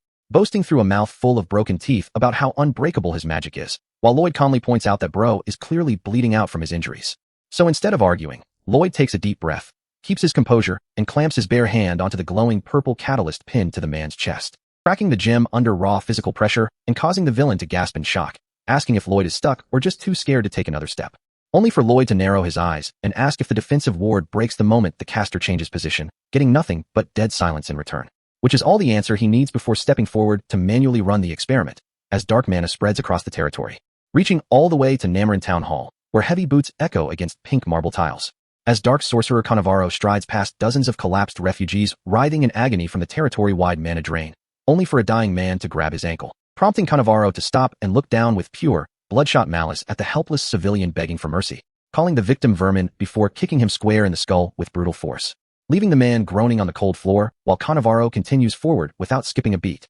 stepping directly before the massive stone monument of a fallen angel and slicing his own finger to smear blood across the altar, declaring with a manic grin that this sacred monument will serve as the gateway for a Grandmaster tier Hell Knight's descent, unaware that back on the cliffside, his channeling array is experiencing severe technical difficulties, because Lloyd casually gives the frozen cultist a firm shove with his shovel handle, wiping sweat off his brow like he's doing basic yard work, which forcibly shifts the caster's posture and triggers the spell's mandatory immobility penalty, causing the unstable dark magic to reverse direction and surge directly back into the cultist's body. And as the man screams in terror, Lloyd just stands over him with his shovel slung over his shoulder, watching the violent feedback loop detonate against the rocks while dust and debris fly in every direction, blasting the cultist backward as his chest catalyst explodes into blinding purple light, forcibly devouring his physical form in an agonizing display of dark magic backfire, until the man lies twitching on the rocks, letting Lloyd pick up the dislodged purple gem to inspect the spell mechanics, noticing how volatile the caster lock was, realizing that any movement immediately kills the array.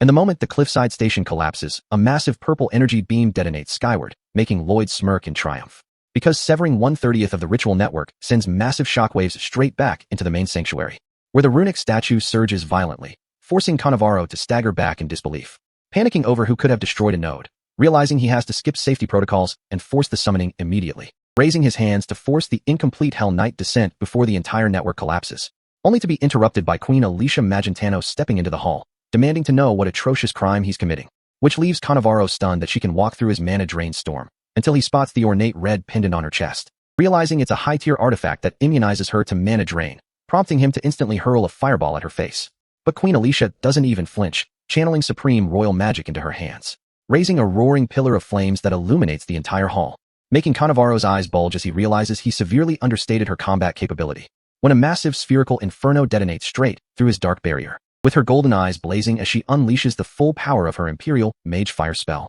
blasting Cannavaro across the stone corridor in a blinding explosion, leaving the Dark Sorcerer pinned against damaged masonry, terrified by a young ruler wielding Imperial-level magic. And as the smoke clears, Queen Alicia catches her breath while standing over the smoking wreckage, where Cannavaro kneels battered and ruined on the shattered floor. So she steps forward and cold-bloodedly demands he confess his full scheme. But instead of surrendering, Cannavaro frantically mutters dark incantations, throwing his head back to scream the final invocation, causing space itself to rupture as a massive, stone-armored entity with glowing red eyes and a toothy grin emerges, making Queen Alicia gasp in alarm at the Grandmaster Tier Hell Knight, while Cannavaro bursts into crazed laughter. And as the ground fractures under a surge of pink energy, a blur of motion cuts through the air as High Sword Master Javier Azrahan leaps into the fray, cleaving mid-flight to parry the Hell Knight's lethal shockwave directly in front of his queen, creating a blinding collision of green aura that shuts down the villain's triumphant moment, as Javier holds the line with piercing blue eyes, looking like he's about to deliver a world-class beatdown.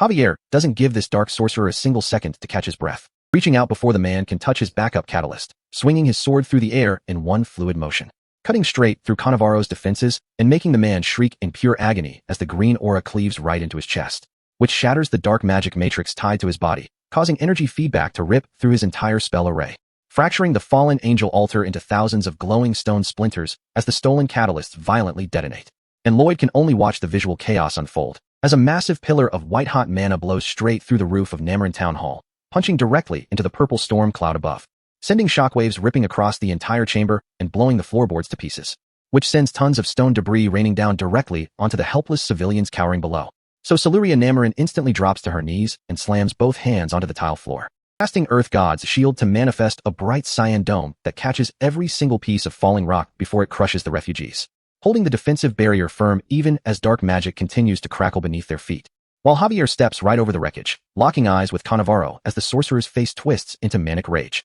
with the villain screaming at the top of his lungs that everyone in this room is going to burn and get torn limb from limb by his god-tier summon, as a massive, dark-spiked gauntlet emerges from the purple lightning, slamming onto the stone floor with a heavy thud that rattles the entire building. Except as the dust clears, Cannavaro takes one look at his Grandmaster-level Hell Knight, and his arrogant expression turns to sheer panic. Because even Javier can tell something went terribly wrong with the ritual. And Bro is literally looking at a demon lord floating in midair with no legs and no warhorse, making Cannavaro start screaming like a panicked toddler about where his monster's horse went and why his ultimate weapon is missing its lower half. Realizing in real time that because Lloyd destroyed his cliffside node and stole those 30 Noctanium gems, the ritual didn't have enough mana to complete, leaving him stuck with a half-spawned skeletal monstrosity burning with residual dark magic. And even without legs, the Hell Knight slowly turns its glowing red eyes toward the sorcerer, asking what his command is while Cannavaro panics that a human dares point steel at it, which is when Lloyd steps straight into the threat vector, stepping between the monster and the civilians. And the Hell Knight doesn't waste time, bringing its giant dark blade down in a brutal overhead swing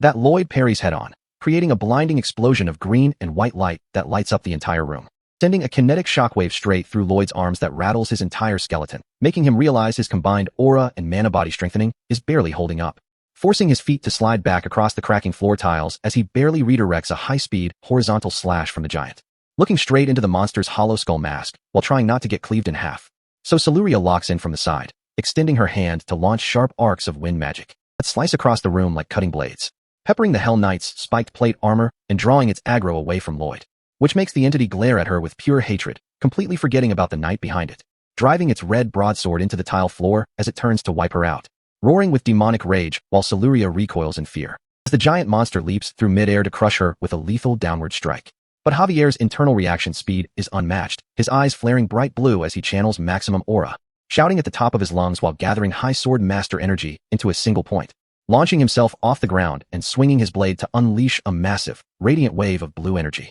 that slams directly into the Hell Knight mid-strike like a freight train, intercepting the monster's blade inches away from Siluria and blowing the beast back, shattering the surrounding stone floor into dust under the physical impact, and sending tile fragments flying across the entire grand hall, until the legless abomination slams face down onto the cracked stone, its pink sword clattering uselessly beside it, leaving Javier standing tall, breathing heavily as the oppressive dark energy field begins to fade, and the swirling purple mist dissolves into thin air, making Cannavaro gasp in shock right before Javier blinks across the room and plants a cold steel sword tip directly against his throat, telling the domain officers to evacuate all the wounded refugees, while the orange-haired guard immediately starts shouting for everyone to head toward the Count's mansion, as Javier calmly informs the dark sorcerer that he's being taken to the royal palace where execution is the only sentence waiting for him. But instead of begging for mercy, Cannavaro's bloody mouth stretches into a wide, creepy grin that leaves Javier confused, with the villain sneering that a mortal brat knows nothing about real entities from hell. Javier's eyes widen as he feels the temperature drop behind him, turning around just as the puddle of dark slime on the floor begins to churn. Watching in disbelief as the skeletal Hell Knight pulls itself back together out of the viscous purple sludge, while Cannavaro breaks into hysterical laughter, boasting that cutting the monster down is pointless because demonic captains are undying. And the reformed Hell Knight raises its massive pink blade, turning its glowing red eyes back toward Javier, kneeling on the cracked stone floor like a dark warlord as it formally introduces itself as Xirexius, first corps captain of Hell. To which Javier doesn't flinch for a second, flaring his green aura blade and proudly declaring his name as a knight of House Frontura. As their physical pressure collides, shockwaves punch deep circular craters straight into the floor tiles, setting the stage for a duel between a high sword master and a commander from the abyss, vibrating the room with pure martial force. As Lloyd joins the clash, gritting his teeth while parrying high-speed energy arcs alongside his knight, with red demon slashes tearing through the hall, and Lloyd swinging hard, letting out a roar as he barely keeps pace with the battle, dodging a sweeping wave of green aura that cuts right through the background. As Xirexius lunges forward with his blade, forcing Lloyd to duck low under a lethal decapitation swing, while the skeletal demon grins with visible excitement, realizing he found mortals who can match his power, roaring that this fight is entertaining while Javier and Lloyd sweat under the immense pressure, leaving the entire town hall echoing with demonic laughter as the fight for Namarin reaches its climax. And Javier is out here straining every single muscle in his body just to block this massive pink beam of demonic kinetic force, which slams right into the structural masonry, shattering the town hall floor into a cloud of flying stone and dust, sending Javier airborne from the sheer shockwave backlash as he keeps a tight grip on his green aura blade. While this skeletal menace Xirexius just lets out a booming laugh, thoroughly enjoying the fact that these mortals aren't immediately turning into dust, and swings his broad spiked sword in a massive arc that pulverizes the surrounding walls, showing off that terrifying skeletal face. Another heavy downward strike crushes straight through the stone pillars with pure unadulterated physical force, forcing Javier to kick off the crumbling wall and dodge midair, realizing this monster isn't even using refined sword techniques. He's literally just swinging with so much raw weight that dodging is a full-time job, so Javier dashes across the tiled floor looking for an opening, while Xirexius keeps raining down pink shockwaves that send sparks flying off the stone. And Javier realizes the critical structural flaw from earlier when Lloyd blew up those cliffside ritual nodes, because without lower limbs or his Hell Warhorse, this demon is grounded with only one predictable path of movement, meaning Javier can read his exact landing trajectory across the shattered room, and know precisely where to position himself for a high-tier counterattack. So he leaps into the air, bringing his glowing green blade down with full high sword master power, only for Xirexius to react with ridiculous speed, catching the downward swing, and reaching upward with a spiked dark gauntlet, snatching Javier right out of the sky by his leg, anchoring his grip firm against the floor tiles, before flooding Javier's limb with necrotic dark mana that actively smothers Javier's internal pathways, blocking his body reinforcement, leaving the kingdom's greatest knight unable to circulate his aura while trapped in midair. And Xirexius uses that leverage to slam Javier brutally into the floor, shattering the tile work and forcing a pain scream out of him, holding the helpless knight suspended by the ankle like a trophy, before smashing him back down into the stone debris, where Javier lies dazed and bleeding, struggling to even breathe. And Xirexius looms over him with glowing crimson eyes, casually giving him respect before the kill, raising that broad pink blade high into the air to deliver a fatal execution blow, bringing it down toward Javier's neck, until a voice echoes across the ruined hall telling the skeleton head to stop right there, pausing the demon mid-swing as he turns to see who's talking. And it's Lloyd, standing over Dark Sorcerer Cannavaro with an iron shovel aimed straight at his throat, threatening to decapitate the summoner on the count of 3. And then Lloyd lets out an unhinged, demon-tier screech that makes Xirexius genuinely question if this guy was summoned from hell too. Because Lloyd's facial expression is so demonic that Xirexius is convinced Lloyd will not only cut Cannavaro's head off, but grind it up and drink it, making Xirexius pause and ask if this terrifying human is actually an entity from the underworld. But Lloyd doesn't answer and just yells, "One," swinging his shovel downward with full kinetic intent, triggering a massive pink explosion as the heavy metal hits. Except Lloyd didn't kill Cannavaro at all. He intentionally hit the floor right next to him to create a flashbang smoke screen and sprinted away yelling WHOA, only to freeze in place as the smoke clears and Xirexius stands completely unbothered behind a barrier, with Cannavaro still breathing on the floor. As Xirexius smirks and explains that even if the sorcerer dies, a reverse summon takes 40 minutes, so he can easily destroy the whole city before leaving Lloyd sweating because his bluff failed, giving Javier just enough time to recover and leap in from above with his green aura blade, delivering a massive vertical strike that illuminates the entire hall. But Xirexius parries it easily, countering with a heavy strike that knocks Javier backward into the stone, leaving Javier hunched over on his knees, groggy and at his physical limit, which causes Lloyd to step between them and scream at the demon to fight him while ordering Javier to stay down. And Javier looks at Lloyd's back, feeling an immense wave of trust because he knows his chief engineer is taking the field. So Lloyd locks his eyes on the target, resolving to draw all aggro no matter what, shouting at Xirexius to look at him. And the demon obliges, unleashing a massive column of demonic fire right through the center of the hall, blowing structural stone everywhere as Lloyd gets pushed back by the heat shockwave, while Xyrexius winds up a lethal pink aura strike, and Lloyd blocks it with his sword, stepping right into close combat,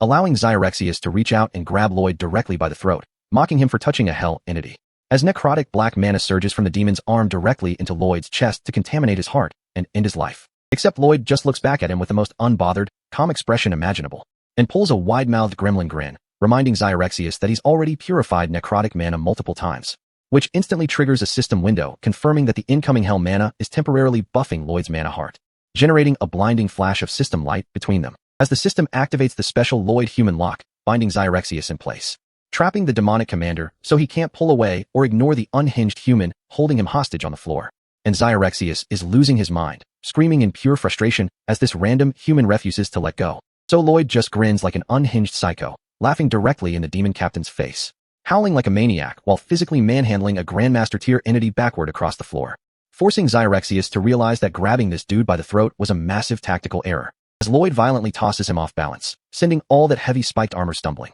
which forces Xyrexius to crash out, swinging his massive pink aura blade downward in sheer panic. And Lloyd slips right under the arc, letting the blade shatter the tiles where his head just was, only for Xyrexius to wrap his arms around Lloyd from behind, trying to lock him down with a grim greeting, laughing like he caught his prey and thinks he's about to crush his ribs, whispering point blank into Lloyd's ear, thinking he holds all the tactical leverage, until Javier drops from above like a green glowing meteor, sword raised high for execution, leaving Xyrexius stunned that the guard knight already purged the dark mana from his system and braced to defend, as Javier's aura blade slams violently into the demon's barrier with full physical force, carving a massive arc of high-density energy through the air, piercing right through the defensive shell and shocking Xyrexius to his core, making the Hell Commander roar in agony as his defenses crumble under pressure, while Javier instantly resets in midair, trailing brilliant green aura for another strike, cutting through spatial shockwaves before the demon can even recalibrate his stance, weaving past Xyrexius's counterattacks with zero wasted motion while the demon leaps above, bringing his blade down to create a massive crater across the stone floor,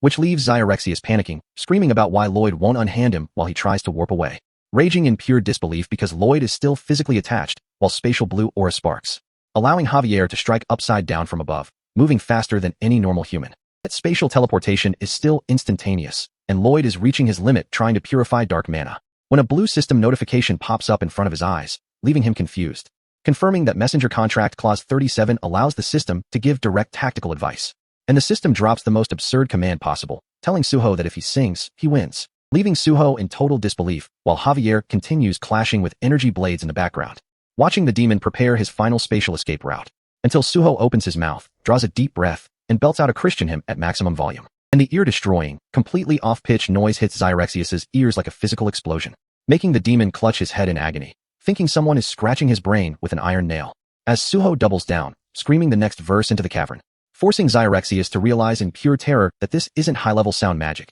bro just cannot sing, shrieking for him to stop because high-tier hell entities are hypersensitive to acoustic mana pollution, giving Lloyd the opening to yell for Javier to attack while keeping his vocal assault going, remembering his past life on Earth, where even his kind parents gently asked him never to sing out loud, and his middle school music teacher threw an entire organ at him during an exam after one syllable, and an army pastor splashed holy water on him thinking a demon possessed the chapel, proving no flaw is useless. So Suho cries tears of pure release, embracing his weaponized tone deafness with every breath, grabbing Xyrexius in a death grip while screaming for the demon to go straight back to hell, while Javier joins the vocal chorus, channeling his entire aura pool into his hands, and Lloyd flips the Grandmaster demon upside down in midair, to face so terrifyingly unhinged it belongs on a wanted poster, suplexing the first core captain of hell headfirst into the stone floor with shattered tiles, setting up Javier as he drops straight down from the ceiling like a guided missile, while Lloyd kneels next to the cratered demon, softly whispering hallelujah, and Javier drives his green aura blade straight through Xyrexius' spine, leaving the demon coughing blood as his physical shell shatters into pieces,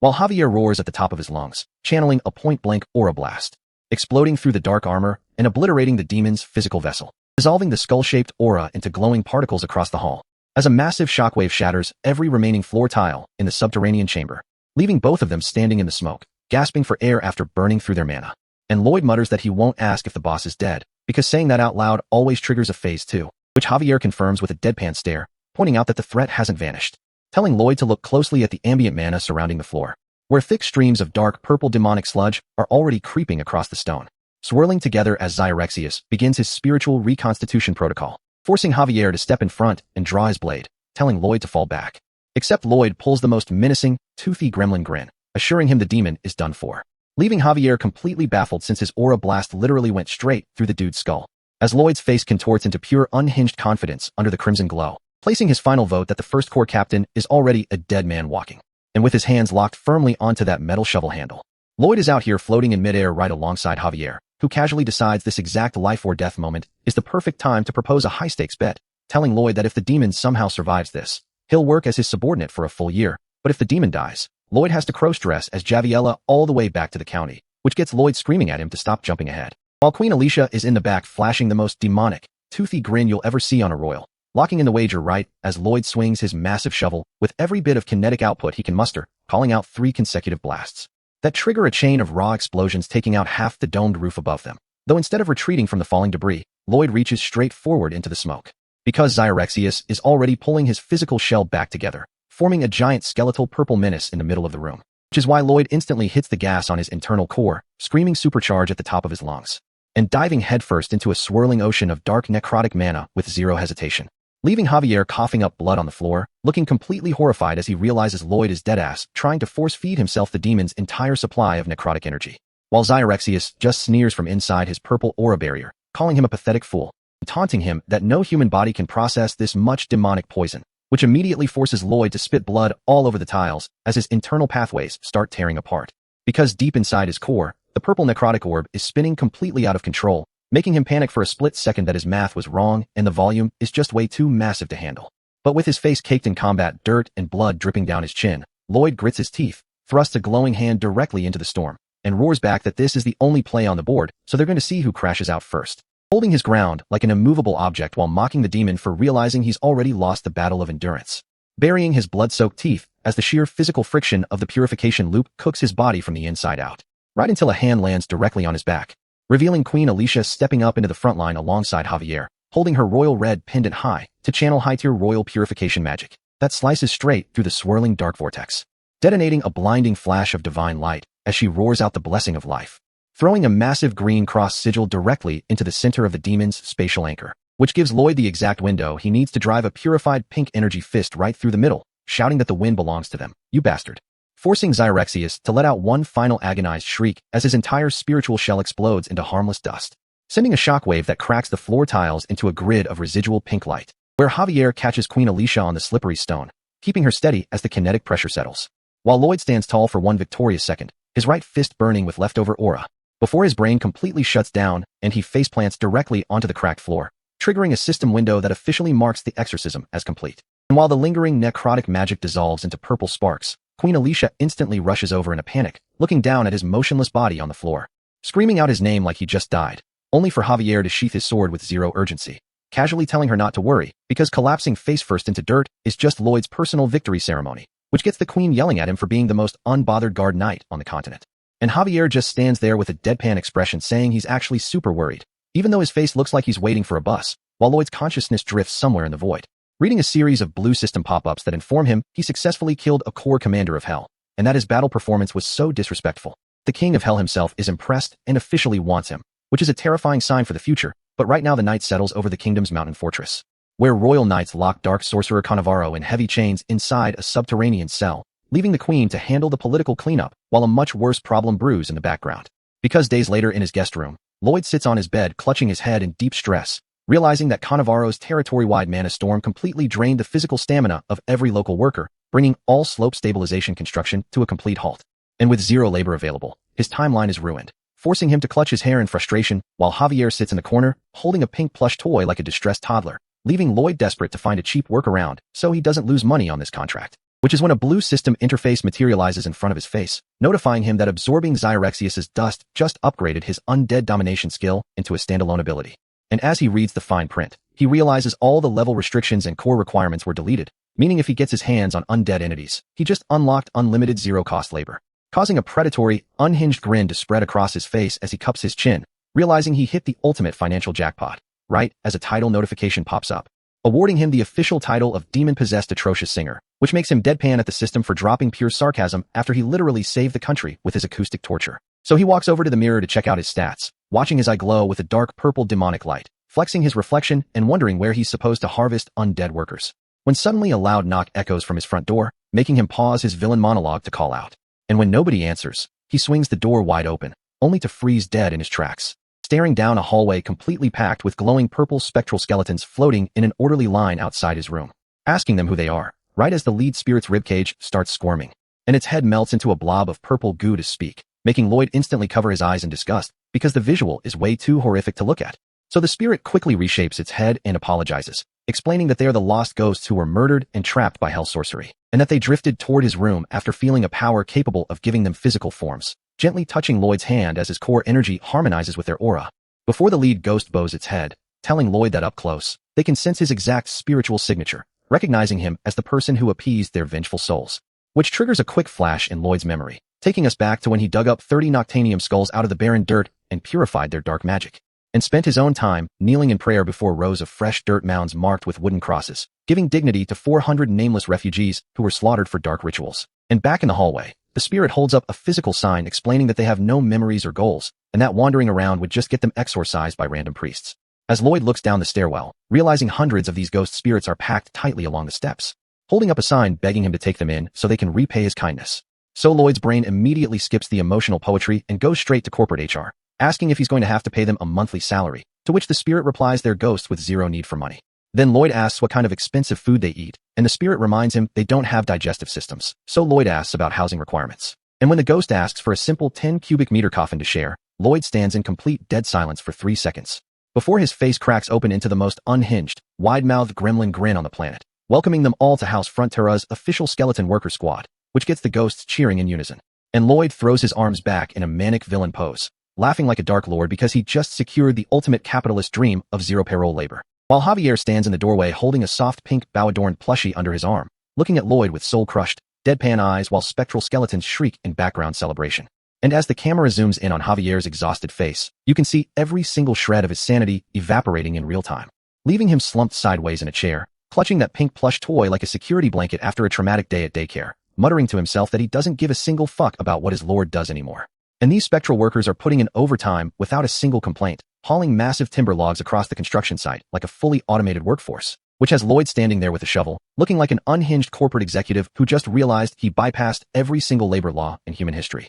Though Count Namarin almost passes out cold the moment he witnesses a horde of glowing purple skeletons running heavy machinery, forcing Lloyd to cover his glowing eye and pitch a fake story about being a master spirit summoner, which sends the Count into a massive internal crisis, questioning why everyone else is born with broken magical cheat codes except him, before thoroughly giving up and apologizing for even asking. And as winter settles over Namarin, rows of massive concrete anchors now hold the mountain firmly in place, bringing the entire construction project to its final stage. While up on the snowy peak, Javier reaches his hand out toward the gray sky, remembering how in another life, his path was meant to be painted in blood and isolation. Tragic timeline where every person he tried to save ended up destroyed by his cursed strength, leaving him alone in the cold, until the sound of crunching snow breaks his focus, and he turns to find Siluria standing right behind him, nervously clearing her throat to clarify that she didn't come up here for an official construction update, but specifically to speak with him, explaining that her magic hit a wall, and asking if he would teach her his personal mana control technique so she can break through her limits. And when Javier agrees without a second thought, her face lights up with genuine relief. While down on the slope, Lloyd keeps shoveling dirt, quietly observing the two of them from a distance, watching his bodyguard sit peacefully on a wooden fence next to the very woman he was canonically destined to lose. Because in the original novel, this exact moment ended in total tragedy, with Javier cradling her lifeless body in front of a demonic altar, screamed at by terrified villagers who blamed him for bringing monsters to their home, condemned to wander the desert wastes with no allies, no peace, and nothing waiting for him at the end of the road, doomed to fight until his body broke under the weight of his own power. Yet here in the present, that dark future has been erased, leaving two men smiling in the snow under the protection of a domain they built together. And with every concrete anchor locked in, the slope project is finished, securing a payout several times higher than the initial contract, prompting Count Namarin to gather the entire city in the town square to shower Lloyd in public praise, which has Lloyd touching his chin and soaking up the applause like a man who just hit the highest tier of financial freedom, already planning to spend the rest of his life doing zero work, right until the Count hits him with a final proposal to marry Siluria and take over the domain. A deal Lloyd shuts down in his head instantly,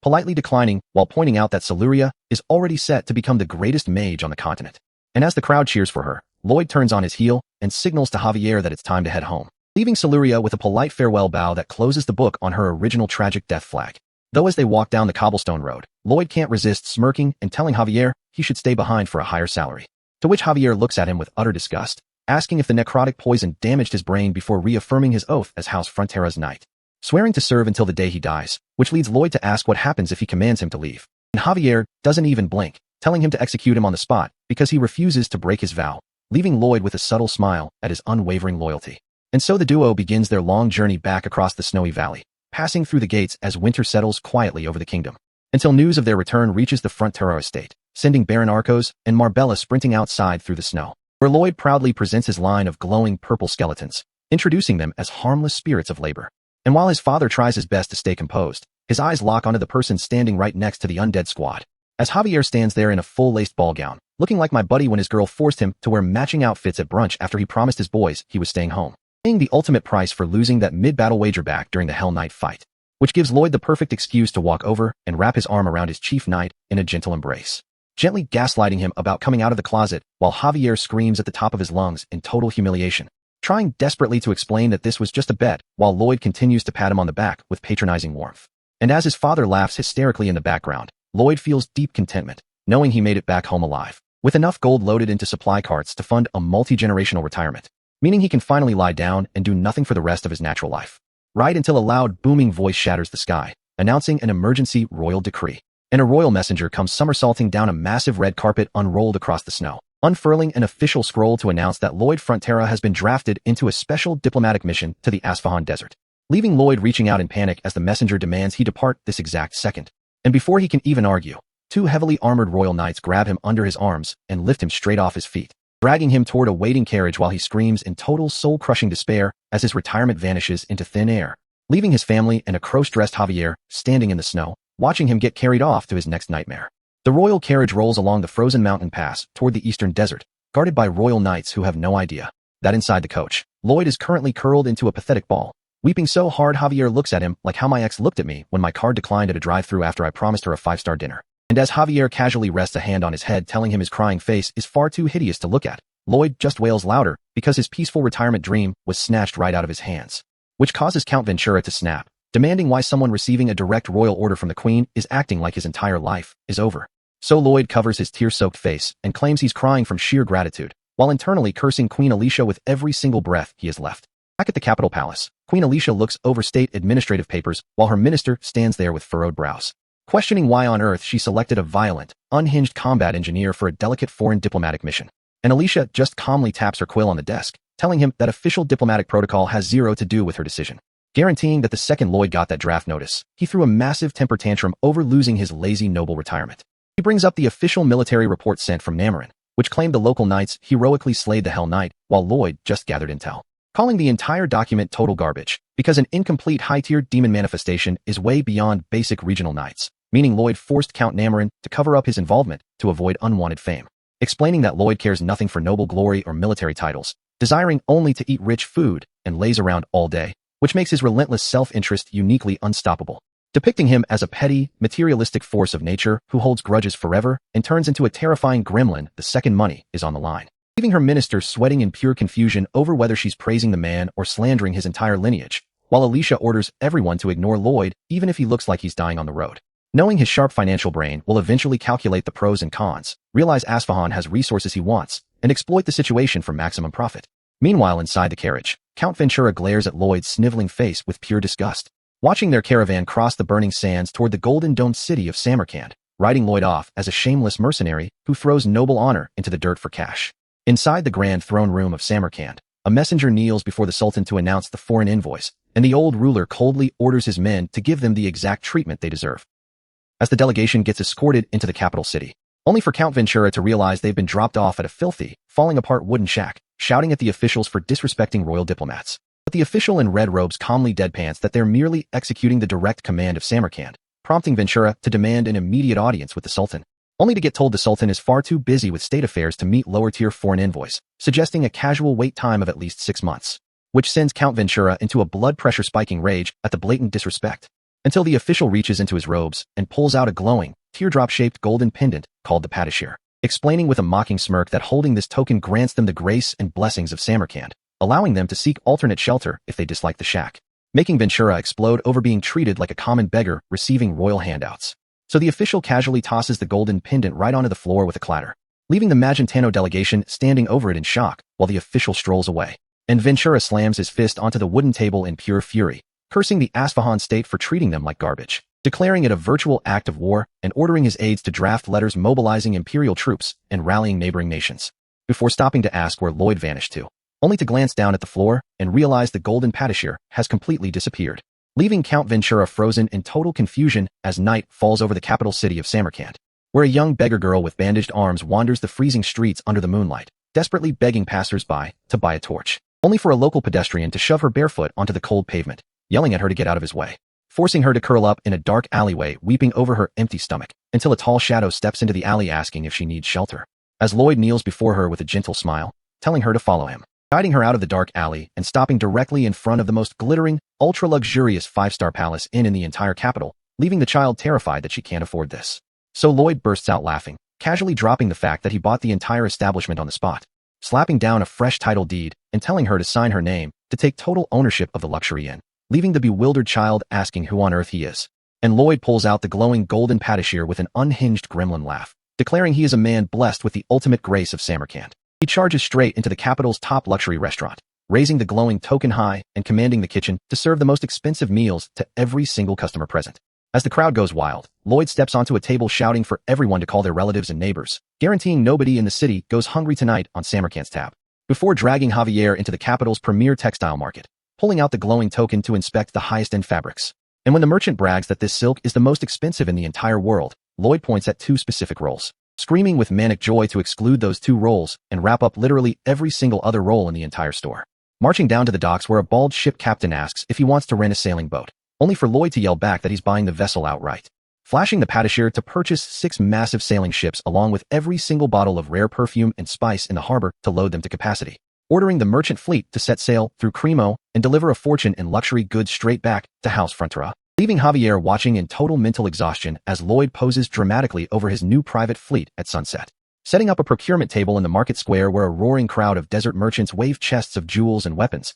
as Lloyd tells them to form an orderly line because Samarkand's credit is limitless. Right until heavy armored palace guards wielding curved scimitars swarm the square, screaming to arrest Lloyd on the spot, dragging Lloyd and Javier straight into the grand throne room, slamming them onto their knees on an ornate red carpet with steel blades at their necks, as the Sultan glares down from his throne with veins bulging on his forehead. Identifying the bound captive as Arcos Frontera's son, Lloyd Frontera, the maniac who drained an entire year's worth of the royal palace budget in a single afternoon. And Lloyd tilts his head up with a smooth, ridiculously confident smile, offering his polite greetings to the great Samarkand, as a sudden shockwave of realization hits the Sultan, recognizing that this is the same tactical monster who flipped the continent's monster domino. Realizing Lloyd intentionally exploited their credit token to bankrupt the state treasury, forcing an immediate arrest and bypassing a 6-month diplomatic wait for a direct, face-to-face audience with the ruler of Asfahan. Bound tightly in thick red ropes right in front of the throne, Lloyd stands his ground while gazing up at the Sultan of Asfahan, who is glaring down with veins bulging on his forehead, weighing the sheer geopolitical catastrophe of executing this guy.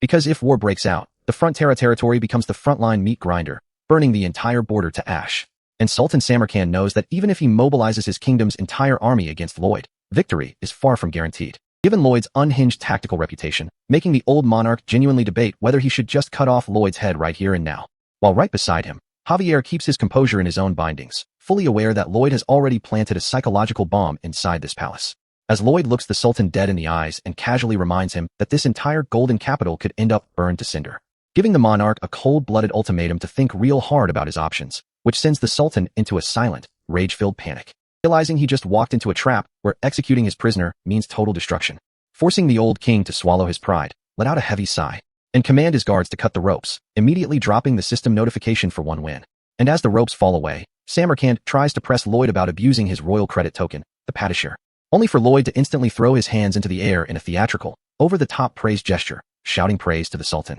which flusters the Sultan because he can somehow feel the raw, unfiltered sincerity oozing out of Lloyd's soul, as Lloyd presses his forehead straight into the carpet, bowing in pure, unadulterated devotion. Because in his past life as Korean engineer Kim Suho, getting a corporate card from the president meant one thing: free money to exploit, leading his spirit to literally dance on piles of gold coins with a leaf crown while screaming that money buys happiness. So when the Sultan tries to corner him by asking if he isn't scared of the Magentano kingdom finding out about this spending spree, Lloyd bluntly answers no, leaving Samarkand stunned by how fast Lloyd responds without even a second of hesitation, explaining from the floor that he only prefers Magentano because they paid him slightly more money, which makes the Sultan slam his hands down and aggressively ask if Lloyd would betray his own king if offered more cash, to which Lloyd instantly replies yes, sending Samarkand's right eye into a violent twitch as he realizes he cannot read this unhinged mercenary at all, until Lloyd smoothly flips the mental trap, pointing out that if he betrayed his king for money, the Sultan would never be able to trust his loyalty anyway, causing Javier to snort in the background, and sending Sultan Samarkand into a roar of laughter at the sheer, impenetrable guts of this man playing him in his own throne room,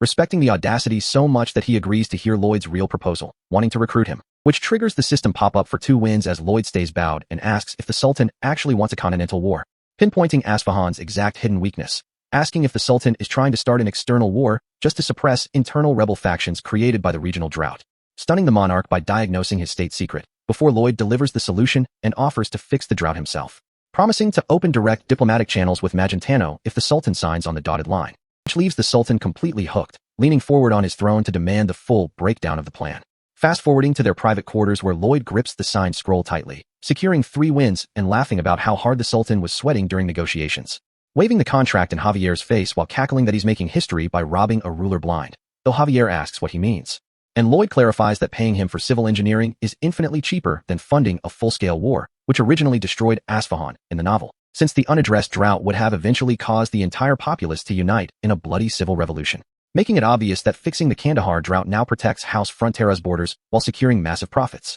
Meanwhile, deep in the moonlit inner palace, a warrior woman in white steps through the marble hall toward the Sultan, who reveals her as his daughter, Princess Sarajard, and prepares to assign her a critical royal mission, ordering her to escort Lloyd to the Kandahar construction site tomorrow morning, and shifting his expression into pure, aggressive determination as he commands her to seduce Lloyd and capture his heart at all costs, which Sarajard calmly accepts with a bow, ready to carry out her father's orders, leading to the next morning outside the capital gates, where Princess Sarajard introduces herself beside her camel, leaving Lloyd super confused while adjusting his desert wraps, pointing out that he already has Javier as his escort knight, gazing back at Sarajard's intense, unblinking eyes and wondering if she was sent as a spy to monitor his construction work, until her name suddenly clicks in his head, realizing that she's the actual royal princess of Asfahan and questioning why royalty is going to a dusty job site. And as he blurts out in surprise, Sarajard remembers her dad's orders and tries to execute a flirtatious pose, but her warrior instincts make her body creak like a broken robot, attempting an awkward, high-fashion model pose with one hand behind her head, which instantly sends Lloyd into a mental panic at her sudden attempt to act cute, staring at her intense, terrifying eyes that look like she's about to rip his throat out, before his flawed logic jumps to the absolute worst conclusion. Convinced that this stiff, deadly pose is an aggressive romantic proposal and that Princess Sarajard is desperately in love with him, screaming in silent agony as he envisions Sultan Samarkand beaming with pink hearts and demanding he become his son-in-law. The real engineering key to stopping Kandahar from collapsing into a total wasteland is building a Kanat, which is basically an underground water channel, because if you try piping water across the scorching desert surface, the heat will evaporate every single drop before it ever hits the city, meaning the only way to save Kandahar is tapping into perpetual snow melt miles away, which is why Lloyd finally collapses face first on his guest bed, smiling like he just survived finals week, ready to catch some rest, until his instincts kick in and he opens one eye, only to find Princess Sarajard standing directly over his bed like an antagonist, hitting a posture so aggressively stiff you would think her spine was glued together, while her eyes glare down at him like she's calculating the quickest way to pull his guts out through his stomach, forcing Lloyd to sit up and catch his breath, trying to negotiate by asking why she's looking at him like a hitman, only for her to deadass claim that standing like a posturepedic nightmare is just her natural pose. And look, you gotta understand who she is. Sarajard is the youngest desert princess, a legit sword expert at a young age, and because desert royals are hidden from the public, nobody outside the palace knows her face, which gives Lloyd the perfect excuse to pretend he has zero clue who she is so he can sabotage her father's honey trap mission. So when she coldly claims her father ordered her to guard him day and night, Lloyd looks at her like she just asked to borrow his social security number, pointing out that he already has a guard, while Sarajard glares over at Javier, standing in the corner like a 6'2" wall of blue aura. And Lloyd doesn't even hesitate to flex his boy, telling her Javier isn't just some random guard, he's a high sword master, before pulling the most disrespectful face in human history, telling her he'd rather have Javier guarding him than 50 of her, so she can get the fuck out, which instantly snaps her last brain cell, causing her eyes to pop with rage as she draws her blade with a sharp hiss. But instead of panicking, Lloyd goes full victim mode, sticking his neck out and screaming like a toxic player asking her to slice it, taunting her that the moment she kills him, she has to go back to Sultan Samarkand and explain how a non-sword master blew the whole kingdom's future, laughing like a demon while telling her Samarkand will put her head on a spike with a sign saying she couldn't reach sword master if she lived 50 lifetimes. And that does it. Sarajard loses her composure, dropping all martial decorum and throwing hands at his face, pummeling him into the carpet while Lloyd screams for Javier to save him. But Javier is standing right there hitting a light chuckle like he's watching a UFC fight for free, with Sarajard yelling that he's a trash bastard, beating his ass until she physically runs out of steam, leaving Lloyd face down on the floor looking like a swollen tomato. But he's whispering plan successful because he just weaponized domestic violence to ruin her romantic assignment. And when Lloyd sits up yelling at Javier for letting his face get rearranged, Javier looks at him like my mom looks at me when I get a ticket for speeding, casually mentioning that he didn't step in because Lloyd earned every single punch. So Javier asks why he went out of his way to provoke her, and Lloyd breaks down the real strategy. He hates extreme climates, so getting stuck in a political marriage here would be hell. Meaning destroying her romance mission was step one, plus a warrior of her caliber belongs on a real battlefield instead of playing wife for a monarch. Which is why that night, Sarajard is out on the palace roof under the full moon, aggressively swinging her blade into the night sky, just to vent her frustration. Until morning breaks over Kandara with the Ring of Steel, where she catches Lloyd and Javier walking out in desert gear, demanding to know where they think they're sneaking off to. And when Lloyd tries telling her that bringing a rookie along will only ruin their construction speed, he turns around with the most unhinged red aura sneer you've ever seen, hitting her with a harsh reality check, and instantly launches into a high-speed, screaming technical lecture about pre-stressed concrete formulas and heavy aggregate density, leaving Sarajard standing there in sweat-drenched horror, genuinely convinced he's casting high-tier dark magic. As Lloyd keeps shouting about 20mm rebar reinforcement, overloading her brain with so much engineering math that her body physically shuts down, yelling about 350 kgf tension tolerances while her eyes roll back, dropping her flat on the floor, while Lloyd laughs that technical jargon is the ultimate counter for martial artists, only to turn around and see Javier also unconscious on his knees because his sword master Insomnia couldn't handle the lecture either. So Lloyd steps over both of them and walks into Kandara's central square, where every single local gives them the cold, icy glares of people who hate capital elitists. And Javier points out that the villagers resent them because the capital lives in luxury while their countryside starves from drought. But Lloyd just flashes a sinister grin, knowing that turning hostile locals into an obedient workforce is simple if you control their basic survival. So he suddenly looks up at the sky and yells for his team, ordering Javier, Padong, and Bangul to stay in the city square and construct a stone intake basin, while telling Coming and Hamong that they're flying 40 kilometers south to the mountain snowfields, hopping on top of his giant white bird summon and diving straight through the clouds, soaring across the sky until they reach the frozen mountain peaks, where Coming activates its spatial storage skill, opening its mouth and sucking up thousands of tons of pristine glacial meltwater. And as dusk settles, Hamong carries the water-swollen hamster back toward Kandara, hovering over the newly constructed stone reservoir under the full moon, where Coming leans over and unleashes a massive geyser of mountain water straight out of its mouth, crashing into the dry stone basin with a splash so loud the entire square shakes, making a dehydrated villager fall to their knees crying real tears. As the entire crowd erupts into hysterical weeping and screaming, celebrating the miracle of fresh water appearing in their dry city center, until a pair of heavy boots steps onto the ledge above them, and Lloyd looks down with the unhinged grin of a man who just secured total psychological dominance, watching their desperate joy while screaming at the top of his lungs, telling them to be grateful and spread the word, because by giving them this instant miracle, he just bought their absolute loyalty to dig his subterranean cannet tunnels for free. And right after pulling off that water miracle, Lloyd stands elevated in front of the crowd with his arms stretched out, demanding that every single person engraves his name into their souls forever, which immediately pisses off the local desert dwellers, who start throwing rocks at his head while calling him an imperial dog. Except he dodges every throw with zero effort, making them realize this dude isn't just a noble, he's a slippery menace. And even though some stubborn citizens refuse to drink out of pure spite, Lloyd keeps the stone reservoir filled to the brim every morning, forcing them to notice the endless supply, loudly proclaiming that he'll deliver fresh water daily until every man, woman, and child in Kandara yields to him, while low-key raging on the inside because none of those rocks actually hit his dodge counter. So he pivots to a psychological campaign, letting families enjoy clean drinking water inside their homes, until Javier suddenly appears right outside their window like a sleep-deprived horror villain, followed immediately by Lloyd's unhinged smile barging into their minds to claim credit, slowly conditioning the entire population until they can't even look at a cup without thinking of his face, to the point where a guy washing his hands hears Lloyd's name echoing from the basin. A woman pulling water from a deep stone well sees his face staring right back up at her, while Lloyd casually walks through the market with a shovel, looking like a man whose propaganda plan is hitting max efficiency, leaving the local desert residents unable to separate the concept of water from the name Lloyd Frontera, which is why he looks down at the town from above with the satisfaction of a corporate CEO, climbing onto top of a tent structure and screaming a single trigger word into the open sky, demanding the crowd respond to his call. And the entire town square roars his name back in unison, chanting Lloyd Ter like a newly formed cult, which forces Javier to ask if he just executed group hypnosis on an entire city. To which Lloyd proudly explains that this is basic marketing. Water is good, water is Lloyd, therefore Lloyd is good, before dropping a full real-world pharmaceutical commercial pitch for Devorin that leaves Javier staring at him in silence. Realizing his 21st century joke flew way over Javier's head, Lloyd gets slightly embarrassed and immediately pivots to recruiting workers for his main construction project.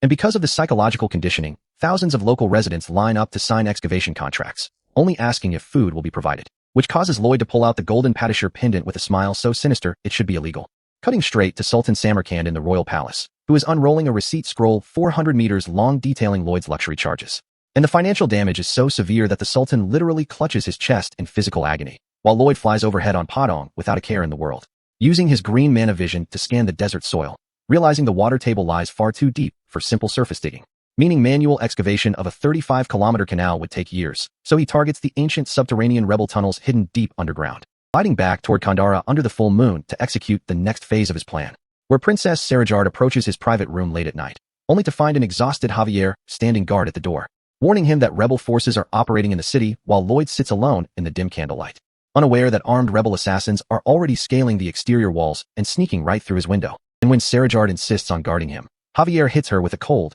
unbothered refusal, stating with conviction that the young master is always right, keeping her blocked in the hallway on purpose, which pisses off the desert princess enough to draw her curved blade and attack, swinging her sword in a high-speed arc to force her way past, only for Javier to raise his blade and block the strike without shifting his stance an inch, binding her weapon cleanly, leaving Princess Sarajard shocked at how easily her speed was neutralized. And as steel flashes through the corridor in a burst of high-level aura, Javier casually starts dropping combat coaching mid-fight, telling her to stop forcing mana volume and focus on particle oscillation instead. And when she angrily shouts that she has no interest in taking lessons from him, Javier reveals that Lloyd specifically ordered him to train her into a sword master, leaving her confused as the scene shifts away from the hallway fight, straight to an underground hideout where a group of armed rebels have Lloyd tied to a chair with a sack over his head, listening to his muffled grunts, as the rebel leader steps up to inspect their high-value hostage, only to get a weird feeling in his chest as he looks at the bound captive, watching Lloyd sit there in composure without a single trace of fear, radiating a sinister red aura under that cloth bag that makes the kidnappers realize they just walked straight into his trap.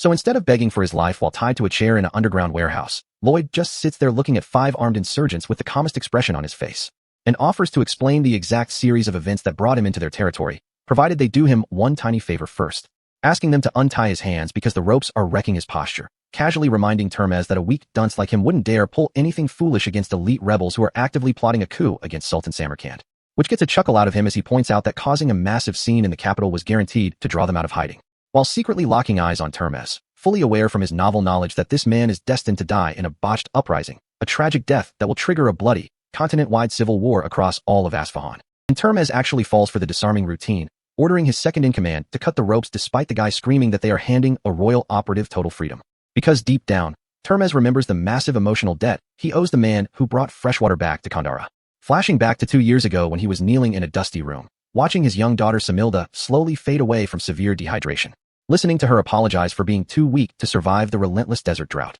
weeping as he blamed himself for sharing their last meager drops of gathered water with neighbors instead of saving it for his own child, right before shouts echoed through the streets. Remembering how Lloyd's miracle beast drew thousands of gallons of glacial water into the city plaza, giving his family and countless starving refugees a second chance at life. Which is why Termez feels morally bound to show him basic human respect, even if they stand on opposite sides of a bloody rebellion. Though he still drops a stern warning, telling Lloyd that the second he makes one suspicious move, his head is coming off. Right on cue, Lloyd responds by twisting his face into the most menacing, demon-possessed grin you will ever see, instantly triggering a full-blown panic among the rebels, who draw their curved blades and scream to cut this menace down before he executes whatever evil plan is running through his head. So how does Lloyd dodge a dozen incoming swords without casting a single spell? He throws his hands in the air, flops backward, and launches into a high-volume, theatrical recap of his entire life story, bellowing about how the Frontera barony was buried in severe financial debt 2.5 years ago, telling about how the sky was falling and the earth was splitting, only for him to single-handedly engineer Ondal floor heating systems to save the peasantry,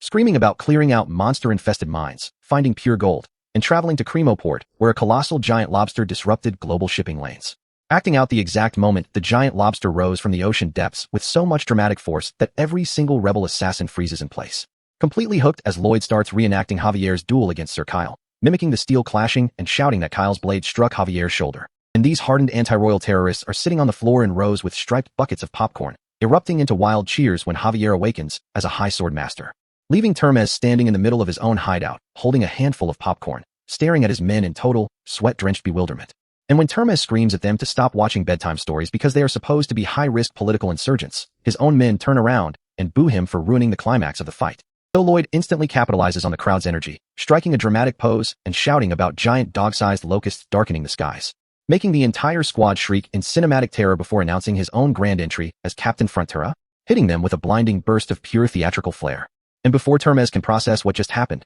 the scene cuts straight to the open sky, where he is suddenly flying through the clouds on top of Padong, screaming for his life and asking how a prisoner interrogation turned into airborne transportation, to which Lloyd casually offers to restart the story from 2 years ago until Termez begs him to stop, allowing Lloyd to smoothly lay out the actual trade. He needs their ancient 35-kilometer subterranean rebel tunnel network to shortcut the Kandara Khanate irrigation canal, and in return, he will secure full political asylum for every rebel and their families in the Magentano kingdom, leaving Termez so emotionally drained that he just nods along, trusting this unhinged engineer to somehow broker a treaty with a foreign monarch. While back at the Magentano royal palace, 2 black wizards are channeling glowing pink geometric arrays in a secluded underground chamber, keeping the dark sorcerer Cannavaro bound in glowing magic chains above a glowing floor glyph. As SSS tier mommy Queen Alicia stands above him in her white and gold military uniform with a red cape, watching coldly as Cannavaro stammers about Lord Targa's Shadow Syndicate. And when the dark sorcerer starts coughing up blood from the mana strain, the queen casually halts the interrogation for the day without blinking an eye, only for a high official to enter the hall moments later, announcing that Lloyd Frontera is waiting outside requesting an immediate private audience, leaving the queen genuinely baffled since he was supposed to be in the desert. As sunlight pours down through the grand stone pillars of the throne room, Lloyd and Termez kneel at the base of the massive red carpeted staircase, presenting their terms to the crown. And without hesitation, Queen Alicia grants complete political asylum and royal protection to Termez, his fighters, and their families, leaving Termez in sheer shock that Lloyd casually walked him straight to a foreign ruler and secured a binding royal decree in less than 2 minutes, while Queen Alicia smiles down at her favorite problem solver, praising Lloyd for executing her strategic orders with such aggressive competence, prompting Lloyd to drop a pained, humble response about how skilled people are cursed to work themselves to the bone, just so ordinary citizens can live in peace, though his internal soul is crying. Especially when Queen Alicia casually drops that Cannavaro's interrogation is making progress, meaning she will have a fresh batch of life-threatening tasks ready for him very soon, making Lloyd force out a polite response while cold sweat pours down his face, prompting the queen to tease his horrified expression and ask if he missed her so badly that he flew 10 days straight. As she steps down from her throne,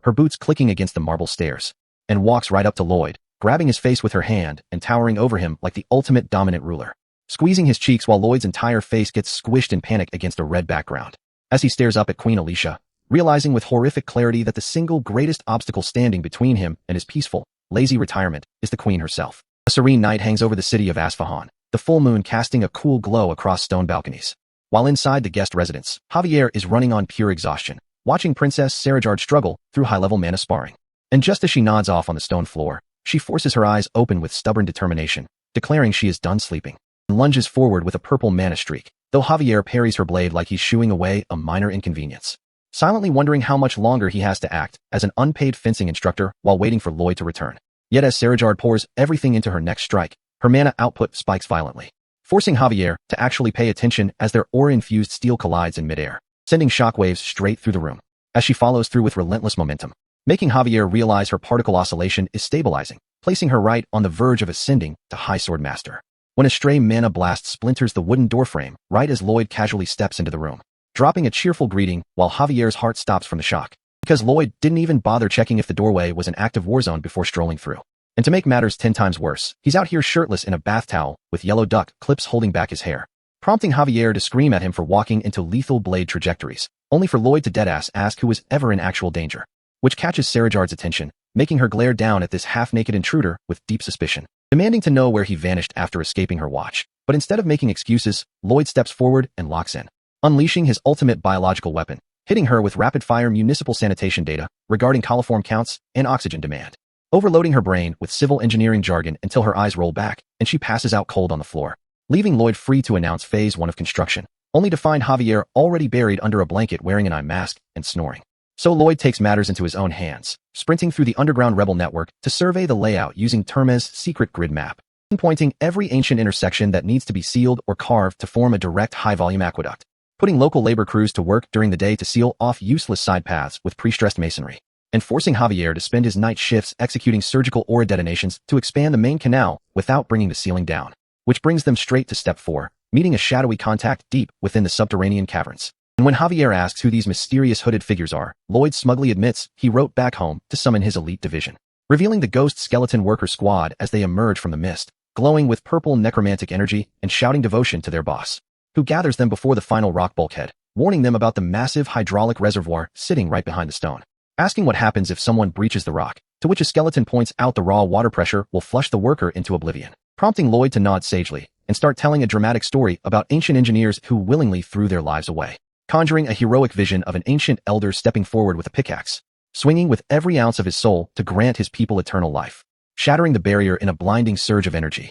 and letting the current sweep him away so future generations could drink, before spinning around and dumping that entire suicidal obligation onto a living human rebel worker named Thordes, standing there with a saintly smile while Thordes' soul experiences instant existential horror. And before Thordes can process the betrayal, Lloyd is already sprinting down the tunnel shouting fake emotional gratitude, forcing Thordes to chase him down screaming why a living human has to dig when undead ghosts exist, only for Lloyd to scream back in hypocritical rage about respecting the deceased. And when Thordes suggests using Javier, Lloyd shrieks that Javier only owns one outfit and cannot risk getting his dry cleaning ruined, exhibiting levels of sociopathy that would make Satan take notes, which is currently being broadcast live to the administrative halls of hell, where high-ranking demon bureaucrats are laughing hysterically at Lloyd's work ethic, watching the monitor in awe as a mortal man routinely outperforms their entire underworld department in raw psychological cruelty, under the watchful gaze of King Helcaros himself, who is taking detailed notes on Lloyd's management style. While back in the cavern, Skeleton Squad leader Turtleneck decides to step up and handle the breach himself to end the arguing,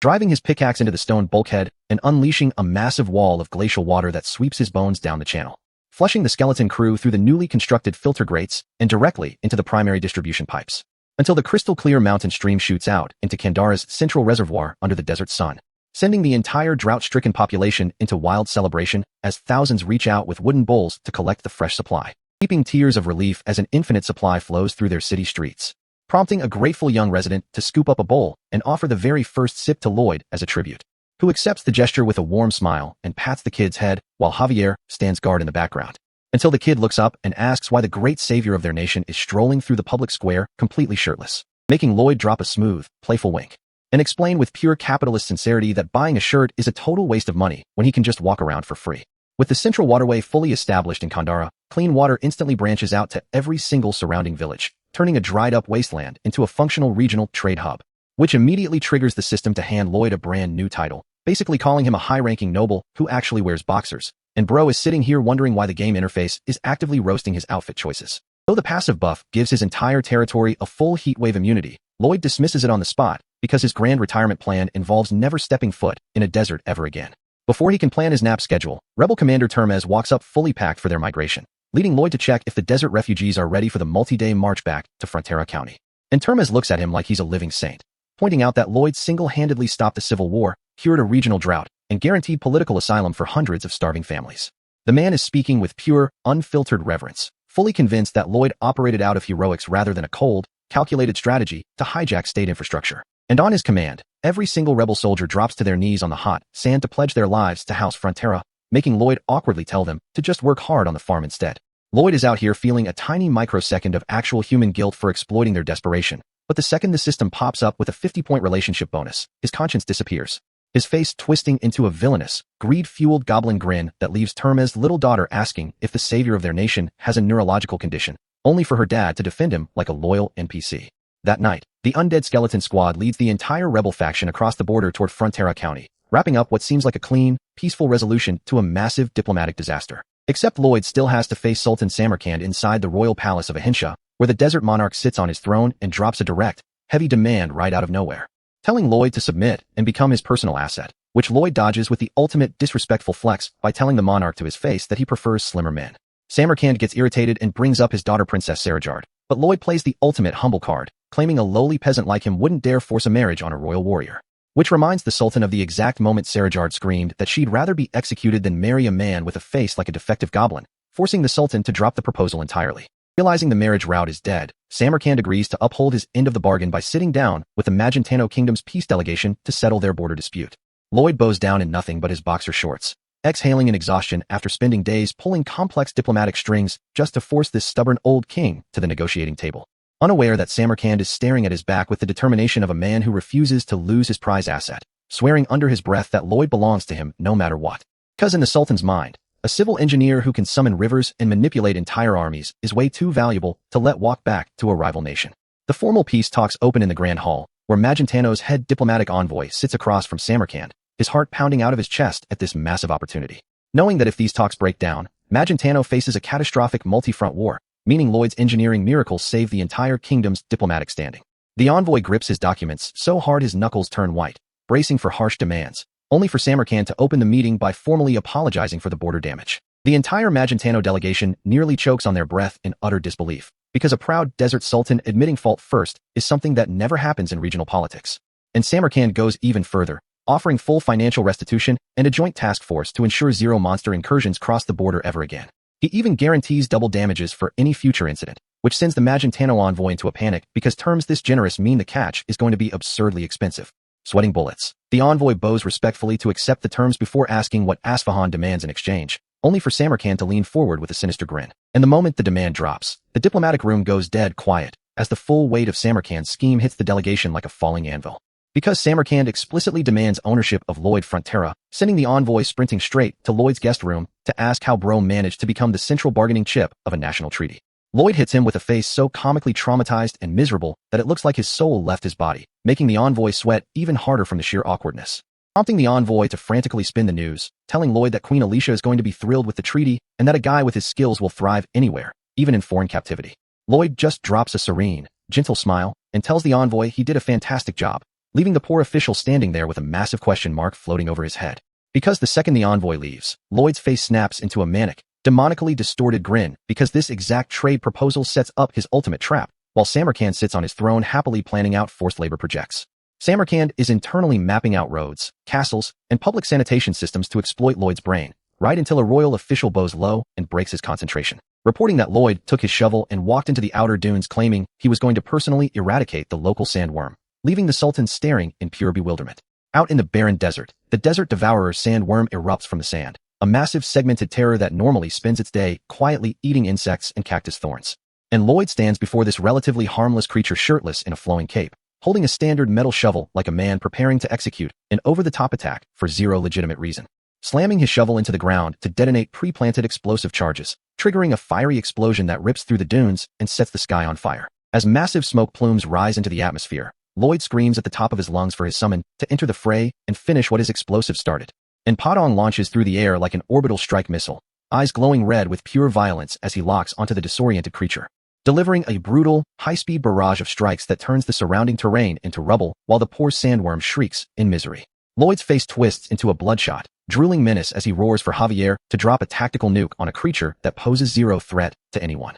Javier actually obeys, channeling his high sword master mana core to unleash a colossal pillar of emerald light that illuminates the entire desert landscape, bringing down a seismic energy blast that completely obliterates the surrounding dunes just to eradicate a single creature the size of a garden hose. Seeing a tiny charred piece of the worm still wriggling on the dirt, Lloyd loses whatever sanity he had left, clutching his hair and shrieking at the top of his lungs, screaming for the worm to die as secondary explosions rock the desert, turning a minor pest removal into an apocalyptic war zone, all while bellowing that he's committing this overkill in the noble name of Sultan Samarkand while laughing like a villain who just escaped an asylum. Watching this demonically distorted lunatic obliterate a harmless worm while screaming his name, Sultan Samarkand stands on the ridge sweating profusely, paralyzed by sheer terror. And the moment Lloyd turns around and hits him with a cheerful thumbs up like a completely normal human being, the Sultan's soul leaves his body. Realizing that keeping this sociopath in his kingdom will guarantee national destruction within a week, Samarkand frantically orders his advisor to tell Magentano they can keep Lloyd after all. Back in his study,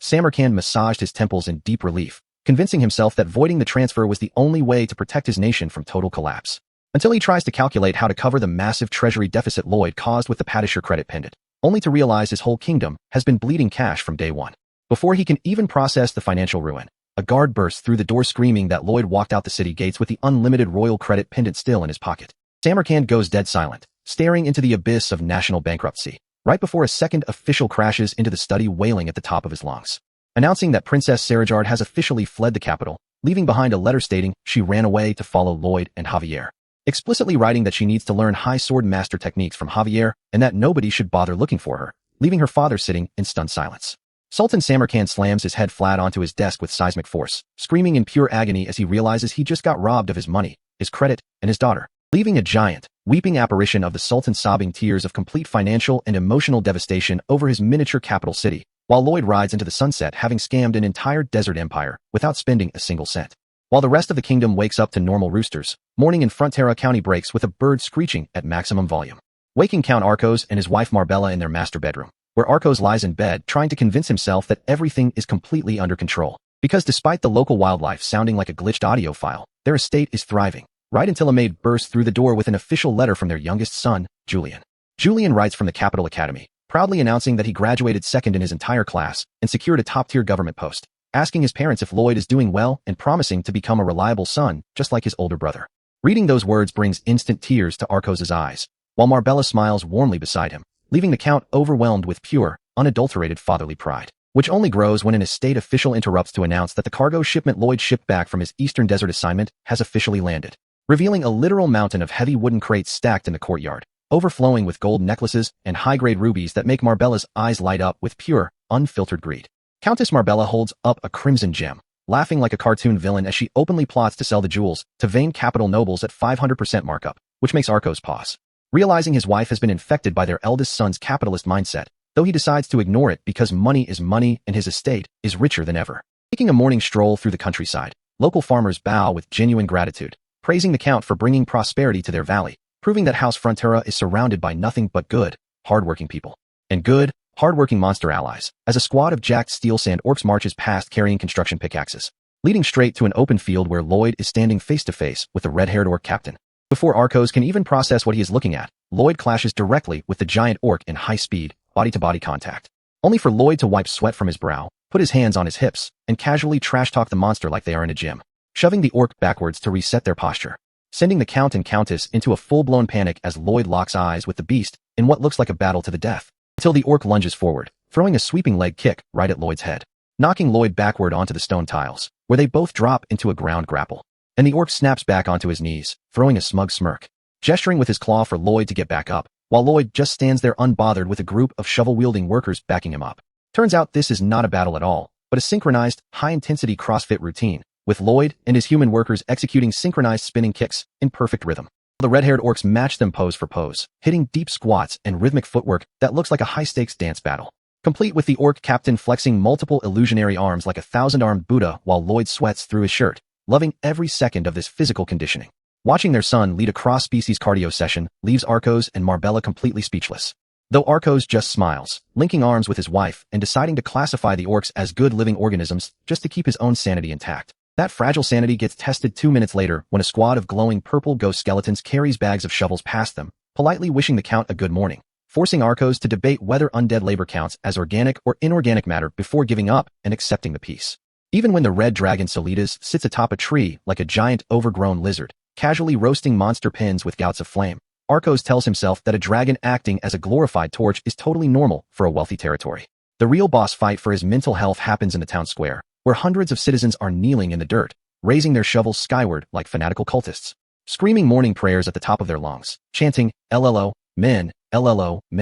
in full worship of Lloyd's civil engineering accomplishments. Arcos watches his peasantry engage in daily shovel worship, telling himself that despite the territory becoming a glorified cult center, no father in the kingdom could possibly be happier than him. A belief that immediately dies when a supply wagon rolls up, carrying Lloyd standing on top of treasure chests completely shirtless, wearing nothing but white shorts and a draped cape, while Javier sits beside him in full formal armor. The sight of their eldest son strutting into the family estate half-naked causes Arcos and Marbella to clutch each other in desaturated, wide-eyed horror. Watching Lloyd casually hop down from the wagon, though Arcos tries to collect his dignity and embrace his wife, trying to convince himself that he still loves his son. Grabbing Lloyd by the shoulders, Arcos looks at him with tearful, deeply pained concern, desperately asking why he is walking around the territory without a shirt on. And Lloyd just flashes a peaceful, angelic smile, winking as he explains that he refuses to wear his own travel clothes when they already have plenty of fresh shirts at home, proving his miserly soul will save money on shirt wear and tear at all costs. Meanwhile, deep within the capital royal palace of Magentano, Chief Diplomat Count Ventura kneels on the red carpet before the throne,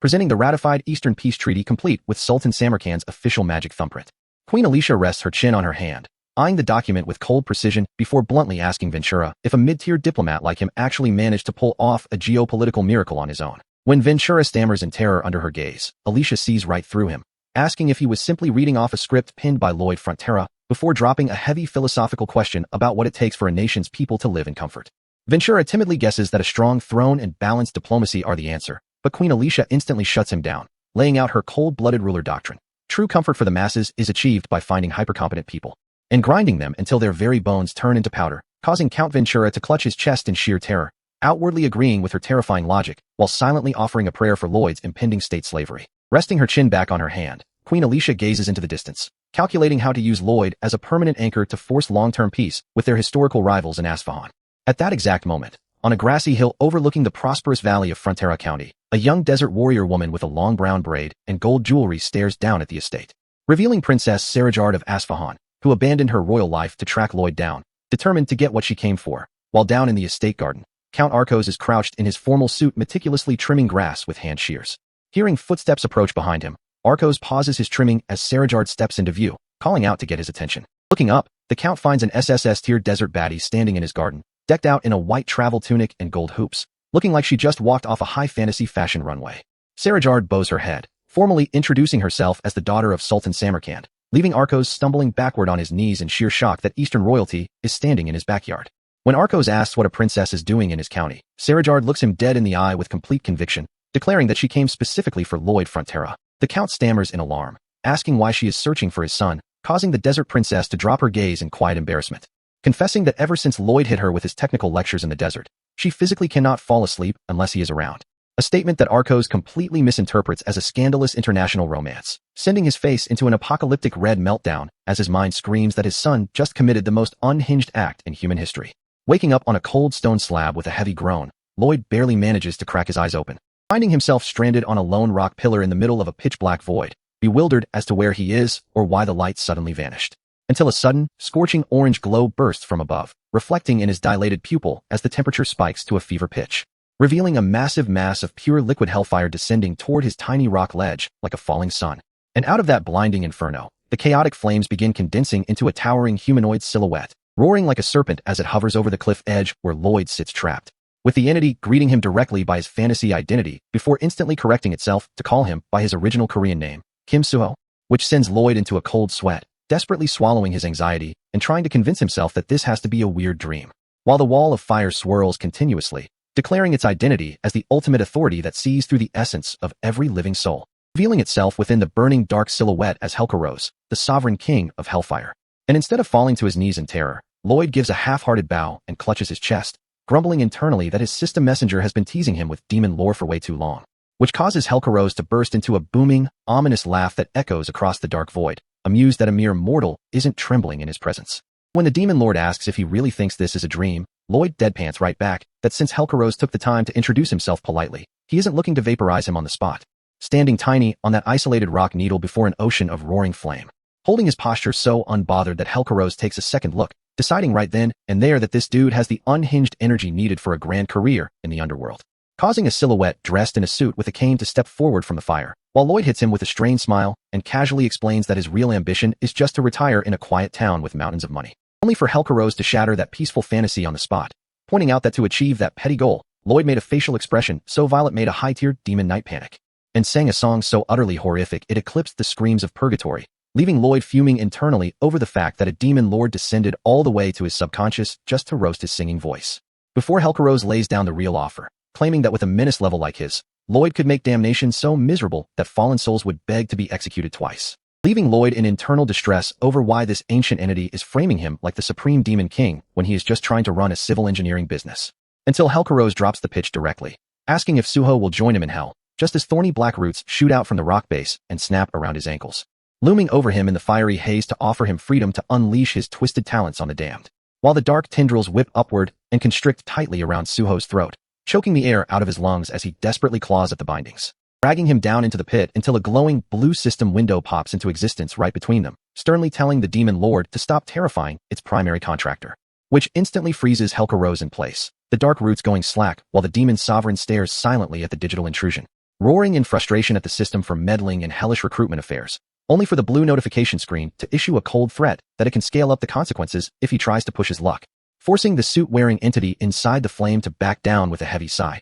agreeing to respect transmigrator boundary parameters, as the burning sky dissolves into embers, collapsing the dreamscape back into dark silence, and snapping Lloyd bolt upright in his bedroom back at the estate, drenched in sweat and gasping for air like he survived a drowning, clutching his burning forehead in bed while trying to make sense of the system intervening against the king of hell, right before a sudden knock at the door breaks his panic, with Javier stepping into the chamber and immediately giving him a side-eye over why his master looks like he ran a marathon in his sleep, announcing that a distant guest has arrived at the estate, which instantly makes Lloyd pause as a terrifying, predatory grin spreads across his face. And as Javier turns around to walk down the hall, asking if he wants to know who showed up, Lloyd doesn't even bother asking because he already knows, smugly calling out Princess Sarajard's name before Javier can finish, explaining with a sinister smirk that nobody can walk away after experiencing his civil engineering lullabies. Chuckling low like a villain while Javier stands there stunned, realizing Lloyd engineered this whole dependency back in the desert on purpose. Cutting to the formal reception room where Princess Sarajard, decked out like an SSS-tier desert waifu in gold jewelry, asks if he wants her to record his voice into a magic crystal,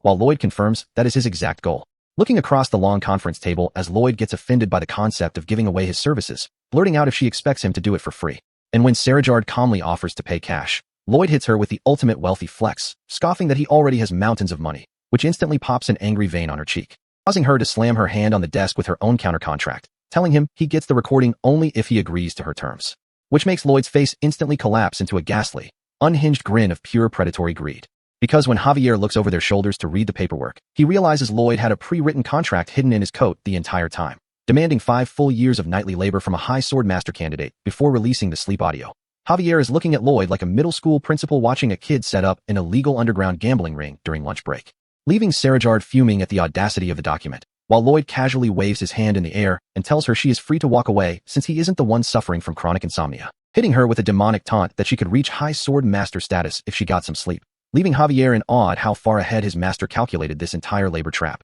Realizing Lloyd ordered him to spar with Sarajard earlier specifically to raise her martial ambitions so he could lock her into 5 years of uncompensated territory defense, right as a blue system window appears to roast Lloyd for making demon lords look ethical, prompting Lloyd to shamelessly claim he is basically an angel for providing jobs and upgrades, before covering his ears like a toddler when the system calls him out for being petty. And as Sarajard trembles with rage, realizing she was played from the start, Lloyd pretends he loses cell service, making static sounds until she delivers a thunderous slap across his face, leaving Lloyd folded across his desk with a crushed nose while she stomps off screaming, leading into a peaceful sky panel that shifts the timeline back a few days, showing Sarajard trekking through the deep forest carrying a massive traveler backpack, cursing Lloyd's cheap tactics before wrestling with her desire to become a sword master and earn her father's respect, admitting to herself that earning her father's approval is worth signing any contract, right before she stops in her tracks and realizes she is lost in the middle of nowhere, struggling through the thick foliage to find a pathway, until she peeks around a tree trunk and spots the Frontera estate grounds right ahead, bringing us right back to the present day as her gold collar glimmers in the sunlight,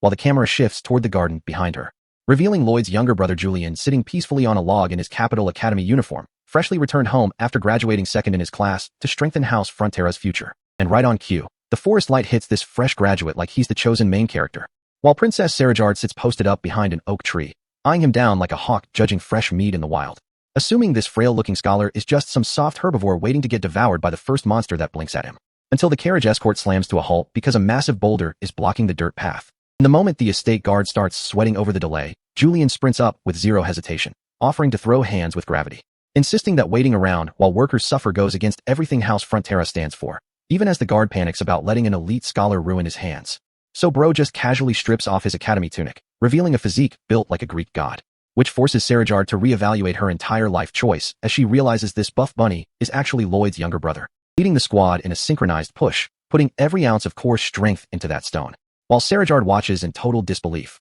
unable to process how this hard-working golden retriever came from the exact same bloodline as that predatory scoundrel. And when raw muscle fails to move the granite, Julian defaults to his brother's sacred economic doctrine, declaring that no problem on earth can stand against a shovel, which prompts Sarajard to step out from the tree line, warning him that digging through solid mountain bed would take 24 full hours. And before anyone can object, her hand flashes toward her golden hilt, sending Julian's eyes wide with surprise, framing the two of them in this absurdly romantic, flower-draped panel. Even though her internal thoughts are pure cold calculation, figuring that doing a favor for the little brother gives her political leverage over the older devil, she unleashes a single, high-frequency mana arc that slices through space, turning the massive granite boulder into fine gravel in a microsecond, sending a shockwave through the dirt path that leaves the escort guards ducking for cover like artillery shells just landed. And as the dust settles, she slides her blade back into the scabbard without losing a single breath, leaving behind nothing but a clear road and pulverized gravel, which leaves Julian clutching his folded jacket like a blushing anime heroine, stammering out his shy gratitude before she asks for his name.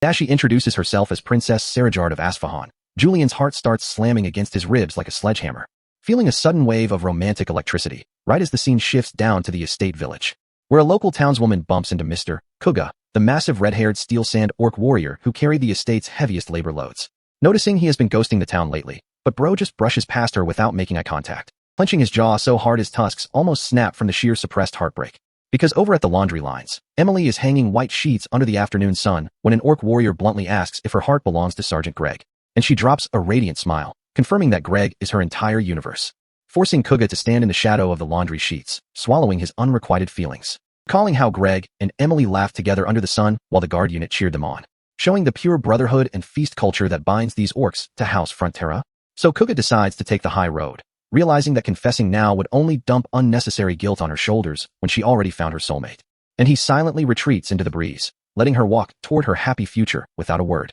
Meanwhile, inside a nearby workshop, a local girl is slumped over a wooden table, sighing loud enough to drown out the room while her brother drafts weapon blueprints, asking him if the world would treat a human girl like a freak for falling in love with an orc warrior. And her brother doesn't even look up from his desk before dropping a reality check, telling her family would break her legs, which triggers a heated argument about respect and loyalty across species lines, leaving the men wiping back tears over the dramatic weight of unrequited love, which transitions into the Frontera Grand Dining Hall, where Count Arcos is weeping into his steak from overwhelming paternal pride, while Sarajard sits across the table staring at him, her mind flashing back to her own childhood, where Sultan Samarkand stared down at her with cold, transactional malice, demanding she either become a sword master or seduce a high noble to prove her worth, making it clear that his affection was locked behind high performance and political utility. So when Julian humbly promises to grind harder at his capital job to make the family proud, Lloyd, sitting there with a fat bandage taped over his broken nose, waves his hand and tells him to shut his mouth, reassuring his little brother that simply having the family alive and safe together is all he ever cared about.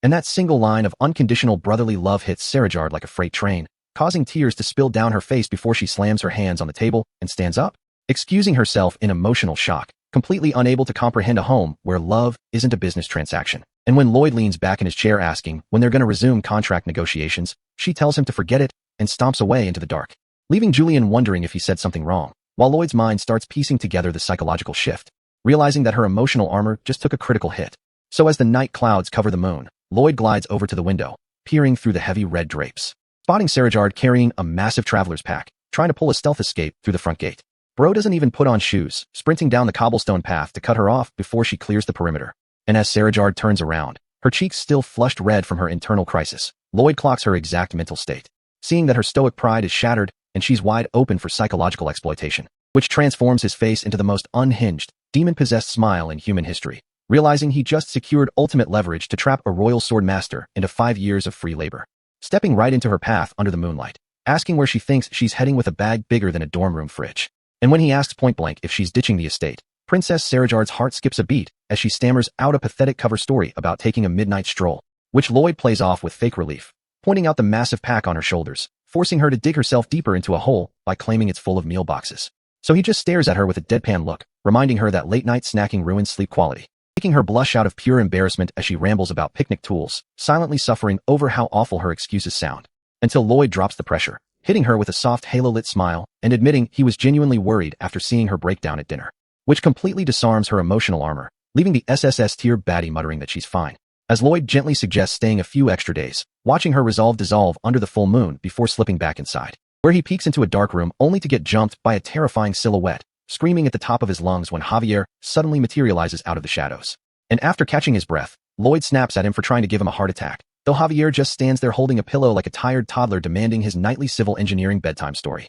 before dryly asking why Lloyd is making such an evil face while observing a pair of star-crossed lovers, brushing off Lloyd's claims of psychological expertise because women always look at Javier with those exact same hopeless eyes, which makes Lloyd's blood pressure spike from the unprovoked aura flex, while Javier coldly warns him that no amount of jealousy will earn his help in sabotaging Julian's romance. So Lloyd acts offended before shouting at Javier to beat it, dynamically pointing into the air as he vows to personally engineer his younger brother's love life, declaring himself the official Cupid of the estate, though his true motive runs far deeper than brotherly support. Because looking into the mirror with Javier hovering behind him, Lloyd remembers his past life encounters with Queen Alicia Magentano, flashing back to her cold, terrifying speech about grinding public servants' bones into dust for kingdom stability, triggering internal panic about getting worked into an early grave. Realizing that marrying Julian off to the royal princess of Asfahan builds an untouchable foreign diplomatic shield against central overreach, while Padong angry splashes in the background. So the next morning in the estate town, the Steel Sand orc warrior Kuga walks away after quietly surrendering his unrequited feelings for Emily,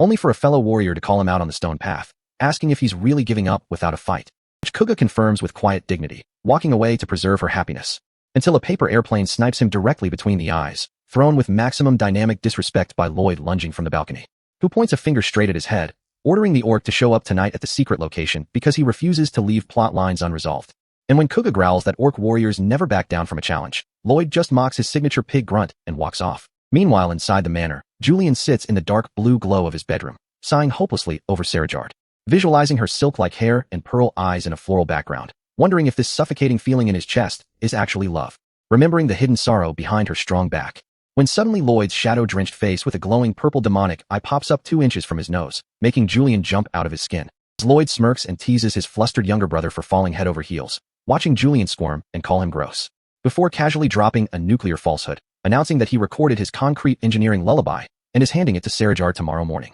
claiming that once she gets the recording she'll pack her bags and return to Asfahan forever, which instantly sends Julian into a full-blown stuttering panic. As Julian stumbles backward through the dark doorway in sheer panic, while across the estate, Sarajard stares down at her floor, having just swallowed Lloyd's parallel lie that Julian's capital appointment arrived early and he's leaving at dawn, while outside, Sergeant Greg gathers human guards to handle the orc meeting, leading to a standoff in the moonlit courtyard where Kuga and Greg step up to settle human-orc relations once and for all. While back in her room, Sarajard processes the devastating news that Julian is leaving tomorrow, gasping in terror and nearly striking reflexively when a guard speaks to her, her mind completely short-circuiting over the thought of losing him. Recalling Lloyd's casual chat about Julian's brilliant future in the capital, which makes her face go pale in pure panic. As both Julian and Sarajard spiral simultaneously in separate rooms, believing the person they love is disappearing from their lives forever. With Sarajard clutching her white dress by the moonlit window, tormented by the thought of never seeing his smile again, right as a wooden table tap echoes outside, triggering Julian to leap out of his room and sprint down the carpeted hallway,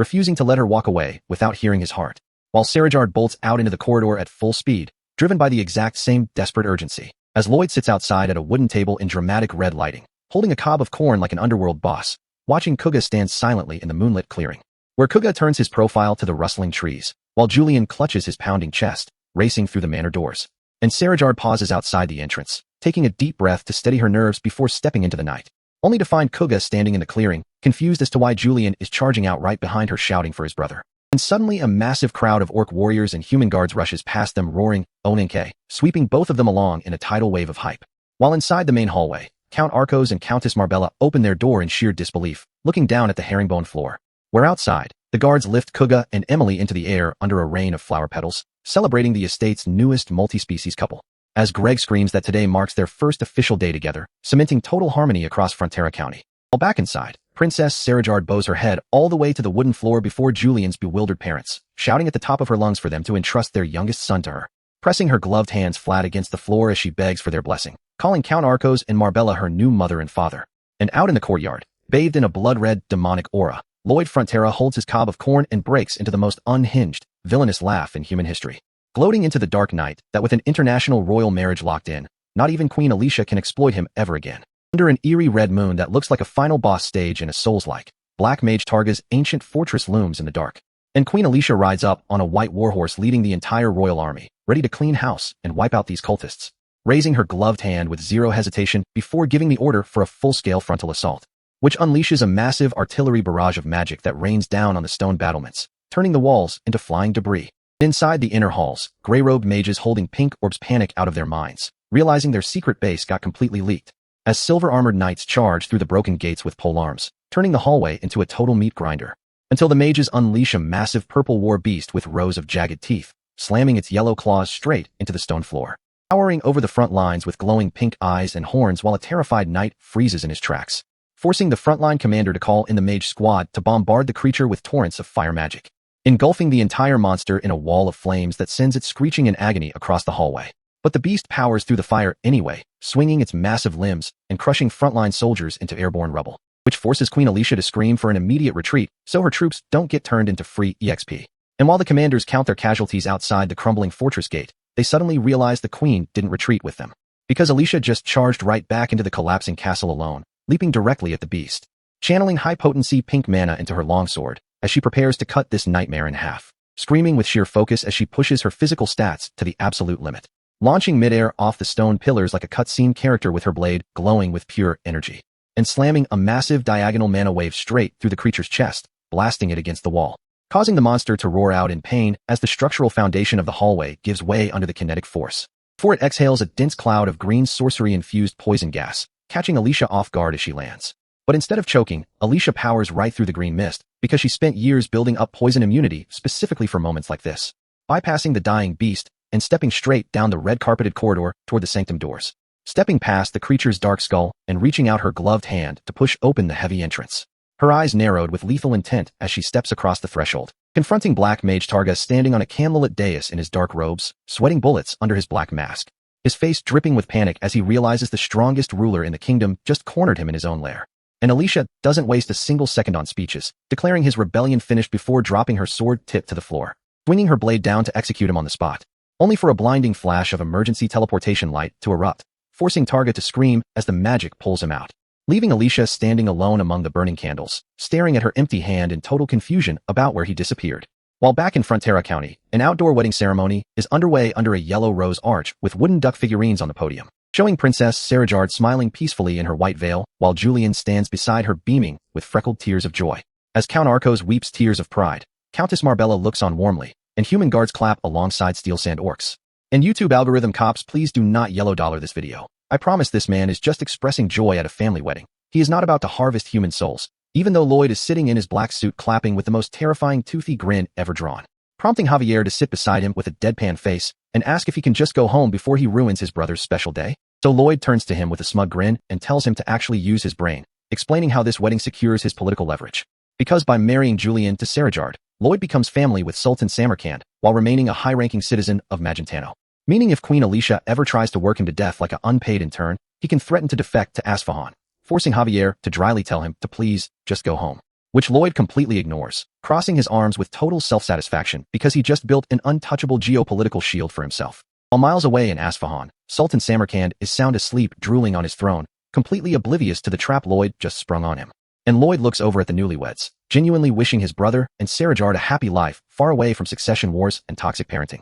Until the host shouts for the bride to throw her bouquet with all her strength, and Sarajard, being an elite warrior, takes that instruction literally and launches it like an artillery shell, sending the flowers rocketing past the terrified host and blowing through the wooden fence in a cloud of smoke and debris, which ends with Lloyd casually catching the smoking, charred bouquet in one hand while holding a wooden duck toy in the other, muttering a confused HUH. As guests applaud the newlyweds walking down the aisle, completely unaware that in the original novel, Sarajard was canonical dead after dying in a rebel attack. And Lloyd sits back with his arms crossed feeling a rare moment of peace, even if saving lives doesn't put instant cash in his pocket. And suddenly, a blue system window materializes in front of his face announcing that he just saved another major character from a gruesome fate. And as Lloyd internally scoffs at the obvious notification, the system brings up the saved fates counter, causing Lloyd's eye to widen in utter shock as the numbers start rolling up past thousands at hyperspeed, finally locking into an astronomical total of 23,513,442 saved human lives, leaving Lloyd paralyzed because saving Sarajard prevented Asfahan from collapsing into a war that would have wiped out 2 whole empires, which triggers 3 consecutive system rewards, converting those millions of saved fates into massive DP, unlocking a skill tier higher than ending spoiler, and granting him the right to use strongest worldview, leaving Lloyd staring at the glowing blue screen with his jaw on the grass as his entire understanding of the system gets completely blown wide open. And right on cue, the system drops a brand new skill interface into the air, offering him 30 seconds of top-tier world power, which sounds decent on paper until Lloyd immediately hits it with the ultimate reality check, calculating that 30 seconds isn't even enough time to skip a YouTube ad, let alone win a high-stakes war. But before he can even tap decline, the fine print drops the real bombshell, demanding he forfeit every single summon, passive skill, and story spoiler he's farmed so far, which turns his face into a contorted nightmare of pure dread as he tells the status window to get lost before his whole retirement plan goes down the drain. So he immediately pivots back to reality, plastering on a friendly smile to greet the royal envoy, who just officiated Julian's wedding, thanking the man for cementing a crucial peace deal between 2 massive empires. And the envoy actually bows in deep respect, admitting he used to think Lloyd was just an arrogant clown,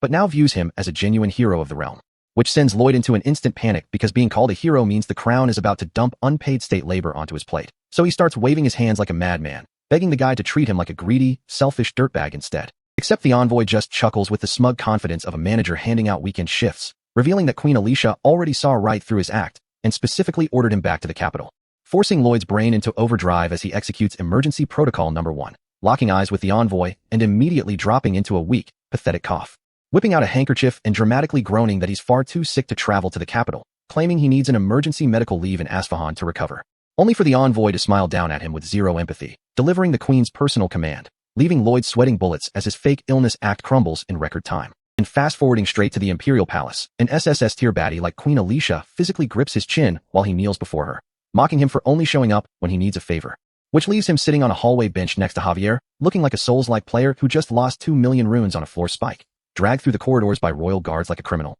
and dropped right back onto the cold marble floor of the throne room, completely out of options, where Queen Alicia sits at her desk with a terrifyingly polite expression, casually mentioning that if he had ignored her summons, she would have marched an entire army straight into his county out of a broken heart, followed by a sweet reminder that he'd probably flee to Asfahan if she did that. While Lloyd's internal translation matrix clocks the lethal threat behind her eyes, realizing one wrong move means imperial destruction. So he instantly lowers his head, offering total submission while secretly calculating how to negotiate his way out of being worked to the bone, reasoning that if he plays his cards right, he can dodge the royal labor trap. Right as Alicia stands up from her desk, telling him to follow her into the subterranean depths of the castle, guiding him past heavy stone arches and double-guarded vaults, until they step into a pitch-black chamber that leaves Lloyd's jaw hanging off his face, staring up at a colossal dragon skeleton floating in the dark like an endgame raid boss trophy. As Queen Alicia explains, they confiscated it from dark mages who were prepping a high-tier ritual, which instantly activates Lloyd's internal greed calculator, remembering from the novel that dragon bones make god-level magical artifacts. And he literally starts licking his own finger like a cartoon villain,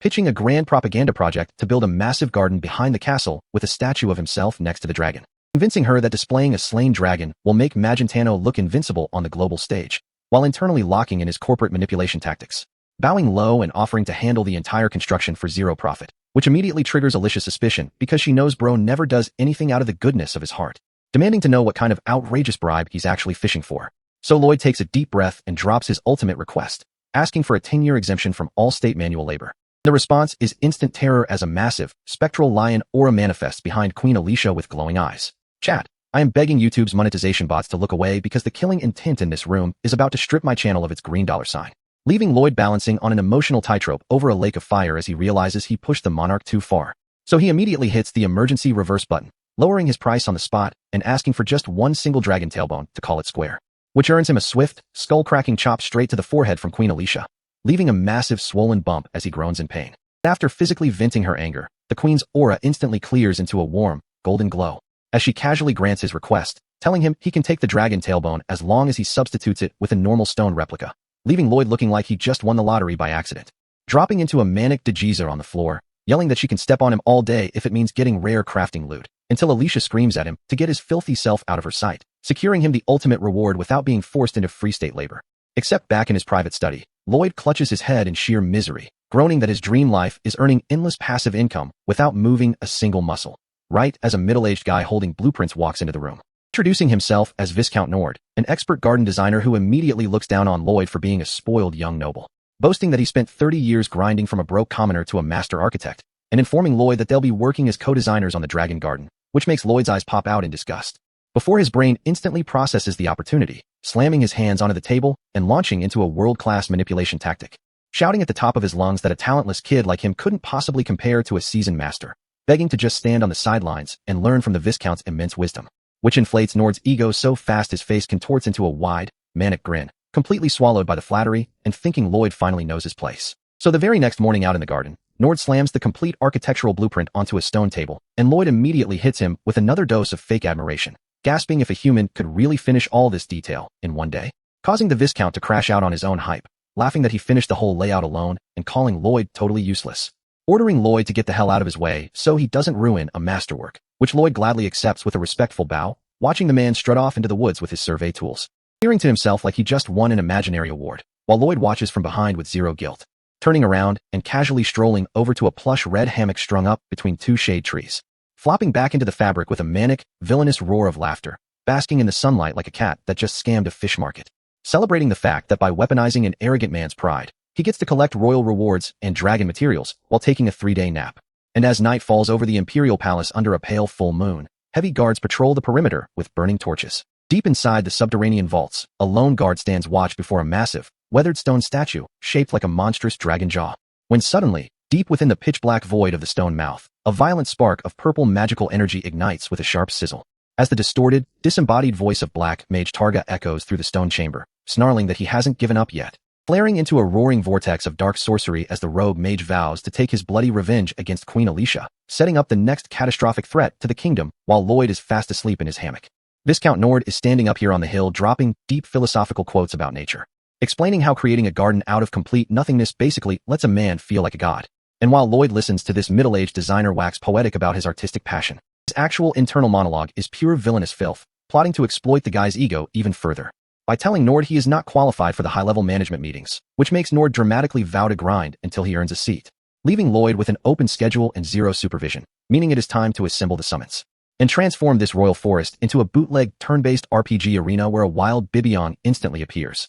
So Lloyd locks in like a sweat playing ranked matches, ordering Podong to unleash a full-power electric attack right on target, and personally directing the energy shocks until the poor beaver is fighting for its life, lunging forward to catch the next creature with the manic grin of a man who just scammed a bank, while Javier is in the background snapping tree branches at high speeds to deliver an emergency message. But before Javier can reach him, Pikachu executes an immediate mutiny, blasting Lloyd point-blank in the ribs, which leaves him groaning on his knees for 2 seconds before he stands up, bathed in golden light, screaming at the sky about how top-tier it feels to secure a paycheck without doing a single second of real work, until Javier slides into the clearing shouting that Queen Alicia is physically standing right behind them, triggering an instant panic where Lloyd slams 50 blueprints onto a table to fake an overwork migraine, while the top-tier monarch silently looms over him with a blade at her waist, watching him pretend to just notice her presence, causing Lloyd to drop flat onto the dirt in a dejiza so pathetic he looks like me lying to my landlord about why my rent check bounced, which she immediately calls out with a cold glare, asking him directly if he was out here slacking off, and pressing him on whether he thought a veteran like Viscount Nord was dumb enough to be tricked, which sends Lloyd into a sweating panic, completely unaware of the report Nord delivered back in the throne room, where Nord explained the major engineering flaw with the sightseeing boat passing the dragon skeleton monument, specifically how the extreme water level drop made the boat travel at fatal speeds through the canal. And when Alicia asked if the feature was getting scrapped, Nord revealed that Lloyd had already solved it by designing a stepped canal system equipped with dual-valve doors, allowing the chamber to fill and drain water like a real-world canal lock before letting the boat depart, telling the Queen that Lloyd fixed every single structural hazard on the site, while hand-delivering all the credit to Nord and calling himself an ignorant fool who just talks too much, praising Lloyd as the ultimate humble genius who abandoned his lazy habits to serve the crown. Which brings us right back to the woods, where Lloyd is still face down in the dirt expecting an executioner's axe, until Alicia tells him to raise his head and lower his rear before she personally kicks it, giving him a rare soft smile and confirming she is thoroughly satisfied with his performance. And as she turns around to march back to the palace with her royal guards, Lloyd breaks out into a drooling laugh, telling Javier that political maneuvers are light work. And as autumn freezes over into a heavy winter, Lloyd stays out in the snow drawing layout measurements, grinding straight through the freezing cold until spring blooms, revealing the completed dragon skeleton monument, which becomes the centerpiece for a grand royal banquet packed with foreign dignitaries and lavish food, where Queen Alicia sits on her throne like a total final boss holding court, forcing visiting diplomats to admit Magentano holds supreme global power and bow their heads, while Lloyd stuffs his face with free catering, dissecting her geopolitical flex with a full mouth, until Javier walks over holding a dessert, staring at him with pure deadpan disrespect, causing Lloyd to grab him by the collar and shake him like a broken vending machine, while Javier calmly reminds him that every single time they throw a party after a project, an apocalyptic disaster immediately takes place, meaning Lloyd is cursed. And right on cue, a violent impact cracks through the garden grounds, shattering stone pillars as the dragon's skeletal monument ruptures with dark purple sorcery, sending Lloyd into a complete brain melt because his system's simulation guaranteed 0 structural defects, until Javier steps in front of him with sweat pouring down his face, dropping the comm act, ordering Lloyd to prepare to run, which terrifies Lloyd even more because Javier never runs, as Black Mage Targa's residual curse fully ignites, transforming the dragon bones into a roaring dark nexus that spews massive clouds of purple corruption across the entire royal territory, expanding into an orbital vortex that threatens to swallow the whole planet. Turns out this apocalyptic nightmare didn't start today, because deep inside the dark remnants of the subterranean dragon skeleton, lingering consciousness was already plotting its payback, recalling the exact moment Queen Alicia stepped up with her blade, right before she severed his head, because Black Mage Targa had secretly transferred his entire soul into these ancient dragon bones. And now his corrupted spirit has fully descended into the massive skeletal frame, spreading its spectral wings across the sky, and dropping a colossal bone claw straight down onto the palace grounds with enough force to shatter the entire garden, causing stone masonry and earth to erupt into a cloud of debris as the skeletal dragon bursts out of the monument, wreathed in glowing purple sorcery and letting out an earth-shaking roar that leaves Queen Alicia and her royal guards paralyzed in horror, as the nightmare entity swoops down directly over the banquet grounds, sending the imperial forces into total panic, forcing Queen Alicia to shout at the crowd to evacuate immediately,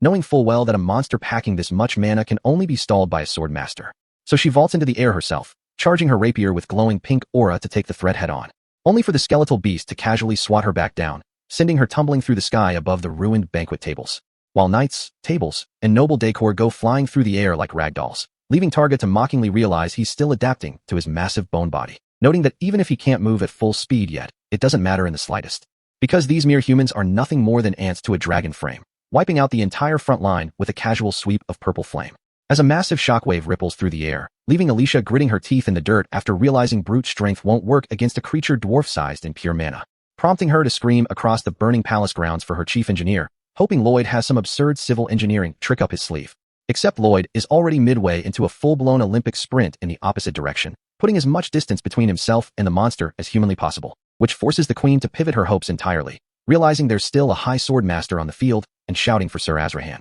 who happens to be running right alongside Lloyd, matching his stride while the dragon looms over the escaping crowd, keeping up a rapid pace through the garden paths while Lloyd tries to talk sense into his bodyguard, sprinting past overturned buffet tables and potted plants while yelling that if they keep fleeing, Javier won't get paid a single copper for his construction contract, before instantly flipping the script to gaslight Javier, screaming that he's a money-obsessed lunatic who only thinks about cash, while Javier just stares back in deadpan confusion. Until Javier without warning digs his boot in and kicks Lloyd right in the ass, sending his master flying forward to safety while he turns back to face the dragon alone, explaining with stoic resolve that if they leave a calamity like this unchecked, House Frontera will eventually get destroyed, so he has to protect Lloyd's honey jar, while Lloyd keeps sprinting across the distant grass, screaming back that the dragon has over 100 times Javier's mana capacity and that he needs to give up, leaving Javier to watch Lloyd's cowardly retreat with quiet respect, resolving to stall the beast even if it costs him his life, while the dragon charges a massive pink beam, unleashing a concentrated stream of dark magic straight through the garden foliage, knocking Queen Alicia off her feet and sending her flying back through shattered debris,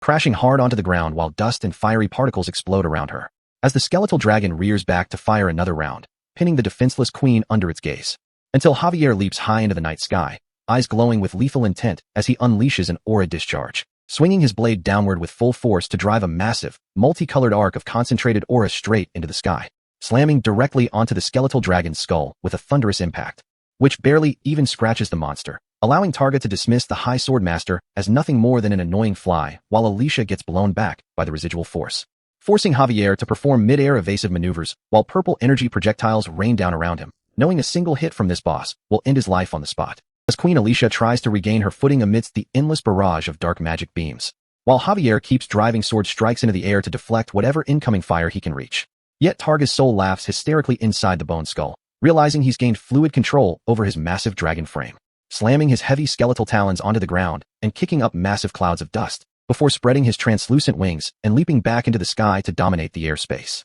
bombarding the terrain with fiery explosions while Lloyd halts his cowardly retreat to stand his ground with Alicia, watching the skeletal dragon circle above the burning forest like an airborne fortress, raining relentless lines of fire down on the fleeing survivors and blocking every possible ground escape, which is when Lloyd realizes raw sword skill won't cut it, pulling out a summon catalyst and holding Bibiong high into the air like a pocket monster, as Bibiong leaps forward and bites directly into a glowing red mana crystal, triggering an instant evolution, while Lloyd launches Goming straight into the sky with a high-altitude command for a megaton press, sending the heavy beaver crashing down like an anvil right onto the dragon's neck bone with a brutal impact, stunning the giant beast just long enough for transformed Bibiong to swoop down, scooping up Lloyd, Javier, and Queen Alicia onto its back in one smooth rescue, soaring up into the clouds while the skeletal dragon rages in utter confusion at what just hit it. And as they ride Bibiong to safety, Lloyd immediately orders Goming to drop a shit bombardment, leaving the poor summon blushing in embarrassment, prompting Padong to start screaming at Goming from the sidelines to drop the shyness and just unleash the payload already.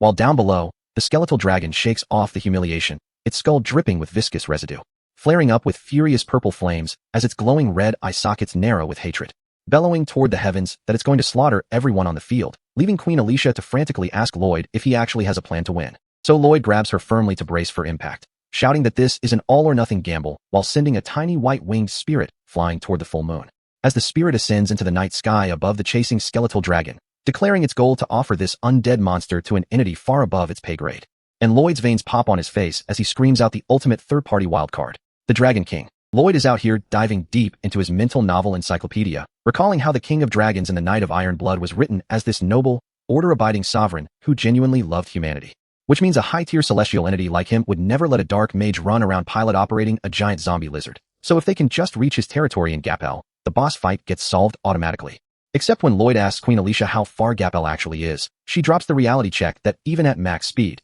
it's going to take an entire day of nonstop flying to get there, which instantly sends Lloyd into a total panic spiral, because holding off a nuclear-level skeletal dragon for 24 hours straight in midair is a fast track to getting swallowed whole. Targa snaps his colossal bone jaws shut right where Bibiong was floating a millisecond ago, barely missing them as the little summon executes a high-speed barrel roll. Queen Alicia is losing her mind over how a massive skeletal frame can move with that kind of absurd speed, but Javier doesn't even flinch, stepping up to the edge of the mount and locking in his high sword master mana without a second thought, launching a green aura blast straight through the night sky to buy them some breathing room. The beam of light cutting across the clouds like a railgun shot aimed directly at the undead monster's skull. Targa scoffs inside the bone cockpit, flaring his purple dark magic to deflect the blast, treating a top-tier night strike like a minor annoyance. Yet the sheer physical force of the impact still rattles the giant dragon frame, stalling its forward momentum just long enough for Bibiong to gain elevation. Lloyd screams out praise to keep Javier's stamina up, but Targa only grows more pissed off, roaring that these petty human tricks are about to end. Knowing Javier can't carry the defense alone,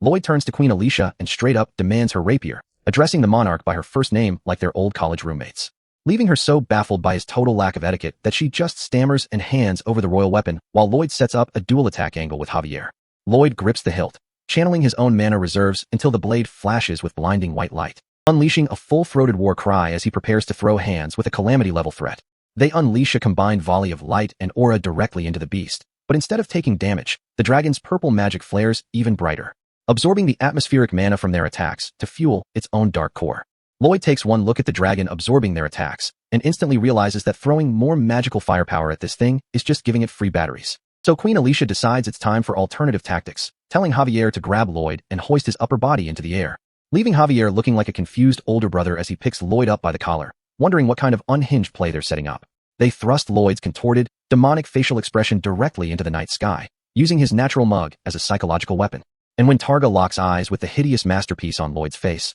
the dark sorcerer gets traumatized on a spiritual level, screaming in genuine terror that no human being on the planet should be allowed to look that grotesque. The psychological damage is so severe that the skeletal dragon coats its entire eye sockets in thick purple mana just to block out the sight of Lloyd, leaving Queen Alicia genuinely impressed that Lloyd's face turned out to be the ultimate flashbang defense. Even with its eyes blocked by dark magic, the giant dragon refuses to break pursuit, relying on pure mana sensing to track them down. Targa remembers every single time Lloyd ruined his life's work, from curing the royal poison to destroying his mastodon army, and vows total revenge. While Alicia launches another wave of pink rapier aura, only to watch it bounce off the dragon's reinforced dark shell. Seeing that physical and magical attacks are getting them nowhere, the situation turns grim as the monster closes the gap. The beast keeps its eyes sealed shut behind thick mana, proving that its hatred for Lloyd's mug outweighs its desire to see where it's flying. Javier tells Alicia to cover her ears with mana and commands Lloyd to unleash the screams of hell, which Lloyd defensively points out is just his normal singing voice, before opening his jaw and letting out an ear-splitting vocal assault that forces Targa to seal the dragon's ear canals with mana as well.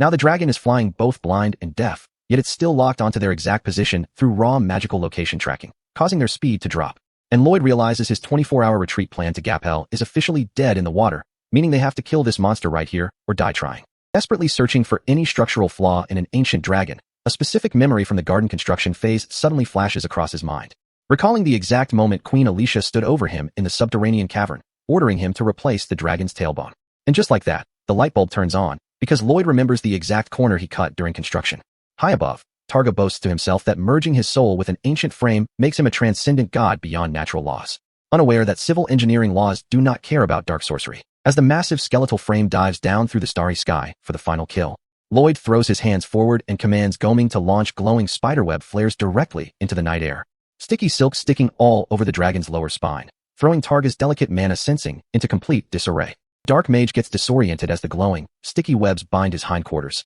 masking his spatial awareness, leaving the undead beast floating in midair, completely confused about where its targets went. Javier doesn't miss the window, diving off Bibiong's back into the open sky with his green aura blade fully charged for a precision strike. Lloyd points directly at the web tail section and screams out the exact target, the fourth tailbone from the pelvis. Javier slices cleanly through the purple dark magic shroud, exposing a single segment that glows dull white under the web flares. And Lloyd grins internally as he recognizes the cheap granite block he used to replace the original fossil. Even though Targa boosted the overall frame with high-tier dark magic, a cheap piece of kitchen countertop granite is still the single weakest joint in the entire spine. And when you have two high sword masters attacking the same structural flaw simultaneously, basic physics takes over. Queen Alicia dives right alongside Javier, her pink aura blazing as she screams at Lloyd for lying to her about using Emperor Whalebone. And Lloyd screams right back into the wind without an ounce of remorse that skimping on materials is the ultimate engineering principle. Alicia drives her royal rapier down with maximum force, combining her high sword master aura with Javier's green strike. The double aura impact shatters the fake granite tailbone straight to dust.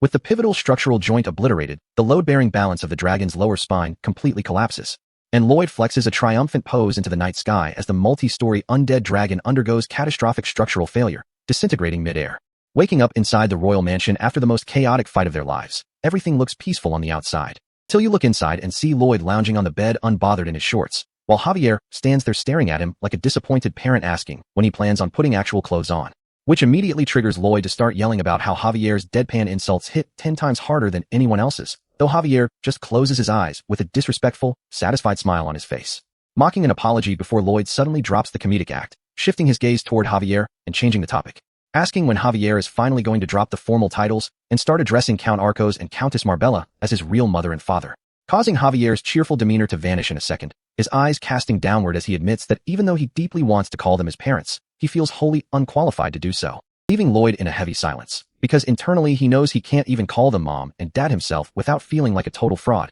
while Javier quickly apologizes for getting emotional and turns for the door, making Lloyd remember the tragic reality that Javier lost his real birth parents when he was just a kid, keeping a quiet memorial shrine tucked away with lit candles and fresh offerings for two people he can never see again. And just as Javier reaches for the doorknob, he pauses, turning back to ask Lloyd what his own parents were like, and if he even remembers them, prompting Lloyd to look right back at him with a gentle smile, admitting without any of his usual cynicism that yeah, he really is curious about them. Because right before waking up in this room, the battle against Black Mage Targa's skeletal dragon had reached its breaking point in the sky above the forest, where shattering that cheap granite tailbone caused the entire multi-story construct to lose its center of gravity, sending the massive skeletal beast spiraling downward toward the earth, smashing through the canopy and kicking up a massive vortex of dirt, shattered stone, and torn up trees that tore across the cliffside, forcing Targa's dark soul trapped inside the skull to panic as he desperately tried to regain his footing on the collapsing structure. While high above the chaos, Lloyd's summoned beast Goming dropped out of the sky like a strike jet, zeroing in directly on the monster's head, slamming straight onto the dragon's snout to deliver a brutal press,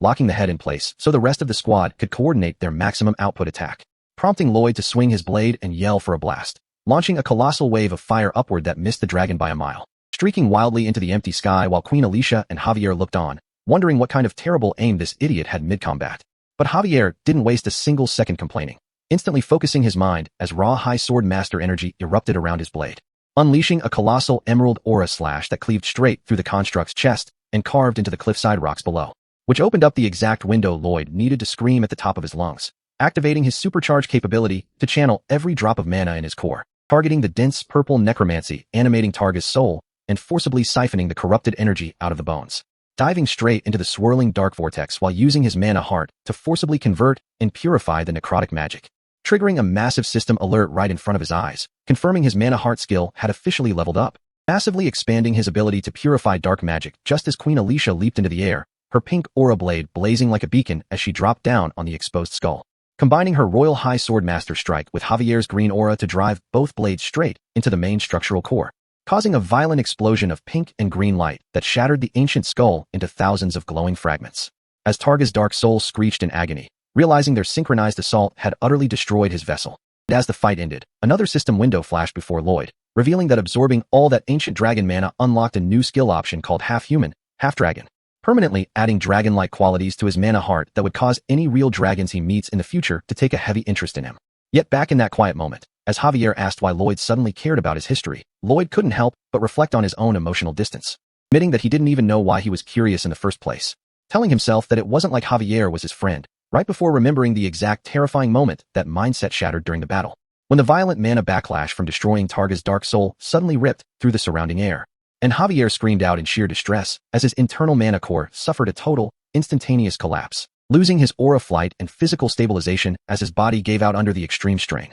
causing blood to spray from his neck as his eyes rolled back, sending him plunging straight down through the rain toward the forest canopy while Lloyd clutched his head in shock, watching in horror as Javier's mana signature went stone cold, his body limp and defenseless as he plummeted out of the sky, which sent Lloyd sprinting toward the cliff edge in a panic, watching Javier drop like a stone through the open air toward the sharp rocks and trees below, his unconscious form sinking closer and closer to death with every passing second, while the remains of the dragon construct shattered into dust all around them, falling as worthless debris against the mountainside. As Lloyd reached his hand out into the empty air, his voice cracking into a desperate scream, shouting Javier's name at the top of his lungs as the battlefield crumbled beneath them, until Queen Alicia grabbed him roughly by the collar, yelling right in his face to snap out of it and find a way to fix this like he always does, warning him that the kingdom will fall without Javier and ordering him to save his knight the same way he saved her. Leaving Lloyd in total dread, because Javier's mana didn't just drop, it vanished in a fraction of a second, and Lloyd had no healing spell on Earth capable of fixing total core shutdown. As the giant shadow of the ruined dragon construct loomed over them like a tombstone, while deep inside his own mind, Javier drifted through a dark underwater abyss, struggling to gather whatever microgram of mana he had left, trying to force his core to reignite before his body hit the ground, wondering if this was really where his story ended, even as his dying thought was that he still needed to save Lloyd. While back on the surface, Queen Alicia carried Lloyd across the collapsing cliff edge, searching for any way down, and Lloyd's mind spiraled in regret, wishing he had spent his CP on ending spoilers instead of hoarding it, or gathered tons of RP so he could have raw power to solve every crisis, while Javier sank deeper into the cold void, both of them holding onto every last shred of willpower to survive, refusing to let this be where it ends, till Lloyd suddenly yelled at Queen Alicia to let him jump off her back right now, and without waiting another second, he launched himself off the cliff edge into the open void, diving straight down after Javier, cutting through the air at terminal velocity, extending his arm down into the darkness, throwing away every excuse that they were just business partners, as his inner voice shouted that he was going to save his friend, his fingers reaching into the abyss to grab Javier's hand and pull him back from the brink of death, diving straight through the dark water, extending his arm down into the cold void, locking his grip firmly around Javier's bare wrist, while Javier's eyes widened under the immense pressure of his collapsing mana core, screaming through the drowning silence for his knight to absorb every drop of his mana, bridging the gap between their souls as a blinding stream of light surges forth, forcing the raw, chaotic energy into Javier's failing body, even as the violent backlash tears through Lloyd's own system. While back on the surface, the dark dragon construct continues its rampage, firing a devastating beam of pink necrotic magic down upon Queen Alicia, who barely manages to clash against the residual blast, sending violent shockwaves ripping across the cliffside terrain. The kinetic blow sweeps the monarch across the stone, forcing her to strain every muscle just to hold the line alongside Lloyd's plush summons. While a massive explosion tears through the battlefield, threatening to wipe out the entire area if this monster isn't stopped right now. And deep beneath the turbulent water, Javier clutches Lloyd's hand, feeling the strange, unearthly pressure flooding into his veins, staring at his master in disbelief as he realizes the energy flowing into him isn't standard mana, something fundamentally alien,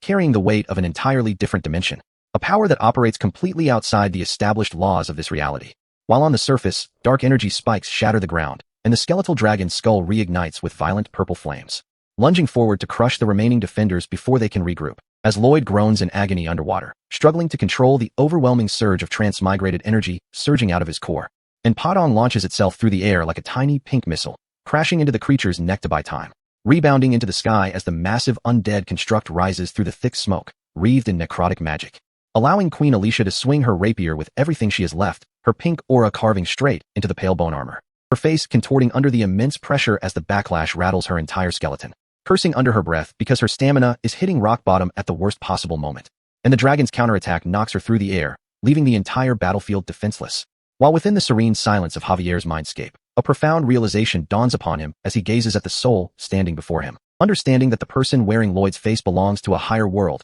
apologizing in his heart for failing to stay by his side. As Lloyd continues to scream through the water, forcing his extra-causal power deeper into Javier's breaking body, gasping for air as a single spark of otherworldly energy ignites within the dark depths, triggering a massive cosmic shift as Javier's system begins processing mana from outside the realm of causality. While up above, Alicia tumbles through the forest canopy, watching the plush summons desperately hold off the threat, because Javier's physical form is actively bypassing the rules of nature, rewriting its own physiological limits, even as the skeletal dragon charges another high-density energy beam to incinerate the cliff. And the underwater mana transfer reaches its limit, triggering a total transformation, turning every single cell in Javier's body into an individual, functioning mana heart, erupting from the dark abyss like a descending deity, enveloped by colossal wings of pure white radiant aura, causing the skeletal dragon to freeze in utter terror as the sudden divine presence overwhelms the atmosphere, while Javier floats effortlessly through the air carrying Lloyd, surrounded by his sparkling plush companions. Javier is holding Lloyd with total elegance while Lloyd hangs there looking like a drunk friend getting dragged out of a Taco Bell at 3 a.m, drooling excess blue mana like a broken faucet. And as the dragon tries to blitz them from the side, Javier vanishes from reality, instantly appearing right in front of its massive skull, drawing his sword in a split second, posture immaculate, ready to end this battle once and for all, facing down the purple-burning undead titan without a single shred of hesitation, slashing his blade in a lightning-fast sequence, weaving a grid of neon light beams through the monster's skeleton, slicing the entire construct into millions of disintegrating digital particles before it can even swing its claw, leaving a single razor-thin cyan line hanging across the sky, bisecting the clouds and the horizon in one strike. As Javier lands quietly amidst the debris, leaving Lloyd on his knees, staring up in disbelief, realizing that his guard just shattered the ultimate power ceiling of this world, evolving into the strongest warrior foretold in the original novel, the Grandmaster. So Lloyd breaks the solemn silence by informing his newly ascended god-tier knight that he's taking over all future manual cutting duties, dropping his cynical mask for a split second to offer a genuine smile, thanking him for surviving the fall, which Javier returns with a calm smile of his own, while Lloyd gathers his small plush summons into his arms. As Queen Alicia joins them on the battle-scarred terrain, Lloyd pulls up his system interface to check his accumulated saved fates balance of 23 million DP, only for the digits to spin out of control, surging all the way up to a staggering 31.1 million points, prompting the system to clarify that this massive jump isn't just a combat bonus, but the calculated butterfly effect of his choices, explaining how saving one life creates businesses, jobs, and future generations who go on to save countless others. Which means converting 31 million DP into gold turns Lloyd into the richest man on the entire continent overnight. Until Javier interrupts his financial euphoria, pointing out that the pile of dragon bones is already shaking and trying to reform. But Lloyd tells him to stop, as his system unlocks Undead Domination Level 2, pulling a demonic, toothy smirk that could scare the devil, realizing this dragon isn't a threat anymore. It's just 20 tons of free, immortal heavy machinery ready to be put to work on his next construction site. As the shattered dragon skeleton starts pulling itself back together, purple dark magic crackling through every rib. And while the rest of the world is expecting a round 2 deathmatch,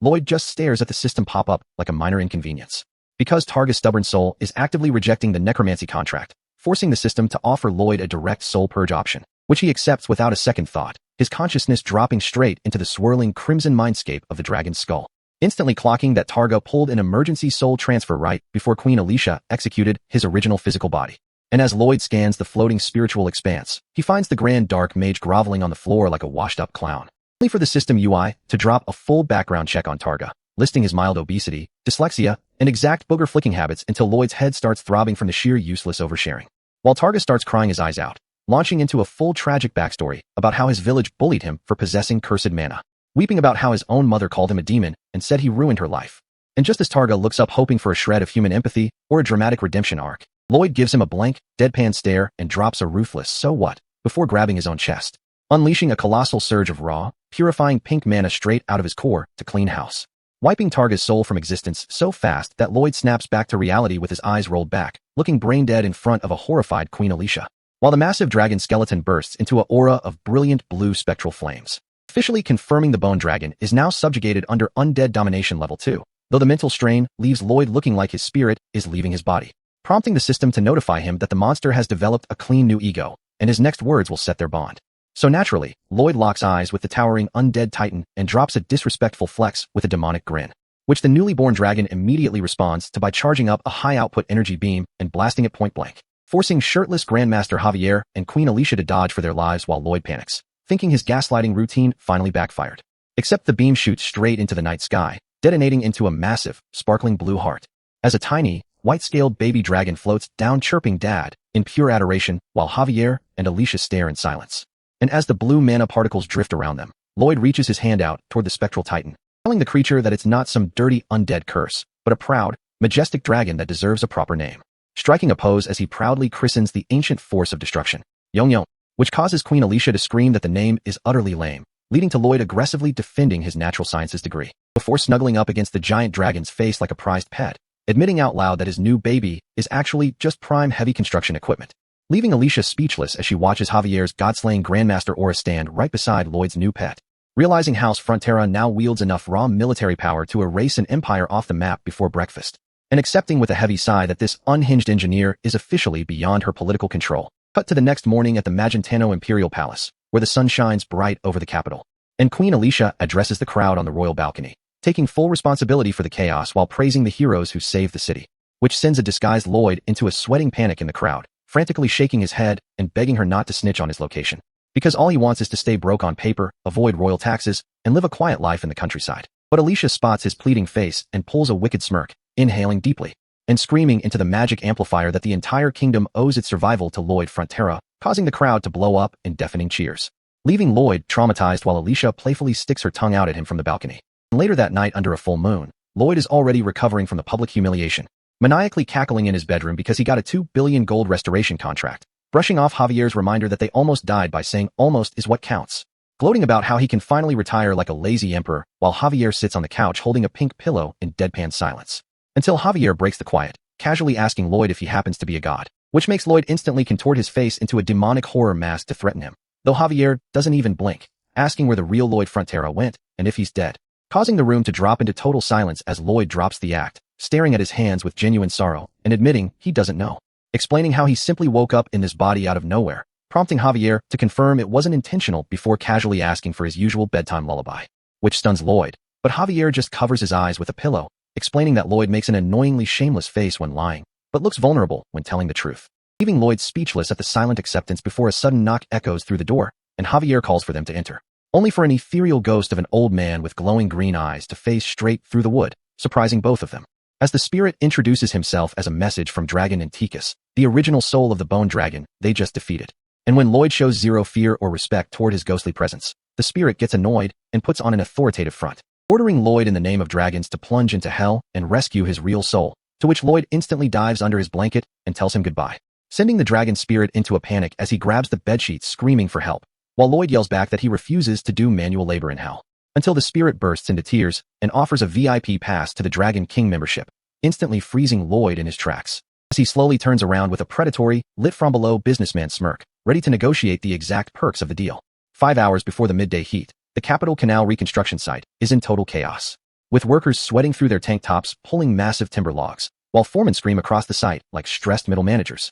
And while everybody else is breaking their spine for minimum wage, Lloyd is out here lounging in a chair sipping fresh coconut juice through a straw, until Queen Alicia pulls up right behind his seat with a death stare, catching him in broad daylight, making Lloyd scramble for a flimsy excuse while Alicia turns around and roasts Javier for lacking vigilance despite being a literal grandmaster. So she dismisses her armored escort to speak with Lloyd privately while he grovels on all fours in the grass, telling him to crawl closer so she can whisper, which bro does without asking a single question, positioning his back right in front of her, which triggers a chaotic intrusive thought in the queen's mind. And boom, she swings her hand down and slaps his backside with maximum velocity, leaving her staring at her own trembling hand in utter panic, realizing she just crossed a massive political boundary. Because if she turns House Frontera into an enemy, her entire kingdom gets wiped off the map in a single morning, while Lloyd is down on the dirt wiggling around, leaving Alicia internally screaming at herself for giving into temptation. So he stays face down in the grass, humbly stating he will gladly accept whatever punishment the crown sees fit, which makes Javier look down at him with pure disgust, internally confirming his long-standing theory that his boss is a total pervert,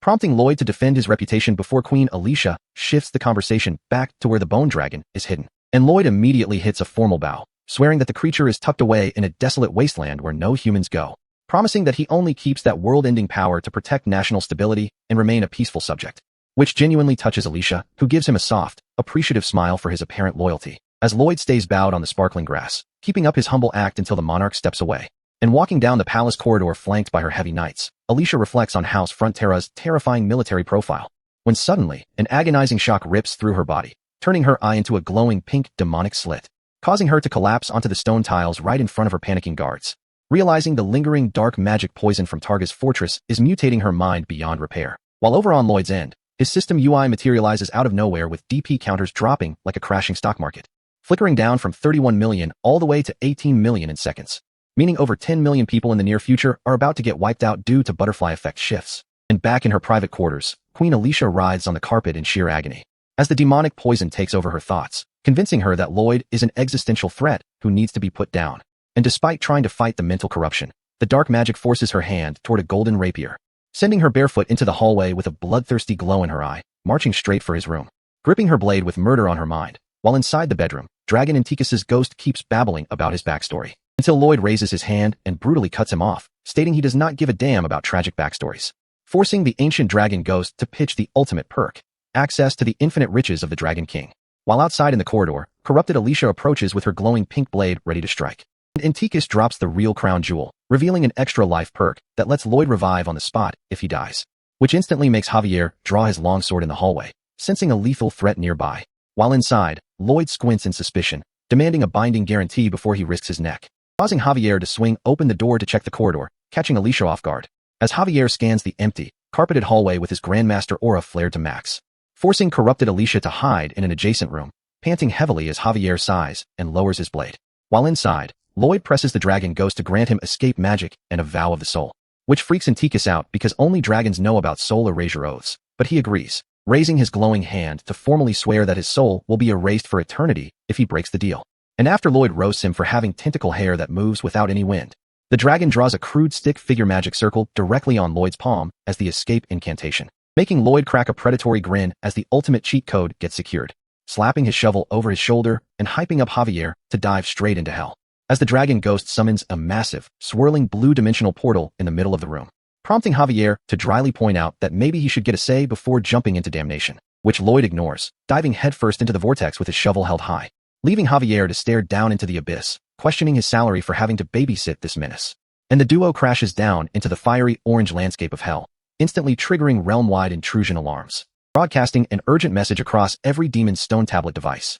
alerting the horned underworld population that a mortal human has invaded their realm. And every single demon looks down at their screen in collective shock, erupting in wild cheers because the legendary singer of hell has finally returned to drop his next concert. Running for its life across the volcanic gravel of the underworld, this little blue soul blob is gasping for air, only for a massive red demon leg to crush the ground directly behind it, trapping the terrified spirit, as two horned underworld guards snatch it up by the skull, mocking its pathetic attempt to escape their final judgment, drooling everywhere while threatening to marinate the soul in sweet and sour sauce like a discount snack, which leaves the soul screaming for help into the red abyss, right as a pair of heavy leather boots crunches onto the rock, revealing Lloyd with glowing red eyes and a manic grin, holding a heavy shovel over his shoulder like a Souls-like boss. And the demon panics at the unhinged expression, trying to yell that a mortal human shouldn't be flexing in their realm. So Lloyd cuts the dialogue short by swinging his shovel directly into the creature's jaw, folding him on the spot, leaving the demon laid out on the dirt with a bent chin, while his buddy starts screaming at Lloyd to apologize, which makes Lloyd lean in with total disrespect,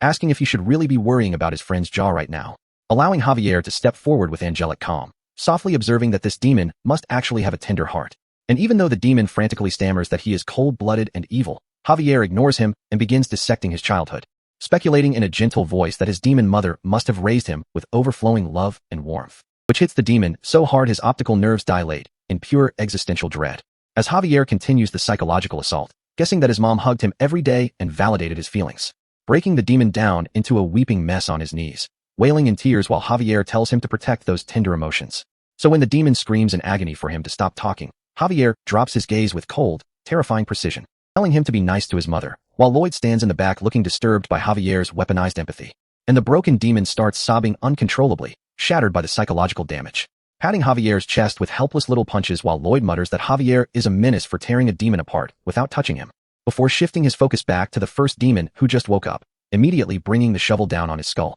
creating a contrast as Javier cradles the crying demon like a child while Lloyd aggressively tenderizes the other guy's head, beating him in a steady rhythm while the demon's hands tremble, crying out that his mom really did call him her happiness, until the battered guard kneels on the red earth with a swollen face, offering to answer every question without resistance. So when Lloyd notes he is finally cooperative, the demon admits he never would have talked without getting beaten, gaining instant respect for Lloyd's violence, prompting Lloyd to pull out a strange eye-adorned device and ask what it is, learning it is a spirit phone. And as the demon kneels beside him, Lloyd explains the device has no real search engine and 40% of its info is lies, which the demon thinks is still better than the human world. So Javier locks the demon in a headlock while Lloyd calls out his trickery, pointing out that demons are filled with deception, before twisting his face into an intimidating glare to demand the exact location of the king of Hell's castle. And after hopping onto Bibiong to fly over rivers of magma, the demon notices they are heading east instead of west. So Lloyd casually reminds him that he knew the demon lied, holding the spirit phone while the guard blushes from the verbal abuse, promising to berate him with curse words once they arrive, while the demon wonders how a normal human can handle the intense infernal heat, which immediately triggers a system window, activating his veteran title effect to give him total immunity to high heat and dehydration. And as a towering skull structure appears in the distance, Lloyd asks if that is the castle, only for the demon to clarify it is just the office. So Bibiong touches down on the jagged rocks, and Lloyd hypes up Javier to go confront the ruler of the underworld, marching through the volcanic dust while the demon runs behind them, eagerly asking Lloyd to deliver the promised verbal abuse, only for Javier to glance back with a dark glare, telling the demon he does not feel like it, and to get lost, which somehow makes the demon blush even harder, falling in love with Javier's cold aura, as shoujo sparkles surround Javier's handsome face, leaving the demon smitten by his aloof charm, before they step through the giant skull gate threshold, leaving the local demon guards stunned by their boldness. While the observing demons whisper among themselves about two humans walking into hell with total confidence, Lloyd randomly swings his shovel, cracking a guard across the head while screaming in fake panic, before laughing manically about how easy the underworld is. So Javier warns him to stay alert,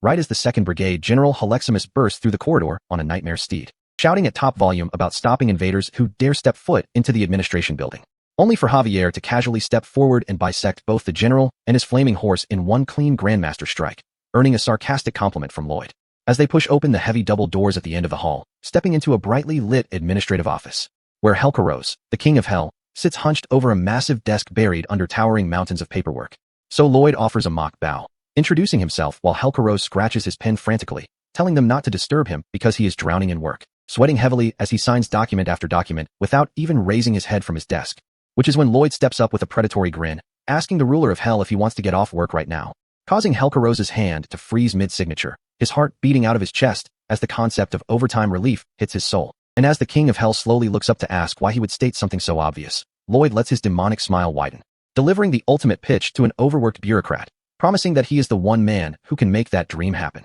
Pulling up the underworld's internal database on this horn-encrusted spirit phone, revealing that King Helcaros has been grinding through paperwork for 670,000 years without taking a single day off. And knowing the last ruler who had this job lasted 3.5 billion years before taking a permanent dive from severe depression, the current king is terrified, which is why he takes off his reading glasses and asks Lloyd directly how he plans on letting him punch out on time, only for Lloyd to hit him with a smug, razor-sharp grin and tell him that's a trade secret, causing Helcaros to lean across his cluttered desk, red eyes flaring as he threatens him for daring to negotiate with the monarch of hell. Lloyd doesn't even flinch, telling the ruler to go ahead and execute him right now if he wants to stay stuck doing paperwork for another 3 billion years. Locking eyes with the furious Demon King while sweat drops down his own cheek in total silence. Because deep down, Lloyd knows Javier stands zero chance against a cosmic entity if this negotiation turns into a fight, meaning his survival relies on a single detail he clocked on the Spirit Phone's comment section, where fake posts accused Helcaros of abusing his power, which proved there was no actual evidence of him breaking protocol, meaning the King of Hell is just a strict, law-abiding corporate employee.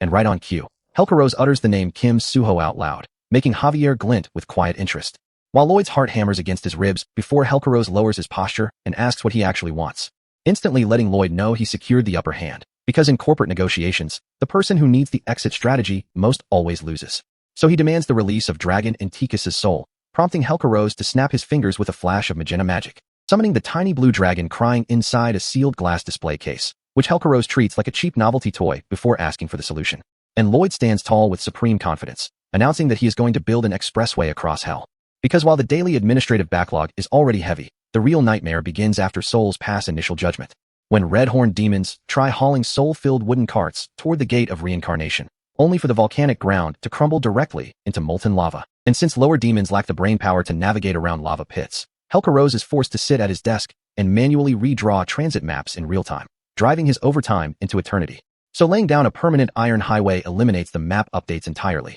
giving Helcaros his freedom while Lloyd secures Anticus's soul, which causes the overworked ruler to immediately pull out a quill and agree to draft the official contract, leaving Lloyd clenching his fist with a villainous grin as he visualizes that sweet extra life revival perk in his hands. Though Helcaros points out that talking for 60 seconds just delayed bacterial reincarnation enough to threaten planetary extinction, meaning he won't provide labor or raw materials, delegating the entire project to whatever useless, idle demons are left loitering around the realm while he goes back to signing forms. And Lloyd just holds up a blank sheet of paper with a predatory smile, saying all he needs is one single broadcast over the spirit phone, prompting Helcaros to flick his finger and instantly bend spatial dimensions across the sulphurous wasteland, dropping Lloyd and Javier onto a jagged rock platform floating in the void while pink teleportation rings fade away, where Lloyd looks up in surprise at the colossal swirling void hanging above them, recognizing it as the gate of reincarnation, standing right on the crumbling ledge while Javier turns his head and casually asks if his name was Kim Suho, looking at Lloyd with those sharp, unbothered eyes before asking what the actual engineering plan is. So Lloyd swallows his anxiety, knowing Javier accepts his real identity, and explains that they are constructing an iron road over the volcanic terrain. And when Javier asks if raw iron can withstand open lava channels, Lloyd strikes a heroic pose, stating he wouldn't pitch it if the math didn't check out. While across the underworld, thousands of demon screens light up with an emergency pop-up announcing a live concert by the legendary singer of hell, sending hordes of red-horned demons sprinting through the volcanic dust, eager to see the living mortal perform in person. Though their excitement turns toxic as they grin with razor teeth, planning to drag him off the stage and tear him apart if he misses a single pitch, swarming beneath the floating rock island in a dense sea of red skin, chanting for him to sing while Javier watches from above. And as the crowd throws up devil horns and roars at the top of their lungs, Lloyd stands on the ledge with shaking hands, gasping for air and clutching his chest like he's having a full panic attack while his right eye glows with an eerie red light, as the horde surges forward, screaming for their concert while pale light filters down from the void, until Lloyd drops the panicked act, grabbing his collar with an annoyed glare and flatly announcing he isn't singing, sending the demon crowd into a furious meltdown as Lloyd shouts back that he simply doesn't feel like it,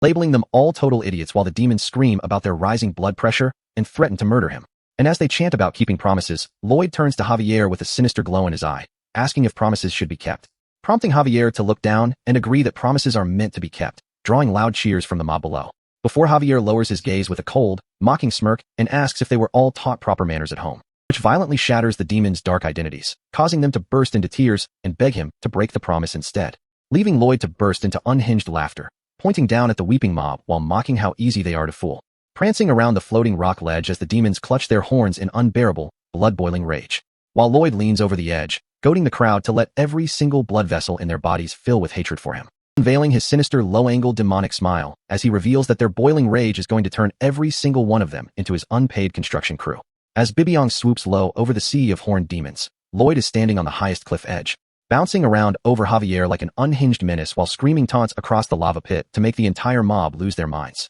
And as the demons roar back in pure hatred, Lloyd just drops lower into his stance, daring them to cross the molten gap, which prompts one overly confident demon to grab a vaulting pole, charging full speed off the edge with a desperate scream, launching himself high into the air, only for Lloyd to make a casual flicking motion with his arm, swatting the idiot right out of the sky mid-vault before he can even clear the lava line, sending him crashing violently onto a tiny rock shelf inches above the boiling magma, left gasping for air in sheer terror. While Lloyd looks down at the trembling fool with glowing red eyes, whispering a cold, "What a shame," leaving the rest of the mob frozen in panic at his utter lack of mercy, while Lloyd kicks his feet up on a lounge chair, causing news of this disrespect to reach the Archdemon Civic Center, where emergency alarms start ringing across the underworld, as a horned agitator stands behind iron bars, screaming into a mic that this disrespect means total war against the human, organizing a heavy demonic cavalry squad mounted on giant lava centipedes to surge across the volcanic plains, beasts clad in lava-resistant scales that naturally charge in straight lines, roaring as their commander leads the front rank, only for the rider to pull up at the cliff edge in total confusion, staring down at an empty beach chair and umbrella. And suddenly, the massive centipede raises its head, mandibles twitching as a rich, savory aroma fills the air, overriding the beast's instincts and sending the entire cavalry unit charging uncontrollably into a dark, narrow cavern, ignoring their rider's desperate screams as the swarm squeezes through the tight choke point toward the scent, screeching to a sudden halt right where a steaming white block sits carved on a stone altar, revealing Lloyd and Javier crouched behind a boulder, systematically slicing into a block of concentrated chicken stock, releasing a thick cloud of savory broth steam that acts as the ultimate irresistible bait for hell's wildlife. As Lloyd holds his blade to Javier's neck with a manic grin, cackling while the demon riders realize they walked into a trap. And as Lloyd quietly counts 1, Javier steps forward, drawing crisp lines of Grandmaster aura straight across the cave entrance, unleashing a blinding flash of white light that instantly bisects the front wave of beasts and dismounts, leaving the demon rider sitting dazed on top of his severed beast, trying to figure out what just hit him, before Lloyd calls out 2, as Javier's intersecting aura lines catch the next line of riders in mid-charge, triggering complete panic in the rear ranks as the demons scream for a retreat, while Lloyd calmly counts 3, 4. And as the screams echo up the massive redstone staircase, Lloyd keeps his deadpan tally running past 29, sitting relaxed on the bottom step like a man waiting for his DoorDash order, casually hitting 32,435 captured demons, with his glowing red eyes flashing in the dark as he celebrates securing free construction materials using basic chicken stock. And before the dust even settles, he has thousands of muscular demons lined up on the floor doing synchronized push-ups, contorting his face into the most disrespectful, wide-mouthed grin as he looks down at his new captives, declaring it is time for his free laborers to start digging. While back in the office, King Helcaros watches the live laptop feed, realizing Lloyd thoroughly researched Hell's ecosystem before even pitching the expressway, shifting Helcaros's internal scheme. As the overworked monarch glares through his glasses, deciding to dump his 670,000-year ruler job directly onto Lloyd, who is already out in the field deploying hundreds of demons with shovels to excavate the massive railroad trench. And when individual demons try to break rank and flee across the desolate rocks, Javier steps in as the mobile security perimeter, effortlessly grabbing fleeing demons by their horns to drag them back, even as the crowd puts on headbands to launch a union strike, which Javier dismisses with a cold, haughty stare, reflecting that enforcing physical compliance is the proper course of action. Though Lloyd realizes physical intimidation alone has a hard ceiling when an exhausted elderly demon collapses under his supply load, prompting a younger demon to drop his cargo to help, only for Lloyd to step up in his long coat with a glowing eye, kneeling down against the glowing golden background to extend a soft hand, offering the most comforting gentle smile, only to violently yank the demon upright the second their hands touch, green rage lines bursting as he roars into his face, screaming that he can clearly see all those muscles and calling him out for slacking off after helping for 5 seconds, shaking the creature back and forth so hard his teeth rattle while ordering him to carry 5 times his original load. And as the demon weeps and calls him the most terrible villain in the world, the surrounding underworld crowd undergoes an immediate shift, erupting into tears of deep reverence and love for a man who embodies the absolute peak of demonic malice and corporate cruelty, crowning Lloyd as their ultimate idol while a system window confirms he won their hearts, leaving Lloyd in visible psychological agony.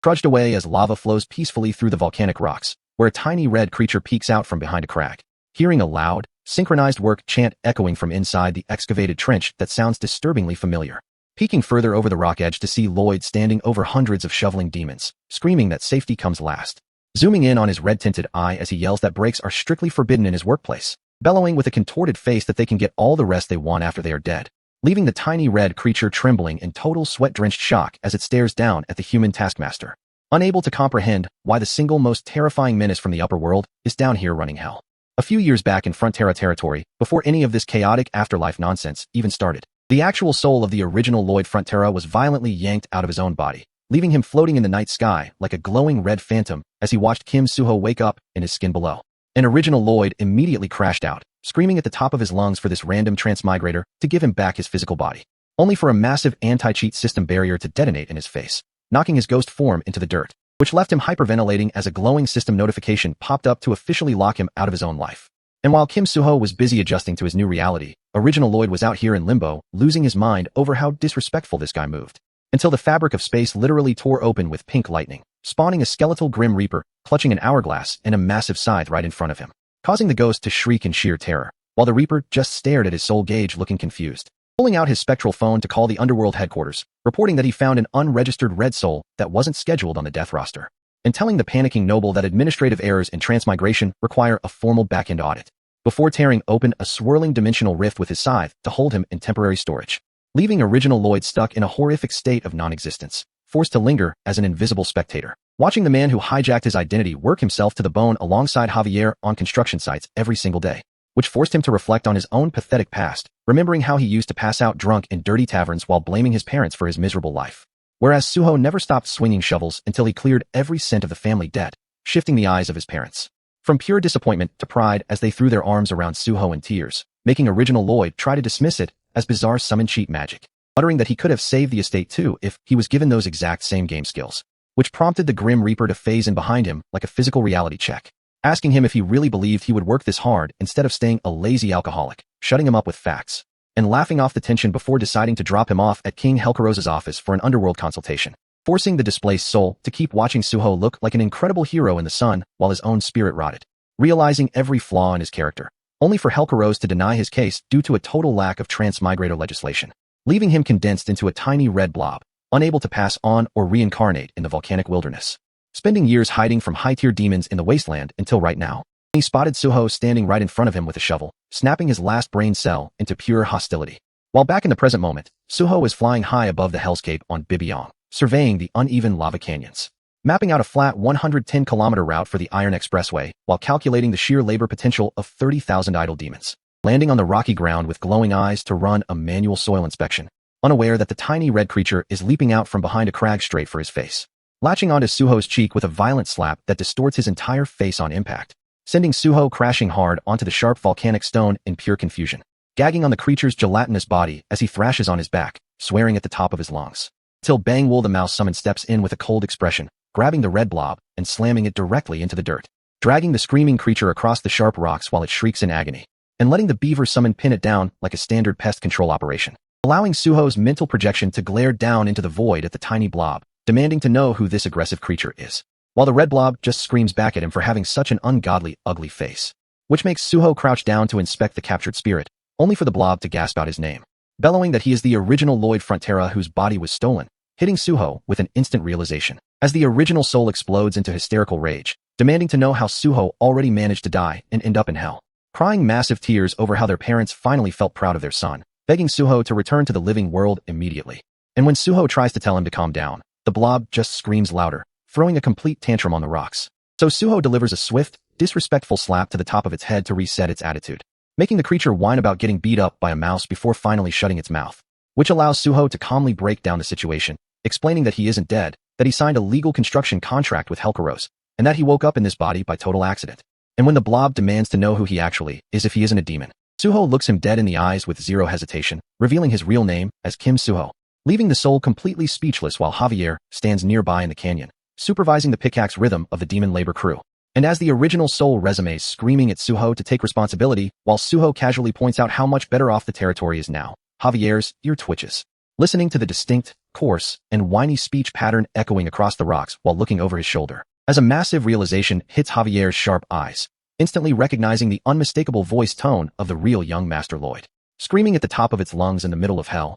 original Lloyd's soul blob is throwing the ultimate temper tantrum, roaring that if Suho hadn't hijacked his body, he would be out here living his best noble life instead of wandering as an unregistered spirit. So Suho just squats down in the dirt with his chin resting on his hand, casually dropping a simple before pointing his finger and offering a quick resolution. Looking down with the most deadpan, unbothered eyes you will ever see, telling the spirit that since he gains zero profit from helping him, they should just go their separate ways, leaving the blob utterly stunned. And without giving him a second to process, Suho slings his shovel over his shoulder and walks off with a casual hand wave, while the spirit shrieks about him having no conscience, which prompts Padong the beaver summon to step up and deliver a brutal, disrespectful smack straight to the spirit's face, slamming him into the volcanic rocks. But as Suho keeps walking, a sudden sharp pang of guilt hits his chest, looking back at the real noble son weeping in the dirt. A brief memory flashes of Count Arzhan and Countess Marquez smiling warmly together, those loving parents who fully believe Suho is their reformed child. And the weight of taking this man's identity gives Suho such an intense headache that he clutches his scalp in frustration, while the blob continues to sob behind him. So Suho turns around, lifts the little red spirit by his skin like a stray cat, and asks what it takes to shut him up, only to deliver a swift slap when the spirit calls him an imposter. And when the soul indignantly asks why he got hit for stating facts, Suho calmly informs him that back in South Korea, you get laid out for speaking the truth. Realizing he can't let this frantic ghost wreck his underworld contract, Suho grips the spirit tightly, telling him to stay quiet until construction wraps up while the soul thrashes in complete defiance, prompting Suho to deploy his shadowy bear summons with glowing white eyes to surround the spirit, giving them strict orders to keep him completely silent. With that distraction locked down, Suho locks in on his primary goal, paving a massive 110-kilometer elevated iron expressway straight through hell, transitioning smoothly from Stage 1's base roadbed into Stage 2, utilizing the local pyroclastic rocks to form a heat-resistant foundation, before rolling right into Stage 3 by laying down thousands of heavy rail ties built from lava centipede legs. And Stage 4 brings in continuous iron rails custom-crafted from centipede carapaces that Javier precisely sliced with his high sword master techniques. Bringing us to Stage 5, where Suho raises his shovel and yells for his beaver summon Padong to execute a full-body compression dive. And Padong slams down repeatedly like a giant pneumatic press, compacting the ballast in clouds of flying gravel, while Suho casually observes that without modern shock absorbers, riding this train will make anyone vomit. Before instantly hitting us with the classic corporate line that it is none of his business, turning to Javier to hand over site supervision while he goes off to inspect the alignment. Javier bows with total discipline, leaving original Lloyd's spirit watching from his containment in pure bewilderment, unable to fathom what kind of creature this imposter actually is. Because for over a month straight, Suho has been running site surveys and laying tracks without taking a single second to rest, sleep, or eat. The soul's mind spirals in disbelief, wondering when this man ever drinks or plays, recalling his post-mortem audit where the Grim Reaper literally asked him if he would have worked this hard if given the same abilities. And unable to cope with the reality of his own past laziness, original Lloyd bitterly copes, telling himself Suho is just a petty scammer who will run away the moment real trouble hits. Meanwhile, out across the molten wasteland where lava rivers slice through the jagged rock formations, continuous heavy vibrations from Suho's construction machinery ripple deep into the volcanic fault lines, awakening an ancient voice from the fiery depths that groans in pure irritation about being disturbed before finishing its 20,000-year nap. And as seismic shockwaves tear across the site, sending Padong flying through the air, the entire subterranean ecosystem shakes violent enough to break hell's natural tectonic balance, triggering a furious roar that echoes through the canyon, screaming that the noise has officially crossed the line. As a colossal, glowing orange, pumpkin-like entity clad in dark spots bursts out of the bubbling magma pool. And Suho grabs his head in utter frustration, screaming at the top of his lungs about why some random monster always spawns whenever he tries to work. While the conscripted demon labor crew loses their minds in terror, recognizing the monster as Dunkleos, an ancient calamity beast that was supposed to sleep for another 10,000 years. So Suho instantly turns on his heels and sprints away at maximum speed, causing the demons to weep tears of joy at how shamelessly selfish their boss is. The towering Dunkleos fixates its glowing yellow eyes on the running civil engineer, roaring that it will trample everything to get some peace and quiet, raising its massive fiery body to crush the site into dust, until Suho skids to a sudden stop, turns around, and faces the mountain-sized calamity head-on, contorting his face into the most hypocritical, vein-popping rage display on Earth, pointing his finger and screaming that in life things get noisy, so why can't this giant pumpkin just deal with it like everyone else? Leaving the Dunkleos completely speechless at the audacity, while the surrounding demon workforce gets emotional over Suho's top-tier shamelessness. And as the Dunkleos flares its body to start a fight to the death, Suho calmly calls out Javier's name, prompting the High Sword Master to step up with a radiant white-winged aura flaring majestically behind his back. And Suho points at the giant beast, yelling for Javier to slice him into pieces. But right as Javier prepares his blade, Suho suddenly holds up a hand, thoughtfully stating that maybe they should apologize since they actually caused the noise. And when Javier looks at him confused, Suho instantly flips his lid, contorting his face into a screaming rage and roaring that he is the one being inconvenienced here, claiming that he is the only considerate person in this whole realm, which somehow touches the hearts of nearby demons so deeply that they fall to their knees praying in admiration. Unbothered by the dramatic speech, the giant Dunkleo's drops out of the sky like a falling meteor, slamming directly into the rocky plateau and detonating the entire surface into a massive crater, collapsing the cliffside into a fiery chasm while dozens of conscripted red demons cling to falling pillars, shrieking for their lives. Javier snatches Suho by his coat collar midair, lifting him clear of the collapse zone while the Dunkleos watches them float away, tossing Suho onto a safe ledge before spreading his glowing white Grandmaster wings, soaring into the dark sky with his sword drawn, unleashing a massive green and white crescent aura slash that cuts through the dark vortex like lightning, striking the Dunkleo's dead center in a blinding burst of energy that seems to bisect the entire creature. As Javier hovers gracefully in midair, surrounded by the swirling energy residual of his attack. But down in the dark crater, the molten orange residue doesn't vaporize. It starts bubbling back together. And Javier's sharp purple eye widens in shock as his instincts detect zero real damage on the target. Viscous lava pulls itself back into shape, reforming the giant entity completely untouched. As the Dunkleo's flares its internal heat, bellowing in furious anger at the fact that someone actually dared to strike it. Leaving Suho staring up from his ledge in pure horror, watching a Grandmaster aura strike fail to deal a single scratch. Realizing that against an immune calamity beast like this, standard high-tier martial power won't save them. Right when you think this fight couldn't get any more tedious, the giant magma pumpkin starts swelling up like an overfilled balloon, unleashing a concentrated beam of raw molten energy straight down into the cavern, forcing Javier to crouch on the jagged rocks and throw up a desperate sword stance just to deflect the scorching heat wave, while Suho screams at the top of his lungs from the ledge, pleading with his bodyguard to stop trying to brawl with a walking volcano. Because hitting a creature with zero physical hitboxes is basically just burning off stamina for free, but Javier isn't stepping back. Instead, darting right back into the fire to swing his blade directly into the monster's core, unleashing his full Grandmaster Wing aura in a blinding flash that would normally cut a mountain in half, only for the attack to pass straight through like warm butter, leaving Javier midair with his jaw locked, realizing his highest tier martial arts are dealing zero damage. As the monster's cracked lava shell instantly stitches itself back together without losing a single drop of thermal energy, and the floating magma blobs recombine like liquid copper returning to a mold, forming the calamity beast back into a solid, towering threat in a matter of seconds, which prompts Dunkleos to wave his giant fist and yell at Javier, asking why a guy who was just standing on the sidelines suddenly jumped in to jump him. And Javier just hovers there on glowing white wings with a deadpan expression, casually explaining that he's getting paid to be a bodyguard and doesn't want his workplace destroyed. So Dunkleos tries to bargain by promising not to hurt the demonic workers, but Javier immediately turns the conversation into a deep philosophical lecture on ethics, asking the monster if it really wants to protect an ugly, unprincipled villain like Suho, who clearly lacks a conscience. Which leaves Suho clutching his mouth on the ledge in sheer disbelief, wondering why his own bodyguard is out here having a moral crisis with the boss enemy mid-raid. So Suho screams at Javier to forget the debate and just run, shouting that he needs his bodyguard alive to carry this entire project. But Javier doesn't budge an inch, coldly declaring that running away is a luxury you only get after every single tactical option has failed. And the original Lloyd Soul blob hanging off Suho's shirt looks up in confusion, wondering why the guy preaching about honor was the first one to dive off a cliff earlier.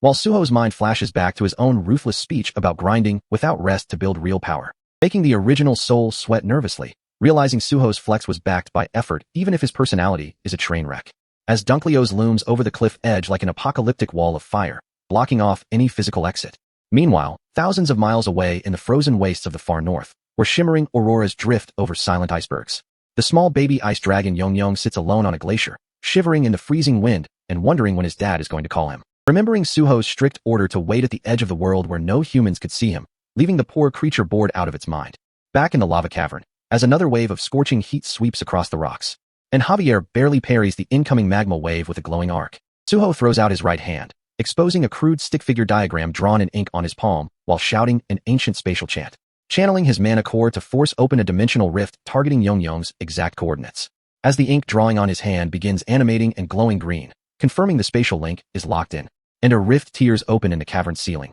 releasing a skeletal blue dragon aura that instantly drops the room's temperature, unleashing a sub-zero arctic blizzard that pours out of the portal like a frozen hurricane. As Yong catches Suho's scent from across the world and sends an icy blast crashing straight into Dunkleos, causing the monster's superheated lava carapace to rapidly freeze and fracture into sharp cracks. making the ancient calamity beast shiver in shock as the cold hits its core, forcing it to cry out and declare a temporary retreat, attempting to dive back into the subterranean magma pool to warm its shell back up. But Suho screams with veins bulging out of his neck, roaring that he never lets the same enemy live twice, cupping his hands around his mouth and yelling up at the portal for Yong to descend. And the translucent baby dragon swoops down through the dark sky, chirping happily for its father. As Suho points a finger directly at the retreating magma monster, yelling that a giant walking heat pack is trying to escape, which is all the frozen dragon needs to hear before locking onto the glowing orange target, diving down and wrapping its sub-zero icy body around Dunkleo's in a tight embrace, creating an instant thermodynamic reaction where Yong gets to warm up while Dunkleo's overheating core gets perfectly cooled and pacified, leaving the calamity beast sighing in relief while Suho breaks into a maniacal demon laugh from the ledge above, raising his shovel high over his head with a red-eyed grin while telling Yong to clear the splash zone, and bringing the metal blade down in a kinetic shockwave that detonates against the immobilized monster, shattering Dunkleo's giant form into flying debris while the watching demon force stands frozen in shock, unable to comprehend how an engineer just solo cleared one of Hell's oldest threats using a shovel and a cold lizard. As Suho stands victorious over the smoke, his earlier words echoing in the mind of the original soul, forcing the red blob to look at Suho's ruthless smirk and realize that results speak louder than any noble title. Down at the bottom of the crater, a tiny voice groans out in admission of defeat, making Suho glance down as the shattered remains of the calamity beast start twitching. Out pops Dunkleo's, now shrunk down into a tiny, peanut-sized stone creature with tiny horns, shaking its miniature fist up at Suho's shovel and screaming that it will spend the next million years bulking up to crush him, only for Suho to look down with indifference, dryly reminding the creature that he'll be dead and buried long before then,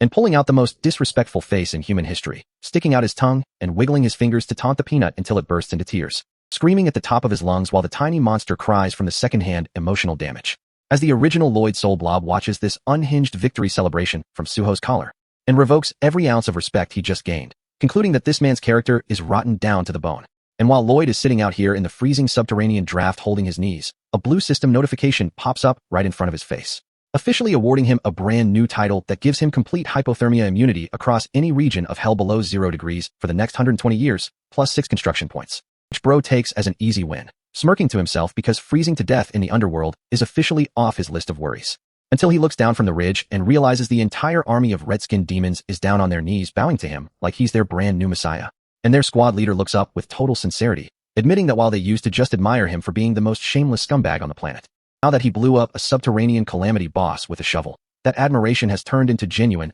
unadulterated respect. So Lloyd just lets out a tired sigh, hits them with the most disrespectful, glowing side-eye smile imaginable, and calls them pathetic self-volunteered slaves, which these demonic weirdos take as the ultimate compliment, blushing with joy before their leader mentions they actually have a major environmental issue. Pointing right up at the dimensional spatial rift Lloyd opened to pull Arctic air from the far north, complaining that the freezing gale is wrecking the local ecosystem and demanding compensation. And Lloyd immediately hits them with the blank, fake innocent face, acting like he has no idea what rift or cold wind they could possibly be talking about. Even while the sub-zero polar draft is whipping his coat collar back and forth while the demon points out that everybody literally watched him draw the portal on his palm. So Bro just looks the other way, tells them to shut up and get back to work if they have time to complain, completely refusing to take an ounce of financial liability, and casually strolls away with his shovel, leaving the demonic union standing there in disbelief at how fast he dodged accountability, realizing that his total lack of ethics and refusal to pay damages is the most toxic trait they have ever witnessed in their lives, which only makes them fall 10 times harder for him, erupting into ecstatic cheers as Lloyd celebrates securing zero-cost wage labor for the rest of the project.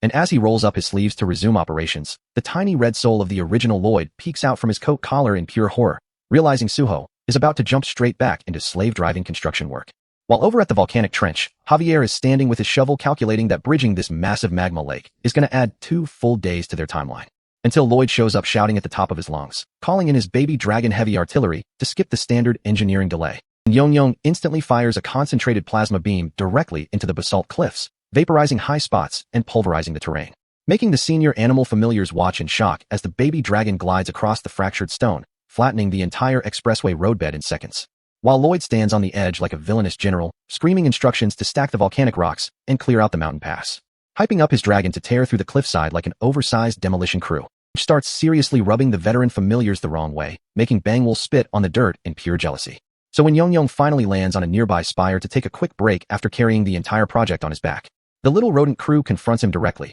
talking reckless about how having raw power doesn't mean you can ignore the seniority hierarchy, only for the massive glowing dragon head to swoop right down into their faces, looming over them with enough passive aura to make their hearts stop. leaving the tiny rodents trembling in a tight circle, frozen as they wait for the inevitable flex. Except Yongyong just opens his jaws, pants softly, and gently wraps his warm spectral body all the way around them in a comforting hug, instantly melting their angry little hearts and turning their jealousy into total emotional bliss. So as Yongyong takes off back into the air, the entire rodent squad is cheering and floating right alongside him like his new fan club, officially adopting the baby dragon as their new favorite teammate and flying through the volcanic haze together. And while Suho watches this wholesome bonding moment with a proud dad smile, the screeching red soul of original Lloyd slams onto the dirt below, screaming at the top of its lungs and accusing Suho of running a massive scam on him, raging that Suho promised to help resolve his soul crisis but has spent the last month doing nothing except speedrunning civil engineering projects. So Suho hits him back with a terrifying, unhinged facial contortion that sends the little spirit flying backward in sheer terror.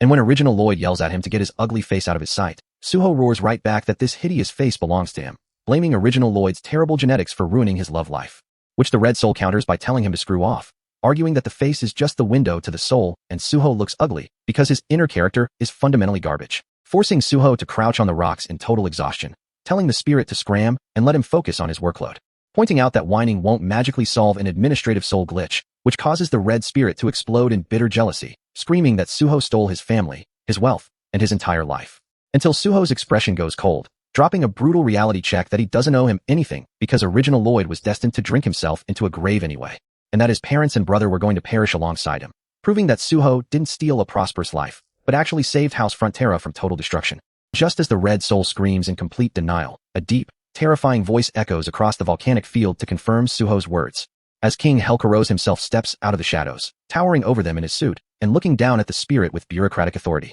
officially confirming that the original Lloyd was canonically fated to live an empty, forgotten existence that brought joy to no one, shocking Suho to his core and prompting him to bow respectfully, taking this chance to ask the underworld monarch the ultimate question that has haunted him since day one, asking why he was chosen to be transmigrated into this world in the first place, only for Helcaros to turn the question right back around on him, smirking as his red eyes flash behind his spectacles, dropping the massive revelation that a high-tier messenger from the upper world explicitly intervened to back Suho during transmigration, leaving Suho frozen in shock as he realizes the ruler of hell is fully aware of the system administrator watching over him, and leaving him staring into the void, realizing that his arrival in this world was never an accident, but a grand cosmic design. Standing out on the barren red dirt of the underworld, Suho looks over at King Helcaros, who's watching the completed iron tracks like a satisfied CEO, while Suho's mind is still racing over what Helcaros dropped about a high-tier messenger from the upper world interfering during his transmigration. But Helcaros shuts that line of questioning down immediately, shifting the focus to the actual train line idling in the distance.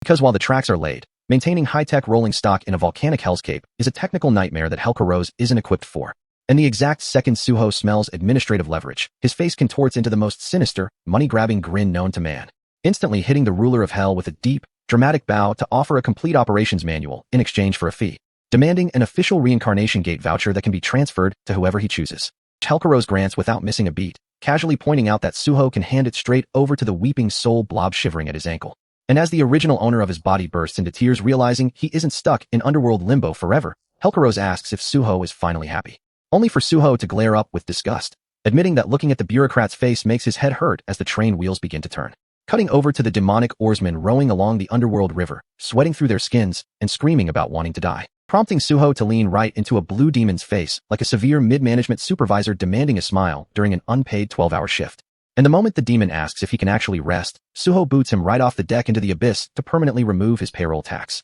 sending the extra flailing through the air with zero effort, before turning to the remaining demonic crew with a manic expression, offering to grant anyone else a permanent unpaid break, which triggers an emergency evacuation as the extras scatter across the sharp rocks in panic, except for one red demon who stays blushing on the dirt, fully succumbing to underworld moral inversion because being treated like garbage is his exact love language. So Suho walks over to original Lloyd's soul blob, holding out the crumpled reincarnation ticket like a high school bully dropping lunch money. And as the small soul clutches the paper with trembling hands and stammers out a genuine thank you, Suho pulls an unhinged facial expression, roaring that he only bought it so the guy's face wouldn't ruin his sleep schedule. Which brings us to both of them sitting on top of the train carriage as it rattles down the Iron Expressway, with original Lloyd quietly asking about his parents. And Suho lays out the whole update, explaining how his mother is thriving in business and culinary arts while his father is back to his passion of sculpting, before adding that Julian married a royal princess. And before the Red Spirit can even process his younger brother securing an upper-class marriage, Suho mentions their dad got elevated to count, leaving the original son stunned,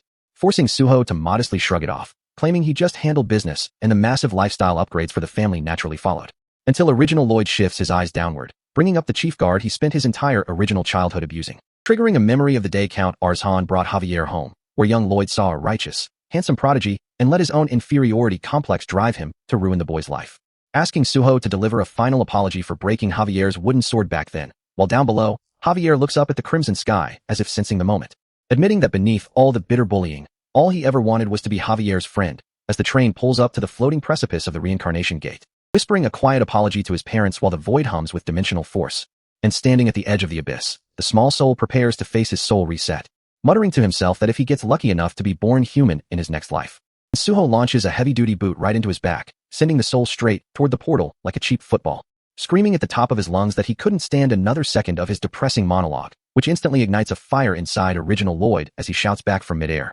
swearing to work 10 times harder in his next life so Suho can never look down on him again, vowing with tears streaming down his face that he will earn a human life where his existence brings real joy to the world. While Suho watches him fly into the light with a soft, proud smirk on his face, clapping his hands together and quietly daring him to prove it, knowing the tough love finally gave the kid a real reason to fight. As the blue streak of light dissolves directly into the core of the gate, completing the soul transfer, leaving Suho alone under the quiet sky with one less debt on his conscience. Before striking a victory pose to celebrate clearing the underworld contract and securing his payout, while Yong glides around in the background giving a cute little cheer, bringing them back to the administrative desk where King Helcaros snaps his fingers to finalize the underworld deal, announcing that Dragon Antiquus has already been freed and sent north, leaving Suho utterly baffled that the ancient dragon skipped out before handing over his VIP membership perks. While Helcaros coolly explains that 5 human hours have passed, meaning it's time to evict Suho and Javier back to Earth before they cause any more labor disputes. Dropping a chilling smile as he tells Suho he looks forward to their next meeting. And before Suho can even finish rejecting the underworld invite, Helcaros snaps his fingers and flashes them out of the realm, dropping both of them right onto the polished floors of the Imperial Palace, where Suho instantly starts panicking while Javier dryly points out that Suho fits into hell far better than human society, reminding Suho how much he enjoyed terrorizing demonic laborers, though Suho shamelessly claims he was a model boss before shouting around for his missing dragon perks, convinced he got scammed out of his reward, until Queen Alicia's voice interrupts him from across the hall, drawing both Suho and Javier to the window where the sky above the capital is turning blood red. As a massive, pitch-black storm cloud centered around a pulsating red eye looms directly over the Imperial Palace, signaling that Queen Alicia's dark magic infection has finally erupted into a full-scale calamity. Right as a massive, shadow-drenched monstrosity with a single glowing eye materializes directly over the palace roof, leaving Lloyd and Javier standing on the balcony trying to make sense of what kind of threat they're staring at, with Lloyd desperately coping that dragons can shape-shift into anything, though his gut is telling him something about this creature's aura is severely delayed, which gets confirmed the second this giant shadow opens its mouth for an earth-shattering roar, only to shrink down and let out the softest, most pathetic little karong, instantly transforming into a tiny furball lion perched on the roof edge like a confused stray cat, leaving Lloyd staring in disbelief as his brain short-circuits at the sight of this cartoonish creature, especially when he looks down and spots 3 distinct circular bald spots right on its stomach, realizing this poor beast has male-pattern stress baldness and could not possibly be the mythical Dragon King, which doesn't stop Goming from squeaking back at it in perfect harmony, looking like 2 NPCs trading bad dialogue, prompting Lloyd to ask if Goming can translate, only for his summon to casually admit he has no idea what language it's speaking, making Lloyd question why Bro was nodding along so confidently, until the winged creature shakes out its fur and gestures toward its back, confirming with an enthusiastic nod that it was actually sent directly by the Dragon King to act as their personal Uber, which instantly brings the most devious, financially motivated smile back to Lloyd's face, realizing his extra life perk and massive dragon bank account are finally within reach. As the messenger beast launches into the night sky like an intercontinental missile, leaving Lloyd clinging for dear life while the creature hums a merry little tune, completely unbothered by the sound of its passengers screaming. Because Lloyd is currently going through a full existential crisis, realizing the high-speed gale force winds are distorting his face, turning his already questionable features into an actual jump scare, only to glance over and see Javier looking like a divine K-pop idol enveloped in a sparkling blue aura, his silver hair not moving a single millimeter out of place, driving Lloyd to crash out over the sheer visual inequality while Javier deadpan claims this is just what real beauty looks like, soaring right over the open ocean toward their destination, which turns out to be the desolate, storm-shrouded mountain range of Gapel, where both of them touch down and march into an ancient stone complex, fully geared up with survival packs and Lloyd's trusty shovel, walking down a massive colonnade toward the inner sanctuary where the strongest being on the continent resides, only to step out onto a precipice and look down at an ocean of gold coins holding a pristine white castle right in the center. And Lloyd's brain instantly melts at the sheer visual density of generational wealth sitting beneath his boots, scanning the golden mountain until he clocks a pale, white-haired figure in a dark suit lounging casually on a red velvet couch. So he starts crunching through millions of gold coins to deliver his most respectful greeting, calling out to the great dragon, only for Javier to suddenly flinch behind him like he got struck by a cursed technique, contorting his face in pure agony while grabbing his leg, making Lloyd freeze in panic thinking an invisible assassin just attacked their party, only for the Grandmaster himself to drop his head and confess his leg just fell asleep from walking down the stairs, giving Lloyd the exact same soul-crushing second-hand embarrassment I felt when my ex loudly broke up with me at a crowded Applebee's after I ordered us appetizers. As Javier casually flops onto a couch to sleep off his leg cramp, cracking one heterochromatic eye open to inspect the area before passing out cold, which leaves Lloyd staring at the white-haired Dragon King on the couch, realizing this mythical entity just glanced at him and decided a nap was more important. Fuming internally that he traveled across the continent for his VIP membership only to get treated like an uninvited door-to-door salesman, clenching his fist in pure peasant rage at how arrogant the ultra-rich act when they have no reason to care, while a gentle breeze rustles through the vault as the dragon sleeps peacefully, until Lloyd executes a complete mental pivot, grabbing a massive green palm leaf to gently fan the sleeping dragon with the most enthusiastic customer service smile you've ever seen, waking the Dragon King up in mild confusion, recalling how past top-tier heroes in orange armor and wizard robes would throw furious rages whenever he ignored them, expecting this new human to break out into a prideful crash-out, only to look over and see Lloyd sweating buckets, huffing for air, and fanning him with unadulterated devotion, wondering for a second if bro is shameless brown-nosed trash, but concluding from Lloyd's exhausted, blissful expression that he genuinely loves fanning him, deciding right then and there that he actually likes this hard-working human, and drifting right back to sleep with drool on his cheek as his official reward for Lloyd's labor, while Lloyd drops the retail worker act the second the dragon snores, twisting his face into an unhinged, demonically calculated grin as stage 1 of his psychological conquest succeeds, moving straight to stage 2 by grabbing a pitcher of water while Javier watches from behind, begging his master not to pull any life-threatening stunts, only for Lloyd to turn around with an angelic smile, explaining he's just drawing fresh water for his new best friend, revealing his core sociopathic philosophy that when someone is immune to money and power, you have to risk your entire life to force them into a friendship, turning back with a glowing SSS-rank customer service face that could scam a saint, leaving Javier looking down in deadpan horror, realizing Lloyd is serious about weaponizing extreme bootlicking to conquer a god, waking up to a fever dream where a tyrannical monarch on a throne of gold looks down at him, screaming at the top of his lungs, demanding to know why a broke beggar dares to exhale carbon dioxide in his presence, while Lloyd just bows his head, apologizing for his total lack of net worth, which causes the king to crash out in disgust, scooping up handfuls of solid gold coins and hurling them directly at his face so he stops being poor. And even though taking heavy metal to the forehead stings like hell, the monarch just keeps launching endless bricks of capital, declaring that acquiring wealth is always a painful process, which is why Lloyd reaches for the sky in euphoria, begging for more financial physical abuse while Javier stands over him in utter disgust, telling him to take enough gold to choke himself. Despite his deadpan face, Javier's shoulders start twitching because he secretly finds this unhinged spectacle hilarious, realizing his own mental health is deteriorating. And right as Javier copes with laughing at his boss's mental state, Lloyd snaps out of his money trance holding an ancient crown, abruptly switching gears from overwhelming greed to basic survival, screaming at the top of his lungs that he needs food immediately, declaring as a matter of core financial ethics that a wealthy man should never suffer on an empty stomach, which Javier immediately dismisses as peasant logic, only for Lloyd to start digging through straw mats beneath the gold and yank up a massive purple yam, discovering a buried stoneware pot packed to the brim with aged, fermented red kimchi. And sitting right there amidst billions in ancient treasure, he shoves giant handfuls of kimchi into his mouth while crying tears of sheer bliss, forcing Javier to stand guard over his master's mukbang, asking how long he plans to rot in this gold vault while the Dragon King sleeps. To which Lloyd hits him with the nastiest, drooling smug face, answering with zero hesitation, knowing deep down that this man would happily retire in dirt if it meant free food and capital, though Lloyd admits he has to return eventually, but not before securing his Dragon King membership perk. And right on cue, patience pays off as the reclusive monarch on the velvet couch suddenly snaps his eyes open, disoriented and sweating, trying to figure out how many days he accidentally slept away, introducing himself as Verkis, the ancient Dragon King, who remembers the turning point of his immortal life, when a kid transmigrated from another world right into his vault,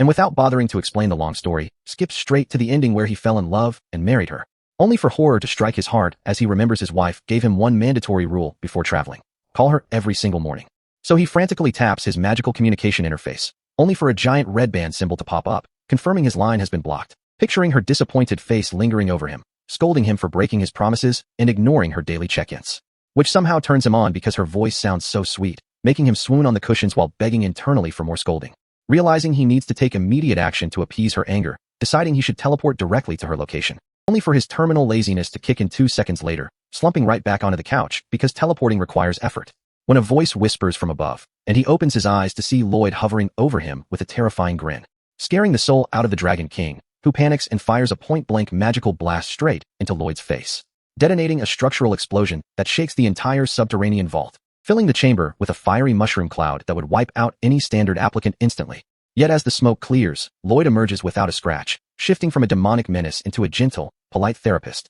humbly groveling on the floor and apologizing for forcing the dragon to burn unnecessary calories on that attack, which charms the lazy monarch, while Lloyd secretly triggers his ultimate corporate profiling strategy, ignoring basic corporate sales tactics like pitching product features, or trying to analyze customer needs, placing all traditional advice at the bottom of the priority list. Because the true key to closing any deal is simply making the customer fall in love with the salesperson. So Lloyd lays down his psychological snare, asking Verkis if he's single and calling him out for looking too unpopular to have a wife, squeezing out crocodile tears as he acts pitying towards a supposed maidenless virgin, tricking the Dragon King into defensively proving that he actually does have marital issues, allowing Lloyd to spring the trap with a beaming smile, claiming he specializes in resolving domestic disputes. And as Verkis decides to take the bait, Lloyd realizes the dragon is too exhausted to talk. So he eliminates all cognitive friction, telling Verkis he only needs to say yes or no, licking his lips as he boots up diagnostic profiling to break down the dragon's entire personal life, running the data through his mental engine, extreme laziness, missing wife, massive wealth, 0 kids,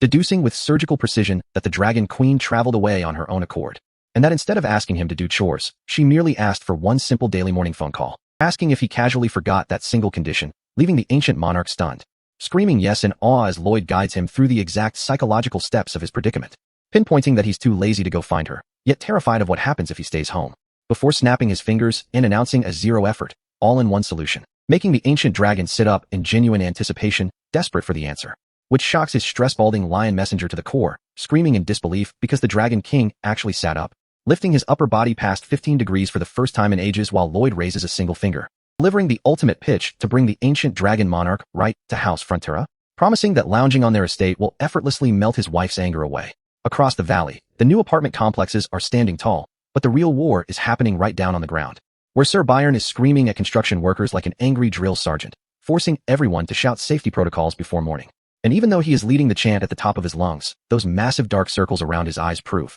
that his 57-year-old body is running on pure fumes, especially when an elf administrator approaches him, demanding extra blueprints for incoming residents before a young messenger runs up to drop 3 more emergencies on his desk, ranging from leaking terrace fields to clogged residential toilets, sediment buildup in the sewers, and a sudden pest invasion. And just as he promises to handle every single problem personally, a guard reports that Viscount Ricona is refusing to pay his water utility bill, which causes Byron's vision to blur, forcing him to confront 57 years of pure administrative trauma, realizing his official title as House Frontera's appointed knight has devolved into one single job, which is doing every single miserable task in the county while sitting across from an arrogant, red-faced noble, who is throwing a massive tantrum inside his tent, threatening legal action and screaming that paying water bills is below his noble status, even crushing a glowing construction guideline cube in his fist to prove how much of an entitled clown he is, until Byron's mental exhaustion triggers a subconscious defensive mechanism, projecting a towering, demonic red avatar of Lloyd, which gives the arrogant noble terminal trauma, sending him crashing to the carpet, begging to pay his bill, while Byron's inner soul is crying tears of blood, begging for his terrifying boss to return before his old bones collapse. And right on cue, dust kicks up down the main road as word spreads that Lloyd has officially returned to the estate, galloping in on horseback like a man on a mission, leaving Byron with only one logical course of action, passing Javier, who is casually lugging a heavy ornate couch with a sleeping ancient dragon on it, as Byron slides on his knees through the dirt right in front of Lloyd, screaming his resignation at maximum volume, crying that he has more than enough money and his physical body simply cannot survive another week of this workload, only for Lloyd to look down with deadpan indifference and hit him with a cold denial, ignoring Byron's desperate tears until he steps forward, places a firm hand on the knight's shoulder, and looks him in the eyes to deliver an offer that changes everything, offering an annual salary of 3 billion gold, which short-circuits Byron mid-sentence as he tries to scream, before he instantly folds, placing a hand on his heart and glowing with renewed corporate loyalty like a man who just unlocked lifetime wealth. While Lloyd steps back to take in the sunset, watching elves, humans, and former enemies working together in harmony, seeing muscular steel sand orcs laughing alongside local villagers,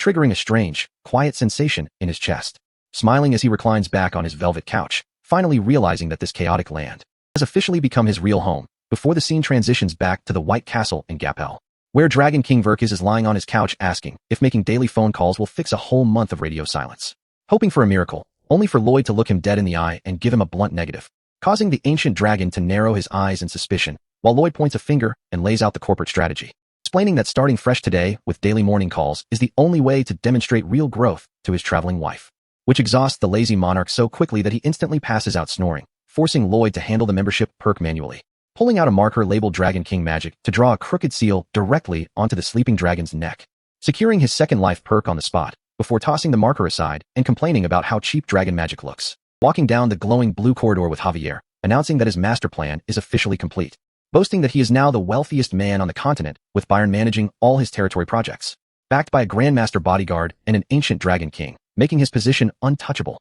grinning like a villain because nobody can ever threaten his comfortable retirement again, until Javier quietly thanks him, catching Lloyd off guard before explaining the real impact of his work across the county, revealing that Byron's kids are studying in the capital, Greg the soldier is building machinery, and local villagers are pursuing music, reminding him that when House Frontera was broke, everyone's only dream was not starving to death, and addressed him by his real Korean name, Kim Suho, crediting him for giving people actual hope, which makes Lloyd pause and ask why Javier isn't wary of a fake soul taking over his young master's body, only for Javier to look at him with soft, genuine eyes and admit he is glad Kim Suho came into their world, creating a single second of deep emotional weight before both men are hit with violent cringe, doubling over and gagging in the hallway, prompting Lloyd to pull up his system UI with a satisfied smirk, admiring his massive balance of 18 million saved fates, when a sharp digital tick echoes through the air, dropping the counter by a single point. Before he can process what is happening, the numbers begin glitching out at terrifying speed, plummeting past 13 million DP in a split second as speed lines blur the interface, crashing down past 4 million DP while the system continues to rapidly tick downward,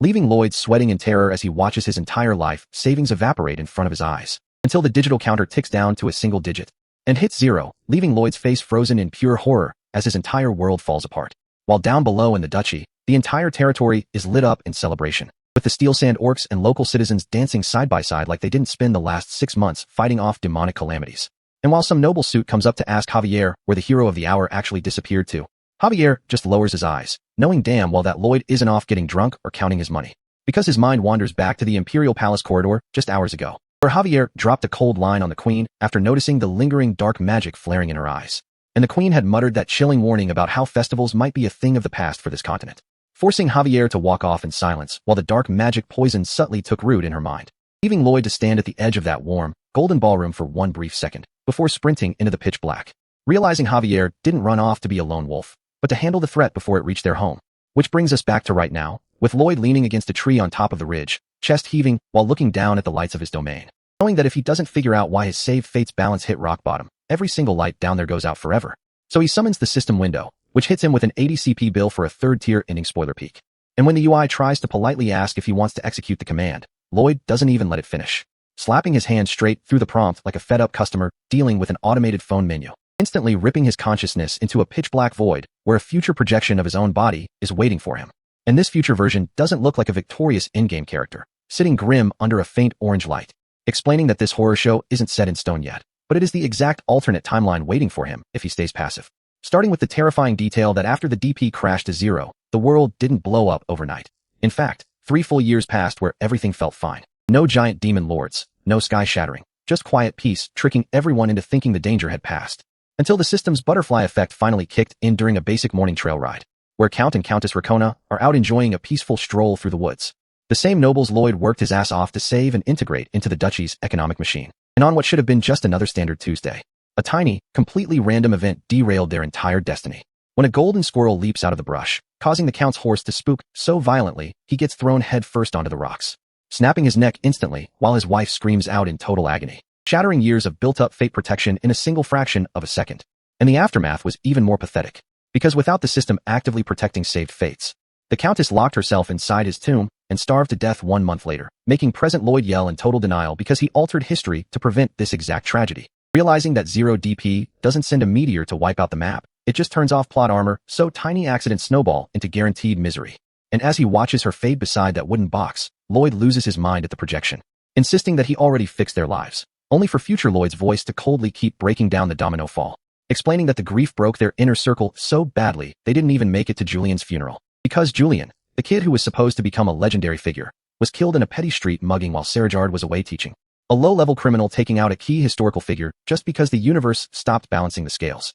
which drove Serajard out of her mind with guilt, throwing herself into a backwater regional war until she got slaughtered on the front lines. And with no one left to check the capital, Queen Alicia's dark magic poison corrupted her mind into a paranoid tyrant, losing an arm in battle and launching endless purge campaigns, leading to the Termez rebels getting wiped out in Asfahan, while Sir Valalardi died executing her unreasonable suicide orders, and Arash got taken out in a random hunting accident. Malika starved herself to death, and the red dragon Solitas locked himself back in a dark pit forever. As future Lloyd chuckles weakly, admitting he doesn't even have time to list every single friend who died a miserable, pointless death, asking him point blank how it feels to watch every accomplishment he bled for turn into dust. And when present Lloyd screams at the system administrator to shut the vision down, future Lloyd drops the most brutal question of all, asking if knowing the ending actually gives him the power to fix it, before coughing up a mouthful of blood over the table. His body breaking down from years of dark magic erosion and total psychological defeat, leaving blood pooling over the empty liquor bottles he used to numb the guilt. While his trembling hands lose their grip on the world he failed to save, slumping over the wood as the last tiny flame of his lantern flickers out, flashing back to a faded memory of his original life on Earth, passing away with the exact same regret of being helpless to protect what mattered, leaving his ghost standing on that lonely cliff edge looking down at the happy ballroom he could never return to, watching people celebrate a peace that was built on a fragile illusion, asking himself if transmigration was just a cruel joke designed to make him lose a second family, until the projection snaps, slamming Lloyd's mind right back into his physical body on the hilltop, where his teeth grind together so hard they almost shatter, tears of pure rage burning down his face as he rejects every single word of that future, screaming into the night sky with every single drop of mana and willpower left in his soul, challenging the system, fate, and the entire universe to try and take his home away from him again. Deep inside the fever dream of an ancient dragon king, a massive bony dragon skull drifts through a blood-red void, floating right alongside a tiny brown beaver riding a wave of icy blue energy, soaring toward a bright sun and a rainbow while screaming out its iconic creature call, only for that peaceful nap fantasy to get rudely invaded by an annoying alarm voice telling the monarch it is time to wake up and check in with his wife, which causes Lloyd to lock eyes on his sleeping target, taking a deep breath and centering his core, unleashing a raw, reality-shattering sonic boom covered in bright pink aura that echoes straight through the entire room, blasting the Dragon King upright as his heart violently hammers against his ribs like a sledgehammer, clutching his chest in genuine agony because he has never taken this much direct damage in his entire immortal lifespan. While Lloyd smugly boasts that his morning alarms operate on a cosmic scale, pointing to a glowing blue UI icon so the king can place his mandatory check-in call. Except a red prohibition symbol flashes across the screen because the call window expired, leaving Lloyd to hit him with a quick goodbye and try to walk away. Yet instead of leaving, Lloyd stays rooted in the golden sunlight, glaring down at the sofa with wide, unhinged eyes, realizing that the bizarre lethal accidents targeting his friends will keep escalating unless he fixes the root cause. So he tries asking the ancient monarch for supernatural advice, only for the king to shut him down instantly with a cold refusal, which only proves to Lloyd that the lazy lizard is hiding real answers, because a guy who finds breathing exhausting wouldn't dodge a question that fast, causing a wild, villainous grin to stretch across his face as he vows to tame this dragon by any means necessary, starting an endless cycle of Lloyd dumping his transmigrator trauma about altering terrible fates while the king just snores through the lore, explaining how those same people keep getting dragged back into life-threatening traps like a script forcing them to die. Until days pass, the full moon rises, and the Dragon King lies on his cushions in complete silence, wondering why he has not heard that terrible loud alarm voice in over a week, slowly cracking open a single blue eye, only to find Lloyd sitting right beside the couch staring at him, casually mentioning he forgot to wake him up for 10 whole days, looming over the sofa with a pitch-black shadow covering his face and a twisted grin that belongs in a horror movie. Sweat pouring down the Dragon King's face as he panics and asks if this dude has lost his mind, watching Lloyd pull a fake playful smile to claim it was just a joke, leaving the room dead quiet, before his face instantly hardens into pure menace, warning him that dying might become reality if he doesn't answer properly, staring down at the sleeping god with total psychological pressure, forcing the Dragon King to flare his eye and threaten to wipe out Lloyd's entire family and turn his estate to ashes, only for Lloyd to quietly drop to his knees right in front of him, remaining unfazed as he begins breaking down the psychological math,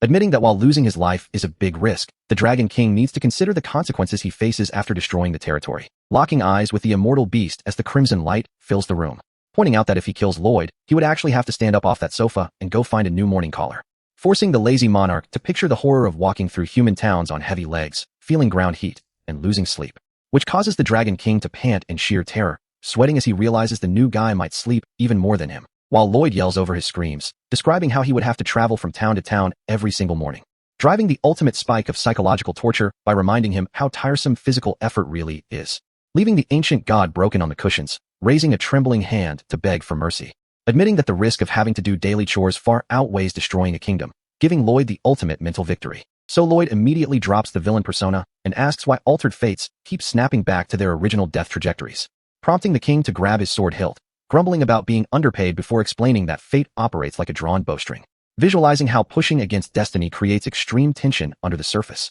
showing that the harder you pull a string out of shape, the more force it gathers to snap right back to its original form, defining this mechanical reality as the fate restoration phenomenon, an ironclad law of the universe. And when Lloyd asks if it can be stopped, the king flatly reveals that not even the king of hell or archangels can touch it. So Lloyd kneels on the floor and breaks out game logic, arguing that if dimensions are simulated realities, every program has hidden options, shouting that they just need to locate the system exploit, leaving the Dragon King stunned by his sheer lack of existential panic. As Lloyd's face blazes with raw resolve, declaring that since his own heartbeat is real, he will rewrite the code and save everyone regardless. While Javier watches silently from the shadows, letting the Dragon King admire Lloyd's unshakable human spirit, until the monarch drops a single name, revealing the existence of the Truth Jewel, a mythic artifact capable of answering any question in existence, including how to defeat Fate Restoration, causing Lloyd's eyes to light up as he prepares to ask where to find it, only for the lazy king to instantly close his eyes and prepare to pass out again, hurriedly revealing that it sits in the Merman Kingdom before Lloyd hands morning call duties over to his ghost skeleton squad,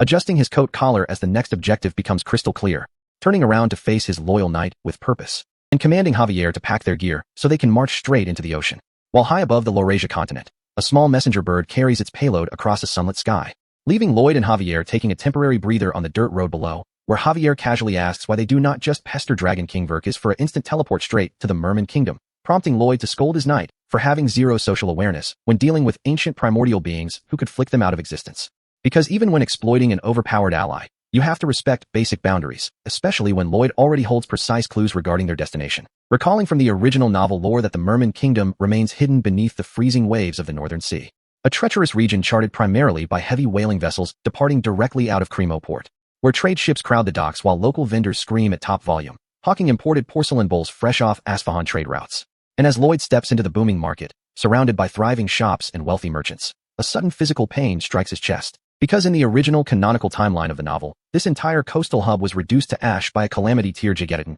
leaving Count Cremo ruined while homeless orphans begged in dark alleyways. Yet now, fathers carry their laughing kids through pristine streets filled with real, economic stability, causing a sharp, painful realization to trigger in the back of Lloyd's brain, as tears start pouring down his face while he clenches his teeth in pure agony, realizing he single-handedly built this city into a money-printing machine, yet completely neglected to negotiate his own commission, clenching his fist in utter despair over his missed fortune. While Javier watches from behind with a soft smile, assuming his master is weeping over the overwhelming beauty of saving human lives, completely oblivious to Lloyd's internal soul screaming over not charging even a modest 1% management tax before they arrive at Count Cremo's grand estate, where the massive, bearded ruler throws open his doors and wraps Lloyd in a bone-crushing bear hug, loudly declaring him the savior of the city, lifting the chief engineer off his feet like a sack of grain while Lloyd cuts straight to business, asking to commission a high-tier whaling vessel, which prompts Count Cremo to stroke his beard in deep thought, admitting that while the request sounds bizarre, he happens to command the finest fleet in the realm, specifically a veteran captain who possesses unmatched sailing skills,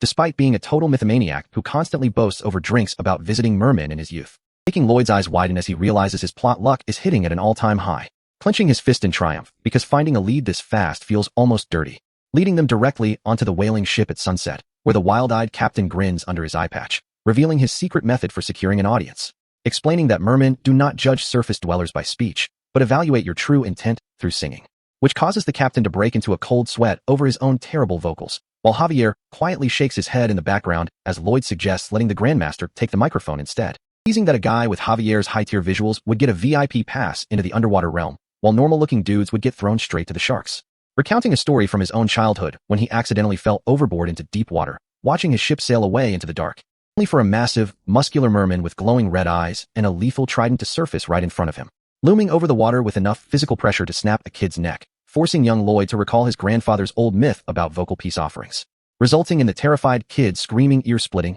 out-of-tune noise straight into the beast's face, making the sea monster grimace in visible disgust before something subtle began to shift, as the glowing red eyes faded, softening into a gentle, warm smile. Because mermen do not listen to pitch or rhythm, but perceive the raw emotional truth beneath the voice, allowing the sea creatures to look past the terrible noise and feel Kim Suho's desperate wish to protect his family, seeing visions of his brother's wedding, his estate workers laughing, and every single soul he saved from brutal canonical deaths, which is why Lloyd stands firm in front of the captain, demanding to hire his ship for this journey, admitting to himself that while he transmigrated purely for wealth and personal comfort, the stakes have evolved into something he refuses to lose. And when the captain objects that it is not whale season, Lloyd pulls out a glowing pouch of pure gold that instantly changes the man's mind, triggering an unhinged grin as the captain calls for a 10-minute departure, sending the heavy vessel cutting through dark ocean waves under a brilliant full moon. Lloyd stands silhouetted high on the ship mast, purposely choosing a 1-month sea voyage over riding dragon summons like Goming or Yong Yong, knowing that arriving on Calamity-tier beasts would trigger immediate military hostility from underwater territories,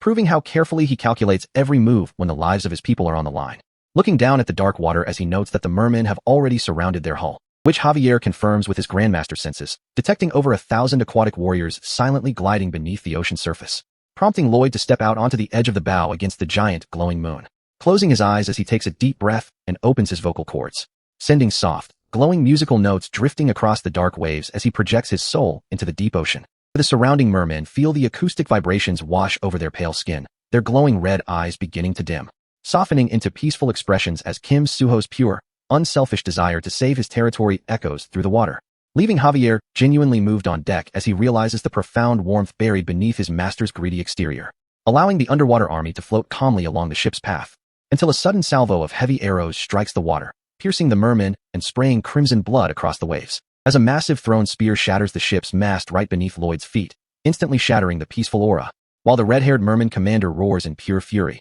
mistaking the surprise strike for a treacherous human ambush, ordering an immediate counteroffensive that sends a rain of heavy iron tridents arching through the night sky, smashing through the wooden hull, while terrified sailors scream in panic and Lloyd clings to the tilting railing for dear life, screaming at the ship captain through the chaos to ask why sincere singing triggered a full-scale military assault, forcing the captain to confess while clutching his head that his own internal monologue was whispering misanthropic curses about wanting the world to burn, leak-checking his own soul and contaminating the melody into a hostile war declaration, making Lloyd scream at Javier to buy them time without causing permanent casualties among the mermen, which prompts the Grandmaster to vault off the wooden deck into the night air, unleashing his high-tier mana to sprout radiant white energy wings behind his back against the glowing full moon, making the red-haired merman commander freeze mid-strike, raising his hand to halt his army's volley, gazing up at the airborne knight floating like a literal divine angel in the sky, as a massive blush spreads across the merman commander's face, his eyes turning into actual hearts while he makes heart hands and awards Javier an instant pass, leaving Javier floating in midair with his sword drawn,